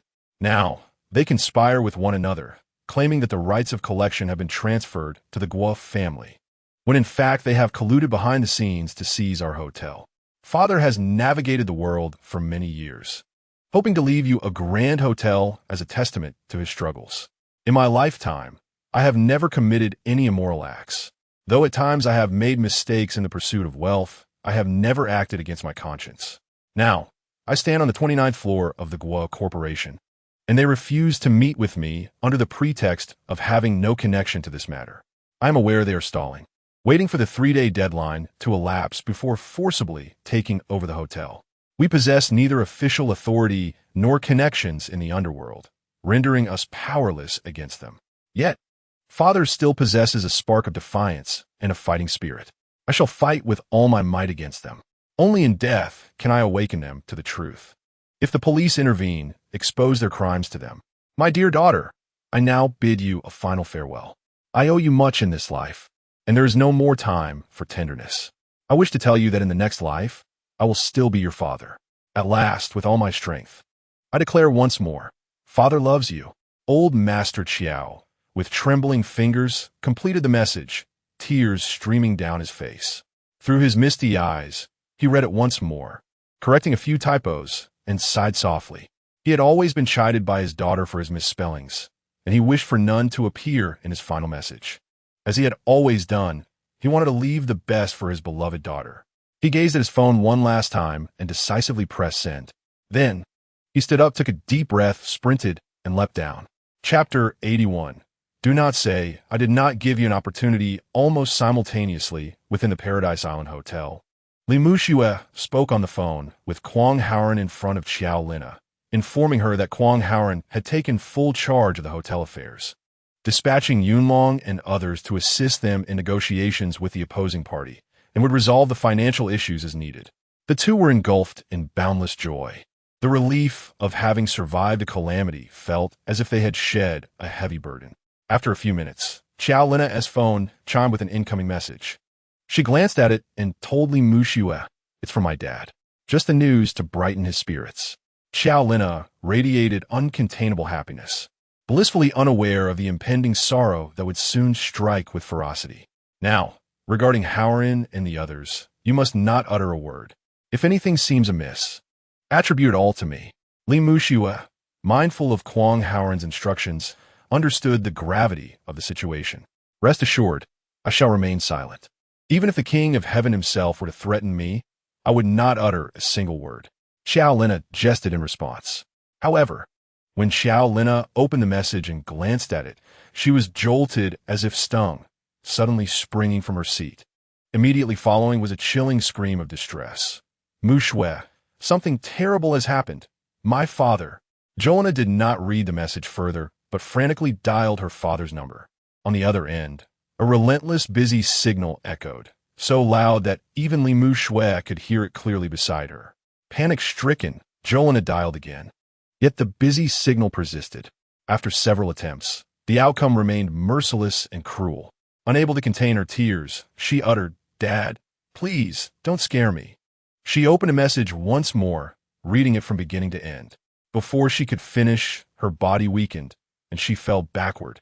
Li Muxue, who was beside her, also glanced at the message on the phone.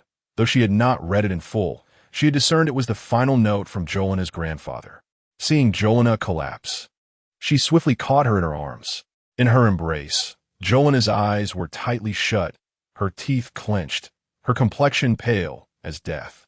Li Muxue urgently called out, "Jolina! Jolina, wake up, please!" In a flurry, she pressed on the pressure point, gently slapped her cheeks, then seized a cup of water from the table, took a sip, and sprayed it on Jolina's face. It was only then that Jolina gradually regained consciousness. Tears poured forth like a tidal wave, and with a heart-wrenching cry of "Dad," she burst into sobs. While soothing Jolina's chest, Li Muxue picked up her phone and reviewed the message, tears streaming down her face uncontrollably. Memories of face-to-face discussions with Jolina's grandfather about the future of the hotel flashed in her mind, as vivid as if it were yesterday.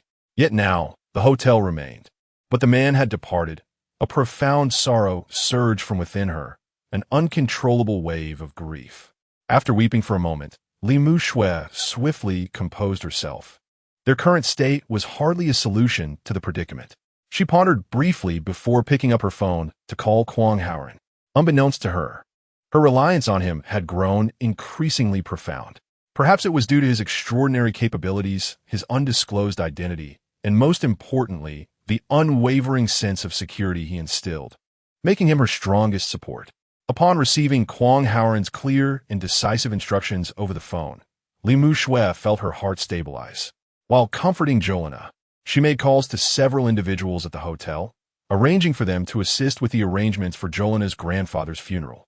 Just as she managed to settle everything, Yunlong and Qin Yan arrived. They had already received Kwang Haoran's call and were aware of the tragic news concerning Jolina's grandfather. After greeting Li Muxue, they expressed their condolences for the unfortunate event. Seeing the two arrive, Jolina struggled to suppress her sorrow, stifling her cries and wiping away the tears that streamed uncontrollably down her face. The once beautiful and radiant eyes now glimmered with a spark of hatred. Yunlong timely conveyed Kwang Haoran's suggestion regarding negotiations with the opposing party. Li Muxue and Qin Yan nodded in agreement. Yunlong proposed, in the wake of the old gentleman's misfortune, the opposing party will undoubtedly continue to exert pressure. They may even use the pretext of preventing losses to forcibly take over the hotel. In light of the unfortunate circumstances surrounding the Qiao family, It is deemed inappropriate for Assistant Xiao to confront them directly. Following the directives of our superior, Deputy General Manager Li and Assistant Xiao shall proceed to the Xiao residence to manage the aftermath, while we shall undertake the negotiations here. It would be ideal if Deputy Li could return in a timely manner to participate, but should that not be feasible, it remains inconsequential. Regardless of the situation, we are committed to fulfilling the elders' final wishes and must not allow their nefarious plot to seize control of the hotel to succeed. The four individuals reached a consensus. And Li Muxue and Xiao Lin arose to depart. Yunlong subsequently arrived at the hotel entrance and addressed the assembled ruffians. "Who among you is the leader? Step forward and speak with me." The foremost ruffians exchanged glances, inquiring, "And who might you be?" Yunlong replied, "I am the chairman of Longhai Investment Holdings, here on behalf of Paradise Island Hotel to negotiate repayment with your boss. Please summon him." One of the ruffian leaders scoffed, "We only handle debt collection. We do not find people for you." Another chimed in, "Exactly. If you want to find us, then do so. Who do you think you are? You look rather foolish." Observing their insolent demeanor, Yunlong adopted a decidedly stern tone.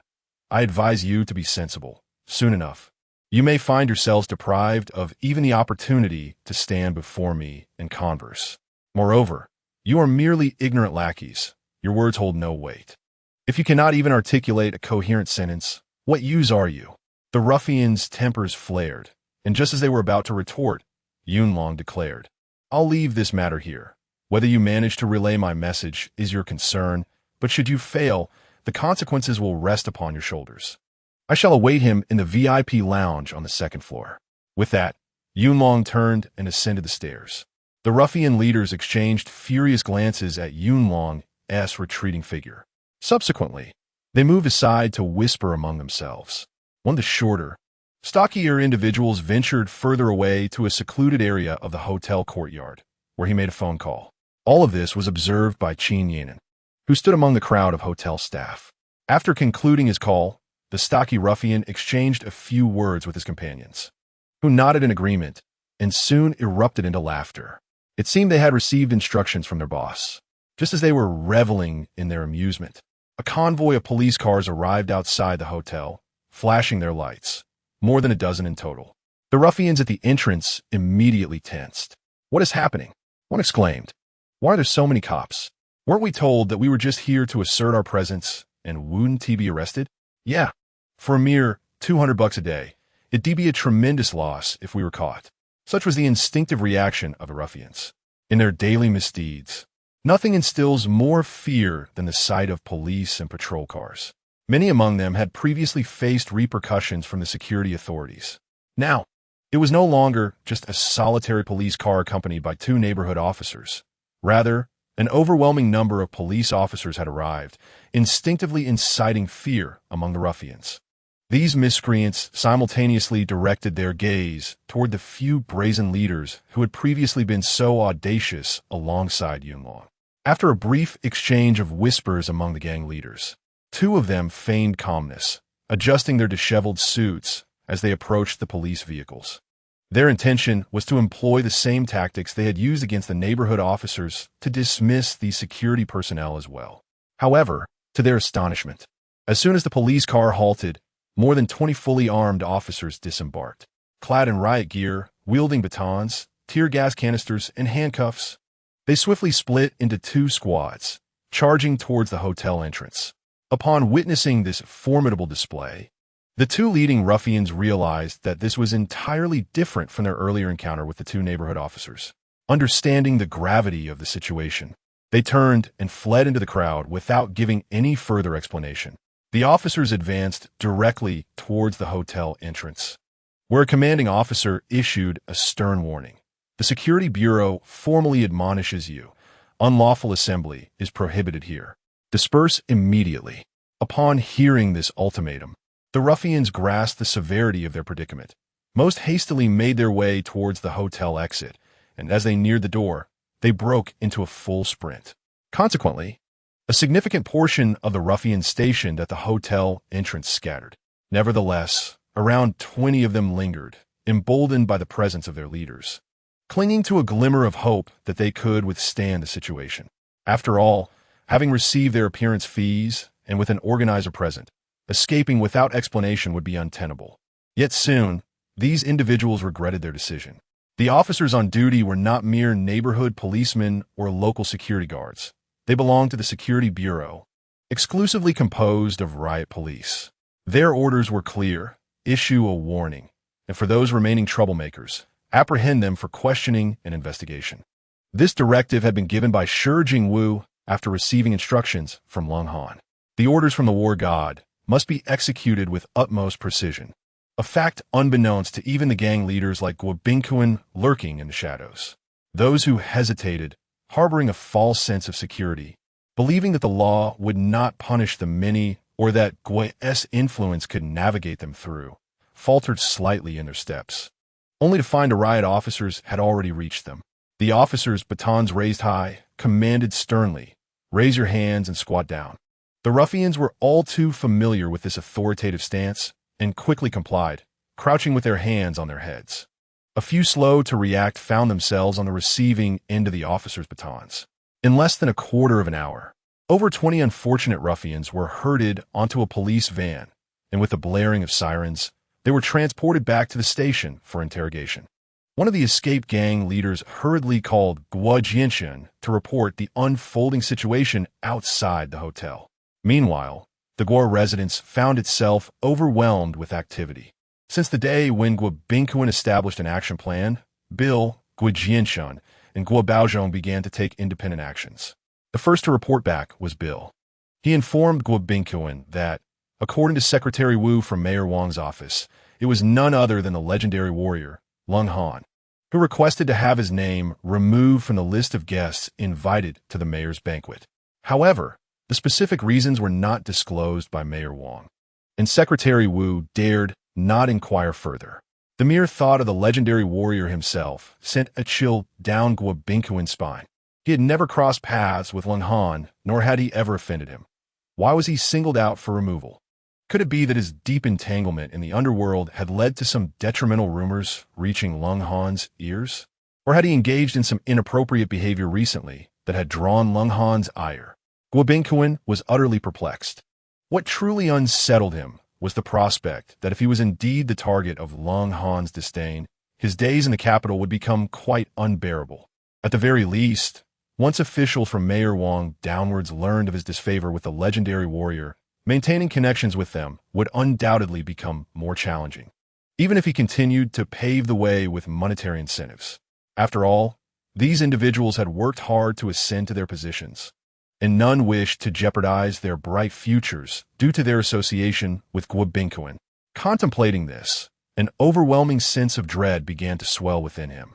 Yet, unlike the fears he had faced over the decades, this particular dread was unfounded and elusive. It was akin to a blindfolded individual being struck repeatedly, unaware of who was delivering the blows, when they would come, or from which direction the fists would fly. It was precisely this abyss-like fear that rendered it insurmountable. Fortunately, his trepidation did not linger for long, as his son Guo Jianshan returned, brimming with excitement. Upon entering, he could hardly contain himself and eagerly reported to Guo Bingquan, "Dad, it's all settled." "Settled? What do you mean?" Guo Bingquan raised his head, attempting to dispel the clouds of gloom hanging over him. Guo Jianshan, seemingly oblivious to his father's mood, proudly proclaimed, "The Paradise Island Hotel. That old fellow has borrowed a total of 500 million from our 3 small lending companies, secured solely by the hotel as collateral with no guarantees. What is the remaining balance?" Guo Bingquan finally grasped the context.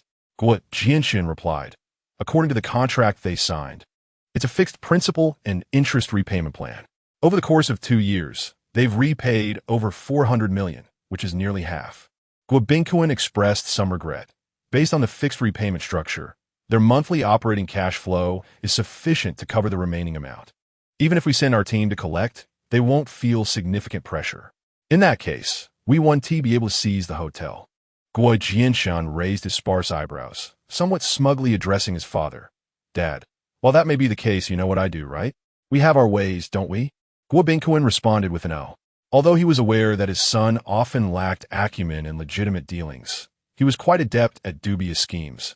Yet he could not immediately fathom what good plan his son had devised. As it turned out, Guo Bingquin had underestimated his son and the formidable genetic propensity for unscrupulousness that ran deep within the Guo family. Guo Jianshun finally found an opportunity to showcase his capabilities before his father. He cast aside his previous reservations and, like a bamboo tube pouring out beans, revealed his unscrupulous ideas. Chapter 83. Why don't you go die? Guo Jianshun remarked, Dad, isn't it common practice for our small loan companies to keep the loan contracts tightly in our grasp? The deal with Paradise Island Hotel followed this very principle. Once that old fellow signed and stamped the documents, the loan company reclaimed the contract.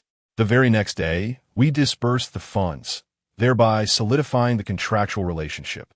Though that old man repeatedly demanded the contract, we adhered to our usual response. We cannot provide him with a contract, for if he were to take us to court with it, we would be at a loss. After all, it is merely a borrower-lender relationship.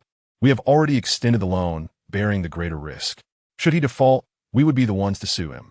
As long as he repays the principal and interest on time, that contract would merely be a piece of waste paper. Dad, guess what? That old miser, in his haste for cash, like many others, squandered the money, and thus the matter of the contract slipped by unnoticed. As he spoke, Guo Jianshun produced the 3 contracts. Dad, look, I have secured these contracts. I have also reached agreements with the 3 small loan companies. From now on, we will be responsible for collecting the outstanding amounts from Paradise Island Hotel. This presents us with a splendid opportunity. Guo Bingquin, upon hearing this, began to grasp the general outline of his son's nefarious scheme. However, in order to bolster his son's image before others, he feigned ignorance and encouraged him. What opportunity? Guo Jianshun, now even more exhilarated, spoke with an uncontrollable tremor in his voice. Dad, consider this. Paradise Island Hotel's loan is not yet half repaid. If we take over the remaining balance, leveraging our family's strength as a foundation, the 3 small loan companies would have no reason to refuse. This way, they would eliminate the risk of non-repayment, ensuring they collect every penny owed, earning their interest without loss, and in turn, they would owe us a favor. There's no downside for them. Guo Bingquin nodded with a smile. Guo Jianshun quickened his pace. For the crux of the matter was yet to come. With these 3 contracts in hand, we essentially hold the key to Paradise Island Hotel. When the Chow family initially secured the loan, it was clearly documented that the entire assets of the hotel were pledged as collateral. Should they default or breach the agreement, we could forcibly take over the hotel. Given the current revenue and monthly profits of the hotel, they are more than sufficient to cover the principal and interest through equal principal and interest payments. In such a scenario, wouldn't we acquire a 6-star hotel without spending a single penny? Nearby, Bill seemed to comprehend the gravity of the situation, gazing at Guo Jianshun in astonishment. He had not anticipated that the seemingly dim-witted young master of the Guo family possessed such cunning. The steward, Guo Baozhong, seized the moment to exclaim, Young master, this idea is simply brilliant. Even Zhuge Liang himself would be hard-pressed to devise a strategy as astute as this. Upon hearing this, Guo Jianshun's face beamed with pride. Guo Bingquin, maintaining an air of composure, inquired, but how did the Paradise Island Grand Hotel breach the contract? Guo Jianshun's slanted eyes sparkled with excitement, his sparse eyebrows twitching incessantly. With froth gathering at the corners of his mouth, he hastened to explain, Father, I have devised 2 strategies to ensure their default, and astonishingly, they are fully aware that we are orchestrating this, yet remain powerless to act. First, we will assert that the originally stipulated equal principal and interest does not exist, and the repayment structure will be altered to interest first, followed by principal. Thus, the over 400 million they have repaid over the past 2 years will be classified entirely as interest, leaving their principal untouched at 500 million. Moreover, I have instructed all our small loan companies to refrain from providing them with bridge loans and have disseminated rumors that the hotel is facing liquidity issues. Consequently, even if they seek loans, no one will dare to lend them money. It's a mere dream for them to gather 500 million in such a short time. Guo Bingquin nodded in agreement. Bill's eyes also gleamed with admiration. Guo Guo Baozhong once again gave Guo Jianxun a thumbs up. Guo Jianxun, spitting as he spoke, continued. The final move is the most lethal. We will declare their loans are due and demand immediate repayment. We will give them 3 days. And if they fail to procure the funds, we will forcibly take over the hotel.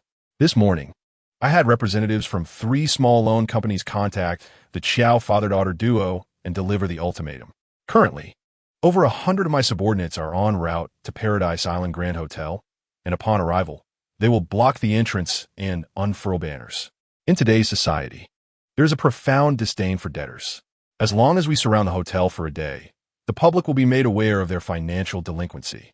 Thus, 3 days later, our takeover will unfold seamlessly. Guo Baozhong interjected, Young master, with so many people causing a disturbance at the hotel, will the police intervene? Guo Jianxun scoffed. Fear not. I have already spoken with the head of the local precinct, informing him that this is an economic dispute. Our gathering will be peaceful and non-confrontational. Merely a sit-in, they will have no grounds for intervention. Should the hotel call the police, they will ultimately bear the responsibility. At most, the police will send someone to take a look, and that will be the end of it. Moreover, with your connections to Director Sure, this minor issue will hardly pose a challenge. At this point, Guo Bingquan finally expressed his approval, saying, Indeed, these methods sound quite effective. Bill chimed in, Your strategies are intricately devised, each step tightening the noose.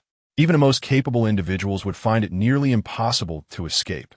The steward, Guo Baozhong, added, Young master, you truly surpass your predecessors. Your brilliance is remarkable. As the two continued to shower him with praise, Guo Jianxun's phone rang. He answered, and upon hearing a single sentence, he leaped up in alarm. What? 6 people have been beaten? And 1 has a broken wrist? How many assailants were there?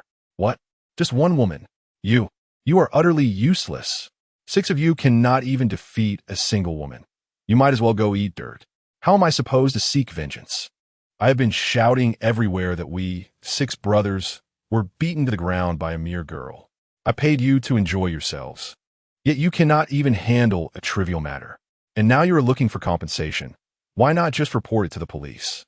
Claim that you were causing trouble and that the waitress assaulted you, leading the police to arrest her for assault, thereby exposing how incompetent we are. Truly, how dare you say such things? You might as well just end it all. After saying this, he angrily hung up the phone. Chapter 84. A life worth less than a piece of glass. Guo Jianxun's phone conversation was clearly understood by Guo Bingquan, who listened closely.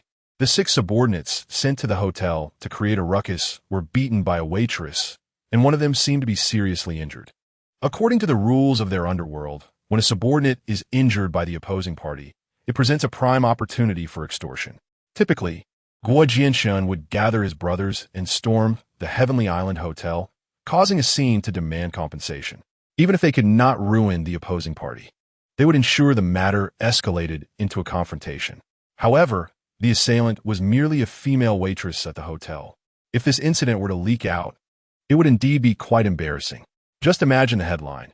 A female waitress at Heavenly Island Hotel defeats 6 strong men. If such a title were to trend, where would that leave the Guo family's reputation? The entire underground world, and indeed everyone in the city aware of this news, would undoubtedly mock them mercilessly. Thus, despite Guo Jianxun's usual arrogance, he recognized the sensitivity of the situation and understood the implications of his actions. Guo Bingquan, while agreeing with his son's decision to endure the humiliation, felt it was necessary as the family patriarch to clean up the mess. He instructed Guo Baozhong to step forward and said, This matter of our brothers being beaten must be set aside for now. We have more pressing issues at hand. You will represent the young master, provide some funds for those 6 brothers, and ensure they receive proper care for their injuries. For the severely injured, seek out the best orthopedic doctors in the city for treatment. Additionally, provide each of them with a month's worth of allowance so they can rest easy until they recover. Guo Baozhong nodded repeatedly. Rest assured, sir, I will handle this and soothe the brothers. Everyone present understood that the most urgent matter was how to deal with the Heavenly Island Hotel. This humiliating loss had to be swallowed for the time being. As Guo Baozhong left, Guo Bingquan turned to Guo Jianxun and sternly advised, You need to use your brain more in handling such matters. Don't just resort to insults. Your brothers were injured while working for you. At the very least, you should acknowledge their suffering. Once you finish your tasks, go visit them and offer some kind words of comfort. Guo Jianshun, sensing his father's displeasure, readily agreed. Guo Bingquin's esteemed reputation within the underworld is not solely attributed to acts of violence. His considerable wealth and unwavering loyalty to his subordinates are among the key factors contributing to his success. Just as he was reflecting on this, his phone rang. Upon seeing that it was a call from the elderly Mr. Chiao, he hesitated momentarily before answering. On the line, Mr. Chiao recounted the capricious behavior of a microfinance company that was pressuring him to repay a loan prematurely. He mentioned that the collection efforts were being handled by a company under Guo Jinshin's name and pleaded for Guo Bingquin to speak with his son, requesting the opportunity to repay the loan in accordance with the original contract, among other things. After feigning an understanding of the situation, Guo Bingquin claimed ignorance and promised to look into the matter further, a statement that implicitly conveyed his refusal to assist. It was clear to Mr. Chiao that such a dismissive remark indicated a lack of genuine willingness to help. Undeterred, Mr. Chiao pressed on and called Guo Jianshin. Guo Jianshin, having noted his father's complete evasion, answered the call and echoed the same sentiments, asserting his unawareness of the situation and suggesting it was likely a collection effort haphazardly undertaken by subordinates seeking to meet performance targets. He added that, while his team relied on loan collections for their livelihoods, he could not interfere excessively. At this point, Mr. Chiao grasped the reality of the situation. On one side lay assets worth billions, including a signature six-star hotel, and on the other were the Guo father and son, with whom he had little more than a casual acquaintance formed through a few shared meals. It was naive to think that a mere phone call could resolve such significant issues. For a predator, relinquishing a prize meal that is nearly within reach is an insurmountable challenge. After hanging up, the Guo father and son exchanged knowing smiles with Bill, clearly amused by the orchestrated performance and mocking Mr. Chiao's naivety, believing that they would show him mercy.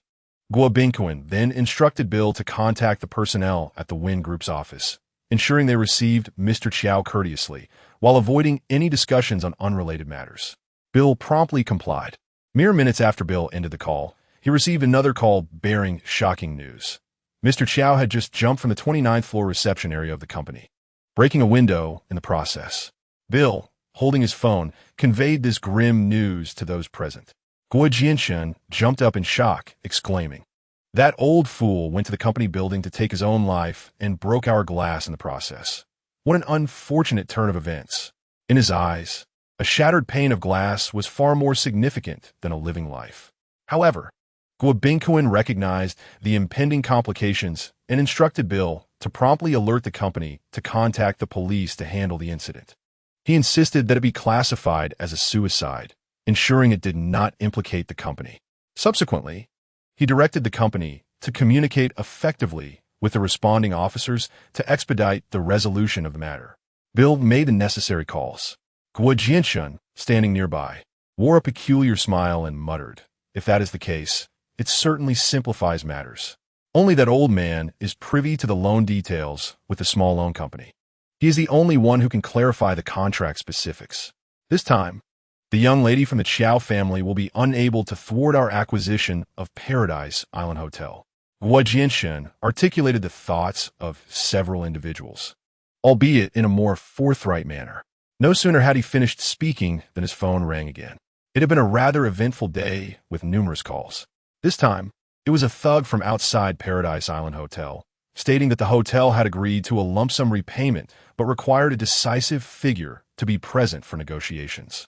Guo Jianshin hung up and reported to Guo Bingquin, "Father, the hotel claims they can repay in one go. How is that even possible? Or would they procure 500 million? Guo Bingquin inquired, "What did they say over the phone?" Guo Jianshin replied, "A chairman from some company spoke on their behalf, saying they would provide the funds within 3 days, but we must have someone with authority present for a face-to-face discussion." "Father, do you think this is credible? That old man just jumped off a building, and he only has a daughter who is hardly competent. How can they repay us? Could this be a trap?" Guo Bingquin pondered for a moment. A trap? What sort of trap could that be? In my view, this indicates that an outsider has intervened, and it is certainly not the Chiao family orchestrating this. Bill concurred. I share the same sentiment. There is something amiss here. Chapter 85. Negotiations. Guo Jinshan asked, Father, how can you be so certain it is an outsider? Guo Bingkuan glanced at both men and elaborated. If the Chiao family possessed that sum, the old man would not have sought us out at the company, nor would he have taken his own life. The Chiao girl must be in a state of utter despair. Unless she is not of sound mind, she would not engage in negotiations with us. Therefore, these 2 points indicate that an outsider has indeed intervened, and they certainly did not consult that old man beforehand. Now that they are aware of his demise, they intend to leverage this situation to apply pressure on us and force us to concede. As for who is behind this and their intentions, we can only ascertain that upon meeting them. Guo Jinshan further queried, but who could this intervening party be? The entire underworld is aware of our interest in Paradise Island Hotel. Surely no one would be foolish enough to oppose the Guo family. Bill added, indeed, if there are forces at play that we are unaware of, and the old man was oblivious, then this situation becomes quite peculiar. Suddenly, he had a chilling thought. Boss, could it be that particular individual who has intervened? Guo Bingkuan nodded. That precisely concerns me. Apart from him, no one else poses a threat. Guo Jinshan glanced back and forth between his father and Bill, asking, who are you referring to? Guo Bingkuan did not answer directly, but fell into contemplation before saying, for now, we can only speculate. We cannot draw any conclusions. Let us hope we do not encounter such ill fortune by crossing paths with him. Bill echoed, indeed. He has no reason to involve himself in this matter. Let us hope this is merely our apprehension. Perhaps someone else has set their sights on Paradise Island Hotel and wishes to insert themselves into the fray. Guo Bingkuan nodded, expressing his hope that it would be so.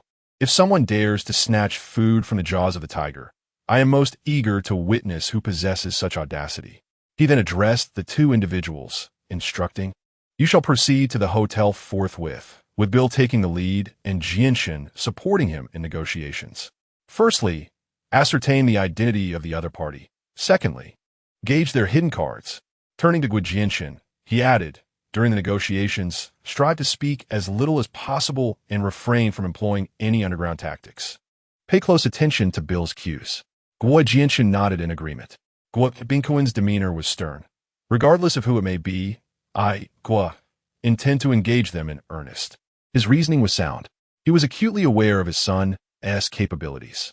While it was acceptable for him to engage in physical confrontations, having him face off against the other party in a battle of wits was decidedly less reassuring than trusting Bill with the task.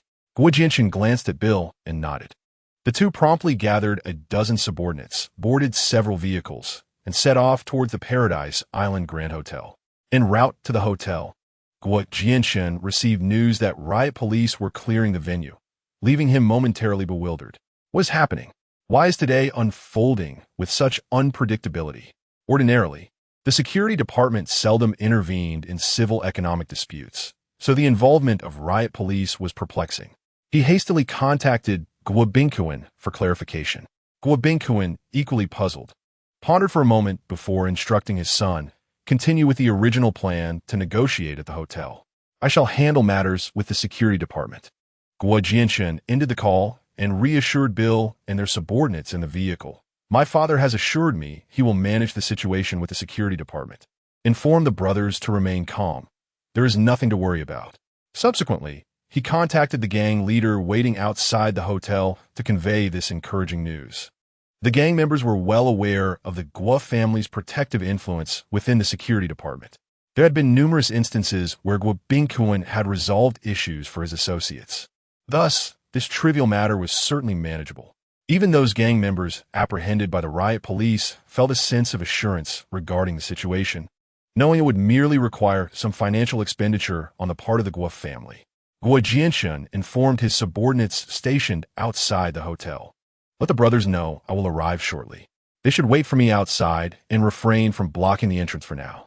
This was a specific instruction from Guo Bingkuan.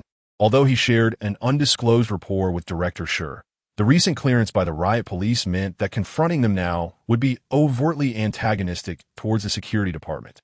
Having navigated the streets for many years, Guo Jianxun understood the intricacies involved. Moreover, Guo Bingquan had reiterated the importance of his negotiation with Bill, emphasizing the need to swiftly ascertain the other party's identity and hidden cards. Whether or not to blockade the entrance had become a secondary concern. Soon, a cunning idea emerged in Guo Jianxun's mind. He shared this notion with Bill. If we can extract some additional funds through negotiations before they seize control of the Paradise Island Grand Hotel, it would indeed be a significant profit for us. Bill nodded in agreement, thoroughly convinced by the proposition.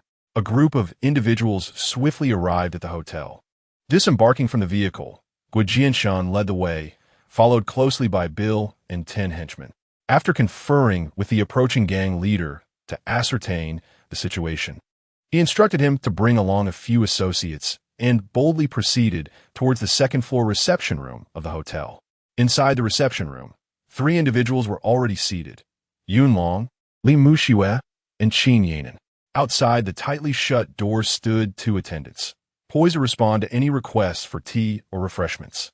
Li Muxue had just returned after accompanying Xiaolina home, where she had instructed several hotel staff to assist the elderly matriarch of the Qiao family and Xiaolina in managing the affairs following the passing of old Master Qiao. After a thorough discussion with Xiaolina, they delineated their responsibilities. Xiaolina would remain at home to handle the arrangements and communicate with the investigating officers, while Li Muxue hurried back to the hotel to negotiate and execute Kwang Haoren's plans. With the elder now departed, it was imperative that the hotel maintain its integrity. With Kwang Haoren's support, Yunlong and others were prepared to step in, instilling confidence in both Li Muxue and Xiaolina regarding the preservation of the hotel. Qialina's only regret was her inability to relay this good news to old Master Qiao in time. Had she done so sooner, perhaps the tragedy could have been averted. Determined to go to the scene to bid farewell to her father, Xiaolina insisted on being present. Li Muxue arranged for someone to closely follow her, emphasizing the need to take good care of Xiaolina before she returned to the hotel. Upon arriving at the hotel entrance, Li Muxue noticed that the thugs who had previously congregated at the door were no longer present. After inquiring, she learned that the security department's riot police had intervened to disperse them. Realizing that this was orchestrated by Kwang Haoren, who had presumably contacted Director Shi, Li Muxue was struck by the formidable influence and execution capabilities of Kwang Haoren's team. It became evident that her husband's prowess stemmed from his illustrious achievements abroad, which had garnered him respect and authority. She reflected on how she had previously misjudged him, and an overwhelming sense of guilt washed over her. Recalling the myriad of benefits Kwang Haoren had provided since his return, even to the extent of sleeping on the couch and willingly embracing the role of a devoted husband, a warm sensation surged within Li Muxue, enveloping her completely. That night, she resolved to reward her husband generously. Just as this decision formed in her mind, a blush crept across her cheeks. She quickened her pace and entered the hotel. Chapter 86. How did you know upon arriving at the hotel? Li Muxue first summoned the department managers to the lobby for a brief meeting. She commanded each department to promptly restore normal operations and to reassure the hotel guests. The housekeeping, front office, marketing, and food and beverage departments were instructed to sincerely apologize for the inconveniences caused by today's unfortunate events and to offer small tokens of appreciation from the hotel. For guests affected by the disruptions, immediate arrangements were made for transportation or reimbursement for taxi fares. Guests dining in the restaurant at that moment were offered complimentary meals. This series of measures was part of the service principles Li Muxue had established since taking over the hotel, and such arrangement for the guests were entirely reasonable. The various departments then dispersed to implement their respective tasks. Having arranged everything, Li Muxue then turned to ascend to the VIP lounge on the second floor. She was aware that Yunlong and Qin Yanan were awaiting her there. Upon entering the lounge, the engaged duo immediately rose to their feet. Li Muxue first shook hands with Yunlong, and then approached Qin Yanan, gently grasping her arm and exclaiming, "So, you are also my husband's subordinate. I had a feeling, given your prowess at the Chinese restaurant this afternoon." Qin Yanan smiled bashfully, responding, "Sister-in-law, it was a matter of necessity. Those rascals came looking for trouble. If I hadn't taught them a lesson, who knows what chaos might have ensued. Li Muxue adopted a serious demeanor and replied, "It is indeed right to discipline them. It would be astonishing not to. However, I find myself pondering another issue." "What is it, sister-in-law?" Qin Yanin inquired with curiosity. With utmost seriousness, Li Muxue continued, "I can't help but think that having you serve as a waitress in a restaurant is quite a disservice to you. With your undercover skills, are you not perpetually monitoring my husband on my behalf?" Qin Yanin froze momentarily. "Sister-in-law, I assure you that is not the case." "Ha ha ha," Li Muxue laughed, unable to contain her amusement before Qin Yanin could finish her explanation. It was then that Qin Yanin comprehended the jest and joined in the laughter. The bond between the two women swiftly deepened. Yunlong, observing from the side, chuckled softly and promptly invited Li Muxue to take a seat. Once seated, Yunlong briefed both women on their respective roles and how they should cooperate during the upcoming negotiations. Upon concluding his instructions, Li Muxue inquired, "Who is the individual coming to meet us?" Yunlong shook his head, while Qin Yanin suggested, "It is highly likely to be Guo Jianxin." Both turned their attention to Qin Yanin. "How do you know?" With a smile, Qin Yanin replied, "It's merely a trivial skill. Earlier, while Yunlong was conversing with those ruffians at the entrance, I was observing closely. One stout fellow had slipped aside to make a call to their leader, and I was able to read his lips. He was reporting Yunlong's words to someone referred to as young master, mentioning instructions from the old master. Later, when the police arrived, he again stepped aside to inform the young master of the situation here. Finally, I overheard him ask, 'Young master, will you be coming in person?' That led me to deduce that Guo Jianxin would be the one arriving." Yunlong regarded Qin Yanin with admiration. "No wonder the boss refers to you as our wind-wing angel. Your ability to eavesdrop is remarkably potent. Just before our arrival, the boss specifically advised me to heed your suggestions during the negotiations, as they might yield unexpected insights. Clearly, the boss knows best, and having you join us certainly ensures our mission's success." Yunlong's commendation not only caused Qin Yanin to shyly lower her gaze, but also infused Li Muxue with a newfound vivacity. He continued, "Since we are aware that Guo Jianxin will be present, let us devise a detailed negotiation strategy concerning him." As the three engaged in their clandestine discussion, a knock echoed from the door. Li Muxue discerned it to be the sound of a trained server and promptly said, "Come in." Indeed, the attendant outside pushed open the door and reported, "Mr. Li, that group has returned, numbering around 20, and they are heading straight for the second floor." Hearing the attendant's trembling voice, Li Muxue calmly gestured, "It's fine. Open the door and let them in." The attendant complied, pushing open the double doors of the VIP room. Before long, Guo Jianxin and Bill appeared at the entrance, followed closely by approximately 20 men clad in black suits. Without pausing, the group surged into the VIP room. In response to this scene, Yunlong sat upright on the sofa, as immovable as a statue. In contrast, Li Muxue, seated on a nearby sofa, instinctively shifted back slightly. After all, she had never encountered such a display before. Facing the throng of imposing figures caused her heart to flutter. She turned her body slightly to glance at Yunlong, who sat with a cold, authoritative gaze, maintaining a composed posture which somewhat eased her anxiety. Mimicking his demeanor, she straightened her back, striving to conceal the rapid beating of her heart to appear more composed. In a nearby armchair behind Yunlong sat Qin Yanin, her notebook spread open on her lap. She had exchanged her earlier service attire for a managerial uniform. Though slightly loose, her stature remained upright, and her expression bore a hint of playful indifference. Guo Jianxin, along with Bill and his entourage, entered the VIP room and stood before the three individuals.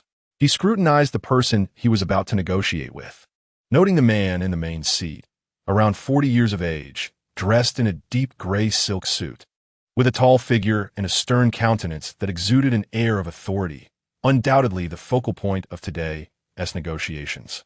Next to him sat Li Muxue, the very individual he coveted, yet had caused much distress for himself and his subordinates, including Black Panther and a raspy-voiced thug. A surge of resentment welled up within him. However, he recognized that despite his animosity, he was powerless against her today. At that moment, one of his subordinates leaned in, pointing out Qin Yanan to Guo Jianshen, stating that she was the girl who had incapacitated the raspy-voiced thug and taken down 6 of his men. Guo Jianshen involuntarily gasped, his wariness towards the girl with the smooth forehead deepening. Had it not been for his subordinate's reminder, his inherently good nature might have led him to harbor inappropriate thoughts about the beautiful girl. Now, however, a chill settled in his heart. He shifted his neck, which still ached subtly, a lingering consequence of Black Panther's earlier attack. With both parties having made their appearances, Bill stepped forward, leaning close to Guo Jinshen's ear to whisper something. Qin Yanan observed his lips, quickly interpreting. Let the brothers wait at the door. The negotiation should only involve the 2 of us. Besides, there are 2 women present on the opposing side, so it shouldn't pose any danger. Internally, Qin Yanan scoffed, thinking, you dare underestimate me. You will soon experience my prowess. Yet her face remained impassive, and her hand holding the notebook did not waver. Guo Jinshan nodded slightly and turned to instruct his 20 subordinates to wait outside the door. Once they exited, the attendant promptly secured the door. Chapter 87. Negotiation through game theory with the bodyguards gone.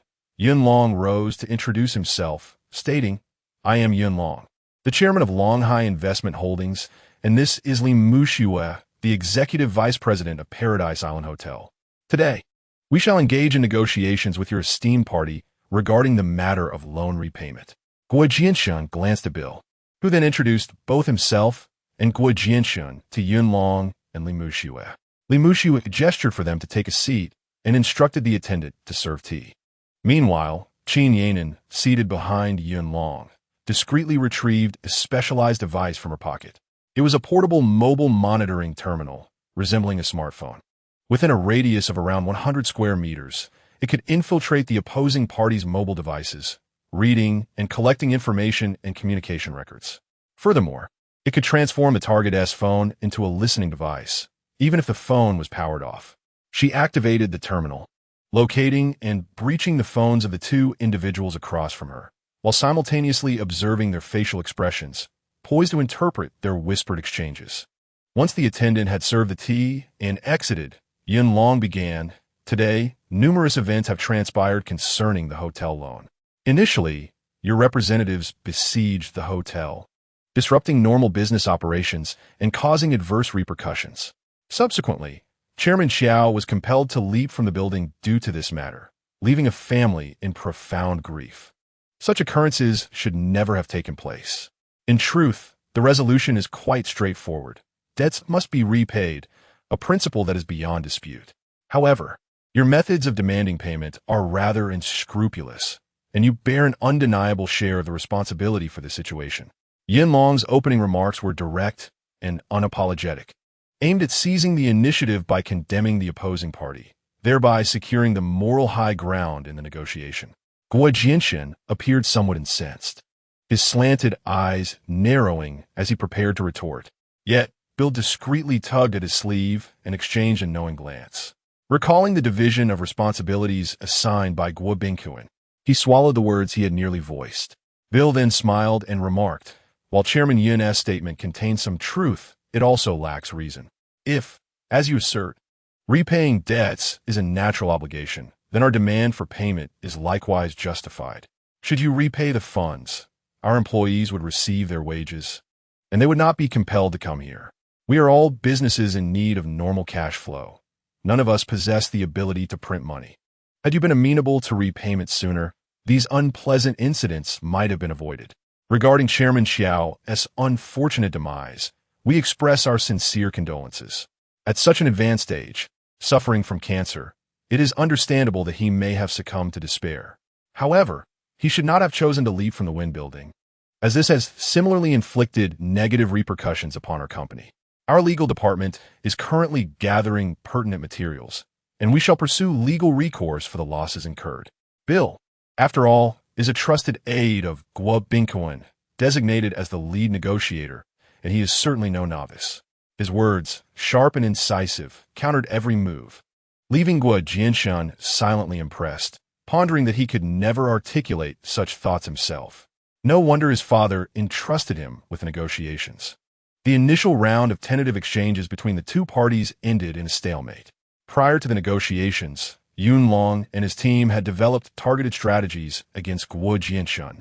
But upon realizing that the lead negotiator was Bill, Guo Bingquan's assistant, who displayed a calm demeanor and adeptly addressed the posed questions, they understood they were facing a formidable opponent today. Yun Long quickly recalibrated his strategy in his mind, making careful observations of Bill. Similarly, Limuxua Rakumisa Bills Pruvas. She glanced at Yun Long and then discreetly at Qin Yanan, who, understanding the cue, promptly lowered her head to check the monitoring terminal for information on Bill. Yun Long remained unfazed by Bill's rebuttals, as they were not central to the negotiations' objectives and did not warrant excessive engagement. The tentative opening remarks from both sides were merely an attempt to establish a favorable atmosphere. The crux of the negotiation would come next. Without waiting for Qin Yanan to provide Bill's background information or engaging in a debate about the reasons behind old Master Qiao's tragic leap, Yun Long sidestepped Bill's counterattack and directly addressed the core issue. With a composed expression, he stated, "The very fact that we are seated here indicates our mutual intent to resolve the matter at hand. Therefore, please share your thoughts."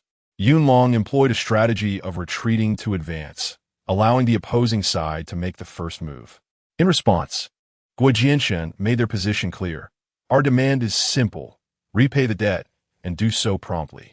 Yun Long followed up with pertinent questions. "How much is owed? When will it be repaid?" Guo Jianshun replied, "Within 3 days, no, you have 2 days left. Repay 500 million within 2 days. Yun Long smiled lightly. 500 million is not an exorbitant sum. 2 days should suffice." Bill exchanged a glance with Guo Jianshun, revealing disbelief intertwined with the disappointment of an unfulfilled scheme. After all, they sought more than just money. However, having reached this point, retreat was not an option, given that this entire situation stemmed from usury. They could not openly declare their intent to seize their hotel. Bill reluctantly continued along this line of discussion. "Very well. Since you claim the sum is manageable and the time ample, we kindly request that you repay the debt immediately." Yun Long, unfazed, began to assert himself. "While the amount may not be substantial, we must adhere to our internal procedures for disbursement. We require a copy of the signed contract for both parties. Our legal and risk management departments will evaluate the loan's prior performance, including the loan duration, principal, interest, and payment method. However, rest assured, our internal assessment process is swift. We can resolve this issue within 2 days." In truth, Yun Long's legal and risk management departments were nothing more than a FAAD, but at this moment, they had to appear credible. Bill and Guo Jianshun exchanged glances once more, and Guo Jianshun remarked, "Each party has a copy of the contract. You can refer to your own." He began to employ his customary and scrupulous tactics. "Limuxua Rafuta. Our Paradise Island Hotel, along with the Qiao family, has never received this contract. Initially, the small loan company took it back under the pretext of obtaining a seal and has yet to return the copy that rightfully belongs to us." Guo Jianshun shook his head vigorously, like a rattle drum. "How could that be? When we took over this collection project, the small loan company did not inform us of this matter. We were not authorized to provide you with the contract." Guo Jianshun's ability to fabricate lies was indeed exceptional. Yun Long spread his hands wide. "If your side cannot provide the original contract, how can we verify the loan conditions between both parties? How can we ascertain the remaining funds and payment deadlines? We cannot simply hand over 500 million based on your mere words." Chapter 88. The mantis stalks the cicada. As Yun Long pressed on relentlessly, Bill also began to play hardball. "But we have indeed only accepted the small loan company's entrusted collection business. We were not authorized to provide you with the contract." Yun Long persisted. "Since this is a borrowing relationship, without a loan contract, I fear we cannot process any payment to your side." Guo Jianshun seized upon this like a lifeline. "Then what are we even discussing? In 2 days, we will forcibly take over the hotel." Without a moment's hesitation, Yun Long replied, "Through today's security agency's eviction action, do you not realize your situation? Paradise Island Hotel is not something you can manipulate at will. Furthermore, I can responsibly inform you that the criminal investigation into the cause of Elder Qiao's suicide has officially commenced. As the investigation deepens, You may be compelled to present that contract you hold. Both Bill and Guo Jianxin felt a chill in their hearts. What Yunlong stated was indeed factual. Observing the blockade in front of the hotel had been dispersed, although they had Guo Bingquin's assurance regarding the security agency. They had yet to receive feedback on the extent of the resolution, leaving them uncertain. Seeing Yunlong's calm demeanor, as if he had everything under control, both felt a twinge of unease. Bill whispered a few words to Guo Jianxin, while Qin Yanin focused intently on their lips, trying to decipher their conversation. Let us step outside to discuss. Subsequently, Bill concocted an excuse. Regarding the contract, we indeed have not received authorization from the other party. We will step outside to make a call and discuss with them. With that, he and Guo Jianxin rose and exited the VIP room. Yunlong nodded, remaining seated and composed. Behind him, Qin Yanin stood up, holding a notebook, seemingly intending to assist them in opening the door, and followed to the entrance. Once Bill and Guo Jianxin had exited the VIP room and reached the balcony on the second floor, they began their discussion. Immediately, they were surrounded by 20 subordinates, rendering their lip movements unreadable. Qin Yanin closed the door to the VIP room, leaving just a slight crack to enable her to observe their silhouettes. She held her notebook, which was half filled with notes, against the door. Li Muxue finally discerned that within the notebook lay an object the size of a mobile phone, adorned with a blue display screen. This screen was continuously fluctuating with numbers. Qin Yanin adjusted something in her ear. Nestled within her ear canal was a covert listening device. She could hear the voices of two individuals, amidst a somewhat chaotic background noise occasionally punctuated by the rustle of clothing. Qin Yanin needed to concentrate intently to decipher the content of their conversation. Bill, it seems they won't relent until they see the contract. Guo Jianxin, what should we do? We can't hand over the contract to them. If we do, what will become of our hotel? Bill, don't fret. We can manipulate the contract a bit. After all, the old man who was the principal party has passed away, so we can alter it as we please. Guo Jianxin, astonished, right? Aside from that old man, no one knows what the original contract looked like. Bill, your idea is brilliant. Let us proceed with this plan. Bill, hold on. We need to consult the boss about this matter. Where are those contracts? Guo Jianxin. I placed them in the filing cabinet next to my dad's desk at home. He knows the password. All right, I'll call the boss now. Soon, Bill's voice over the phone became markedly clearer. Qin Yanin checked the recording function on her device once more, confirming it was operational, and continued her surveillance. Bill, boss, I'd like to report on the situation here. First, let me clarify the identity of the other party. They claim to be the chairman of Longhai Investment Holding Company, named Yunlong. Please have someone look into the background of this company. Guo Bingquin, understood. I will arrange that shortly. Bill, based on your judgment, do you think he is someone sent by that individual? Bill, it's difficult to say at this point. The other party is in their 40s, possesses strong negotiation skills, and resembles a seasoned business veteran. They are adamantly clinging to the contract, insisting on seeing it before making any payment. From their tone, it appears they are not lacking in funds and seem quite willing to pay for the hotel. However, it remains uncertain what their true intentions are. Guo Bingquin, this is not surprising. Since they're fixated on the contract, what do you suggest? Bill, after discussing with the young master, we can make some alterations to the contract. After all, only the old man knew the original details, and now that he has passed, we can modify it as we see fit. As for the ceiling and the areas where the other party has stamped, you can have them technically handled. This way, when we present the contract again, they will have little to contest. Guo Bingquin, that is an excellent idea. Let us ask Jianxin where those contracts are. Guo Jianxin, taking the call. Dad, I stored those contracts in the filing cabinet next to your desk, secured with a blue clip. You know the password. Guo Bingquin, good. I'll arrange for someone to process the contracts shortly. Please hand the phone back to Bill. Bill's voice. Boss, I'm here.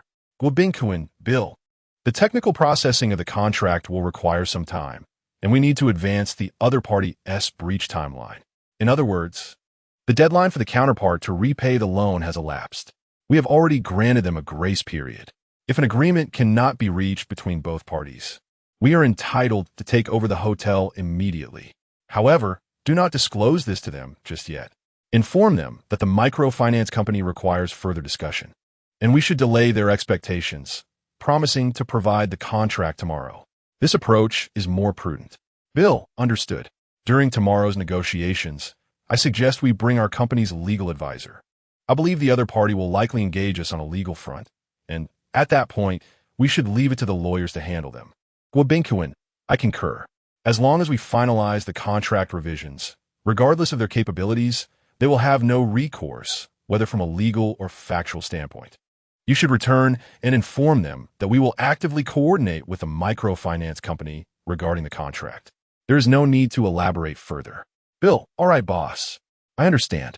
Gwabinkuin, by the way, I must share some unfortunate news. I just spoke with Director Schur, who mentioned that the individuals clearing the area in front of the hotel were dispatched by the riot police under orders from a superior. He did not divulge who the superior is, and I did not press him. However, from his tone, it seems reminiscent of the previous incident involving the Black Panther. He only indicated that it is a matter of utmost secrecy, and delving deeper would be detrimental to the Gua family. Bill, boss, this is indeed troubling news. It suggests that a certain individual may be involved. Should we proceed with our original plan?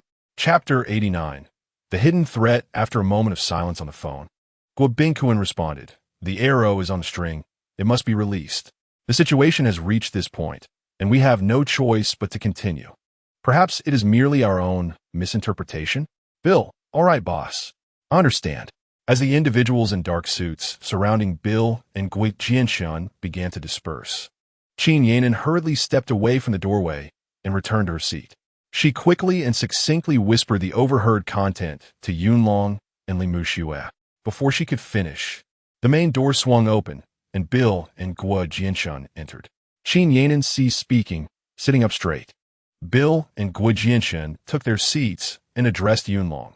"We just contacted the microfinance company and conveyed your request to them. They expressed their difficulties, stating that they had provided you with a contract at the time. As for why you do not have it, that is beyond their understanding."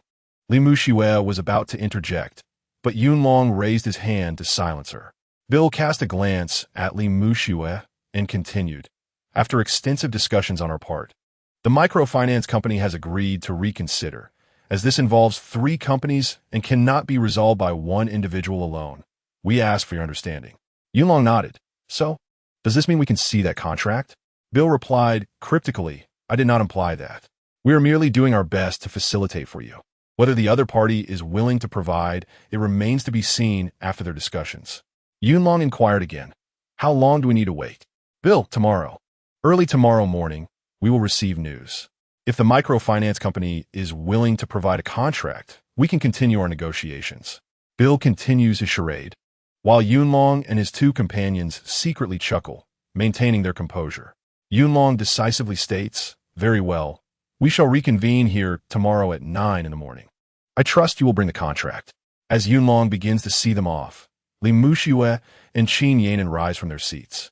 Bill and Gua Jianshun lead the way, with the 2 women following, escorting them to the entrance of the VIP lounge. It is only after they see the men and their bodyguard board their vehicle that Li Muxue and Qin Yanan return to their seats. Qin Yanan opens the monitoring terminal and plays the recorded conversation for the 2. After listening, Yunlong nods and promptly makes a call to report to Quang Howren. Upon hearing the details, Quang Howren instructs the 2 to return to the Yun Palace Villa immediately to discuss their next course of action. Li Muxue sees them off before returning to the hotel to attend to her responsibilities. She then calls Xiaolina to briefly discuss the progress of the negotiations and to inquire about the elders' affairs, which she chooses not to elaborate on. At the Yun Palace Villa, when Yunlong and Qin Yanan arrive at the second-floor reception room, they find Lung Han reporting on some matter to Quang Howren. Noticing their arrival, Quang Howren gestures for the 3 to gather around the coffee table. Qin Yanan, eager to serve, rises to pour water for everyone, but Yunlong stops her. "Yanan, this is not the hotel. My role-playing has concluded. I am the steward here, and it would be inappropriate for you, as a guest, to take on such tasks." He then skillfully cleans the cups, replaces them with fresh tea, and serves everyone. Once all 3 subordinates are settled, Quang Howren begins, "Before you 2 returned, I was discussing Bill's situation with Lung Han." Qin Yanan inquires, "Boss, you have seen the information I sent you, haven't you?" Kwang Hao nods, indeed. It was upon reviewing your materials that I realized we might be facing an old adversary. Initially, I believed Bill to be merely Guo Bingquin's assistant, but it appears we have underestimated him. Based on the information Yanin provided, we now have a clearer understanding of Bill's identity. His father was an attaché at the embassy of the Eagle Nation in our country during his early years. This position, in essence, is that of a legal spy cloaked in diplomatic guise. Bill was educated in schools within our Longsha nation from a young age, mastering fluent Chinese, even adopting a local dialect accent. Yunlong glances at Qin Yanin. No wonder, when he spoke during the negotiations today, we were taken aback. If not for his Caucasian features, it would have been nearly impossible to discern that he is a foreigner. During discussions, Kwang Hao encourages everyone to interject, fostering a collaborative environment, a practice well understood by those present. Kwang Hao nods, continuing, later, Bill returned to our country due to his father's job transfer. After graduating from high school, he enrolled directly in the West Point Military Academy of the Eagle Nation, followed by a brief service in the Marine Corps. After his time in the Marines, there is a gap in his resume. Lung Han, and I suspect he may have been absorbed by a clandestine organization, which might explain the missing information. Subsequently, Bill arrived in our Longsha Nation and joined the Yonli Group. From a manager responsible for overseas markets to gradually becoming the assistant to Guo Bingquin, he has attained a position of considerable significance within the Win Group. As per the current information available, it appears that Guo Bingquin holds a degree of trust in him, often entrusting him with various responsibilities. In this regard, even Guo Jianshun, whom Guo Bingquin has been keenly nurturing, seems to fall short. Yunlong added, based on today's interactions, this Bill indeed proves to be a formidable character, more astute than Guo Jianshun, possessing a clear mind capable of grasping the essence of issues. Qin Yanin remarked, from his conversations with Guo Bingquin, it is evident that Guo Bingquin actively seeks his opinions regarding contract matters and frequently engages with him in a consultative manner, indicating his considerable weight in the eyes of the Guo father and son. Once the two finished their observations, Kwang Hao continued, we now harbor grave suspicions regarding Bill, who may very well be a spy dispatched by the Eagle Nation among us, possibly even a remnant of the Odessa we once eradicated. Qin Yanin looked at her superior in astonishment. Odessa? Weren't they eliminated by us? Kwang Hao furrowed his brow slightly. Although Odessa sustained severe damage, the Eagle Nation will undoubtedly work swiftly to rebuild, and their remnants cannot be completely eradicated. Particularly those operatives scattered across various countries remain unknown to us. Currently, based on the information at hand, it appears that Bill is likely a significant member planted by Odessa within our domestic sphere. After a prolonged silence, Lung Han finally spoke. Earlier, the boss analyzed that Bill, utilizing his identity within the Win Group, is engaged in clandestine intelligence work. Moreover, the Guo father and son of the Win Group may serve as Odessa's external contacts. Kwang Hao nodded. The basis for this judgment lies in Guo Bingquin's influence within the underworld. Bill can leverage him to conduct numerous activities that he cannot personally undertake. Additionally, they have been coveting Li's pharmaceuticals. Initially, we believed that the Win Group had its sights set on the technology of Li's pharmaceuticals, attempting a hostile takeover. However, it now appears that we must link this matter to the ongoing trade and technological conflict with the Eagle Nation. Should they successfully acquire Li's pharmaceuticals, they would be compelled to disclose their core technologies to the major shareholders. This constitutes an exceedingly nefarious scheme. Yunlong could not help but voice his query. But why are they fixating on the Paradise Island Hotel now, attempting to seize it? Chapter 90. The Marvelous Cloak of Invisibility. Kwang Hao praised. That is an excellent question. Had it not been for Bill's identity drawing our attention, we would have merely perceived this as a conflict of interest between the Guo clan and the Li and Xiao families. It now appears that the annexation of the Li family was indeed part of the Guo clan's plan. The assault on the Qiao family and the Paradise Island Hotel is purely a manifestation of the Guo father and son's desire for revenge, driven by their insatiable greed. Initially, the Guo clan's focus was on Li's pharmaceuticals, but with Lung Han's emergence, they first disciplined Guo Jianshun, wreaking havoc at Beihai Tower. and subsequently delivered a resounding slap to the faces of the Guo father and son at the city's first banquet. In an act of retaliation, they directed their ire towards the Paradise Island Grand Hotel, which was hosting the city's inaugural banquet. Coincidentally, the Chow family had outstanding loans with the small lending company controlled by the Guo clan. Usury has long been intertwined with the underworld, with many funds from the shadows being laundered through such lending institutions. These malignant entities have long infected society, driving countless entrepreneurs like the elder Chiao to despair, leading to untold family tragedies. In their lending and collection practices, they often employed despicable tactics akin to those used against the Chiao family, with many borrowers being subject to their manipulations.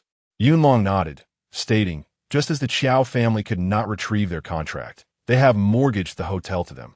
Kwang Haoran replied, initially, the Guo clan sought to extract wealth from the Chiao family, but upon gaining leverage, they aimed to forcibly seize the hotel. Qin Yanan expressed her disdain. These heartless individuals who would drive someone to death yet show no remorse. I wish to personally exact vengeance upon these scoundrels. Yunlong concurred, yet, despite their meticulous calculations, they never anticipated encountering us. Lung Han added, indeed, they could never have imagined that the renowned Tianlang Brigade would obstruct their path. Kwang Haoran steered the conversation back on track.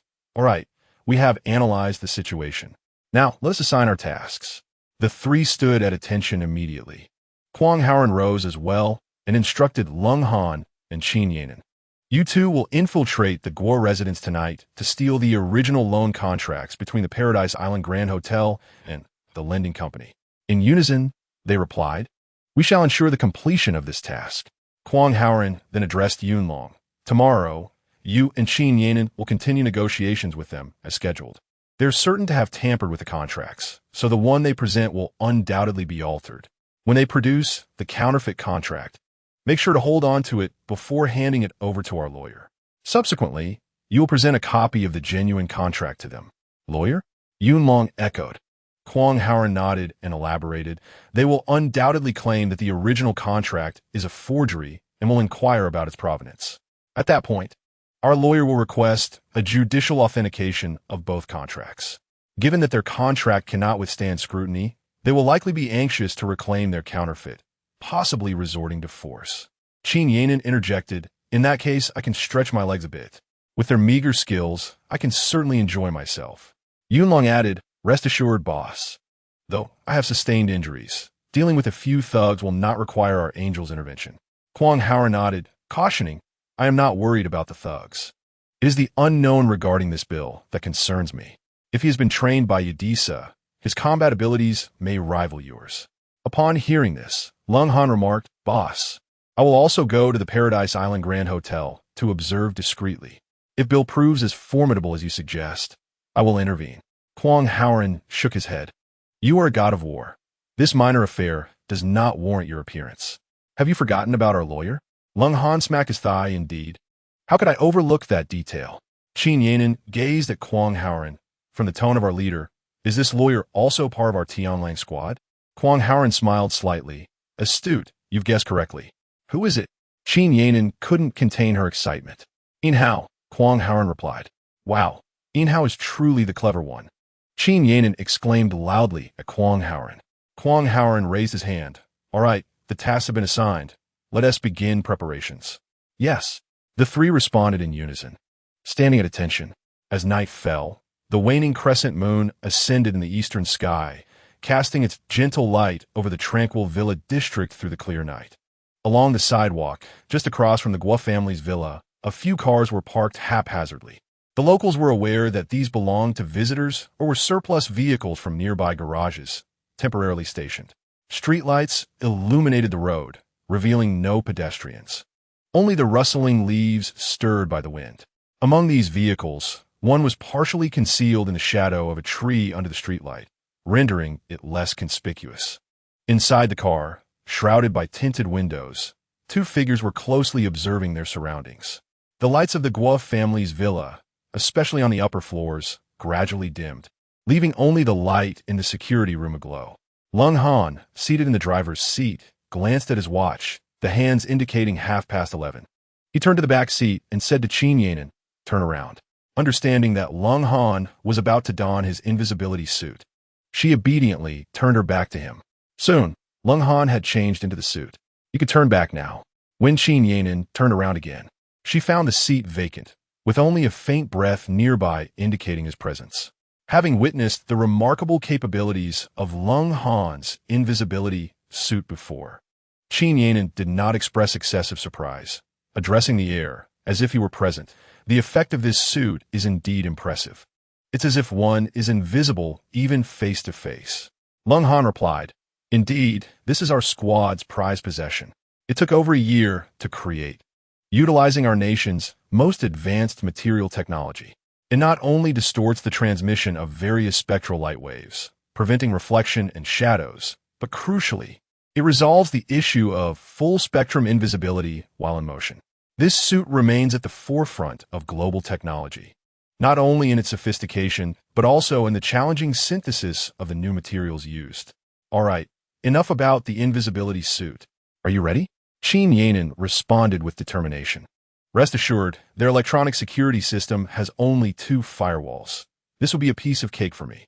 Lung Han's voice turned serious. "Have you cracked the passwords for the main gate, secondary gate, first floor doors, office, and filing cabinet?" Chapter 91. Forgetting the dog, Qin Yanin raised the remote terminal in her hand. "Everything is under our control. At each door, simply pause to ensure the surroundings are secure before proceeding.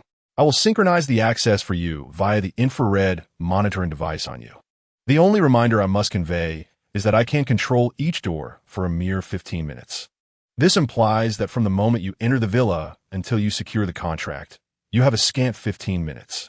Should you exceed this time without emerging, you will find yourself trapped inside. Furthermore, I require an additional 15-minute interval to re-infiltrate the opposing system." Lung Han inquired, "Is there no possibility of an extension?" Qin Yanin elucidated, "During this 15-minute window, I can only loop the security footage from the preceding 15 minutes for the guards. If I replay it multiple times, it may arouse suspicion. Should they come to investigate, it would lead to complications. Längern responded, understood. I shall endeavor to complete the task within the 15 minutes. If I exceed that time, I will find a place to hide until you can re-infiltrate and regain control of the door." Qin Yanin added, "To be on the safe side, it is prudent for us to resolve the matter within a single 15-minute interval. My preparations are complete, and we can commence our operation in 5 minutes." Suddenly, Lung Han whispered in alarm, "Oh no, I overlooked a detail." "What is it?" Qin Yanin asked quietly. "We forgot to investigate whether there are dogs inside the Gore residence." Lung Han replied, his voice tinged with anxiety. "Can dogs detect your scent?" Qin Yanin realized the gravity of the situation. "Indeed, what shall we do?" Lung Han said, his urgency palpable. Qin Yanin extended her hand and retrieved a silenced pistol from her backpack, handing it to Lung Han. "Take this. If any dogs appear, use it." Lung Han appeared reluctant and asked, "Do you have a tranquilizer gun?" Qin Yanin shook her head. It was not prepared in advance, and there is no time to return to the villa for it now. Lung Han further inquired, "Do you have any throwing knives?" "Il doit possess on it." "But only a single blade," Qin Yanin replied as she produced the throwing knife. "One will suffice, and please give me 5 ice beads." The ice beads mentioned by Lung Han were a specialized weapon of the team, encased in a gelatinous layer. They contained a concentrated volatile liquid capable of briefly incapacitating creatures or humans. Upon impact, the gelatin would rupture, releasing the liquid without leaving any trace. Lung Han believed that infiltrating for a mere contract while armed was somewhat excessive. The moment a gun is fired, it would undoubtedly evoke associations with military operations. In the event of an unforeseen complication, resolving it with a knife would minimize exposure of his identity. Moreover, Lung Han was adept with a knife. A single throwing knife in his hand was wielded with exceptional skill, ensuring no sparrow could escape within dozens of paces. The ice beads represented another of his remarkable talents. In urgent situations, a thrown ice bead would strike true within a range of several meters, hitting targets the size of a coin with unerring precision. Qin Yanin handed over the throwing knife and 5 ice beads, and as they vanished from view, she understood Lung Han had stowed them away. She then whispered, "003, the time has come. commenced the operation. No sooner had she spoken than the front car door swung open, allowing a refreshing breeze to enter the vehicle. Almost immediately, the door gently closed once more. Qin Yanin concealed herself in the back seat, locking the door. She set up a small tent to shield the glow of the portable remote control device's screen, intently focusing on the perspective provided by Lung Han's personal camera as she operated the device. As her gaze settled before the villa's entrance, Qin Yanin discreetly activated the side gate via remote control, allowing it to open quietly. Her perspective shifted into the courtyard, and the door behind her gently closed. Continuing forward, she observed that no figures were visible within her line of sight, not even the shadow of a dog. Approaching the front of the villa, her attention paused momentarily on a side room on the first floor, illuminated by light. The door to the room was shut, yet through the window, she discerned two security guards seated inside, one with his legs draped over the chair's back, engrossed in his phone, while the other monitored the surveillance feed. With determination, Qin Yanin advanced, employing the access code she had deftly deciphered to unlock the villa's entrance. Her perspective transitioned into the foyer on the first floor, where only the low glow of a night lamp illuminated the space. She moved onward towards the staircase, ascending swiftly and silently. Just as her vision reached the second floor, a shadow darted into view, two glowing eyes akin to fireflies shimmering in the dim corridor, accompanied by a few barks. Indeed, the dog was present, and it appeared to be a large breed. A sense of unease gripped Qin Yanin as she focused intently on the screen. Suddenly, a flash of light emerged, and the dog whimpered, collapsing to the floor in convulsions. Footsteps echoed from the security room on the first floor, followed by a guard's voice. "Richie, quiet down. It's the middle of the night." Clearly, Richie was the name of the dog.